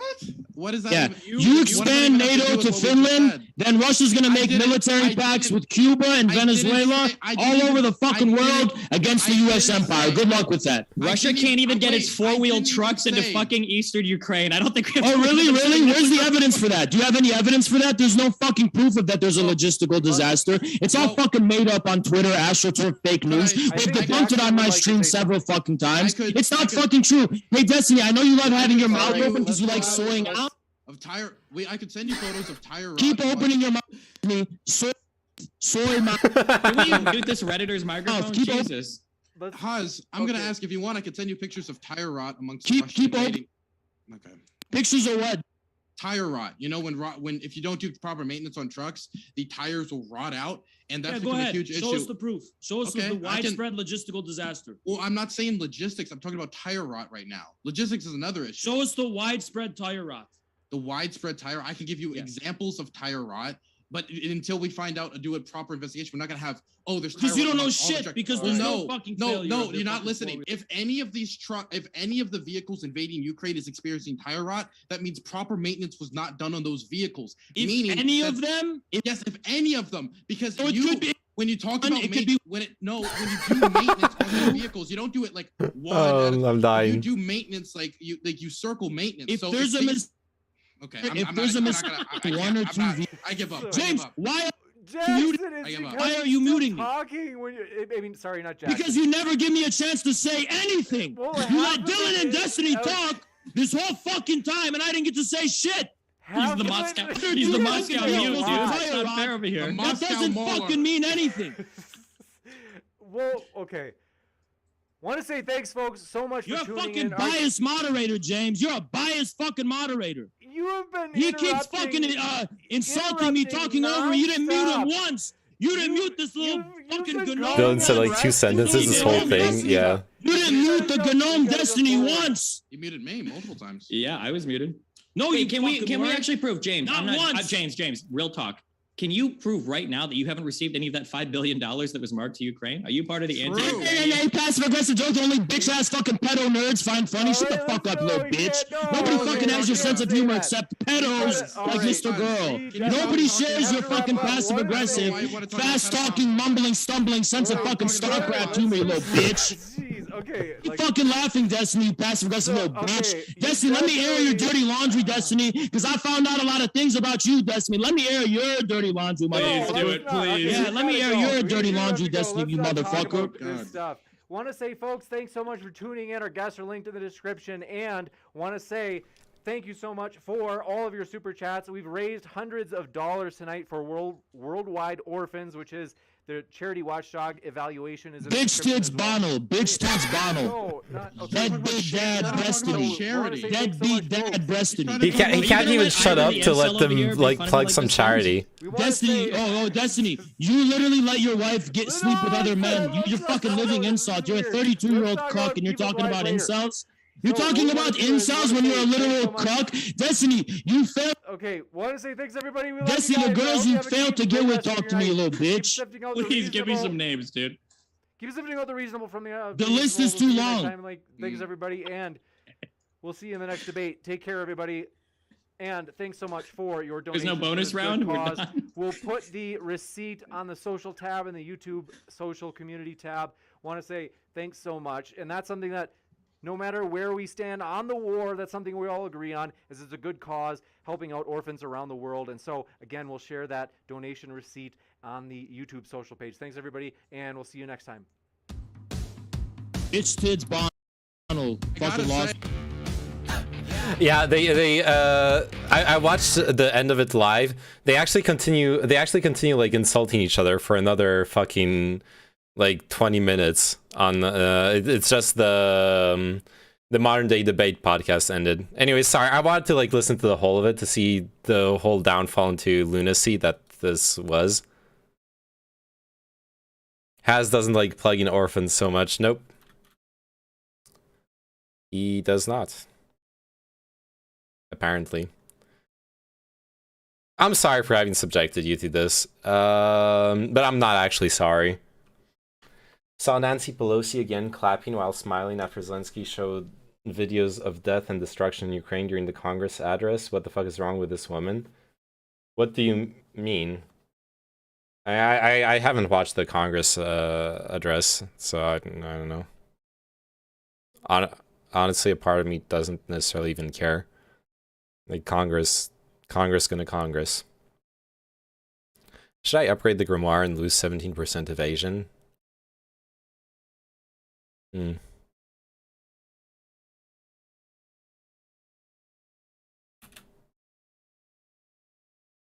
Is this serene how much Neyman seemed to enjoy that? I enjoyed it a lot.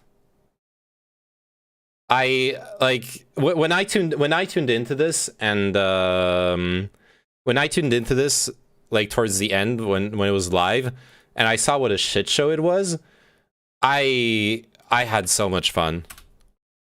Like between Destiny. Oh yeah, we watched this one, Dragopie earlier today. We watched this exact video. When I tuned into it, I was dying of laughter. I was like I was exchanging messages with Elysium on Discord the whole time, and just having so much fun. I missed it. Well, the VOD is there, man.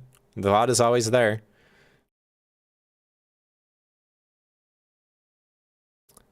Man, I don't know in what direction to take this. I think I upgrade skeleton level here. I'm a bit behind on skeleton level. I think I upgrade skeleton level, but then I lose 1 max skeletons. I think I upgrade skeleton level, and then I lose evasion, but then I can swap this in, so I lose less evasion. Keep falling by the end of April, though. Yeah, that's the video's prediction. Keep falling by the end of April, absolutely. It might not happen.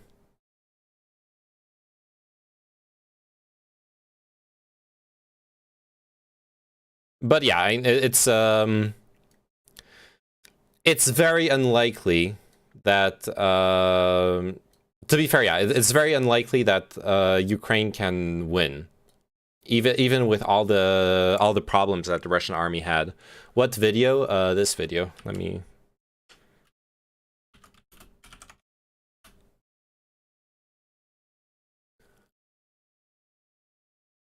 But it could happen. What's the end game if Kyiv falls? Read the Haz wiki edits. Okay, let's go check that out. If Kyiv falls, the end game is... It depends if they seize the Ukrainian government or not, I'd say.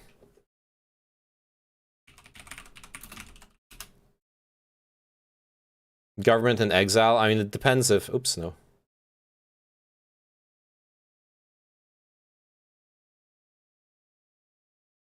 Destiny disambiguation, streamer. Edit. Wait, no, view history.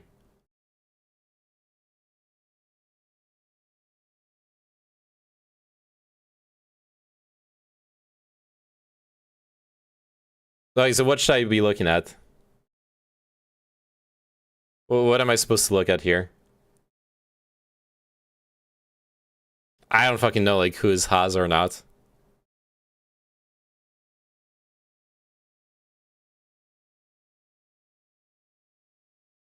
Oh, reverted vandalism. Oh, InfraHaz. Oh, there we go. Like, how does this work? I've never played with this. How do I see like his how do I see what was his modifications? What's the like diff?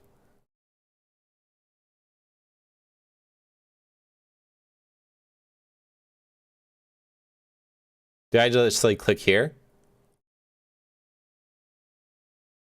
Maybe hit undo? No, I'm not gonna.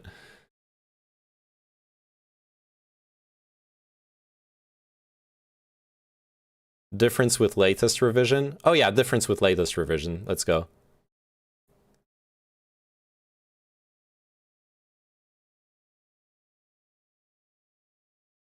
In which he advocates for modern liberalism in the United States.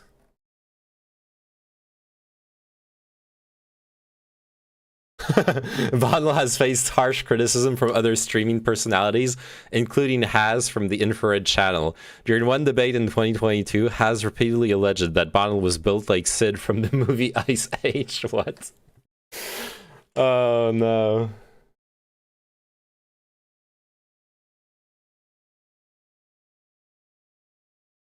Trump won? No, he did not. Trump lost the election, my dude. I see. Looking for me? What? What? It just pulled me back. Nice. Okay. You know what? It feels good to be out of that debate, though. My brain actually hurts from watching that. I'm glad I did it, but oh no. Click my link. You can read Hasmald at the editor. After watching that debate, I'm thinking maybe Trump won after all.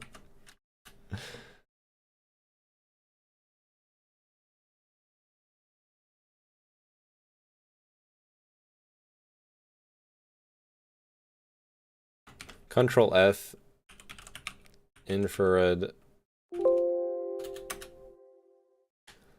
An edit which previously referred to Haas from Infrared's interaction with Double D Destiny was reverted as not being notable.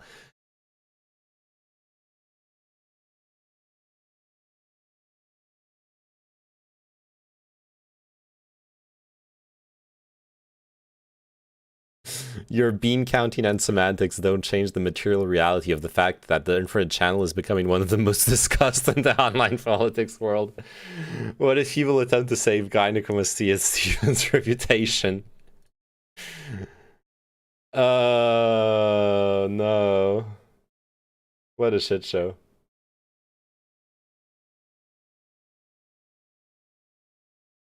Okay, why do I have eight DMs on Twitch? I'm actually scared. Oh, okay. It's nothing bad. Okay. So what's this about Ukraine, Russia ceasefire? Do not click.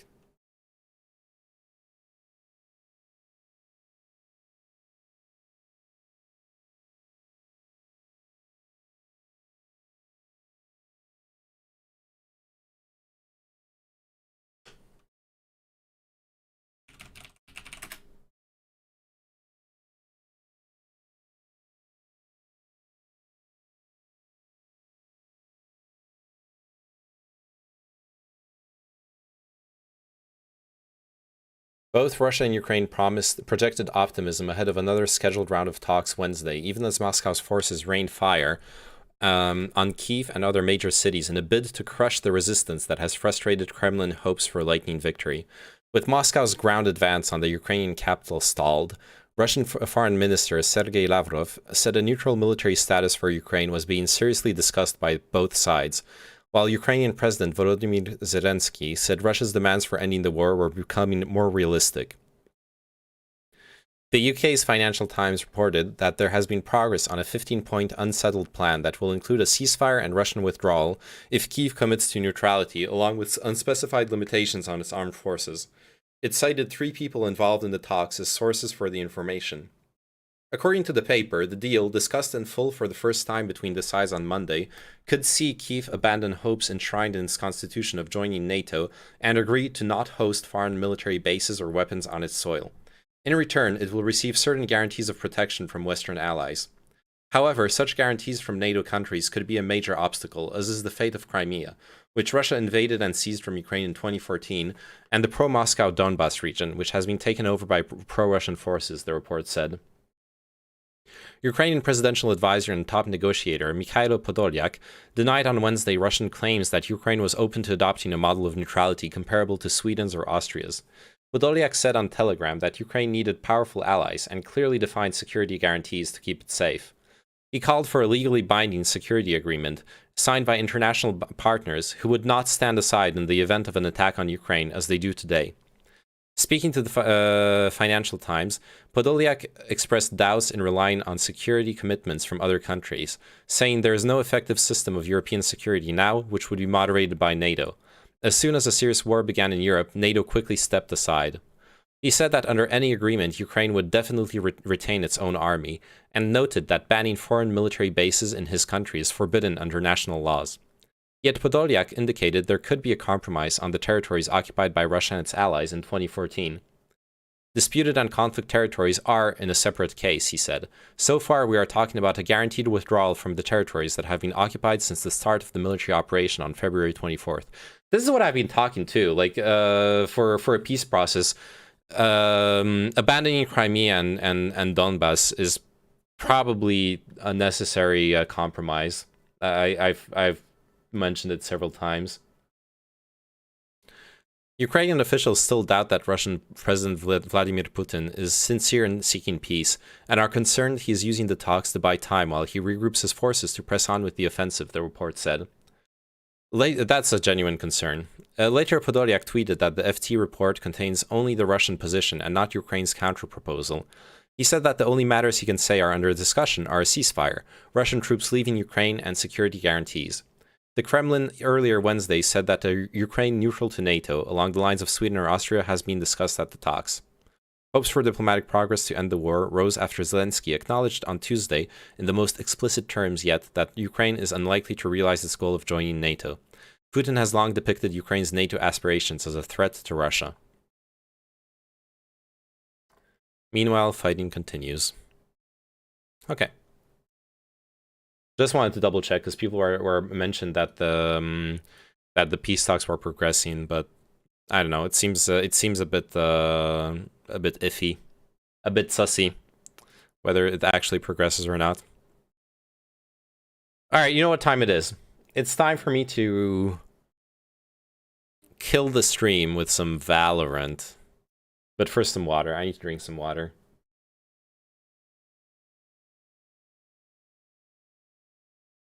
Did I miss you go over the article?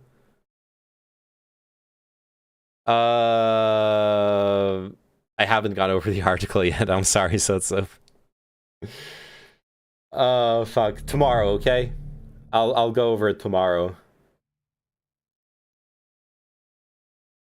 Tune into Neyman, he loads up Valorant. At least it's not Hazen Hinkle. Well, that's you understand my goal now.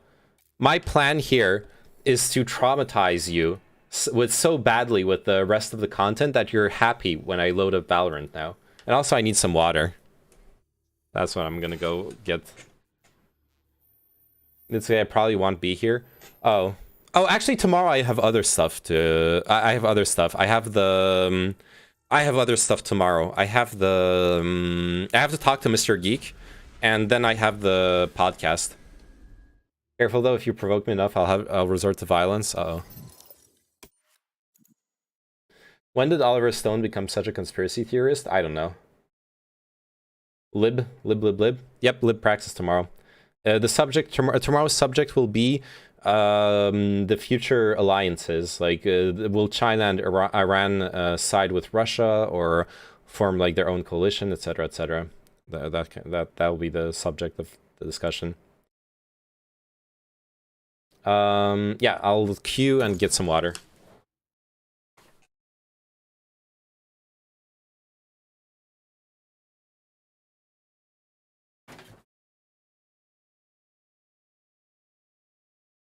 Match found.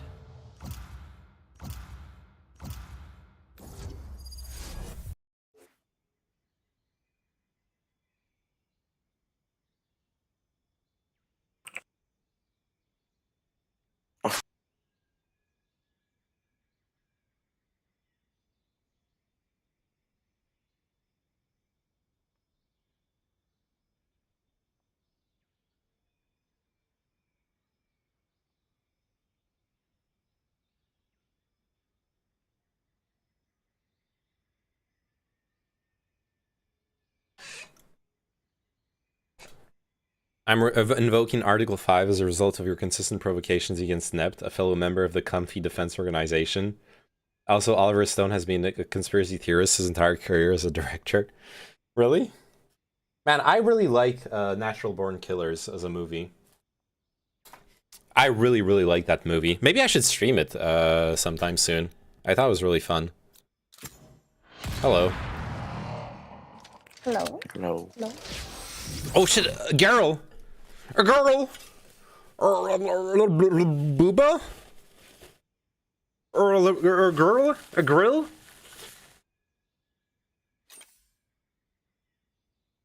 Booba where? Where, Booba? Oh, we need smokes. Fuck. Too late. No smokes. There we go, smokes.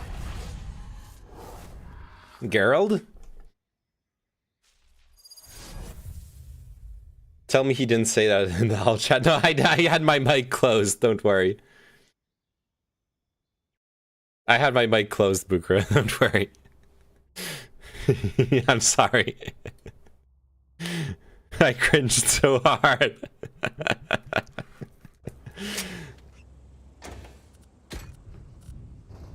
I'm so sorry, okay?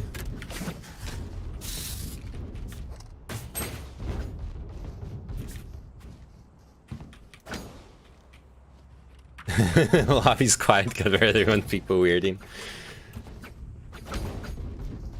I hate people who say that as a joke.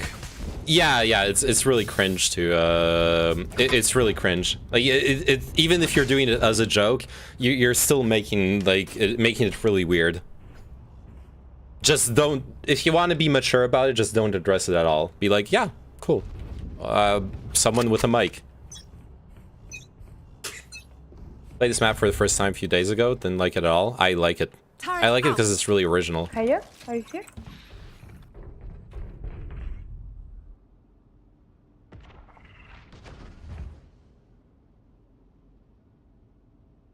I'm gonna smoke, I don't know.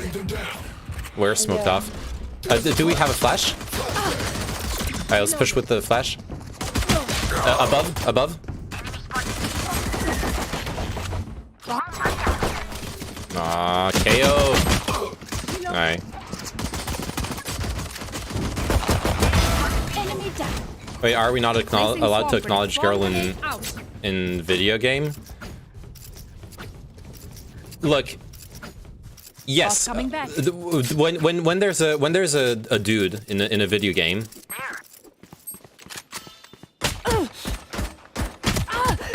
Nice.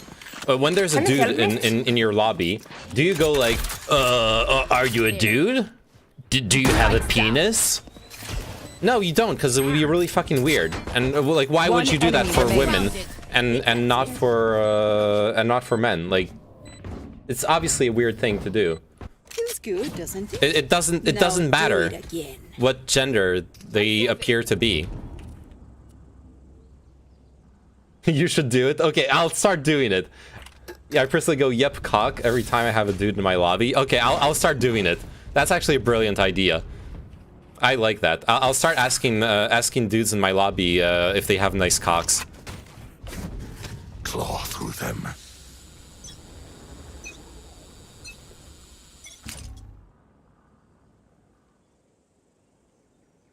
I'm with you.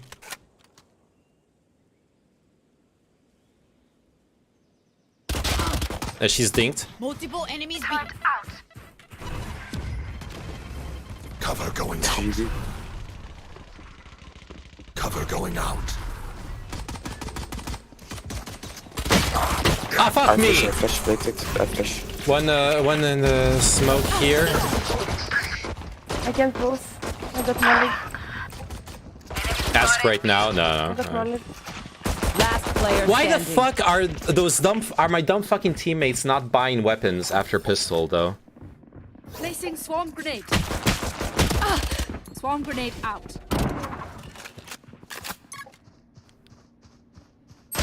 Yo, why the fuck are we playing ghosts and half armor against the pistol eco round?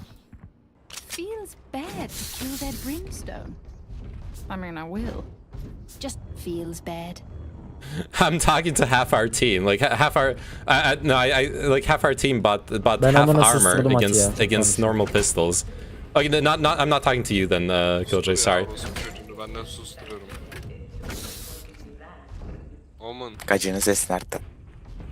Cut their walls down.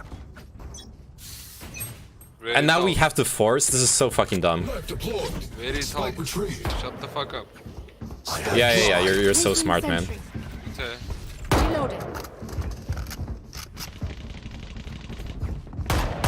You are the greatest theorist of this game. Reloading. And today's the other side. Reloading. I'm actually mad. Safe. Reloading. Yeah, and Blaze at the other side. Good job, Blaze. Reloading.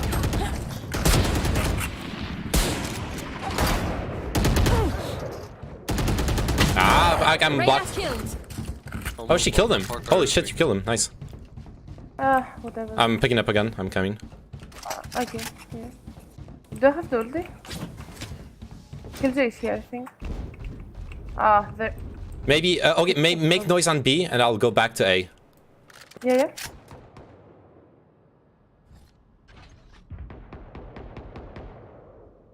Go back there. 30 seconds left. Okay, I'm going in then. Go, go, go.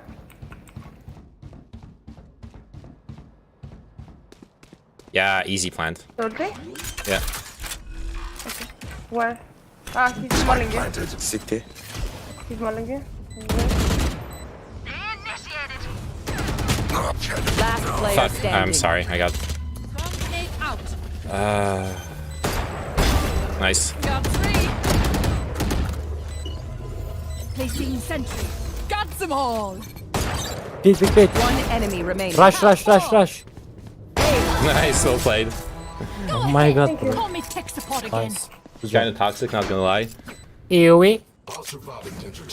Yeah, I should just shut up. It's just the Nice. whole like economy thing AoE. is really frustrating. Repeat after me, please. AoE.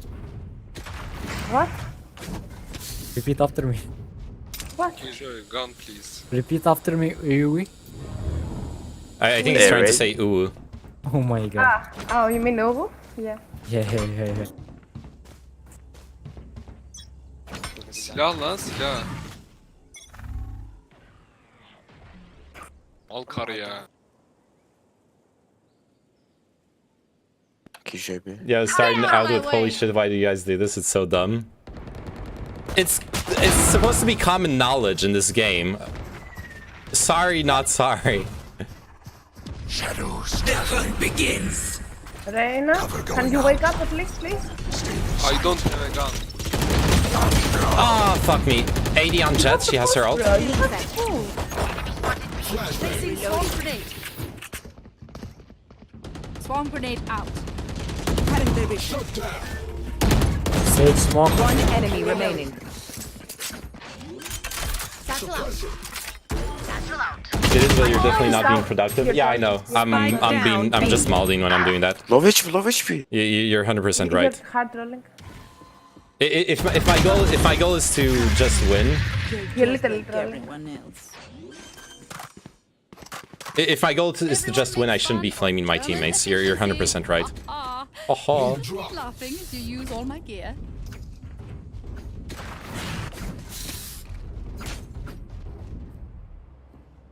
Oh, it was all chat, Tygax. I was flaming them in all chat. I was being toxic, 100%. Hey, can I get an ooh as well? No, bro. I'm not an eagle. I just put it for fun. Okay, sorry. Ask an eagle for it. It's okay. No worries, no ooh. I'm actually wearing an ooh shirt though, okay? Speaking common, please. I actually am wearing an ooh shirt. She's started to die every time on this speak. Shadows traveling. Sage side. Satchel out.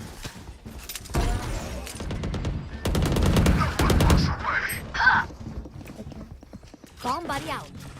Plant the spike. The fuck? In smoke, Grim in smoke. You don't have to take. Buna kessin yerde. One enemy remaining. Last player standing. He seemed. Prepare for hellfire!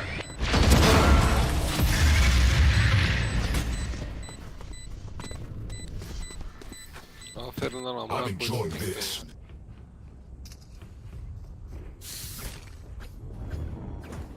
Ooh, gang, rise up. Placing sentry.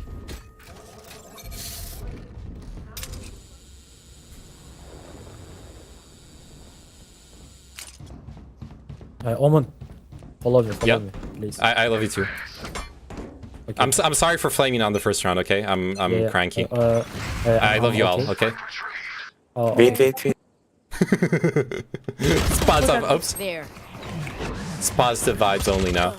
Raze, you know that you're a fucking duelist, don't you? Can smoke. this man, girl what has are no you chill for? though. Why are She's you still flaming. Annihilated. Cover going out.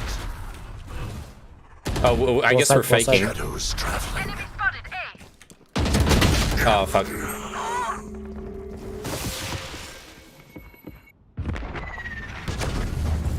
Still in sight. Knife deployed.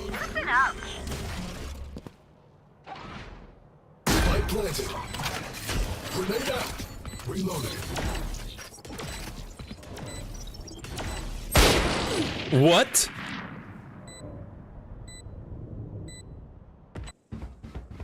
Jesus Christ. She got domed. Flash.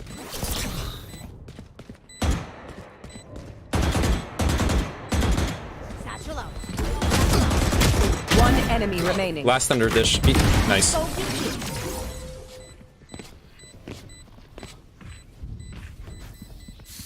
Everyone's motor functions. I should have ulted away, actually. Let's get tired. Go away, bro. I am lurk. I'm with you, okay? Okay. We're okay. a team, Follow okay? me. I got right, okay? Okay. You got left. Okay. I'll shut down Killjoy's attack. I got the spike. They will cover. Wait. Spike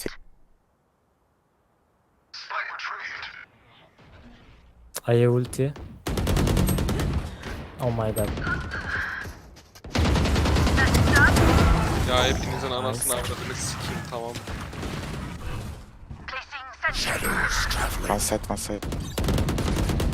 Bot assist. Placing swarm grenade. You will not kill my allies. Res is in ropes. Planted. Grenade. Here. Cover going out. Shut them down. Relax. Yes. One enemy remaining. He's dead there. Here. Cover going out. Where are you from? What? Where are you from? Grace. Oh my god. Judging. You like C, okay? Yeah. What do I like? See? Mustafa Kemal Atatürk. You like C? The area pretty well myself. What? Make sure to cover the angles I can't. C bro, C. Ocean, C. Oh, the sea. Yeah. Mustafa Kemal Atatürk, Captain. C. Captain, bro. Ananızı sikti. Yes, I love C. I'm a captain. She's a captain?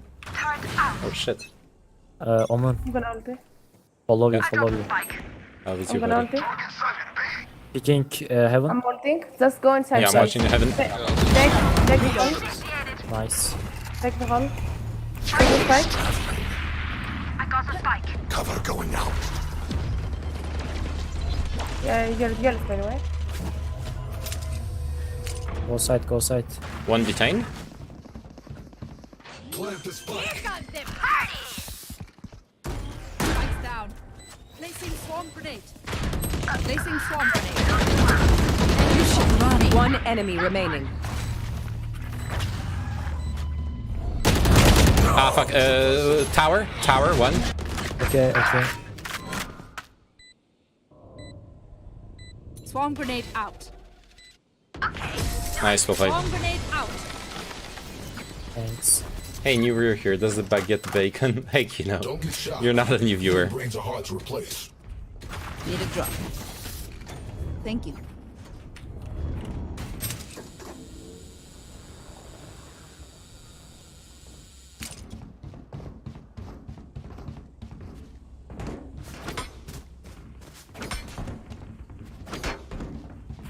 I'm 32. You're what? 32? Yep, 32. You sure?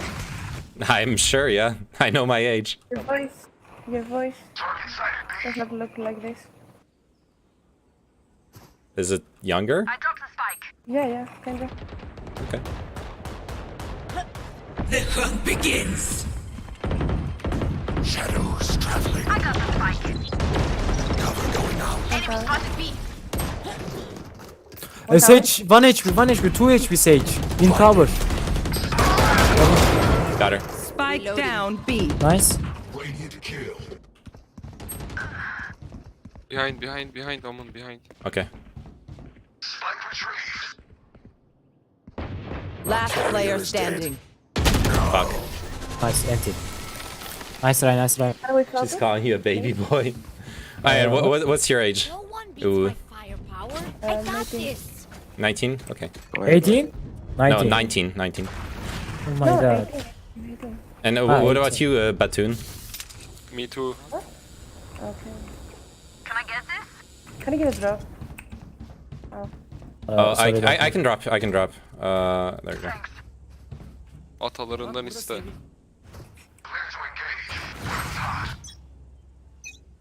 Safe. I'm not. Get out of my way. I'm not dating someone I met off of Valorant. Okay, chill. Goodbye. Nice. I'm Can I smoking. smoke? Yeah. Shadows traveling. Shadows traveling. Bomb buddy out.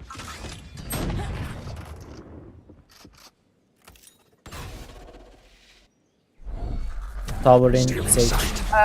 We need to survive. Ah, fuck! I can get her. Pom peek. Where is Rain and KO? Where the fuck are you? Pom peek, Joy. I can't. Go push. No. She has a shotgun. I can't push it. One enemy remaining. Hellfire! Recalling my bot. Recalling my Pom bot. Pete. I got the spike. Pom Pete. Can you come here? Oh, no, no.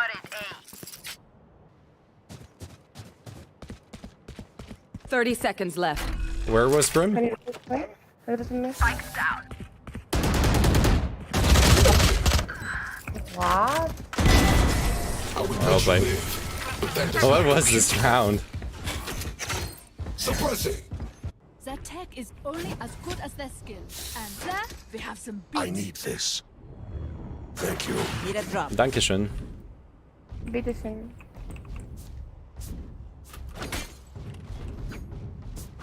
Ya Killjoy ben ananı sikeceğim artık. Şu spike'ı bana atma ha. Speak in English, bro. No one cares about your language. Jesus Christ, she's horrible. Oh, come on, lady. We're on the European server. There's a bunch of different languages. Come with us, Raze. Come with us once. What did she say? She said, speak together. English. No one cares about your language. I dropped the spike. Bomb grenade out. There's one upper A. Arena, upper A. Nice.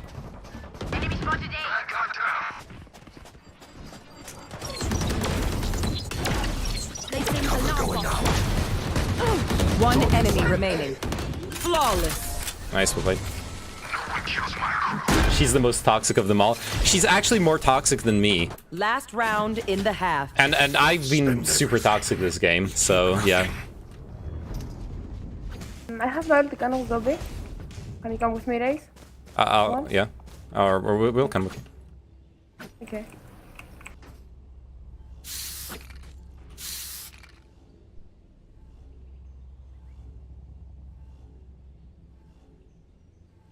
Come on, havalar. She sent me a friend request. Finally, I get my e-girl. I have multi. Push fast. Can you break the multi?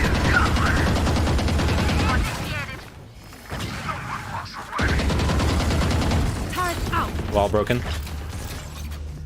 I'm smoking. Cover going out. Shadows traveling. Plant the spike.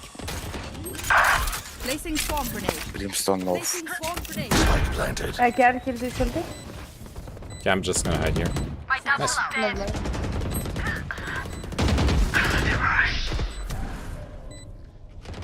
Stay in sight. One enemy remaining. One more, Omen. Yes, it's next thing, what? I got this.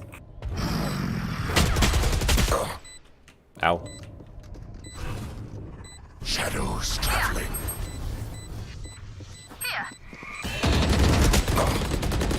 Last player standing. Sorry, I ran out of bullets. Fuck.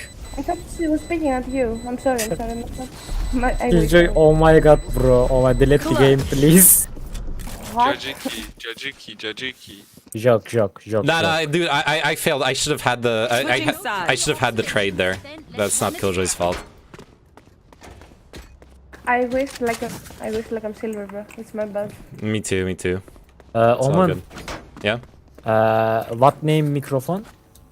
My microphone, it's a Zoom H4n. It's actually like a recorder and a sound card in one. That's have a good voice. That's it. I could masturbate, oh my god. and I could be in pain Your voice is so and good. like breathing, like spitting my lungs out.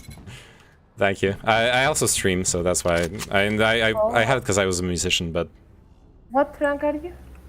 I suck. I'm gold 2 right now. I can help you. Nice. I'm in apparently. Nothing A. Oh wait, the 2A. I'm falling back. Placing swarm grenade. Cover going out. Can you come back? Yeah. One drop. Fuck. I'm an idiot. I'm such a fucking idiot. Get boosted by E-girl. Under you, Raze. To your left. Oh, never mind. They're down. Spike down A. One drop. One drop, guys. Reload. Last player standing. Ooh, that was ballsy. That's low, man, shady. Spike planted. Ooh, that could have been. If that was a headshot. Mute. I'm trolling. What? Mute. Mute, yeah. What? I see. Let's see. I'm saving. Yeah. Turret out. Can you save, Kaya? I guess not.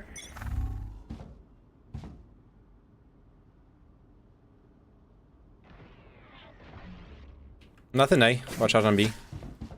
You can stay here. Oh, no, no. There's a Spectre on Kaya. Enemy spotted B. Help me. Low, bro, low. All low. I'm flanking tower slowly. Yeah. In tower low. Birim low. One more tower. Spike planted.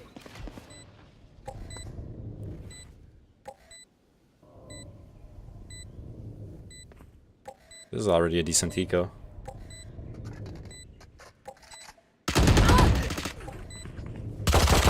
Last player standing. Nice try. I guess. I can kill the one with the vandal, but he can't help. You I can guess. trust my bots. It's okay. It was a good eco. 2 kills. Wasn't an echo. The first. Oh yeah, we had 2 forces. Yeah, we had some forces. That's true. Okay. Yeah, I got the vandal though. Turret out. There's no more. No. I don't like this peak. Placing alarm bot. I think this round I'll just smoke and play safe. Okay. Yeah. Whatever. Cover going out. Whatever. Shadows One traveling. lane. One past. Can you come in? Watch out. Yeah. Swarm grenade. Placing swarm grenade. Oh, one dish. Swarm grenade out.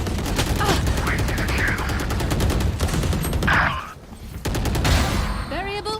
Power low. Player standing. Guys, like, where the fuck is that Reina? She's so planted. She's so mad. Oh, thanks for the follow, oppressed white male. I appreciate it.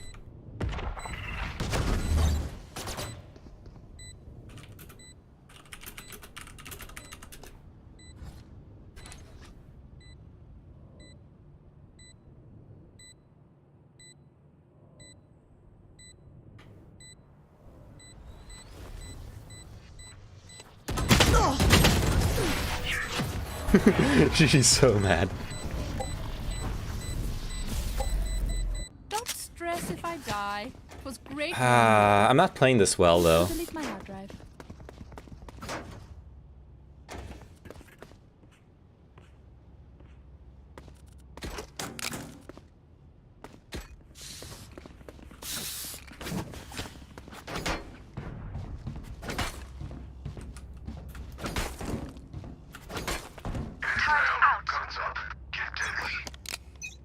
We need 4 rounds. Okay.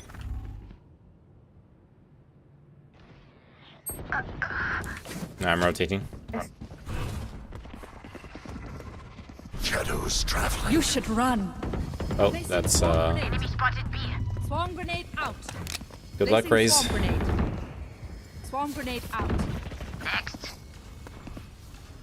Nice save. Reloading. Tower, one tower. One tower. Walks away. Spike planted.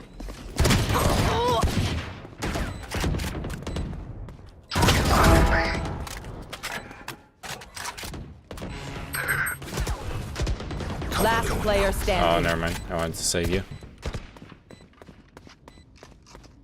I will try to save the Vandal. Oh no, it's Tree. I'll try to kill him. Save. It's okay. One There's close. a guy close. Yeah, fuck it. Yeah. It's okay, Reyna is struggling, I see. It's okay.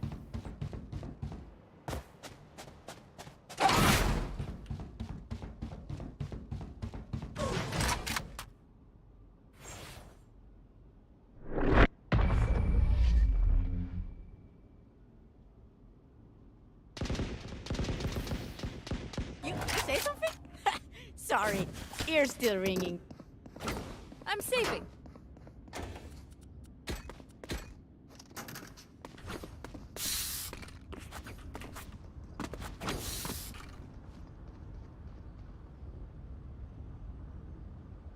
Okay. We need to win this. But I don't know how. Come on, let's go. Save. What are you doing? They're forcing every round. Steps A, 1 player. Placing sentry. Why aren't you trying? Like, why? Nice. Placing swarm grenade. That was just Reyna though. I think they're executing B. Yeah.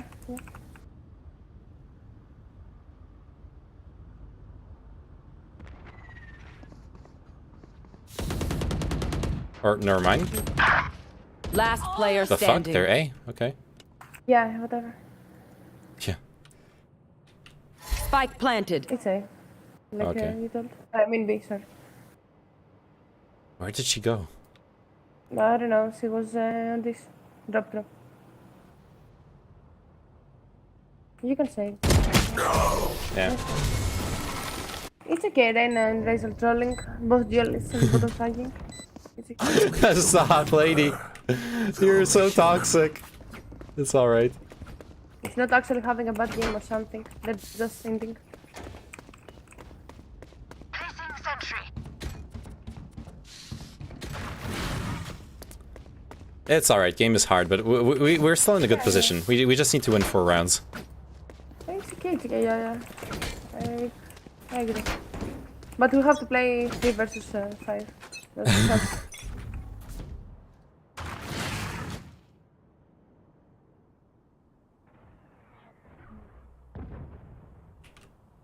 1A. Nothing dish. The hunt begins. And there she. She's out in the sand. Yeah, I know. I'm flashing. Blinding. Nice. Ah, fuck. One's up the rope. Placing swarm grenade. Spike Swarm planted. grenade out. Spike B. Prepare for hellfire.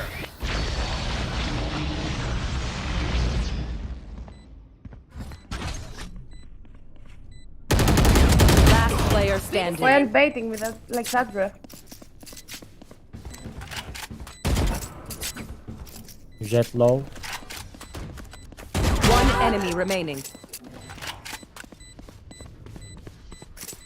She should ult, probably. Stun. Oh.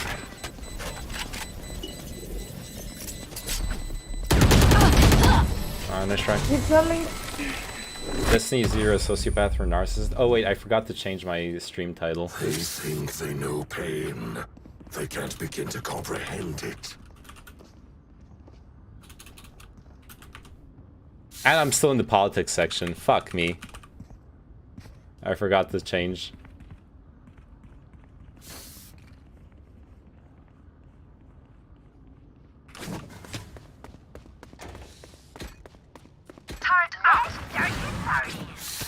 Yo, I'm stacking B. They're just going B every round. Cover going out. And now they're gonna go A. Get out of my way! Whoa.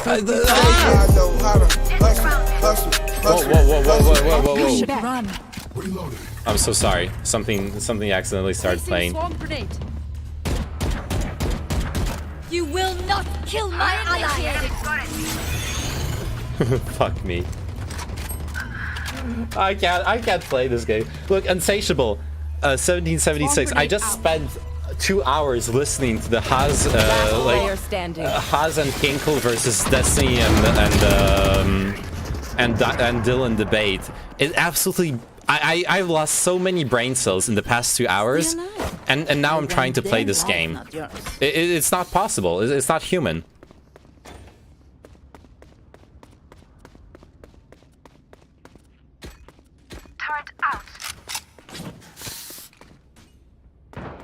Focus up. Yeah. I need to just smoke this right away. Time to explode. Shadows traveling.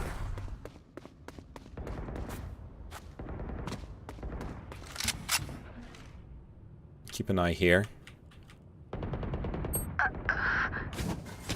Bro, get some help. Like, stop dying. Stop dying.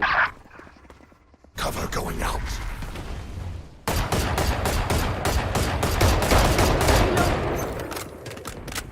Placing swarm grenade. Swarm grenade out. I think they're rotating. I'm going back to A. Okay. Cover going I think I heard steps rotating. Yeah, planting A. Wait. Oh, never mind. Yeah, sorry, you're alone. Spike planted. Whatever. Just lose this. We don't deserve to win this, actually.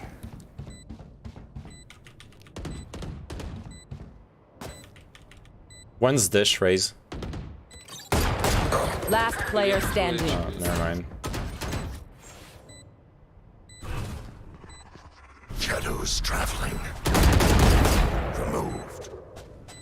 Birim 1 HP bro, 1. Stealing sight. Ah, fuck. Wrong. Rip.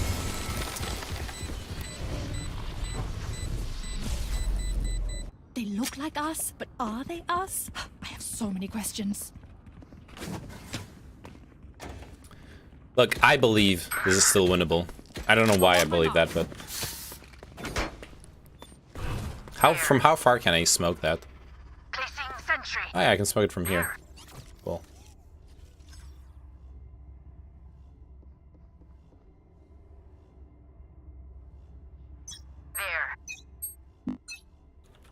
Shadows traveling.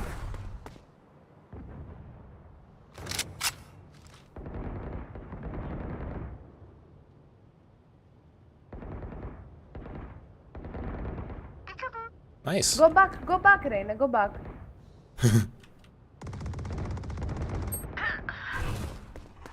I guess. Cover going out. Inside, they're inside. out. They're on site, yeah. Spike planted. Here. Pitiful. One enemy remaining. Swarm grenade out. Knife deployed. I have 5 HP. Let me bait for you. Oh, never mind. Go get the defuse. You take it, Killjoy. You. Okay. Oh yeah. Thanks. Thank you. Oh no. You don't deserve my inventions. Cool. Their backs will be towards at least one See, of this us. is winnable. Just kindly play safe. Thank you. Just play safe. Don't pick. You don't have to pick. Okay. Turret out. This is winnable. Sort of.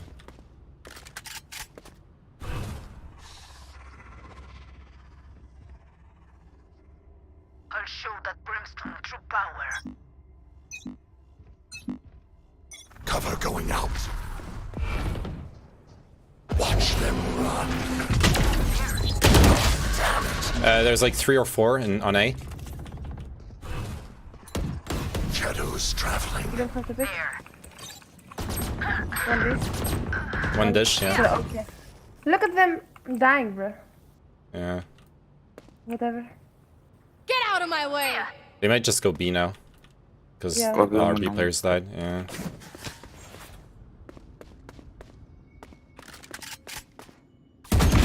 Yeah, it's B. It's B. They're setting up right now. Spike planted. 80.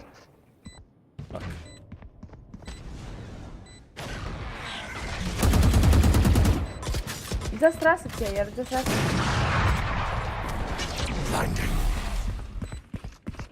Flashbang. Last player standing. Disappear. Cover going out.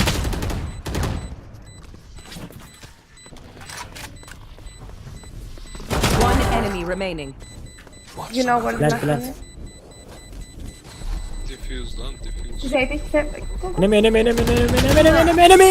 Got it. Nice. Insane, bro. Nice. Nice job. Thanks. Strike at their weak point. Ah, thanks. Oh my god, thanks. What's the problem? What's this guy's problem? These guys can play this game.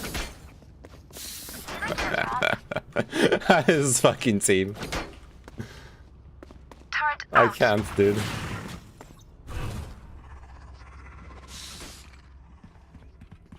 I am everywhere. What the fuck's going on? Shadows traveling. The hunt begins. Don't pick. Don't pick, Ray. Nice. I think... Yeah, they're executing D. Ah, fuck. Reyna's in our canteen. Rip. Last player standing. This is. Spike planted. If you get the defuse, yeah. Oh, nice try.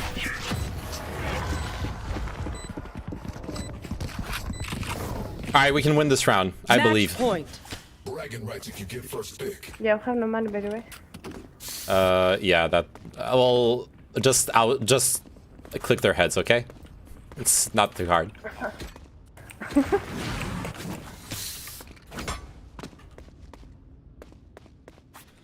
Oh god. Help me, please.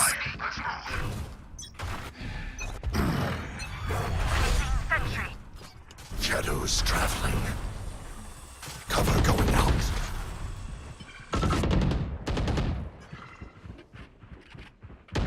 Two, 3 people B. You should run. Placing swarm grenade. What's up? One tower. Fuck! That should have been down, more than B. 1 kill. That should have been more than 1 kill. I fucked up. Emergency reset required. Requesting manual reset. I need a reset. Last player standing. Spike planted. Orospu çocuğu Killjoy. Ananın amına koyarım seni. Amına koydum Yunan'ı. What the fuck you say? Amına koydum Yunan'ı. denize döktüğü gibi döker öyle sikerim orospu çocuğu seni. Initiated.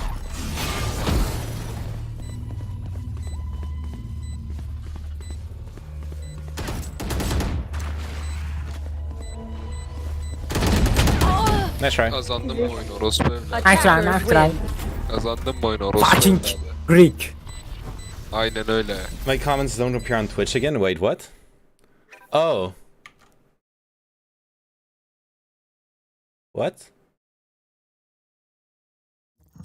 Are you like shadow banned or something?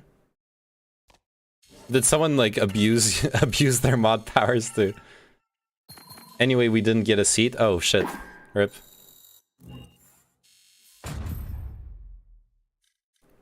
All right. Are we gonna do another one with Purple Haze Ooh?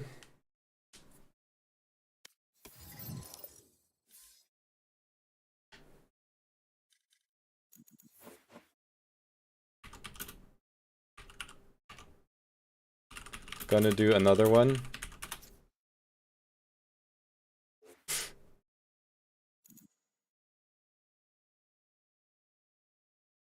You're very... Oh, no, come on, Decoy, stop.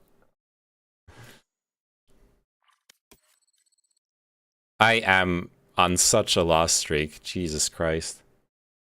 I just sometimes have a bug on Twitch. Maybe it has to do with VPN. Oh, maybe. Yeah, it could be like a VPN IP ban type thing.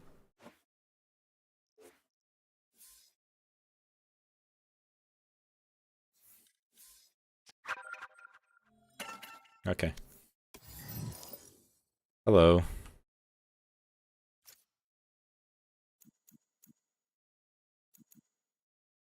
Yeah, I'm down for another one. I just gotta warn you, I'm now on a five game loss streak, so let's see if we can break it.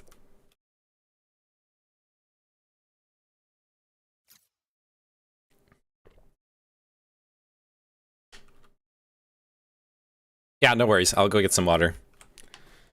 Let's play some music in the meantime. Boom. Alt tab. Wait, no, not hide this. Fuck it. Let's play this.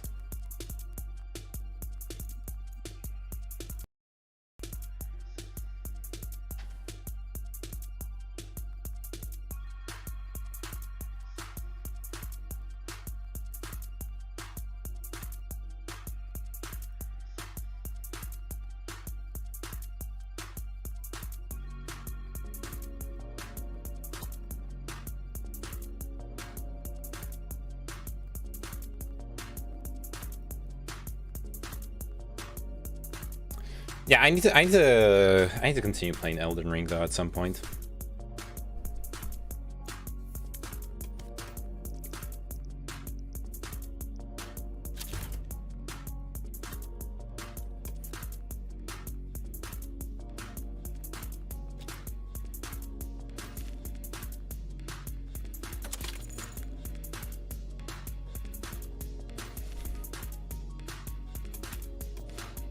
I think the Bullet Buddy is the only one that really fits this. That really fits this this gun.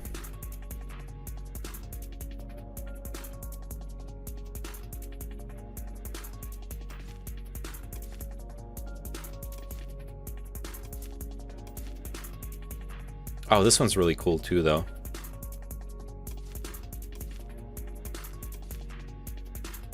Monsieur, should I go to Vietnamese or Thai restaurant tonight? I don't know, man. I recently I've been having this craving, like really constant craving for pho soup, and it's also because the pho soup, the pho soup around here is so good. All right, ready when you are. Or play Dark Souls first, because otherwise, if you play Dark Souls later, it might feel quite janky. That's fine. Thai food, yeah.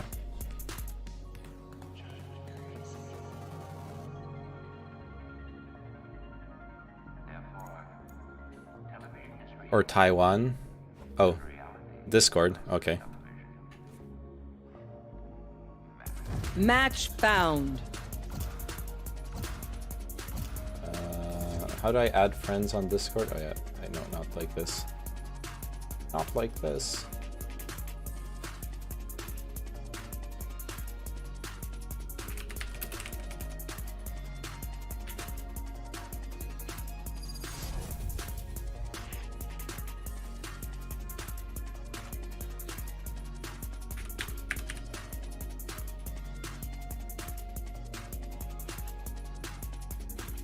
Hello. Yo. How are you doing?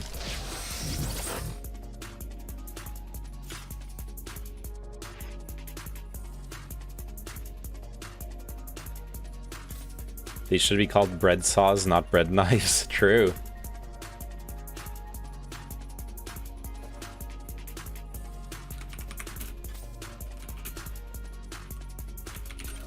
Are we all decently stoned?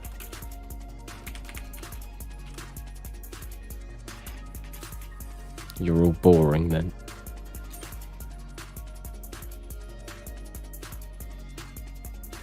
Where is the Uwu girl? She's here. She's playing Sova. Fuck, we need smokes. Wait, I'm gonna play Omen again, I guess. I could masturbate, and I could be in pain and like breathing, like spitting my lungs out. Thank you for the follow, Art Deco 69. Wait, is that you, Purple Haze?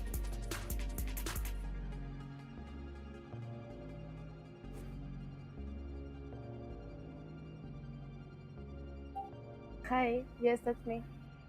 Okay. Shit, now I can't flame you anymore. I bet their jet thinks she's all that. Well, newsflash, girly. No one wins alone. I'll take her and her team down. Alright, great. I gotta cut soft music.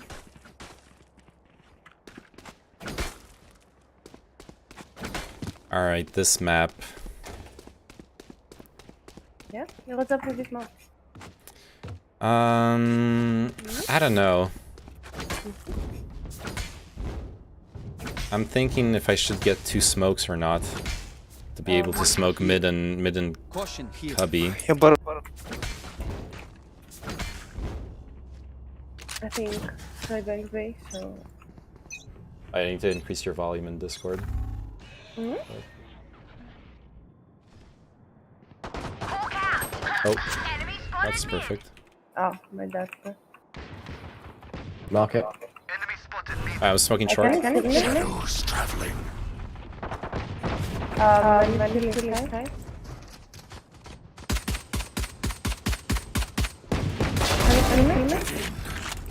I mean... I don't know.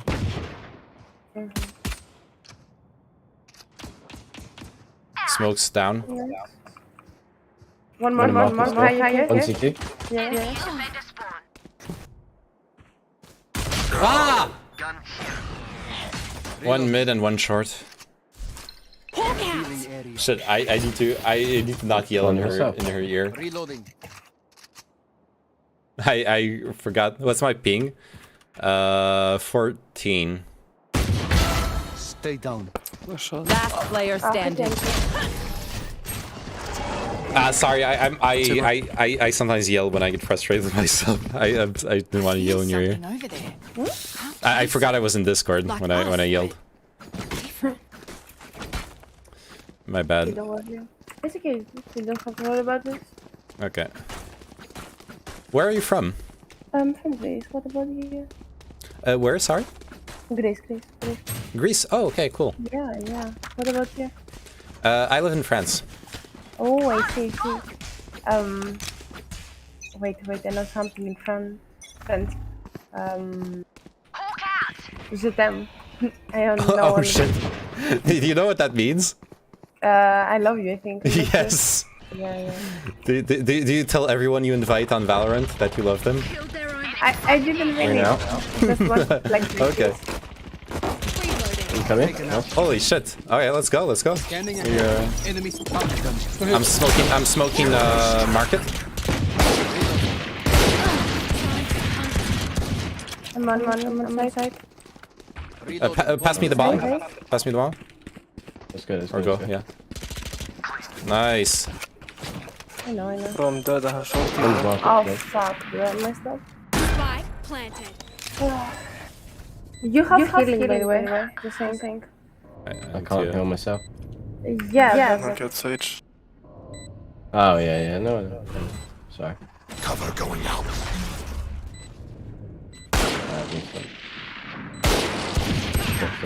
This is my bad. Don't pick that. Don't pick Don't that. pick, bro. Don't pick. Just bait. Last player standing. Okay. Ah, my aim. Okay, so don't worry. Thank you, Scott. Good eco though. 3 kills. We got the plant.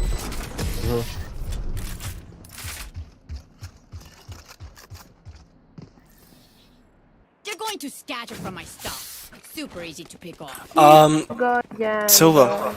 Yeah. Calm, bro. Calm? Yeah. It's 2 rounds. I'm sick of this Okay. duelist, bro. Jet, we're bad, I guess. Literally sick. It's okay. It's okay. As long as they entry, we can trade them. Then it'll all be fine. They're not entry. I got into the site. I know. It's all good. Revealing area. Oh, fuck! I didn't see her. I'm so dumb. There they are. Hawk out. Take flight. There's a wall. Yeah. Everyone mid. Reloading. Last player standing. Bro, I trust you. Spike down A. And duelist is can't. sitting back again. You can't trust me. No, you just push like retard. No. That's why it is. Wait, why did By she? the way, Silva, you she can. threw her. You can draw. And now. Okay, you can crush, you can dog. She Or threw maybe you her can smoke, vandal you can at blind. the. Bro, it's crazy, bro. But because I'm duelist, I need to enter first, bro. It's crazy. I don't know. It's okay. I kind of usually wait too long. Go.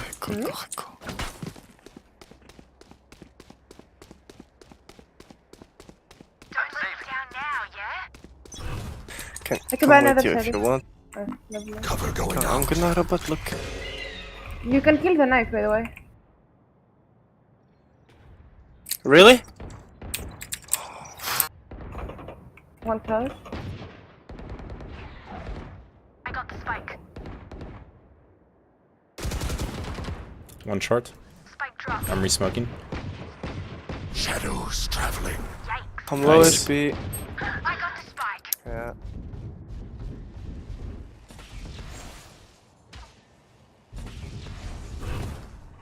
I'm gonna smoke market for you. Cover going out. Yeah, one is market there. Yeah, and one is on this, I guess.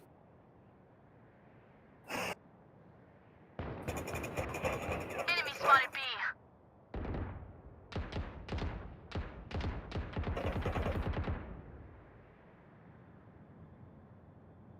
Enemy spotted B.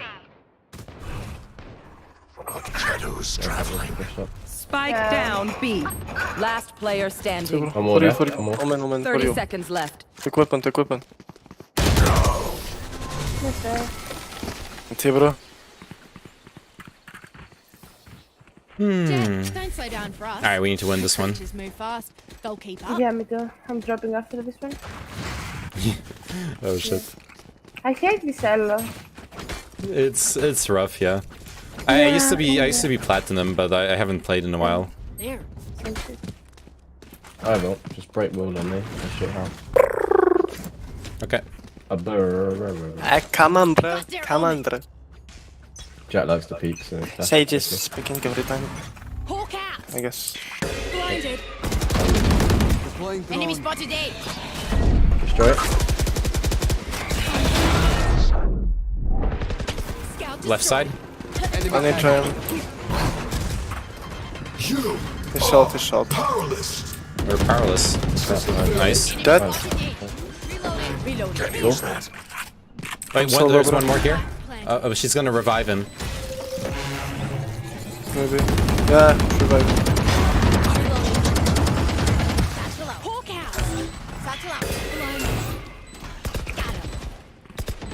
One enemy Oh, remaining. low HP. One more, last. Go then. Well played. Nice, that's what we needed. Ah. Nice up. Nice, come man. on. Disgusting. Oh no! Oh man, that's pretty good. Now that's got a lot of weight to it. Yeah, I can drop you raise. Oh yeah? Yeah. Oh yeah. Thank you, bro. Oh my I'm god, perfect. amazing. Easy. No, I didn't even use my ult. 'Cause I'm not even good. Wait. Yo, shouldn't we do I the know same? something. Let's go A again. No? Yeah. And I think we should go B. Since we know the. Oh, okay. Flash me. Enemy spotted mid. Landed mark. Flash, bro. I'm dead. Yeah, sorry, low.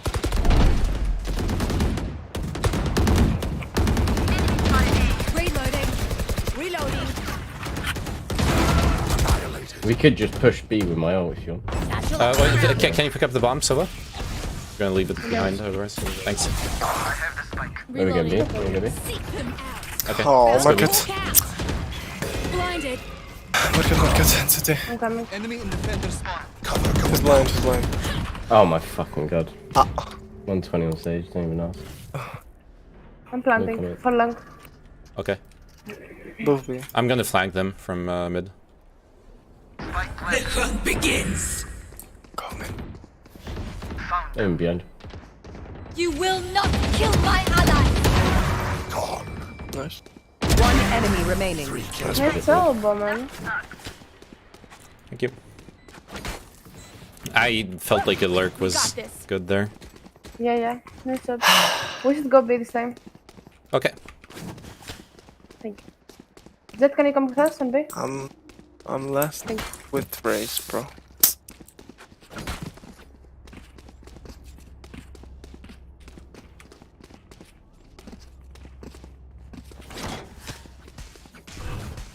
Keep up. I'm gonna keep my smokes. I'm not smoking mid. I'm keeping them for B. Hawk out. Get out of my way. Good job. What is that, bro? I'm so unlucky, bro. I'm gonna stop this game. Standing ahead. Nice. Nice. We can rotate still. Yeah. Smoke off.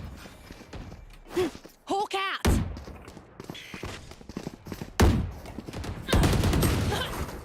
Hey, you. Whoa, my aim. Blocking sight.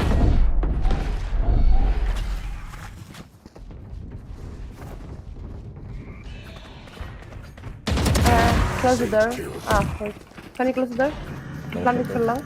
I have ulti. I'm watching heaven. Standing ahead. Oh, fuck. Sorry. Sorry. Oh my god. I have ulti. One enemy remaining. Shot, bro. One more heaven. Last player I suck. standing. Can you ping me the spike? I am the hunter. A bit higher.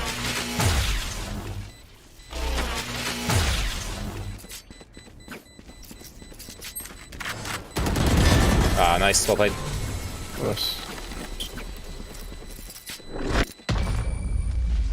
These parasites aren't going to take one step past this place. Can I get a blob? Thanks. Thanks. Guys, come on. The spike. Oh, I got it. Nice. Yeah, I got. Thank you. Should we go? I guess we're going mid again. I don't know. Just pick one off. Okay. Let me flash mid. One's left side mid.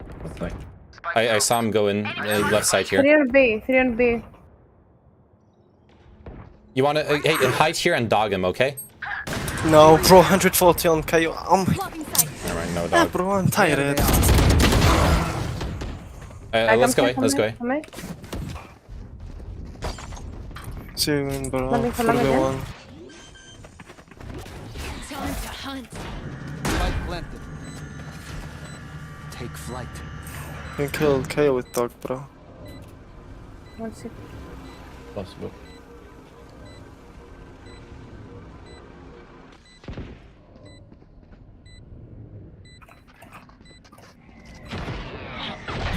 Oh, I got detected. Okay.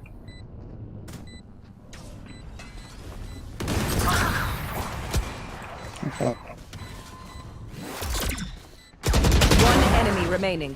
Kevin last.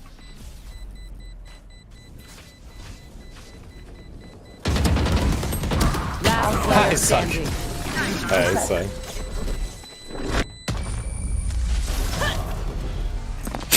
This place is nice, but not nice enough to die in.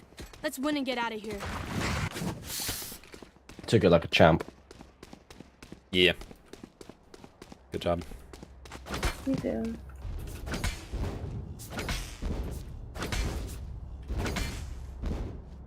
They have to eco this round. They're on a half buy. So let's just stick together. Don't give them guns. But I'm gonna die because I'm unlucky, bro. No. You're gonna lose. Just Yeah, don't go alone, Wait okay? for knife. Wait for knife. Wait for knife. Oh, it's useless, bro. Reina market. One more market coming. I knew it. I knew I was being flanked.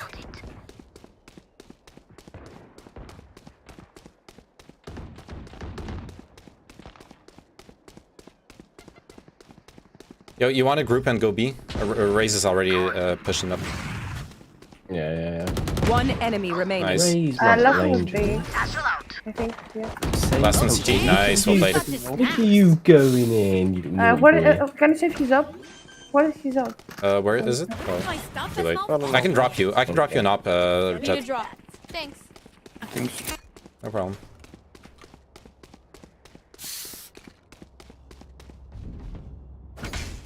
You are cool, by the way. Nice. Wait, is that a French accent I hear? I don't know. From who? Oh wait, your name. Well, yeah, you're called Aveugle. Of course, you're French. Yeah. Ah. T'es d'où? Maybe. Hein? Paris. Paris, ok. Ouais. Ah ouais, c'est de Paris. We're in the market. We're in the market. One short. The hunt begins. Nice. Let's go. No, sorry. Ah, je suis con. Tout c'était. I'm sorry. One here. Nice one. Blocking sight. One city. And Jet one was market. stairs. Yeah. One market. One main. And one CT. No, one market, one main. Market main. Main low. Time to hunt.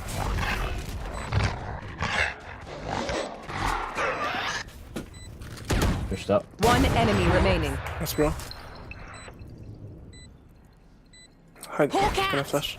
I'm gonna flash it. No charges left. It's left. Last Right. player standing. Nice. There you Good go. trade.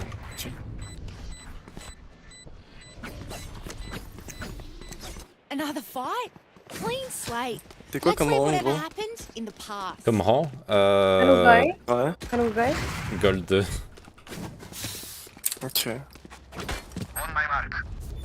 Mais dis-toi, genre, je suis G3, j'ai un compte Silver 3 là, mes anciennes games c'était contre des plates, mec. C'est fou. Ah oui, des fois le matchmaking il est bizarre. I don't understand why people ask, En fait, je ask suis the ban, ranks though. pas pour insulte ou quoi, mais Because, pour like- avoir dit des vérités à chaque game, quoi. Nice. You hear me? Sky? Take flight. I'm gonna jump. Robin? Heal up, squad. Thank you, bro. I'm new to this shit. Thank you, bro. Close. She's stuck in the corner. Sleep tight. Ah ouais. Seek them out. Found one. Can't use that. Found one. I said. Spike I'm plant. sorry. It's all good. Whatever. I'm playing like I'm silver or something. Me too. I should have gone the jet. When entry fighting there. Hawk out. Blinded. Drop. Oh my god, our sky is so fucking good. Quick break. Yeah, actually. that was a sick play. Yeah. Last round before the switch. Du coup, je suis pas trop mon niveau, s'il te plaît. Send it.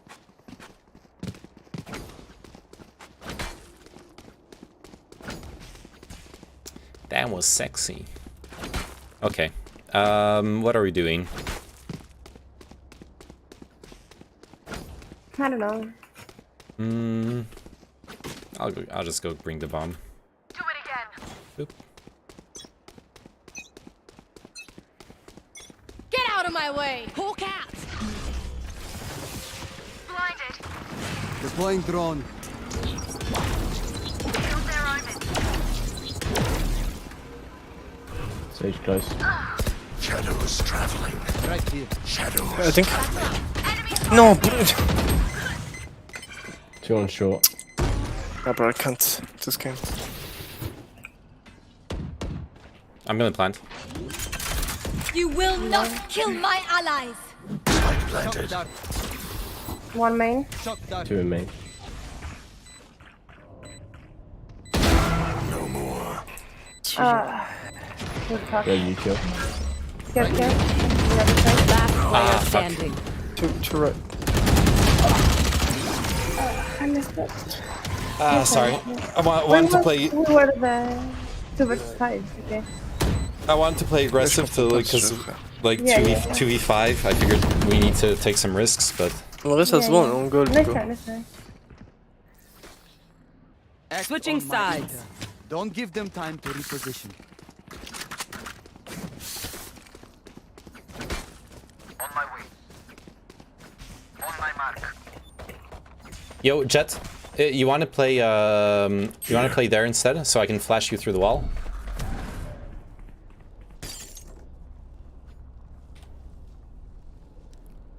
I'll wait. I'll wait like one or 2 seconds and then flash. Okay.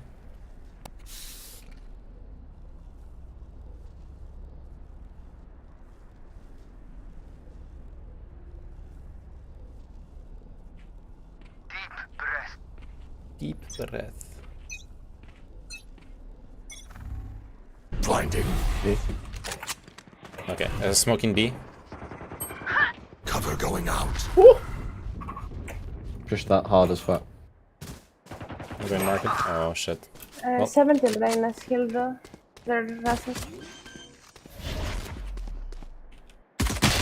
Spike planted. Reyna one shot. Last player standing. Oh, je suis mortel dans mes games.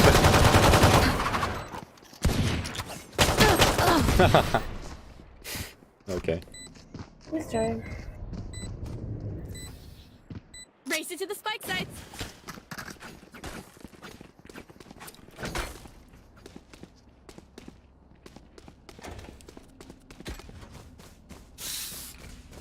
Yo, let's all group together and rush A. Oh wow. I'll come with you. Okay, cool. Okay. This is gonna be fun. Okay, I think it's just the 2 of us. Good luck. Yeah, nah, yeah, fucking right, mate. Okay, get back. They're coming. We're dying. Cover going out. I had to do what I had to do. Spike down A. That was. Revealing area. Spike planted. Last player standing. Fucking grenade over the top. Fucking yeet. I should have called it earlier. If all 5 of us were there, plus like the flashes and stuff, we could have done something. But You know what they? oh.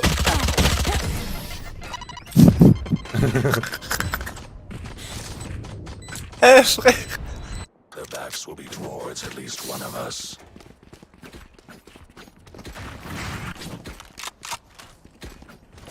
Okay. Putain, mon niveau il m'étonne.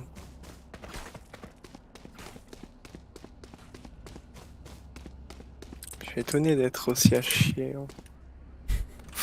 Can I get a Je te promets, frère. I got you, okay?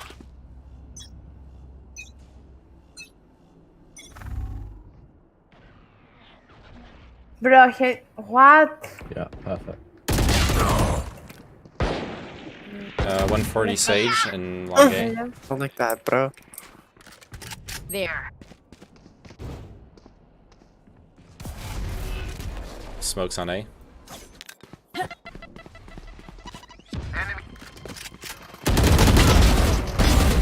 Three for me. Spike down A. One enemy remaining.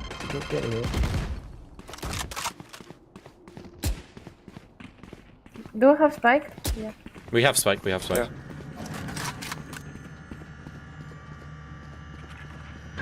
Revealing area.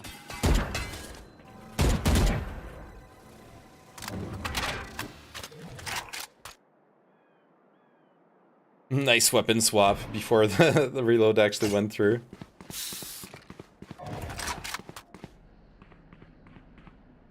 Mm. 30 seconds left.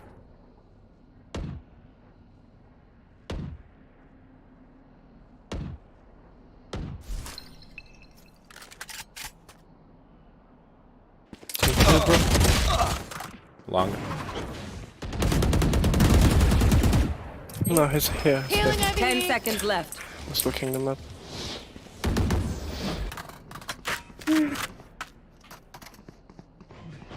Save him. No charges left. Level heads until we're home, yes? Good. Need a drop. Reloading. She left the Discord call. I'm alone now.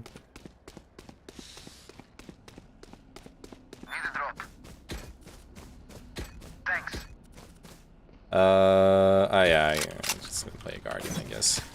Oh fuck, I'm gonna go mid.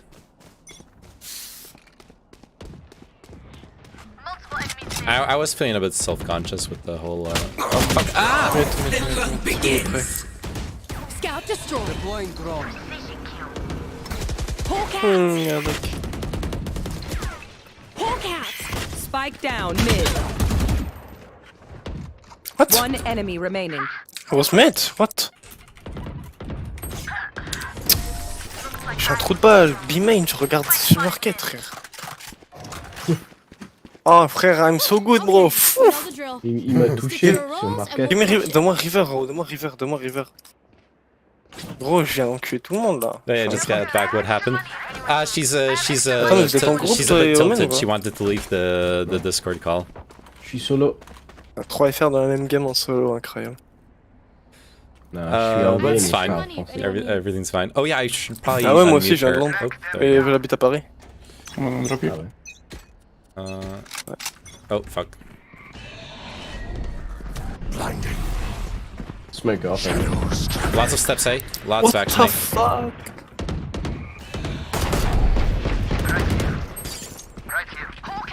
Are they pushed out? They're not pushing yet, but lots of steps still. Oh, Jet's on site. Sage, B-main. I'm backing off. Last player Fuck. standing. There we go.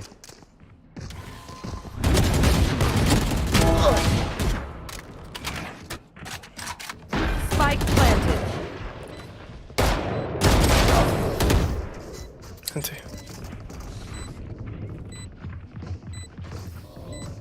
I'm no doctor, but I can patch a bullet Aye, hole aye, or two. aye, aye. Let me know if you need healing. Can you int so hard we can hear the ooh girl rage? Well, since she left the Discord call, and since I'm I'm no longer top fragging, but since I was doing pretty decently, okay, bro. I probably wasn't gonna Can be you the buy me? cause of the rage. But yeah, Thank you. I'd say they're a knifey nay. Yeah, that's definitely it. Oh, there's one tiles. We're not here. Yeah. Me. Bad bull. And one mid catwalk. Sorry, my bad call. Yeah, that was not just an A play. I thought they were gonna play pretty straightforward.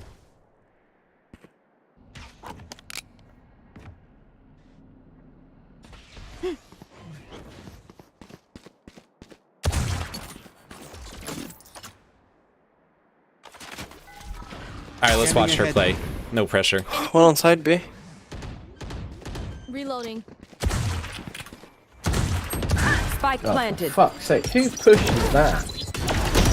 Last player Oh, standing. one from CT.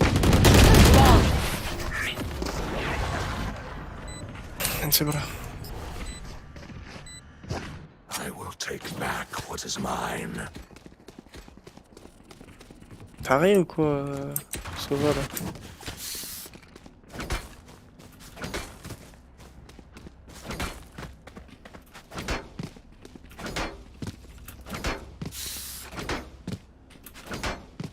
Ah mais c'était pas toi la river, fallait me le dire, je t'aurais laissé. Hein. La river, je te l'aurais laissé si c'est vu que c'est pas la tienne. Hein. Nice skin. Fallait me le dire. Hein. Okay, why am I peeking this? C'est juste un jeu. Because I'm an idiot. 2, 3, A. Kill. Take flight. You are powerless. Enemy down. Ah. Again. That was a nice try. Getting the kill on the jet there was cool. Spike planted. Nice, nice. One enemy remaining. Okay, Winnable. I'm getting off. Under heaven. Careful under. One shot. Well played.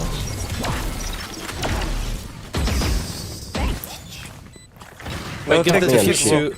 Oh, it's too late. Take wall, take wall. Take wall. I have my own wall. Yeah, boy. Give the defuse to jet. Come B this round. Reloading. What do you say, drone? Ready to stretch your wings? God, our economy is Il so veut pas faire fucked. du B un peu là? Our economy is actually so fucked.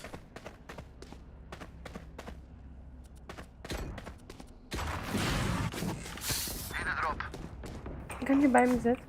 Tu veux que je mette? Tu veux que je mette dans le corner? Tu piques si tu veux. Et t'as œil. Je pense qu'on va le faire.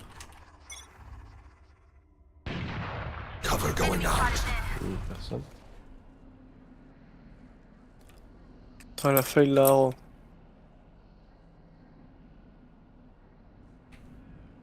Il y a quelqu'un en fait. Hein. Oui? Flash. One Ok, with je main. flash même pas. Main, sorry. Oh bah il est parti dans le Main. Ah! What am I doing? 1 A main. Ah, what am I doing? That was so bad. 110 on jet. Come on. Yeah, this guy. No way. Spike planted. Yeah, fuck him. He's on site. One heaven. Allez là. A. Buried. Last player standing. Heaven, jet. Oh, what the fuck? 20. Ah, I'm sorry, I'm trolling. I should have gotten the... You're up. Stay safe. Same. Who want to surrender, bro? Nah, who's fucking surrendering? Who's that? Who was it? It's Owner. you, Silva. Was it you, Sova? Want to surrender now? Are you getting tired? Hmm. 10 and 10. Are we forcing this? I think we should eco, honestly. Yeah, quoi. Need a drop. B. Enemy spotted B. Yeah, one tiles. On me?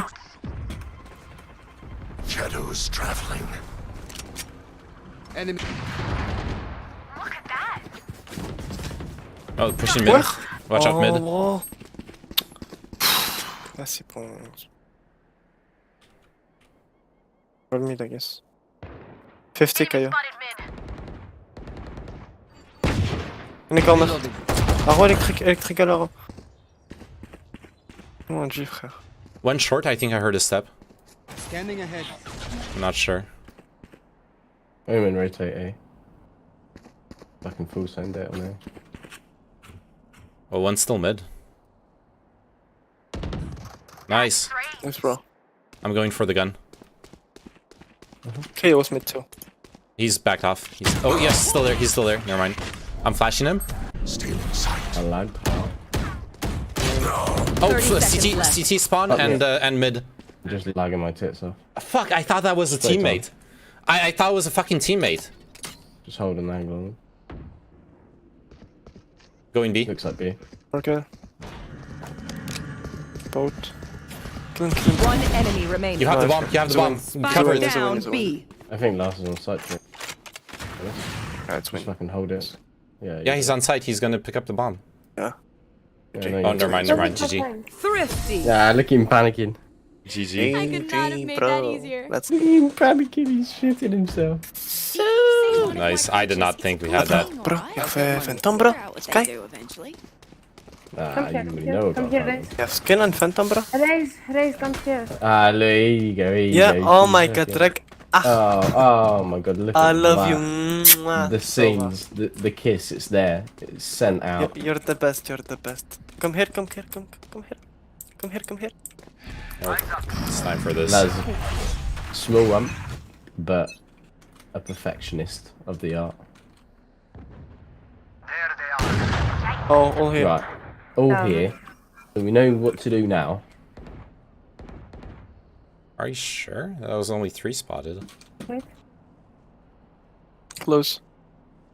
Enemy marked. Right here. Okay, One here, tag. spawn. Oh.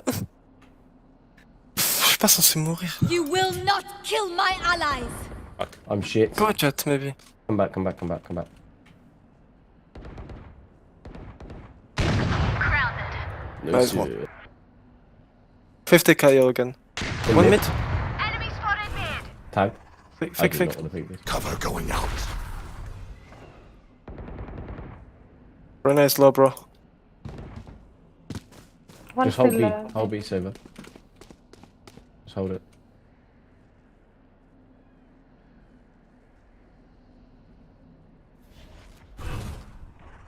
Cover going out. Kayo B. Looks like B. 2. Nice. One more B. 30 seconds left. Oh, One it's such enemy fucking remaining. camel Nice. price. Last main B. Main. Okay. Yeah, be me. Is he? Oh no, that's too much. Sorry. Enough time, play time, bro. I'm coming. 10 Just play seconds time. left. Don't even beat it. Last Well, player he's standing. not you- even going to. Okay. Nah, that's naughty. I was like, there's no Should've way done he's that. still there. He has to be like trying to get on B side, right? And he's still Nah, fucking there. Match point. The Drake. You Hey, don't Silva, know Silva. about B I have side. money. I can buy. Help a girl. Yeah, She is I need nice. this. Thank Ah, you. about to Sky, sure. That's not Nah, good. too Race, late. can you drop me? Ouais, mec. Bien sûr. Tu peux me drop? Merci beaucoup. Merci beaucoup. Merci beaucoup. You're welcome, bro. You are welcome. What the actual fuck was that? I I'm don't so know, man. fucking welcome. Get out of my way. Oh, that's not bad. Chat mid. Short. Pushing short. Come back. One be me. One more don't mid, know. one more mid. Mid. What the fuck that was? Just fucking play slow. Short. One be me. Oh, Two link. Nice. I got her at the end. Amazing Yeah, shot, Silva. You don't be late. Can't wait for you. One enemy remaining. I'm sorry. He's here. He's short. Or mid. Yeah. Easy. okay. Yeah. We know what he is. He's a let's say. He's out. Got this. Defenders win. GG. Okay, I'm gonna sleep Finally. right now. Good Thank you, done. bro. Watching against the Jets. Yeah, that was so bad. That was so bad.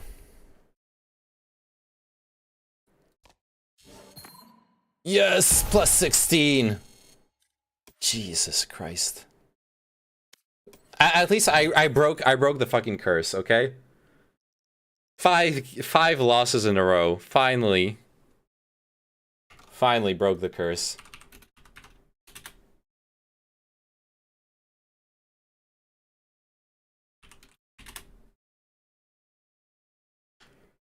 You're finally getting good? No, I'm still trash. Have you seen? You saw what? Have you seen my shots there? Oh god.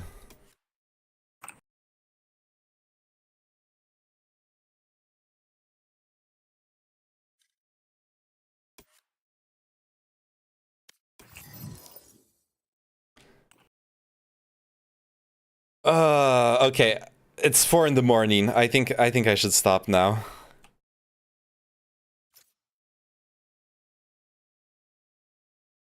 But thanks for the games. Let's play again sometime, okay? Yeah. All right. See you. Thanks for the games. Bye-bye. Have a good night. Adios. Oh, Jesus Christ. I need to shave, dude. Look at this. Look at this scrub hair. I need to fucking shave. That's what I need to do. Anyways. Who feeds more, Neyman or Eric? If you're talking about feeding, we're talking about League of Legends, right? No shot. I feed more than all of you combined when it comes to League of Legends. Would you not shave off them pubes off your cheeks? What?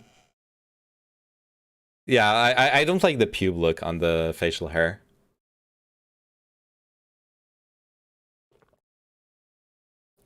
I've actually had play leaguer poos. You mean please? I can play like one game of League if you want.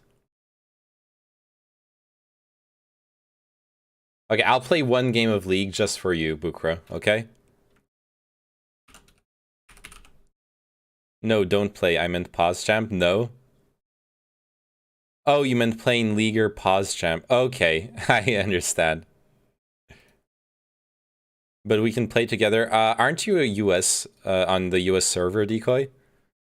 I'm pretty sure you can't.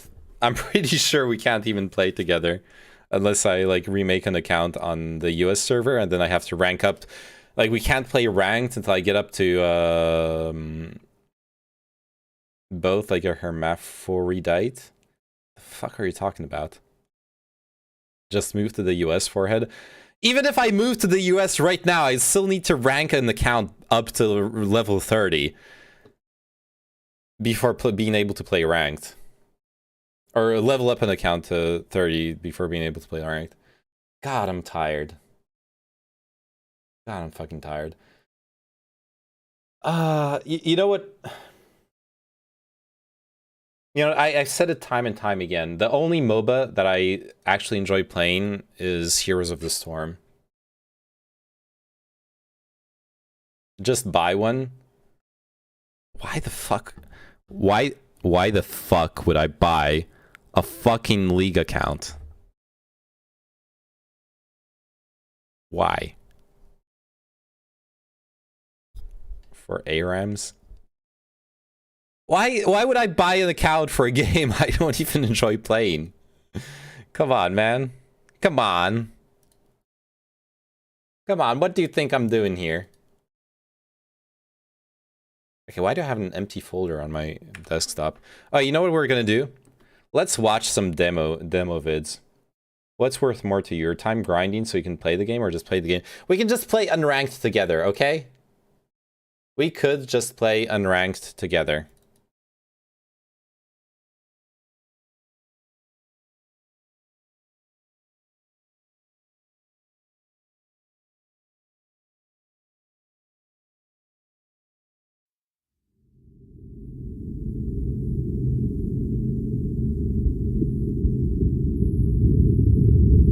Elden Ring. I could actually play a bit of Elden Ring right now, yeah. I shouldn't, but I could.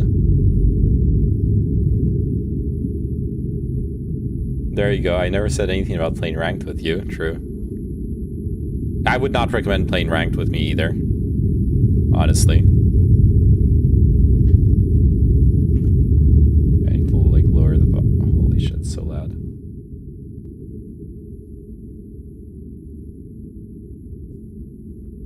Okay, I'm getting some water. That's what I'm doing.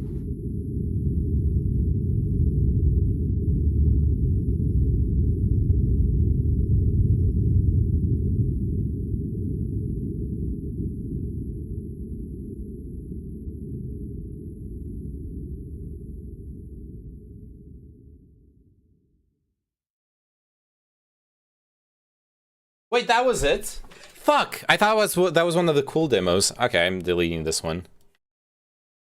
God damn it. When are you going to learn how to play squad or Hell Let Loose so we can get an SGG squad going?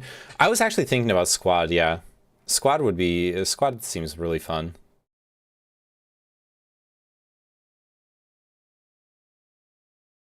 I think this demo was pretty cool. Debris.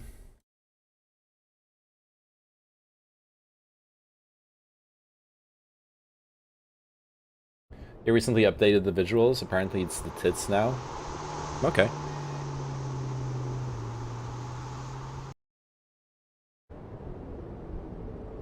Oh yeah, this is the one. This one's pretty cool.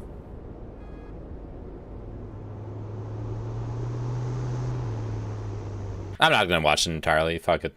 Okay.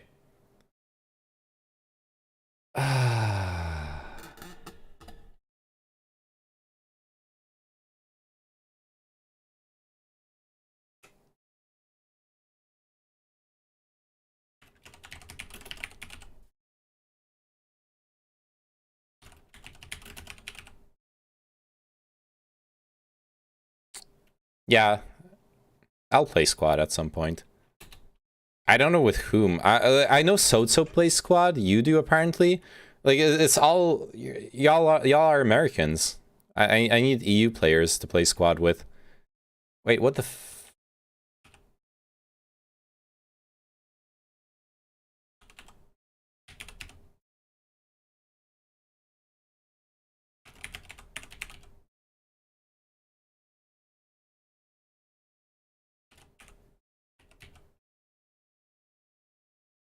I'm literally EU. Oh yeah, true.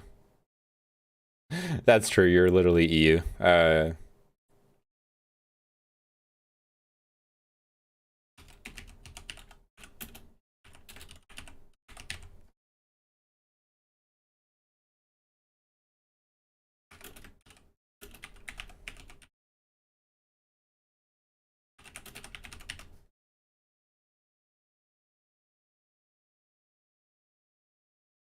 And it's fine playing across the pond. Okay.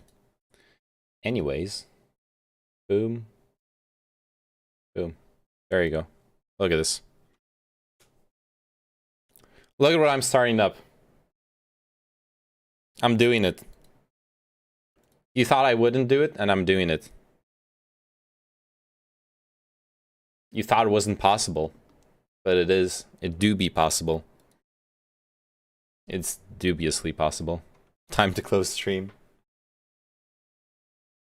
Fucking fake fan.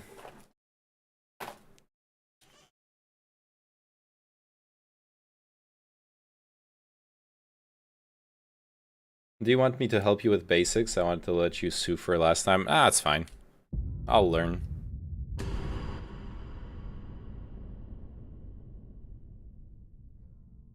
The other guy already taught me a bunch of shit. You know, the whole, like, fast rolling, slow rolling thing and stuff.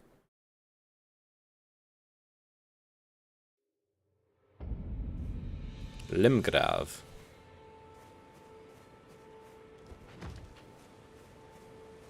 I need to remember, like, the commands. Alright, that used up my mana. My mana. So let's rest my mana back.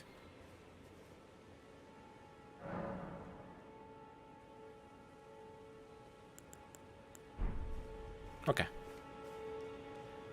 Dude, I'm gonna murder this guy in Minecraft.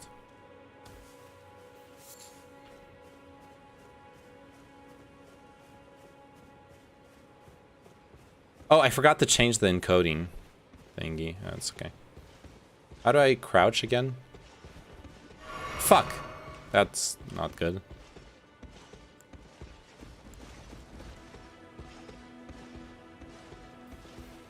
Oh, there we go.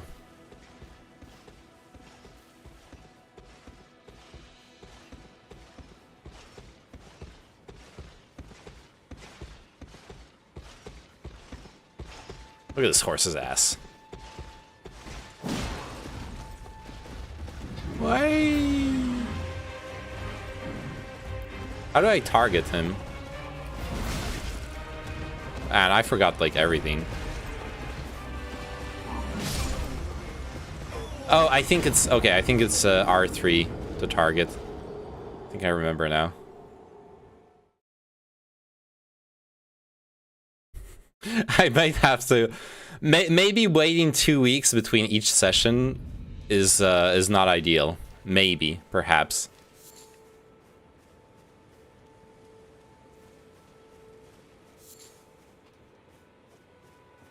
Yeah. I remember now. So peaceful. Yeah, there we go.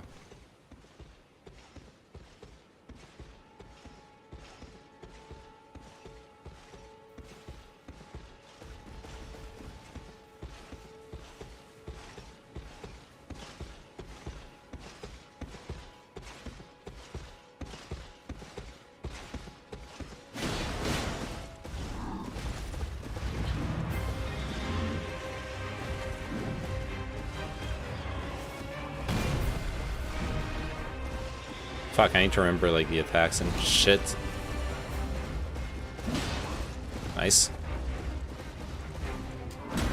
Nice.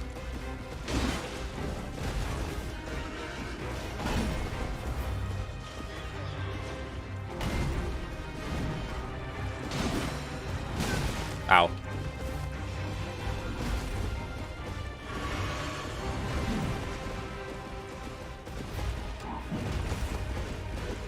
I got this.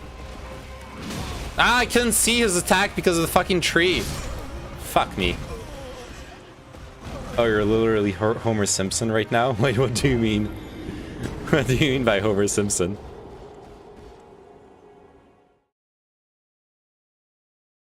I love delayed attacks. I couldn't see the attack because of the fucking tree in the way.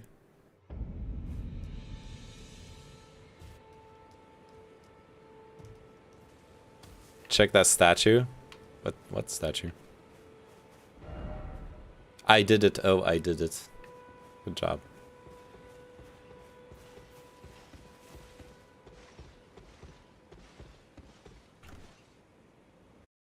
Oh, the one behind the resting point? Okay, I see. I clicked your link. I need to go back here. Yeah, there we go. Oh, fuck.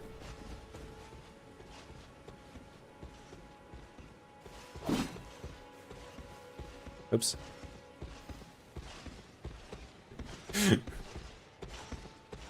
It's all good.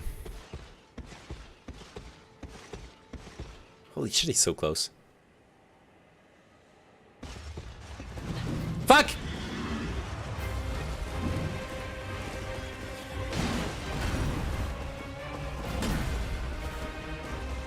Do do do do.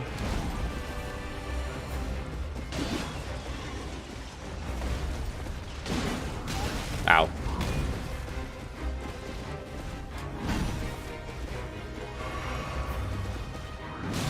Oh, come on.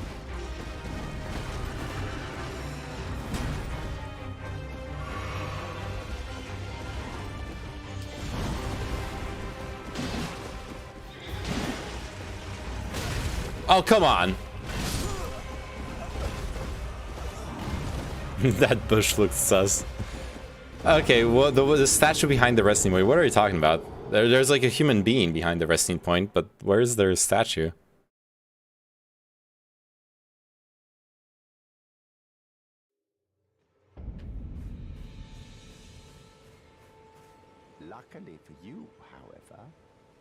There is one shining ray of hope for even the maidenless.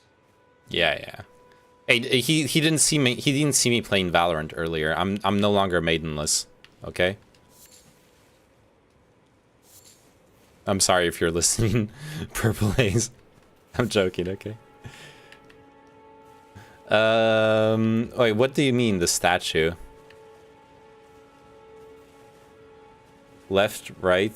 Okay, with the delay, I have no fucking clue what you're talking about.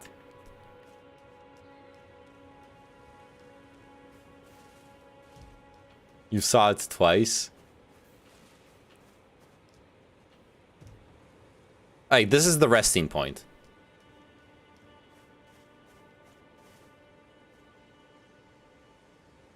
Behind is like a... Oh, okay. Oh shit. That's a statue. Is that what you were talking about? Not that statue. Oh god. I don't see no other statues.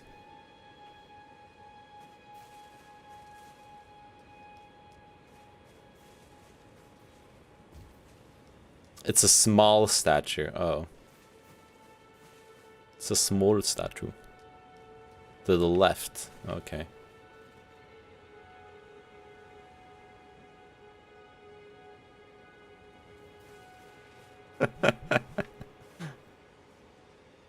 How close is it to the resting point? He's malding. I know he's malding right now.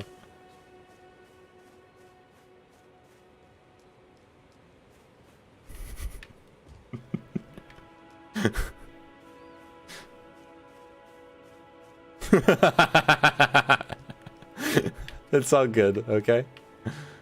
It's all fine.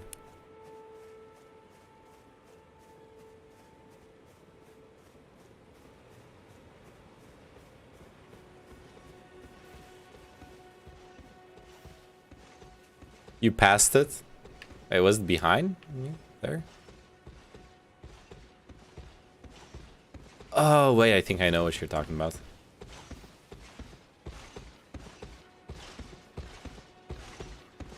Let me kiss some horse's ass first.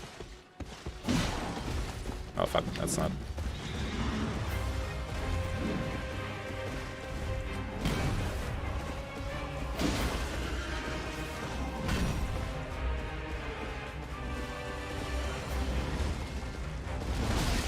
What?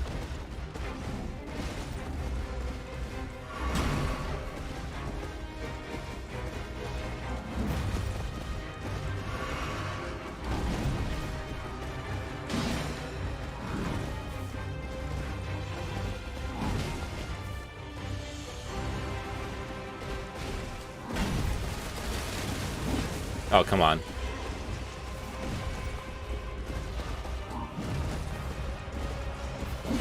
Oh, come on.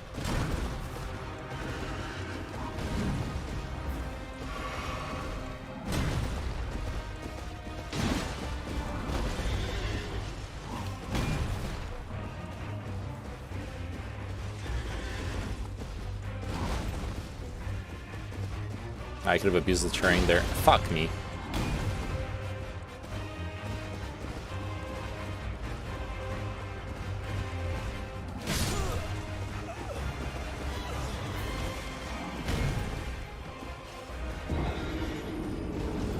That's okay.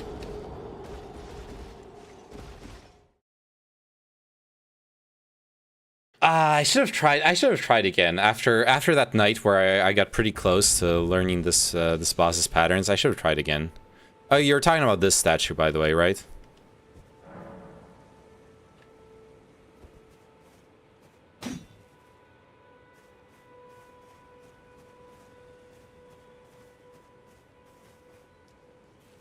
The summoning thingy.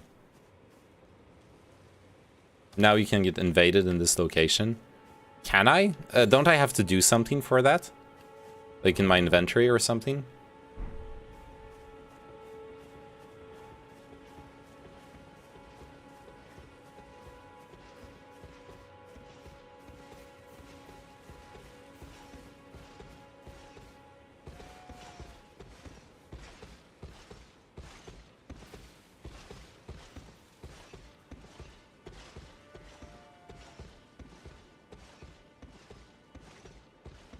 Oh, I could have caught up to him.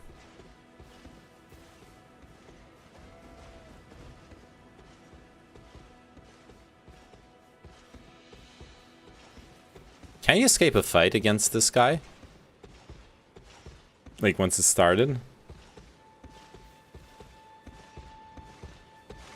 I don't think so, but the summoning statue will enable summons in the area and co-op invasion. Okay. Oh, come on.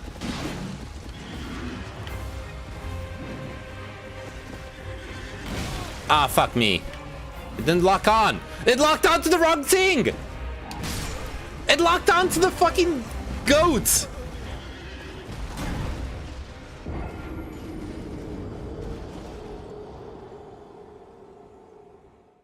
Yeah, I know I don't need to do this fight.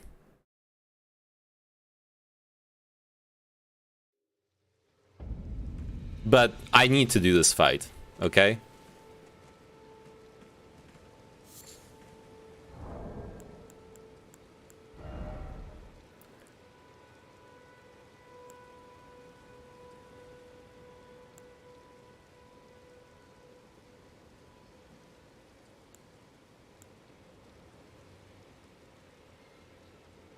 Allow them to summon you as a furled finger for cooperative multiplayer.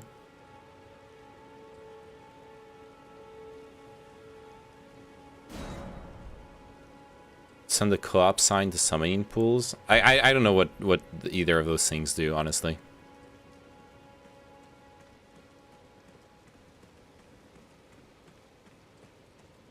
But yeah, I know I don't need to do this fight, but I need to do this fight. It's for my honor.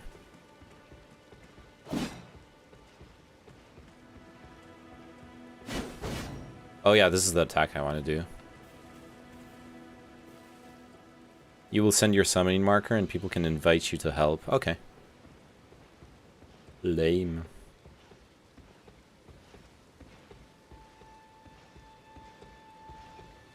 Imagine needing help in this game. There are more fingers you're missing, you'll find them later.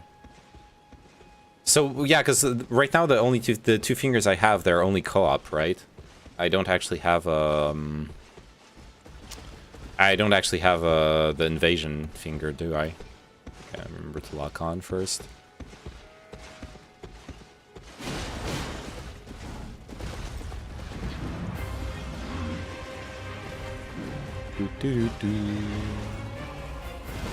Ah, I'm too late. I really need to dodge that attack. Oh.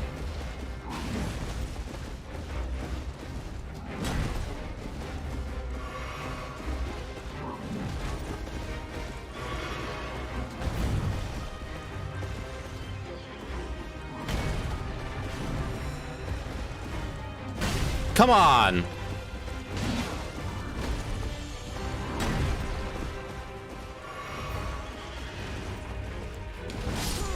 Oh, fuck me.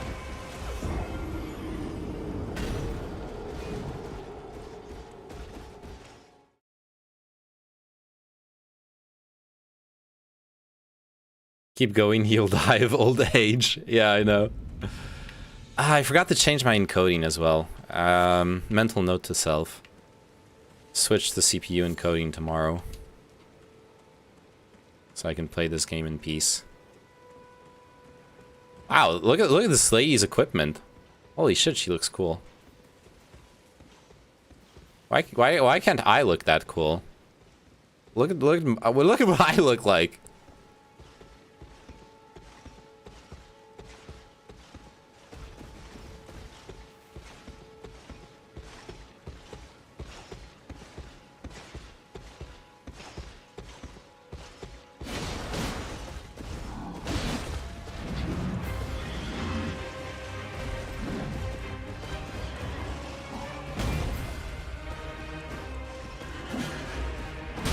I'm an idiot. How did that not kill me? Oh, fuck. It's the wrong thingy.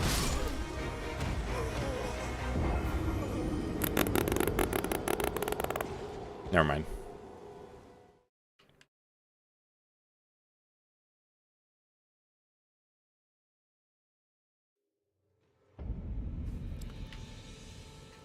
I got this, okay? I just need to relearn the patterns. That was legit miss, yeah. He whiffed. Yeah, I'm hidden, right?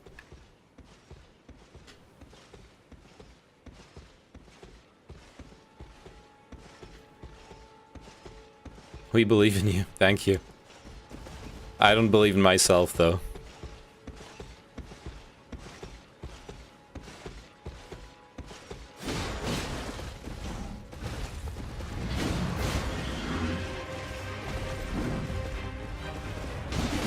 Ow, that's not a good trade. I'm an idiot.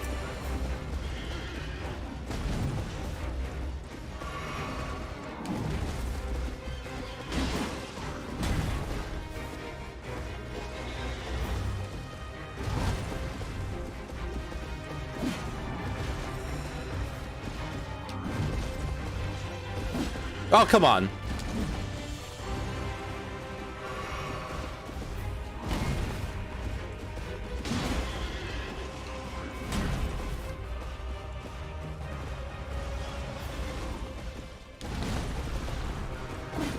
Ah! Scheiße.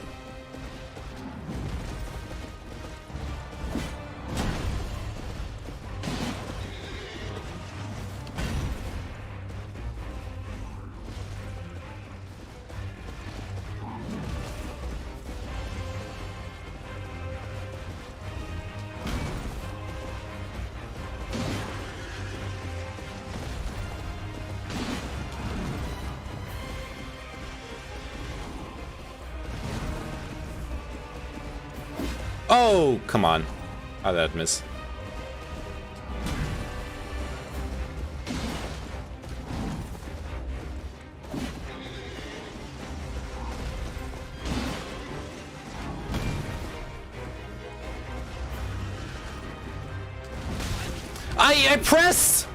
I pressed the button.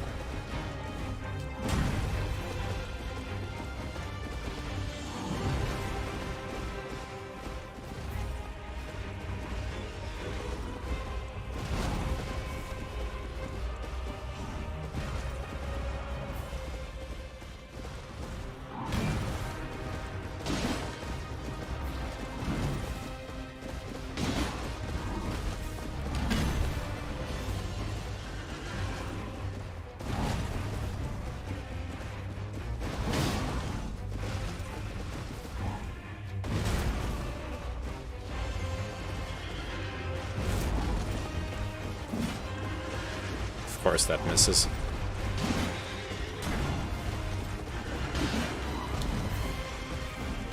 Ah, scheiße.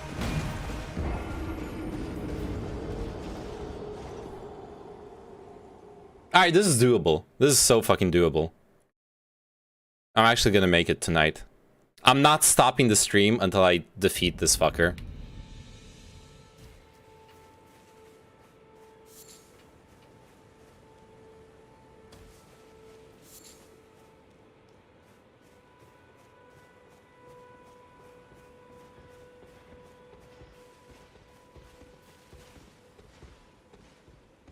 Look at this. This is the look of determination.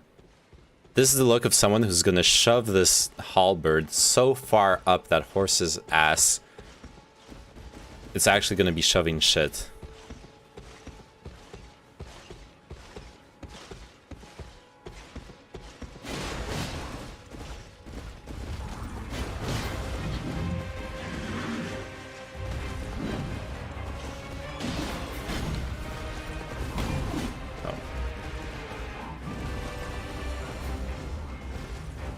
Come on, charge me, bro. Oh, that whiffed? Okay.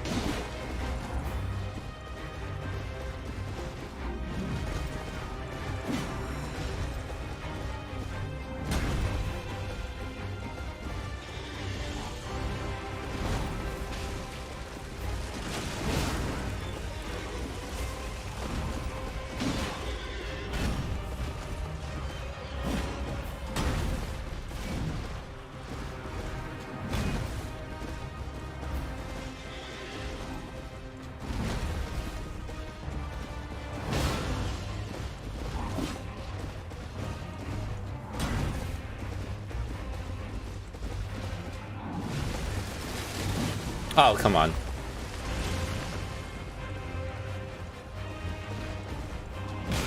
Oh, come on.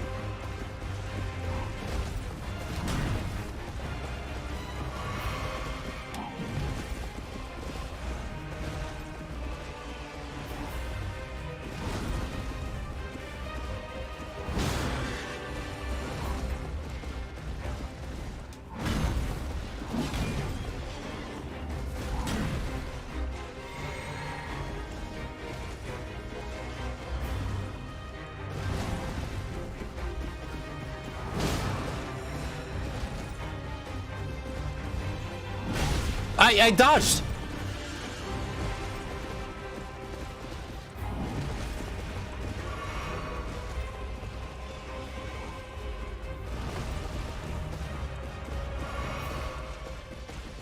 Damn, all out of potions.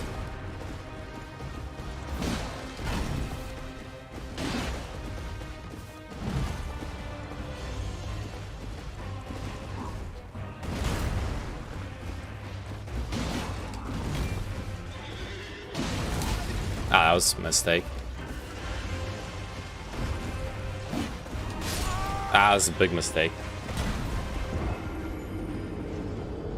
Getting a bit overconfident. I need to remember, once the second phase starts, instead of being more confident, I need to be more careful. I'm less familiar with the second phase attacks, so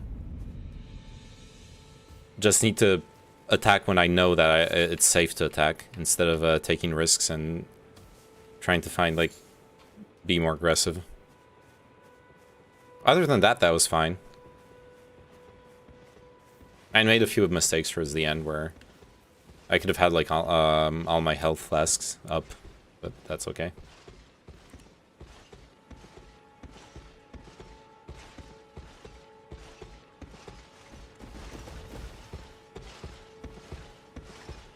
Well, look at this pasty ass.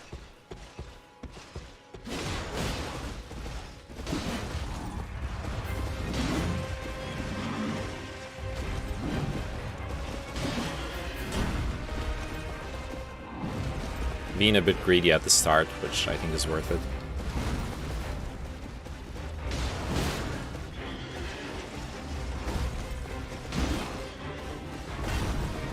Oh, could have died there, right? Oh, fuck me.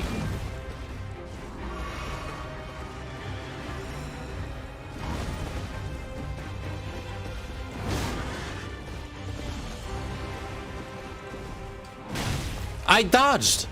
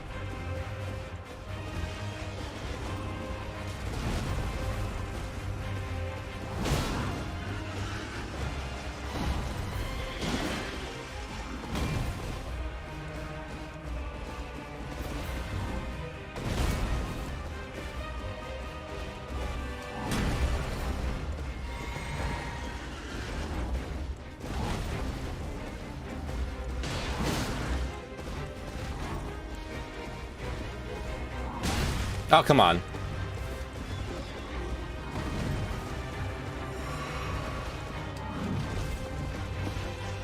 Shit.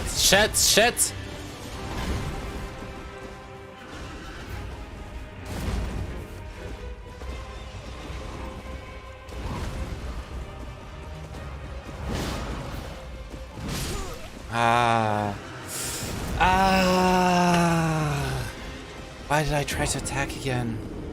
Why? Why did I get hit by all those other attacks? It's okay. It's okay, we're making progress. We're actually making progress. Compare yourself not to others. Compare yourself to yourself on your last death.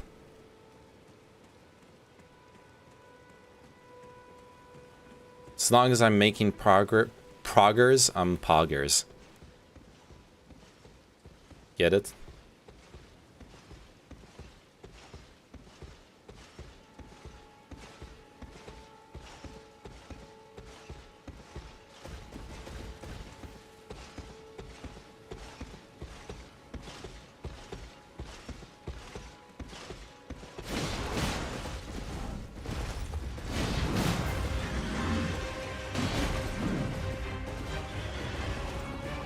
The absolute greed of what I just did.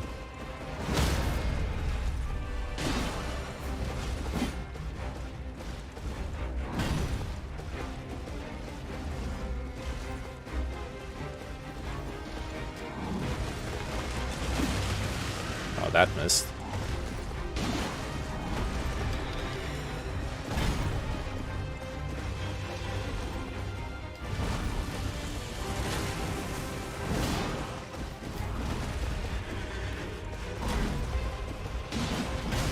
Oh! Okay. Big mistake there.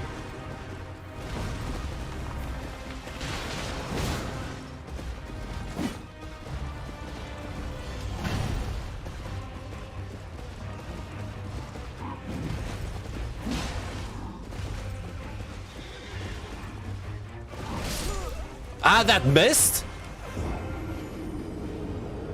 Oh, I swear sometimes my dodge doesn't register. I fucking swear. I should dodge earlier on the charge attack though. I really should dodge just a bit earlier. Maybe I actually didn't dodge too late. Maybe that's my fault. Maybe. Perhaps. Possibly. Potentially.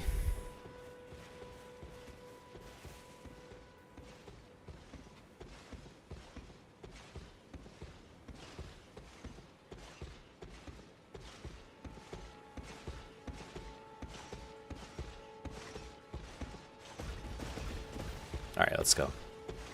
This is the one. Don't you have a sword and shield? I do.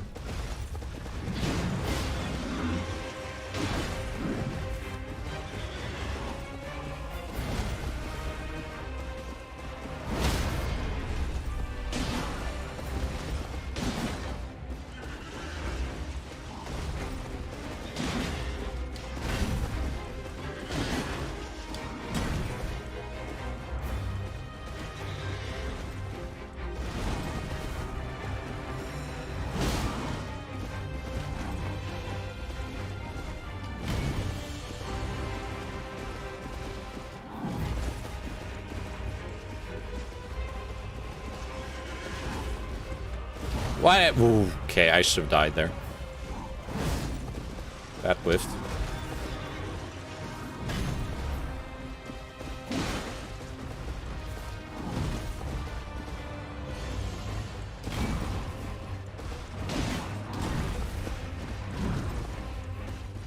Okay, I think I'm in second phase now.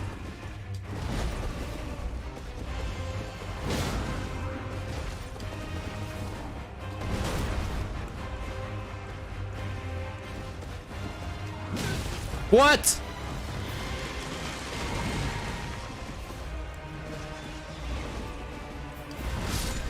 Fucking... If that animal had cucked me out of that dodge, I would have been so mad. No! I dodged too early! But yeah, I have a shield. I don't know how... Okay, I will admit, I have seen clips where... you can parry with the shield, and it like wait, where is it?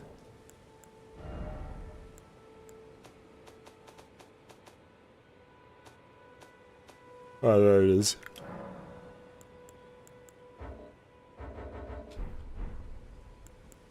Oh, equipment. Never mind.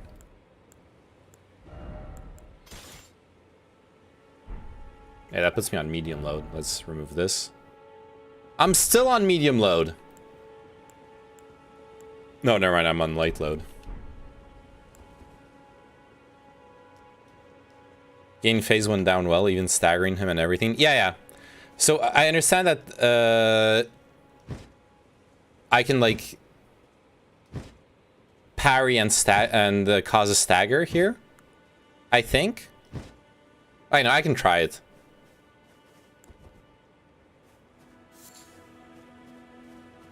What's that guy doing?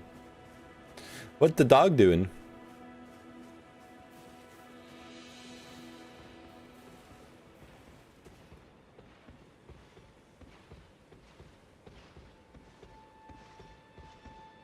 Also, Kaktovergup, shields are for players that haven't gotten good yet. Fuck off. This is my first time playing a Souls-like.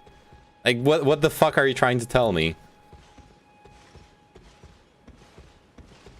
Also, I love you.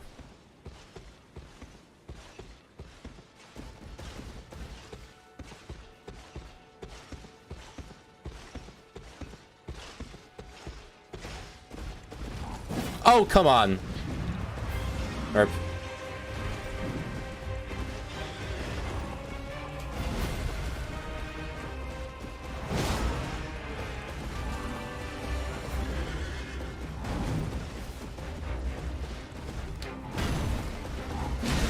Oh, he pulled... What? Okay.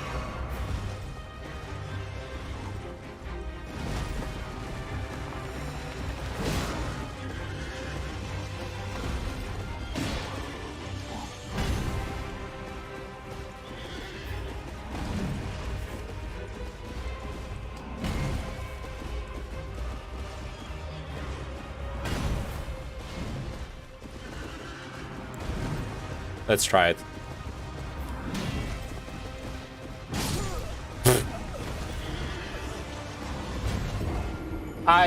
Okay, I'll try to learn the shield against some other enemies, okay? I can't.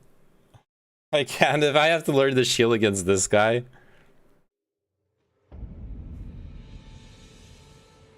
I'm not sure he can be parried.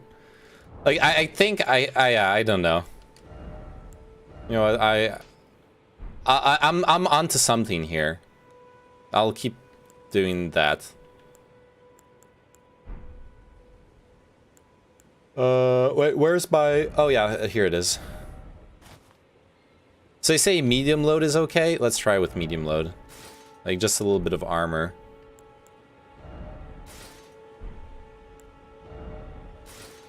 There we go. You can try with the full armor set.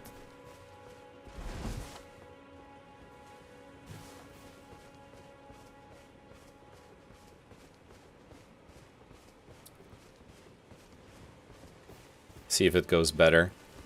I should take a little bit less damage, right? Don't know if it'll actually matter. Come, my friend. Come. Come back to me. Hold it in two hands. Yes, I know. It is two-handed right now. Look, I have nothing in my other hand.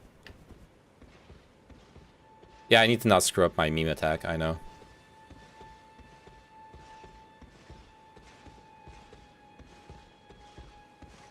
Getting that, like, 20% of its HP down at the start is pretty important.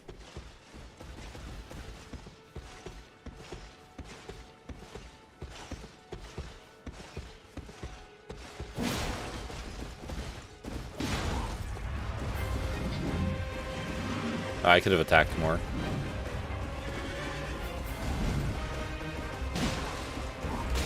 What?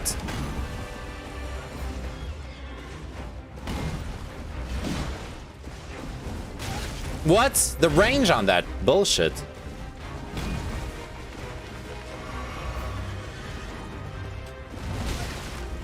Oh, and the timing on the dodges changes now because of the armor. Fuck me. It's not like it... Well, yeah, I would have died without the armor there, though. Okay, let's just focus on dodging shit. Hey, got the timing down.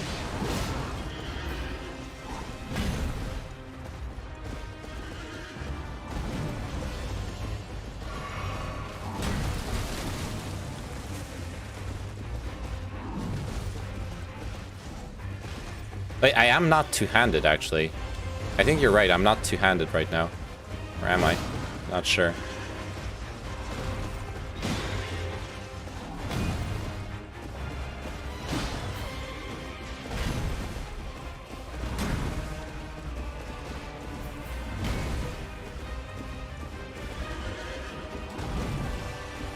Oh, fuck, he chained the attacks.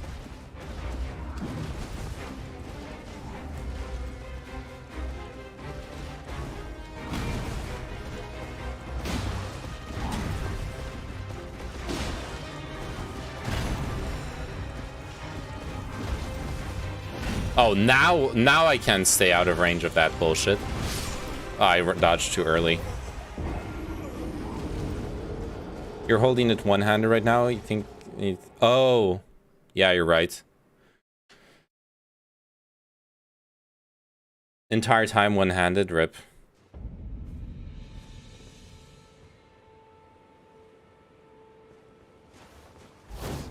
No, wait, no, that's not the right one. Oh, yeah. There we go. Okay. Hey, Ad the Dev Man, how are you doing? Hello. Okay, I need to not screw up getting used to the medium load rolls here.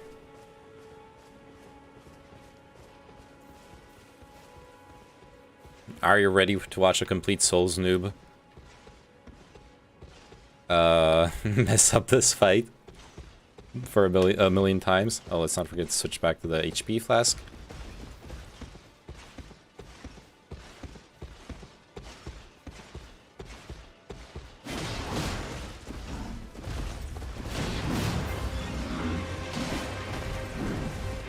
Perfect start to the fight.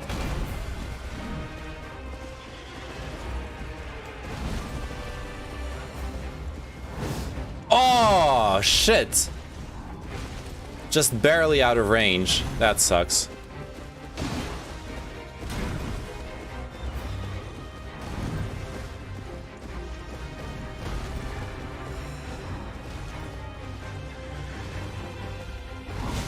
Ah, too early.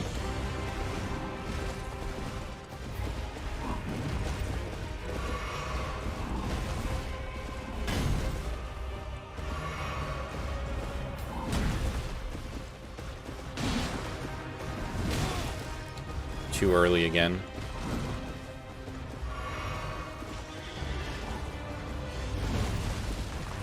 Okay, this time I hit him. There you go.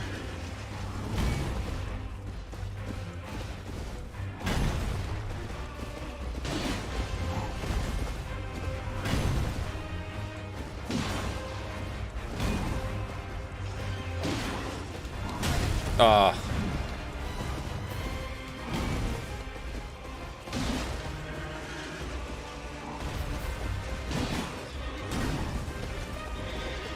Shit. Okay, fine. We're perfectly fine.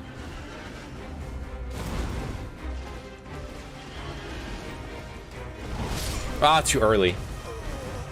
Too scared to fight this guy. I'm about to try beating him after it's done updating at level 37. Yeah. Okay. I am the kind of person who, even though people told, like, I know I can avoid him. I know I can go exploring without fighting him. This is the only guy I fought in the game for now. Pretty much.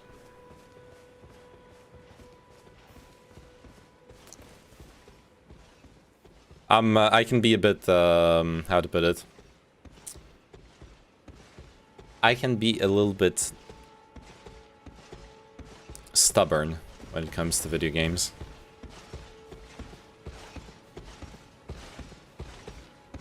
I'm not level 1, I'm level 9, technically speaking. Oh, okay.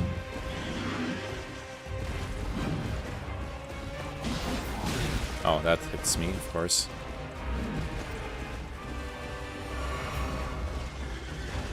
Okay.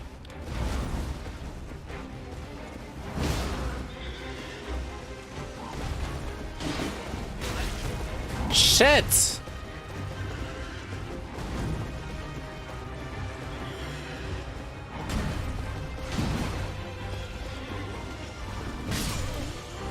I think I need to go back to the naked meta. I got so used to the rolls, the fast rolls. I can't go back to this, honestly.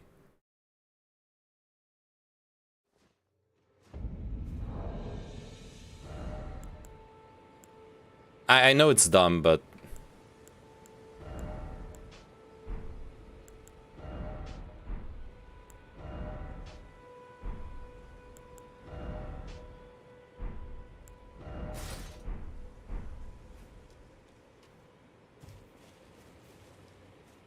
this is my first Soulsborne game, so I'm pretty sure I leveled up the wrong stuff. I barely raised strength and focused on dex because I played as a bandit.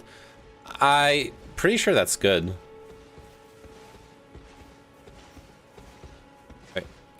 Oh, where? At least according to what I've read on the internet, that's probably pretty good. Do whatever, I'm just saying that if you want to wear armor in the future or try cool armor, yeah.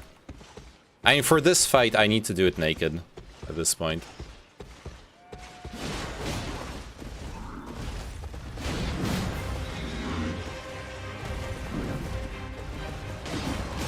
Ow. That was stupid.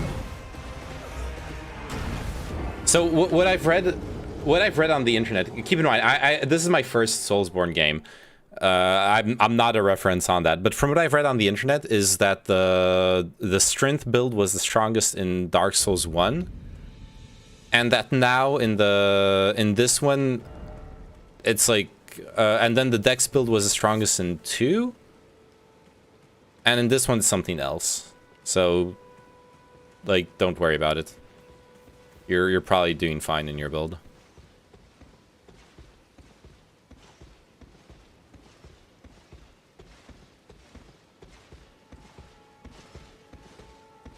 Okay, I need to focus up. Get behind him. I can land 2 heavies and 1 light attack. 1 heavy. 2 heavies. I'll just play it safe. Dodge away. Oh, come on. That sucks.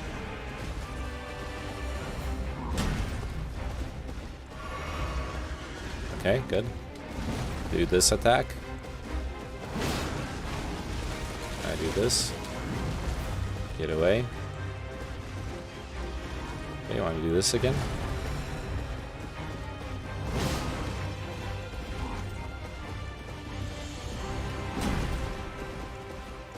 I feel so much nicer to be naked. Shit!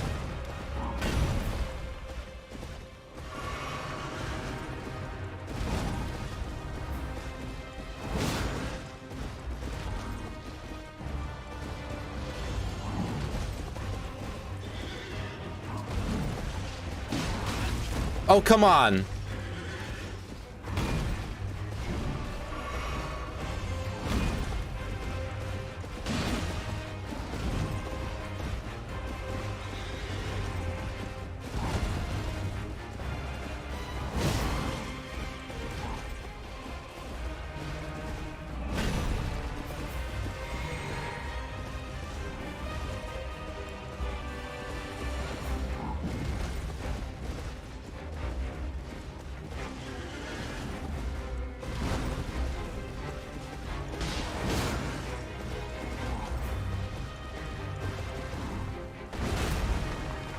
Okay, we're in second phase now.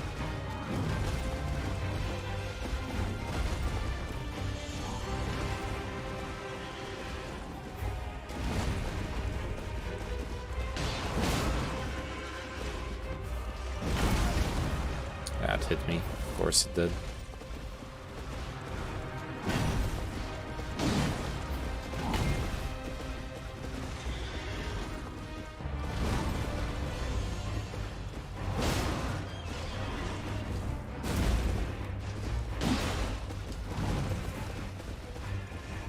Less than half HP.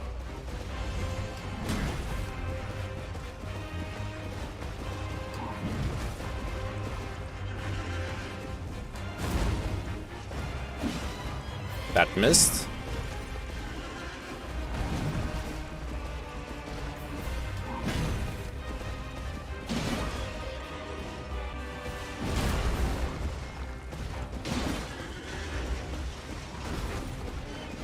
No. Yes.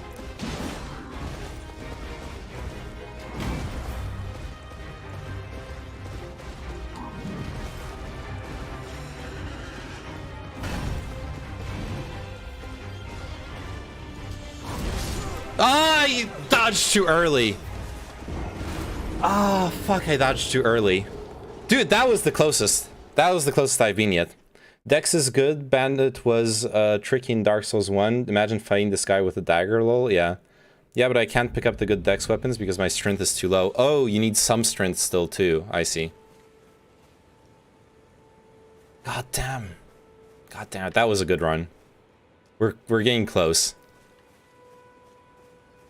Like, the important part there was I was still doing damage in the second phase.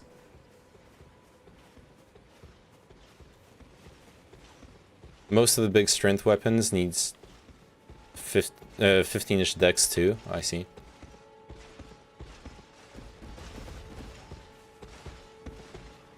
Alright, this is so doable.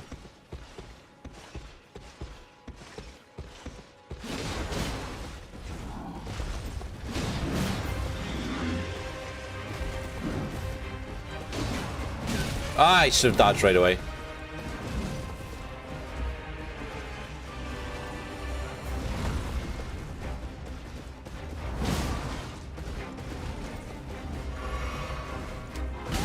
I dodged!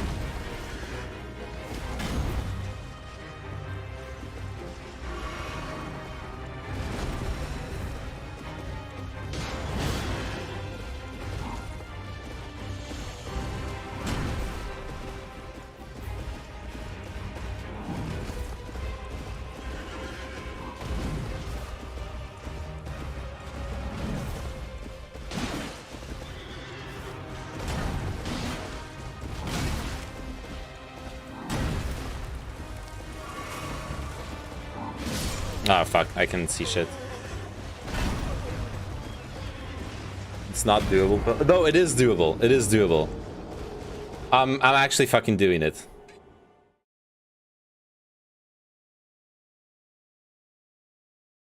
I think at most.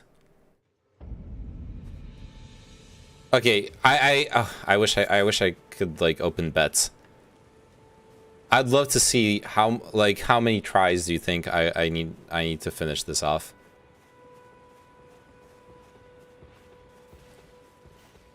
Because we're so fucking close.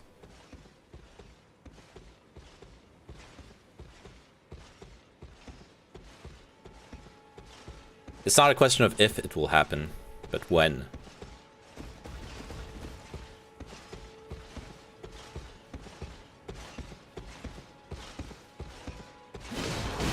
Second heavy. Missed.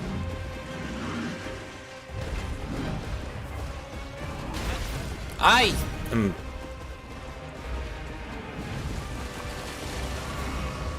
Okay.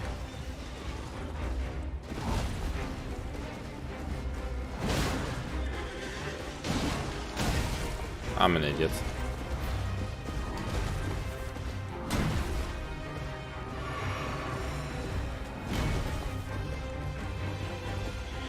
Okay, it's fine.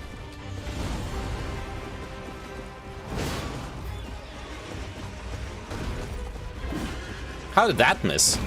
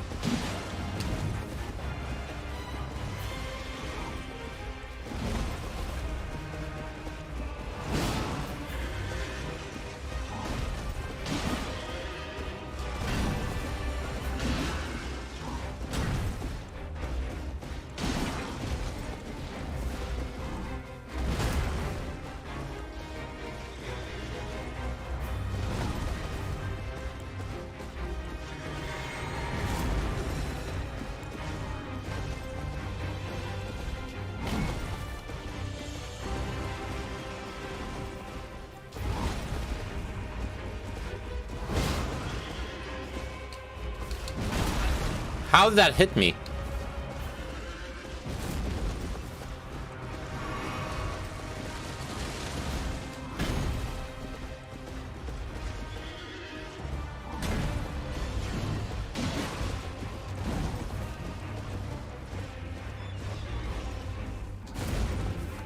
Shit.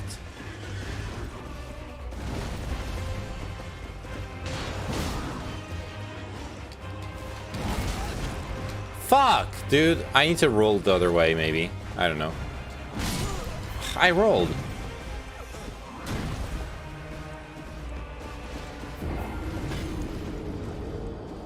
He doesn't even know about phase 2. What do you mean? I did phase 2. I got him down to like less than 1/3 HP. I know about phase 2. What the fuck? I've been consistently reaching phase 2. I don't have so many fruits, dude.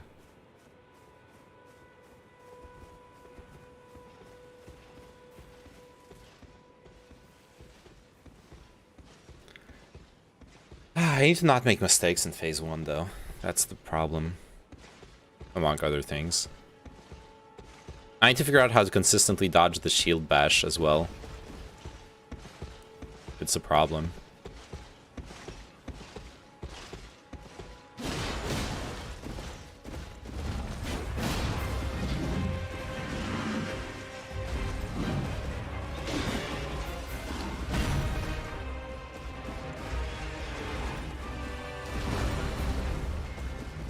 Oh, I misclicked.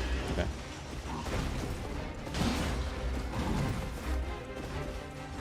That's fine. Alright, dodged too early, but got out of range at least.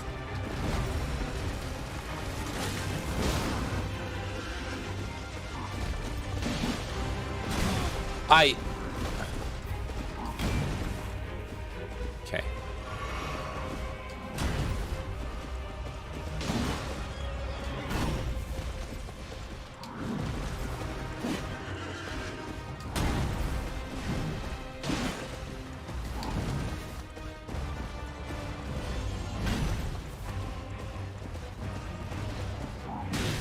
I dodged!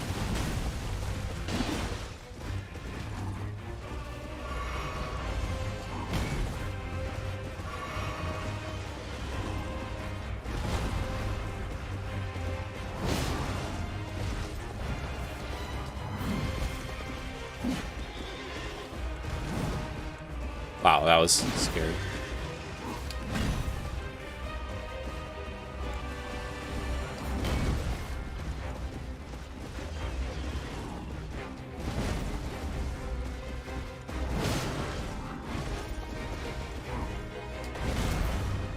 Okay.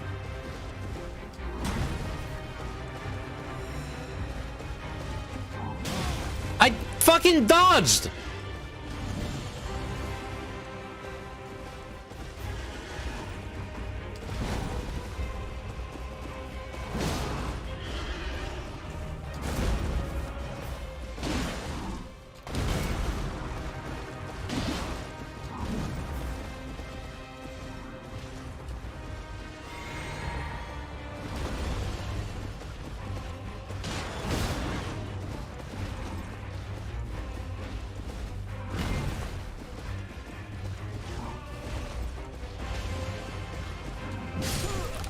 Why was I crouching?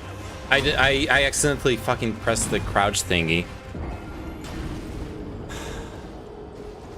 Jesus Christ. I had so much mana left too.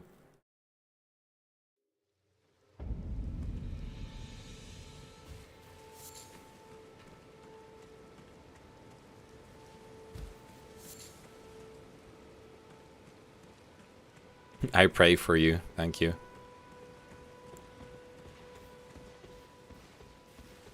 Okay, I need to really be careful with the dodge button. I think I sometimes don't press it hard enough.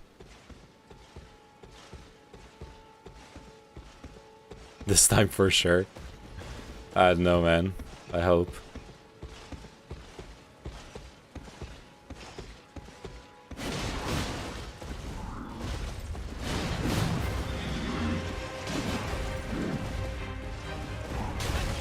bad mistake.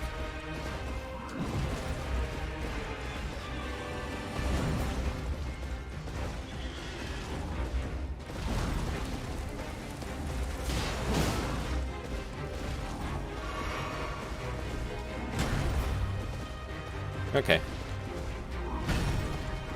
We're doing fine.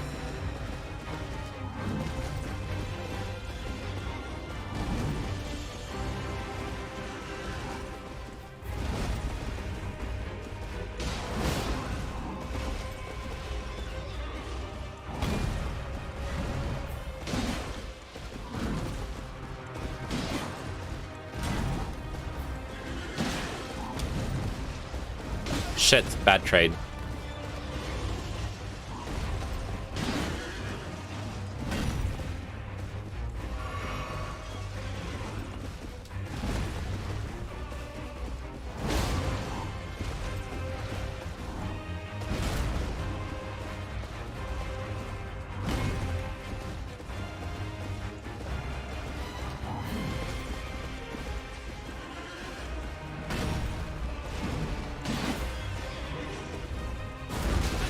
I fucking dodged. Yes, I didn't.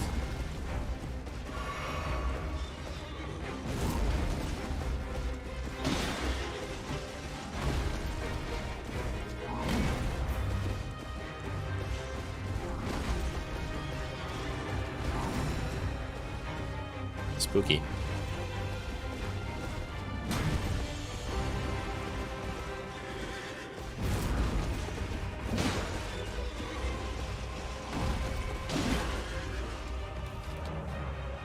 What?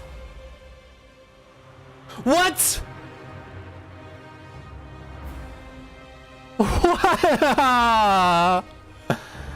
No. No. Come on. Not like this. Oh, not like this. Come on.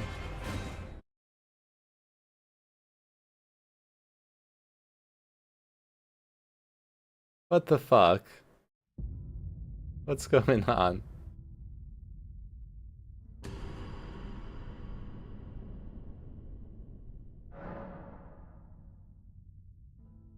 It's the fucking update. Oh, I'm in offline mode.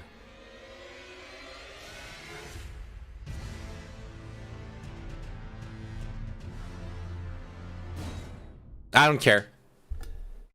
I don't care. I'm not updating.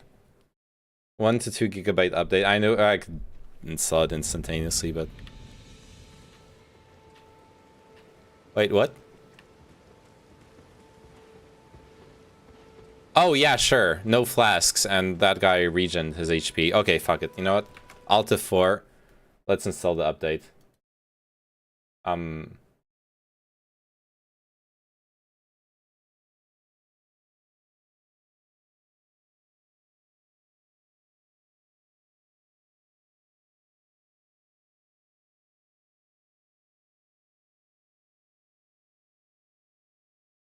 Oh, and a Steam client update. Great.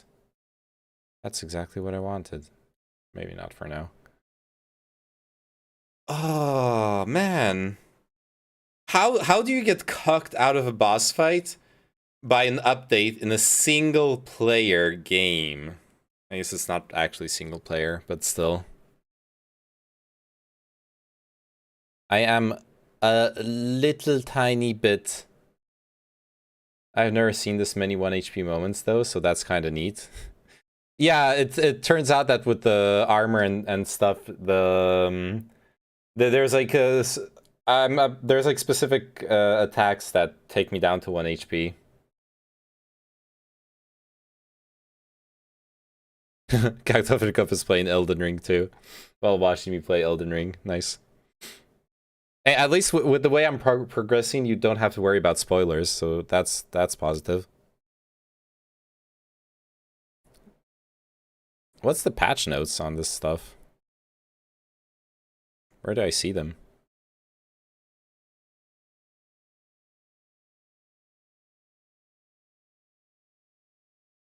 There's probably nothing I care about, to be fair. Not at my level of playing.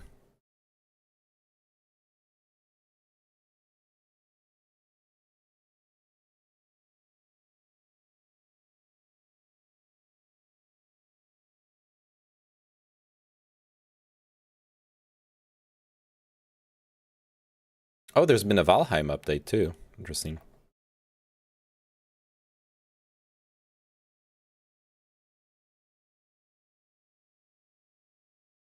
Increased dick size of Tree Sentinel boss, yeah. That's possible.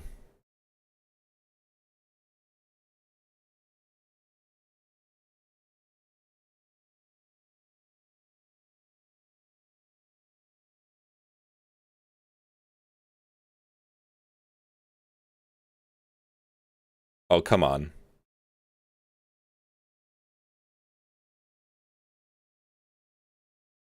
Come on, dude.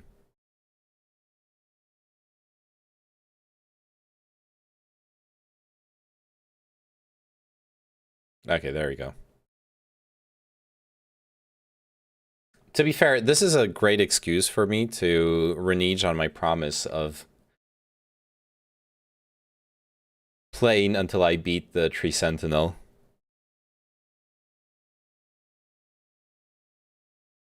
This is truly a perfect chance for me to escape the curse I've set myself on. One community message. Uh-oh, I'm scared.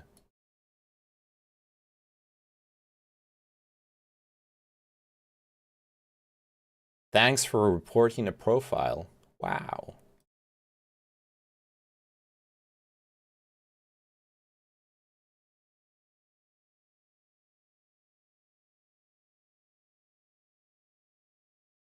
It's patching.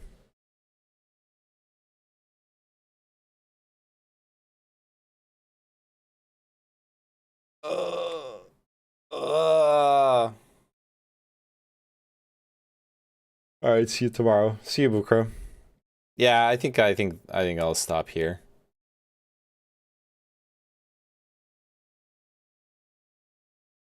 Or in 3 hours, maybe. Maybe I'll not stop and no, I'll fuck. I'll renege on my promise. I should really actually continue playing this game though. It's fun.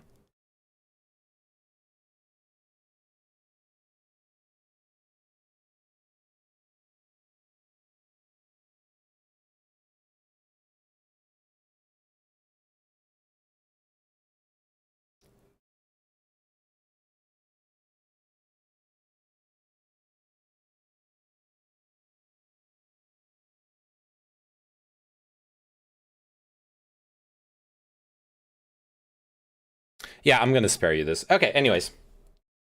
Thanks for watching. Love you. Bye-bye. Hope you had fun. There was all sorts of content today. And see you tomorrow. Tomorrow we got Lib Praxis. Subject's gonna be the new alliances and the popping up in the world. And also, I'll be hitting up Mr. Geeka. There's a discussion we want to have concerning Ukraine. Maybe it'll be tomorrow. It's we haven't scheduled anything. It's just I gotta hit him up when at some point when we're both streaming. So yeah, and I'll probably continue Elden Ring and stuff like that. So thanks for watching. Bye bye. Love you.